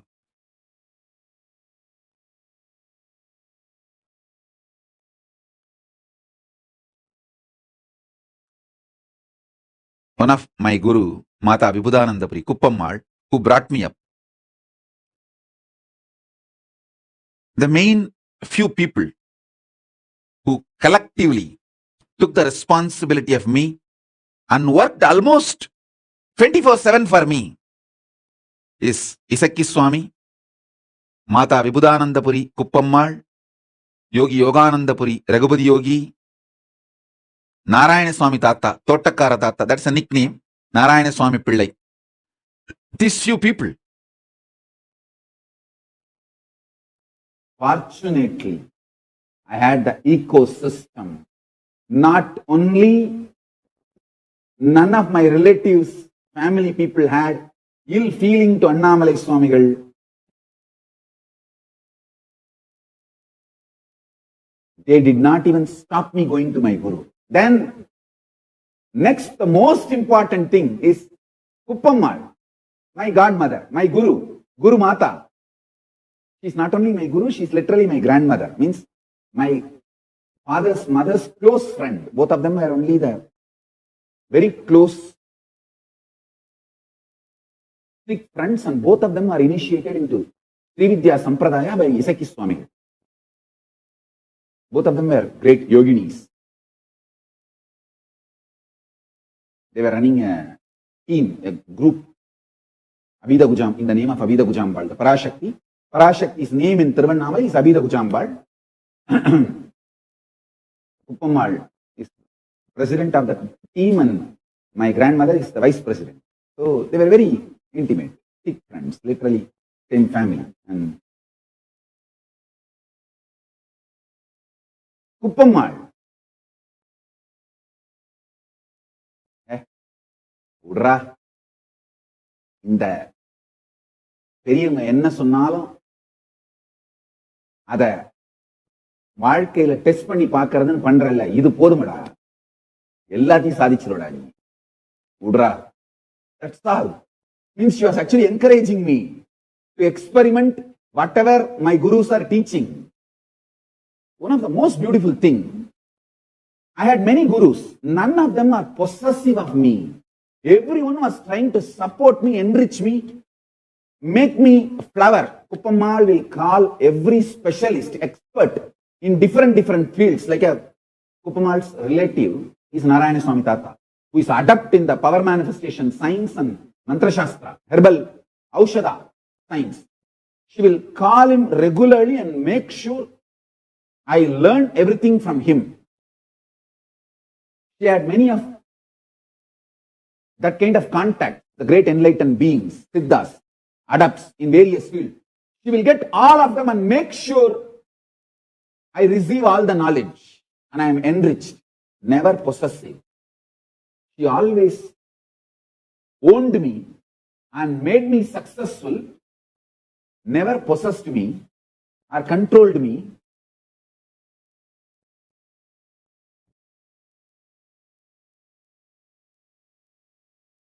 She will only protect me from anti-spiritual elements coming near me. But as far as the spiritual side, she will get every best things and provide for me.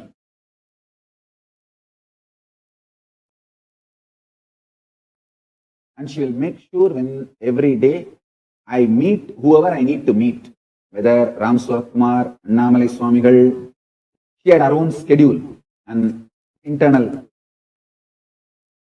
mechanism kind of a thing, support system. It was literally like a university, spiritual university. Yeah. Arunachala is living spiritual university.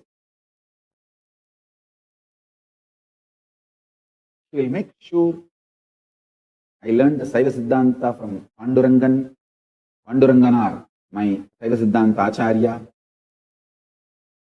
There was one elderly woman, Kanagammal. She is the disciple of Ramana Maharshi. She wrote commentary on all the Ramana Maharshi's works. So Kupammal will make sure I learn all the lessons from Kanagammal and Annamalai Swamigal. Sadhu Om.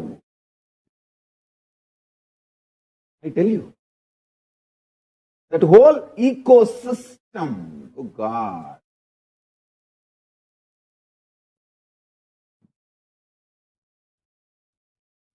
If you ask me who taught me Siddha, whole Siddha tradition, I'll say Arunagiri Yogeshwara. He downloaded the whole thing and showed.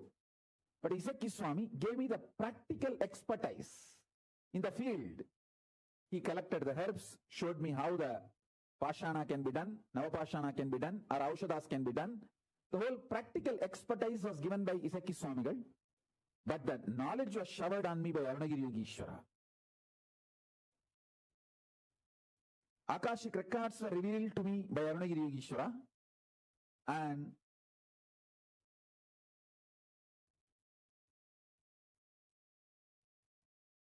Isaki Swamigal gave me all the practical expertise. That's the first. Second,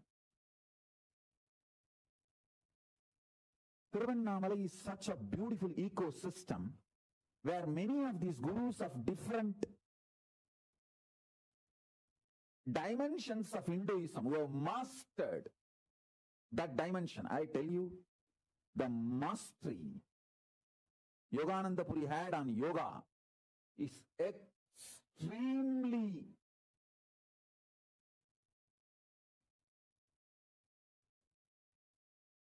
powerful, amazing. I don't think any other human being can master yoga to that level where he will just tie the iron steel thread on his chest. He will inhale and tie that and exhale, and that thread will go to pieces. Mastery of pranayama and yoga. It is not that he has done this only once. He has done this multiple times in multiple stages. He had 43 heart attacks when he was in the deathbed, and he did not die. Hospital said that we can't even understand what is going on in him. He stops the heart and starts. After half an hour, they got frightened. So they sent him home. In the home, he said, all right, this is the time I'm going to leave the body, and he left the body. He's beyond any medical science. He's beyond any medical science. He taught me the knowledge of becoming Kayakalpa Degi. Means even when you leave the body, it will not rot, it will not deteriorate. See, the whole spiritual revelation was done to me by Arunagiri Yogeshwara. Making it as a practical expertise was done by Raghupati Yogi in yoga tradition. In Siddha tradition, Isaki Swamigal. So, I had a very powerful ambience, beautiful ecosystem. That is what I am struggling to reproduce. I think with the grace of Paramashiva, I'll make it happen. With the grace of Ganapati, Paramashiva, Kailasas, gods and goddesses, I'll make it happen. All the great beings, experts, masters in each field was available to me. Same way in Vedanta. I can't even imagine somebody beyond Annamalai Swamigal in Vedanta. He can just sit in Nirvikalpa Samadhi and Sahaja Samadhi forever. Unbroken Sahaja Samadhi. The most powerful unclutching, most powerful unclutched being I've ever seen is Annamalai Swamigal. Even when his eyes are open, you can look into his eyes and see that he is unclutched. He is in Nirvikalpa Samadhi.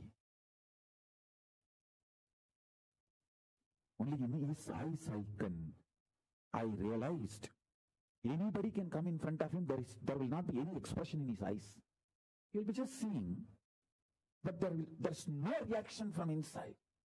Such pure Nirvikalpa Samadhi. One side, the great Siddha, Isaki Swamigal. The other side, great Yogi, Yogananda Puri. The other side, great Shakta, Tantric, Acharya, who achieved Parashakti, Kuppammal, Vibhudananda Puri. The other side, Annamalai Swamigal. I tell you, all these people, all of them were completely in sync with other. Nobody had ego clash. Because fortunately all of them are experienced beings, not just intellectual. Even the Shivacharyas who taught me in Tiruvannamalai temple, they were all in so much respecting all these gurus. They were all in so much sync. And Panduranganar, who taught me whole Shaiva Siddhanta, he was so much in sync with all of them. Actually, one guru will drop me in other guru's class. Many times, Panduranganar will take me and leave me with Raghupati Yogi and go to his home. And Raghupati Yogi will take me and leave me with Kuppammal and go to his home. All of them were in complete sync, bringing me up, making me flower. The whole knowledge, enlightenment science,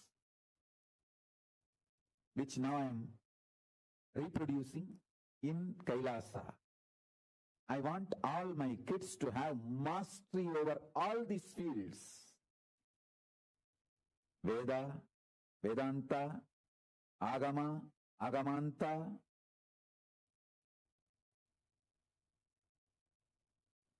Fortunately, they have given me experience and expertise. Experience-based knowledge and great expertise. Please understand. It's like how Subramanya was brought up by Kartigai Pengal, the 6 women brought up Subramanya. Same way, multiple gurus brought me up and made me manifest everything. Just one guru will not be sufficient. to give me the expertise in so many branches of knowledge, so many dimensions of Hinduism.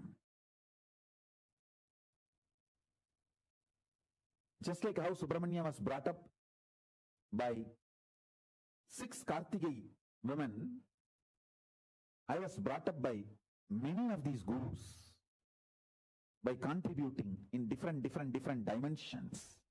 Please be very clear. I have started doing what I am doing now the moment I identified myself and my gurus, what they have to offer it to me and what I am supposed to offer it to the world. It is a simple Guru Sishya Parampara gone right. You only heard many things which have gone wrong. Now I am telling you, Nityananda and Kailasa is nothing but a living small stream of living enlightened masters, Guru Sishya Parampara gone right. That's all. I am defining one-liner. Hey, tell me, what is your Swamiji and Kailasa is all about? Always your spouses will be questioning you. Especially when you are locking yourself all day, sitting in front of a Zoom, watching the satsang, and laughing on your own, singing on your own. Your husband or wife or kids, all will be asking, hey, tell me in one line, what is your Swami and Kailasa is all about? In a small village, in those days, existed a living stream, small living stream of enlightened masters. That Guru Sishya Parampara gone right in the modern world is Nityananda and Kailasa. That's it. You might have heard, anything can go wrong will go wrong. I tell you, anything can go right will go right.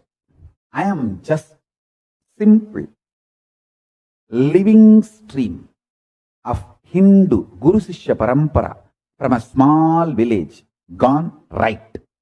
That's it. A small Siddha Parampara gone right. A small living masters Parampara gone right. That's it.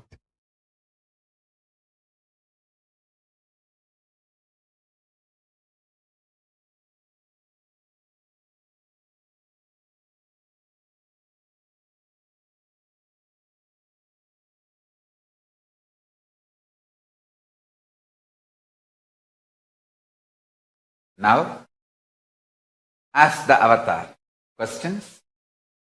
Nityanandam Swamiji, I am wondering who can call themselves initiated disciples of Swamiji. Swamiji mentioned in satsang, much gratitude, thank you. Listen, anybody who takes Samaya Diksha declares their integrity to me. There is only 3 conditions, that you will not abuse Guru, Linga, Sangha. It's already there as per the Agama. And you will continue to start living the life of enlightenment, like aligning yourself more and more to vegetarian lifestyle or to puja, yoga, all these tuning, power manifestation, alignment you will start. These are the basic things. Anybody who follows this basic can claim, call themselves as my disciples, followers, devotees.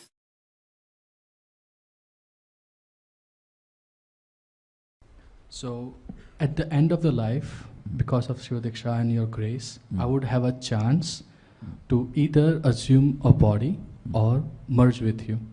So can I make that decision right here, right now, instead of waiting for those 3? During the death process, you can make the decision. I will record that as your will, Even if you get imbalanced, I can do that. Exactly my problem. That is what I am saying. Just in case something. And that is what. Tomorrow, we will be going through the death process. Before that, I will tell you, at that time, you make this as your declaration. So I will record that into your system such a way, even if you forget everything, this will stand up and guide you into that path by force. So by default, yes. It's possible. Perfect.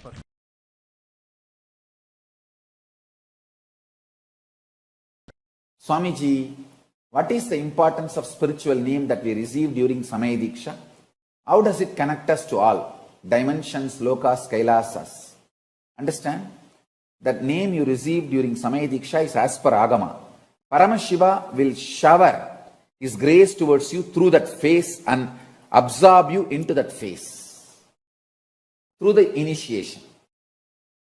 So that, if for example, you receive the name Ishana Shiva Shakti, then Paramashiva is accepting your offering, your being through that Ishana face and making you as part of him. So you throw the flower, it falls in any one 5 face. Means through that face is taking you in and giving you that experience of Paramashivoham.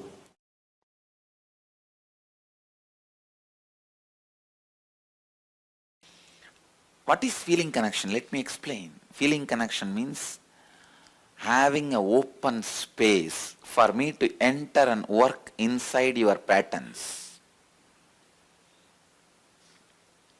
Each field has their own ethics, other than like doctors have some ethics. Every field has their own ethics. Same way, in my field, there are some ethics enlightened beings have to follow. I cannot enter into your inner space and see or do any work unless you permit me.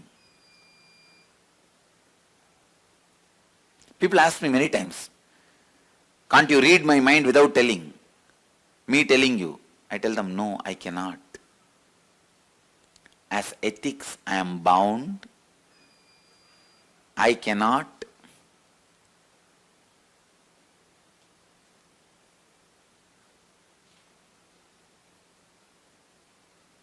Look into your inner space unless you request me to.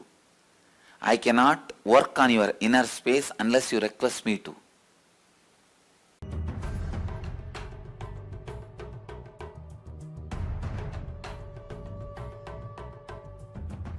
See, fundamentally you work with multiple fractured softwares. When you work with your dad, you have a separate software. When you work with your mom, you have a separate software. When you work with your father, friends, you have a separate software. You are multiple fractured softwares. Now I am putting one software of oneness to do power manifestation. It is too small compared to the load which is around you. You are so comfortable in playing with all those softwares. It takes little time for this new software. After it manifests powers, it starts influencing all the other softwares. Then in few days, it makes all the other irrelevant, redundant. Then this overpowers and makes you, that oneness becomes your fundamental cognition where you park yourself. Till then, I go on supporting you, holding you in me. Understand? That is why, even if you don't feel, you are made to manifest powers so that you will have confidence on the software. So that virtuous circle starts happening. See, usually what you do, you don't have confidence on this truth. So the confidence does not manifest as power. It's a vicious circle. Here, I am infusing the energy and make you manifest the power. That gives you confidence on the software, and confidence gives more power gives more confidence. It becomes virtuous circle. Pushing your life from vicious circle to virtuous circle is the job of the Guru. That's the job of the Guru. And supporting you, holding you during this push and making sure you are successful is my job.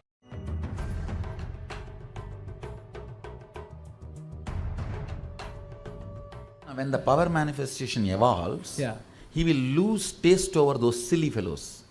See, I'm not against them. He will understand what they are showing as them is only a skin deep. If he starts reading their mind, he will never watch them. They are all completely depressed. I'm telling you. If you enjoy them too much, you will grasp their depression. Now, when he starts, now only he started manifesting now. Yeah. So the powers is manifesting. The powers will become powerful cognition in next few weeks. Then he will lose taste over them. You will see, he will not see anything other than me. See, no, it's not pride. Please don't understand. It is all about your depth. If your depth is only about a superficial, this fair and lovely game, you will enjoy those things. If your depth is wow, then you will enjoy only the deeper level beings. It's all about depth. His depth will start changing maybe in next 2-3 weeks. And suddenly he will lose taste over all of them. He will understand all of them are depressed. Screen is different. Depth of the being is different. You understand? Yes. His depth of being is increasing now. His frequency is increasing now. He is ferociously manifesting powers. Now, you will see suddenly all this you will find irrelevant and redundant. That takes few days. You will see suddenly all of them, he himself will lose taste for all of that. I tell you, only if your tastes are superficial, you will be enjoying that Mickey Mouse, Tom and Jerry, all those things. All these things. When you start developing the depth, only Hanuman, that Ramayana, Mahabharata, those things you will start enjoying. They try to claim ours is myth, but I will prove they are the myth. Theirs is the fairy tale. The depth increases the taste of what you enjoy. His depth will increase now, change now. Then his taste will start changing. Until then, don't disturb him. Don't make him feel that something has been snatched from him. Let him enjoy. He will start deleting one day. Stupid fellow, what is there? Too shallow. Really, things will look too shallow for him. And he will start feeling all of them are irrelevant, redundant. And you guys don't forcibly try to snatch away from him. He will drop it on his own. When his higher identity grows, he will feel all these are irrelevant and he will throw it. Allow organic growth. Understand one thing? Let organic growth happen. See, even in you, ferociousness does not mean destroying you. Ferociousness means infusing intensity, but organically moving. Not creating conflicts. Not creating conflicts. Actually, ferociousness will never create conflict. It will only grow organically. Ferociousness is nothing but intense completion. It cannot create complication. Any of you, do not do anything unorganic. Allow ferociousness, but in a very organic way. Evolving with more and more understanding, more and more powerful cognitions, more and more power manifestation, more and more of organic way of building.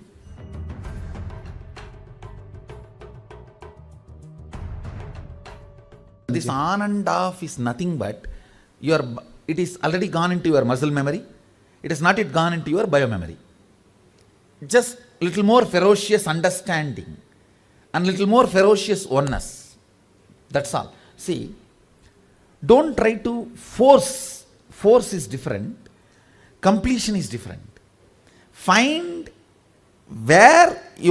what kind of a thought current is disturbing your oneness continuously and complete them. Then the intensity of the oneness will increase. For example, constantly if your mind is stuck in some insecurity while you are doing the power manifestation, Hitting the thought is not the solution. Find what is the pattern that is sending these thought currents into me, like a water bubbles in the fish tank. Catching each water bubble and collapsing is not going to work. Stop the source, which is releasing the water bubbles. That pattern. Catch it and complete.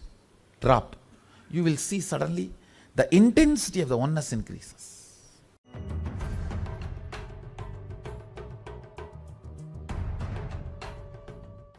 Sometimes few powers manifest. Okay. That does not mean the whole space has become clear.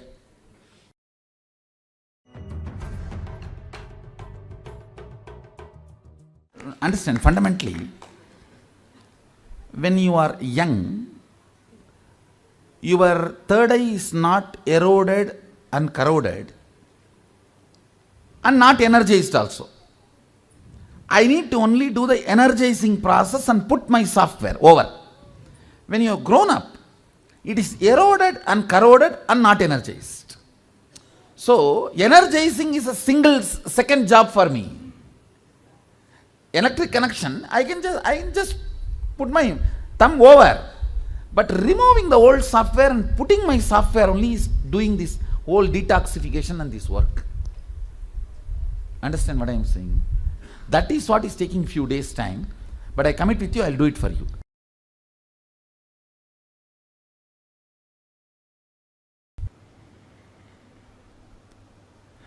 I have so much to share with all of you. As a post-program support, first of all, I need to make you understand what has been done to you. It is literally like just a surgery has been done. Surgery was successful and you are sent back. You don't know what all has been done inside you. By seeing so many side effects, you think, I don't know what is going on and what all has been. Understand, the only thing I request you is do power manifestation every day. Every day religiously play with powers.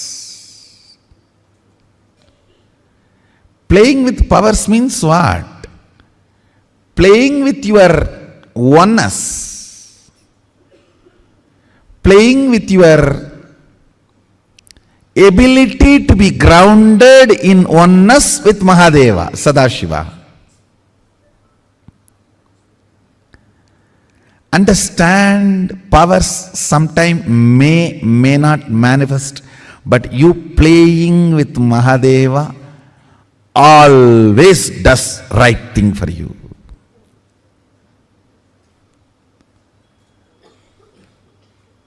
That's the best thing for you. Sometimes the food you ate will be digested, sometimes may not be digested. That does not mean you will stop eating.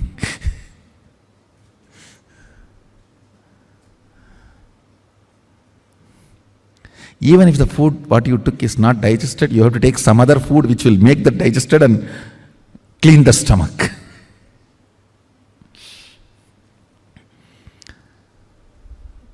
Some people ask me, what is the solution for power not manifesting?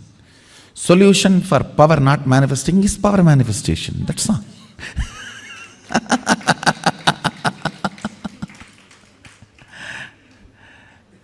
Just little more oneness and little more will persistence. That's it.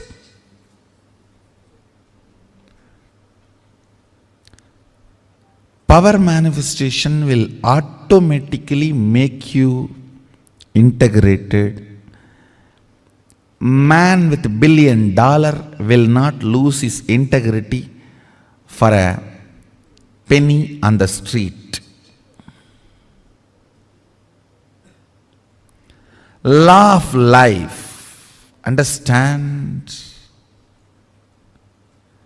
Law of life. Integrity is a law for the poor man, moral for the middle class man, way of life for a rich man. I am not talking just in ordinary money sense. I am talking from the sense of powerfulness. And what is will? Listen. Will is not astra, it is shastra. I'll explain these two concepts. Astra means a weapon loaded, pre-planned, pre-programmed, and operated. Shastra means power is generated and immediately released is Shastra. Will cannot be programmed earlier and kept and used. No. Now you generate and you release. The good news is, does not need training. Understand, Mahadeva very clearly says, state, space, manifestation, all the three does not need pre-training, because it is fundamentally based on the space. Will power, will persistence is enough. Means you deciding now, from now what I want to do only matters. Till now what I have done does not matter. Whenever people ask me, Swamiji, what should we do after the inner awakening? Come on, bring more and more completion into you. Take next 6 months as a completion project. Every person involved in your life, you will complete with them. Every situation, you will handle it with completion. Yourself or others, more and more and more completion. More and more and more completion. More and more and more completion. Fill your life with more and more completion.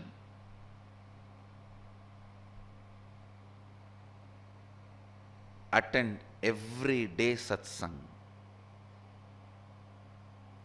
because that will bring not only completion, again and again you will be reminded. You do not need to remind yourself. I am here to remind you.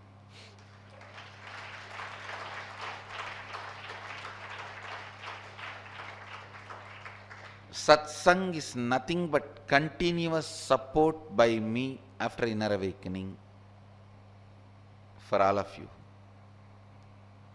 After inner awakening, continuous support for me. Continuous support from me for you.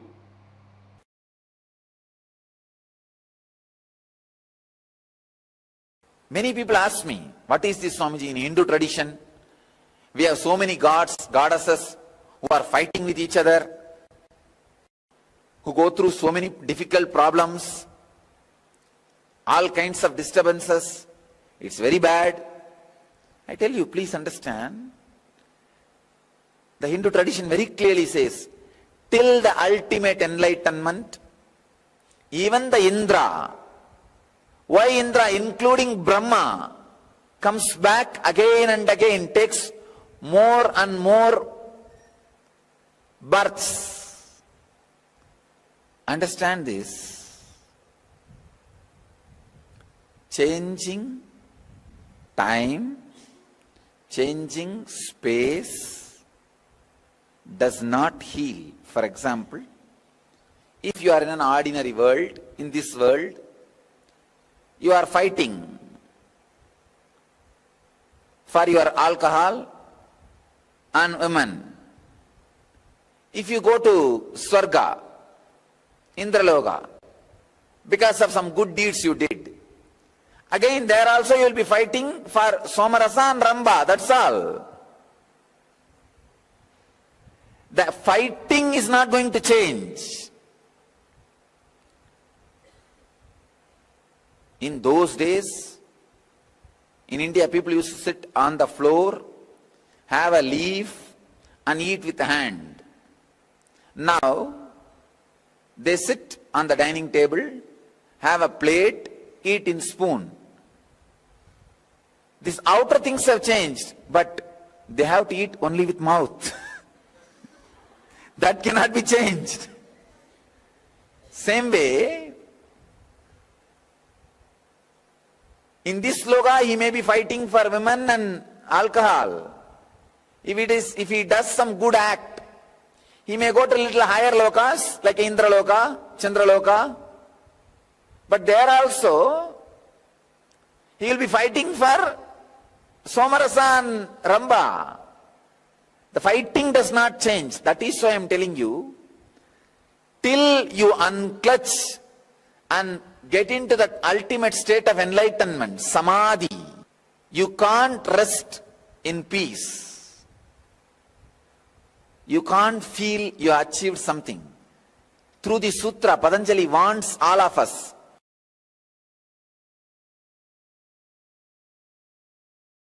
People ask me again and again, last few days, this is one of the important questions. The moment people feel the breakthrough, joy, completion, fulfillment, the first thing, how can I retain it?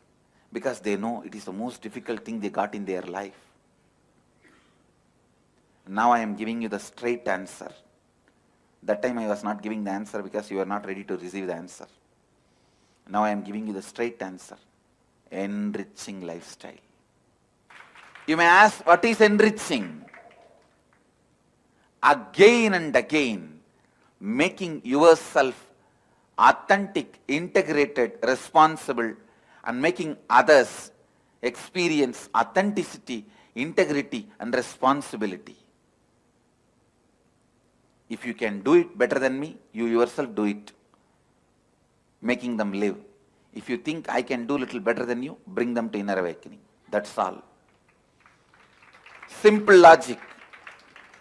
Enriching is making every human being live integrity, authenticity, responsibility, and helping them to achieve complete completion, perpetual completion, initiating them into unclutching. If you think you can do it better than me, my blessings, please do it. If you think I can do it better than you,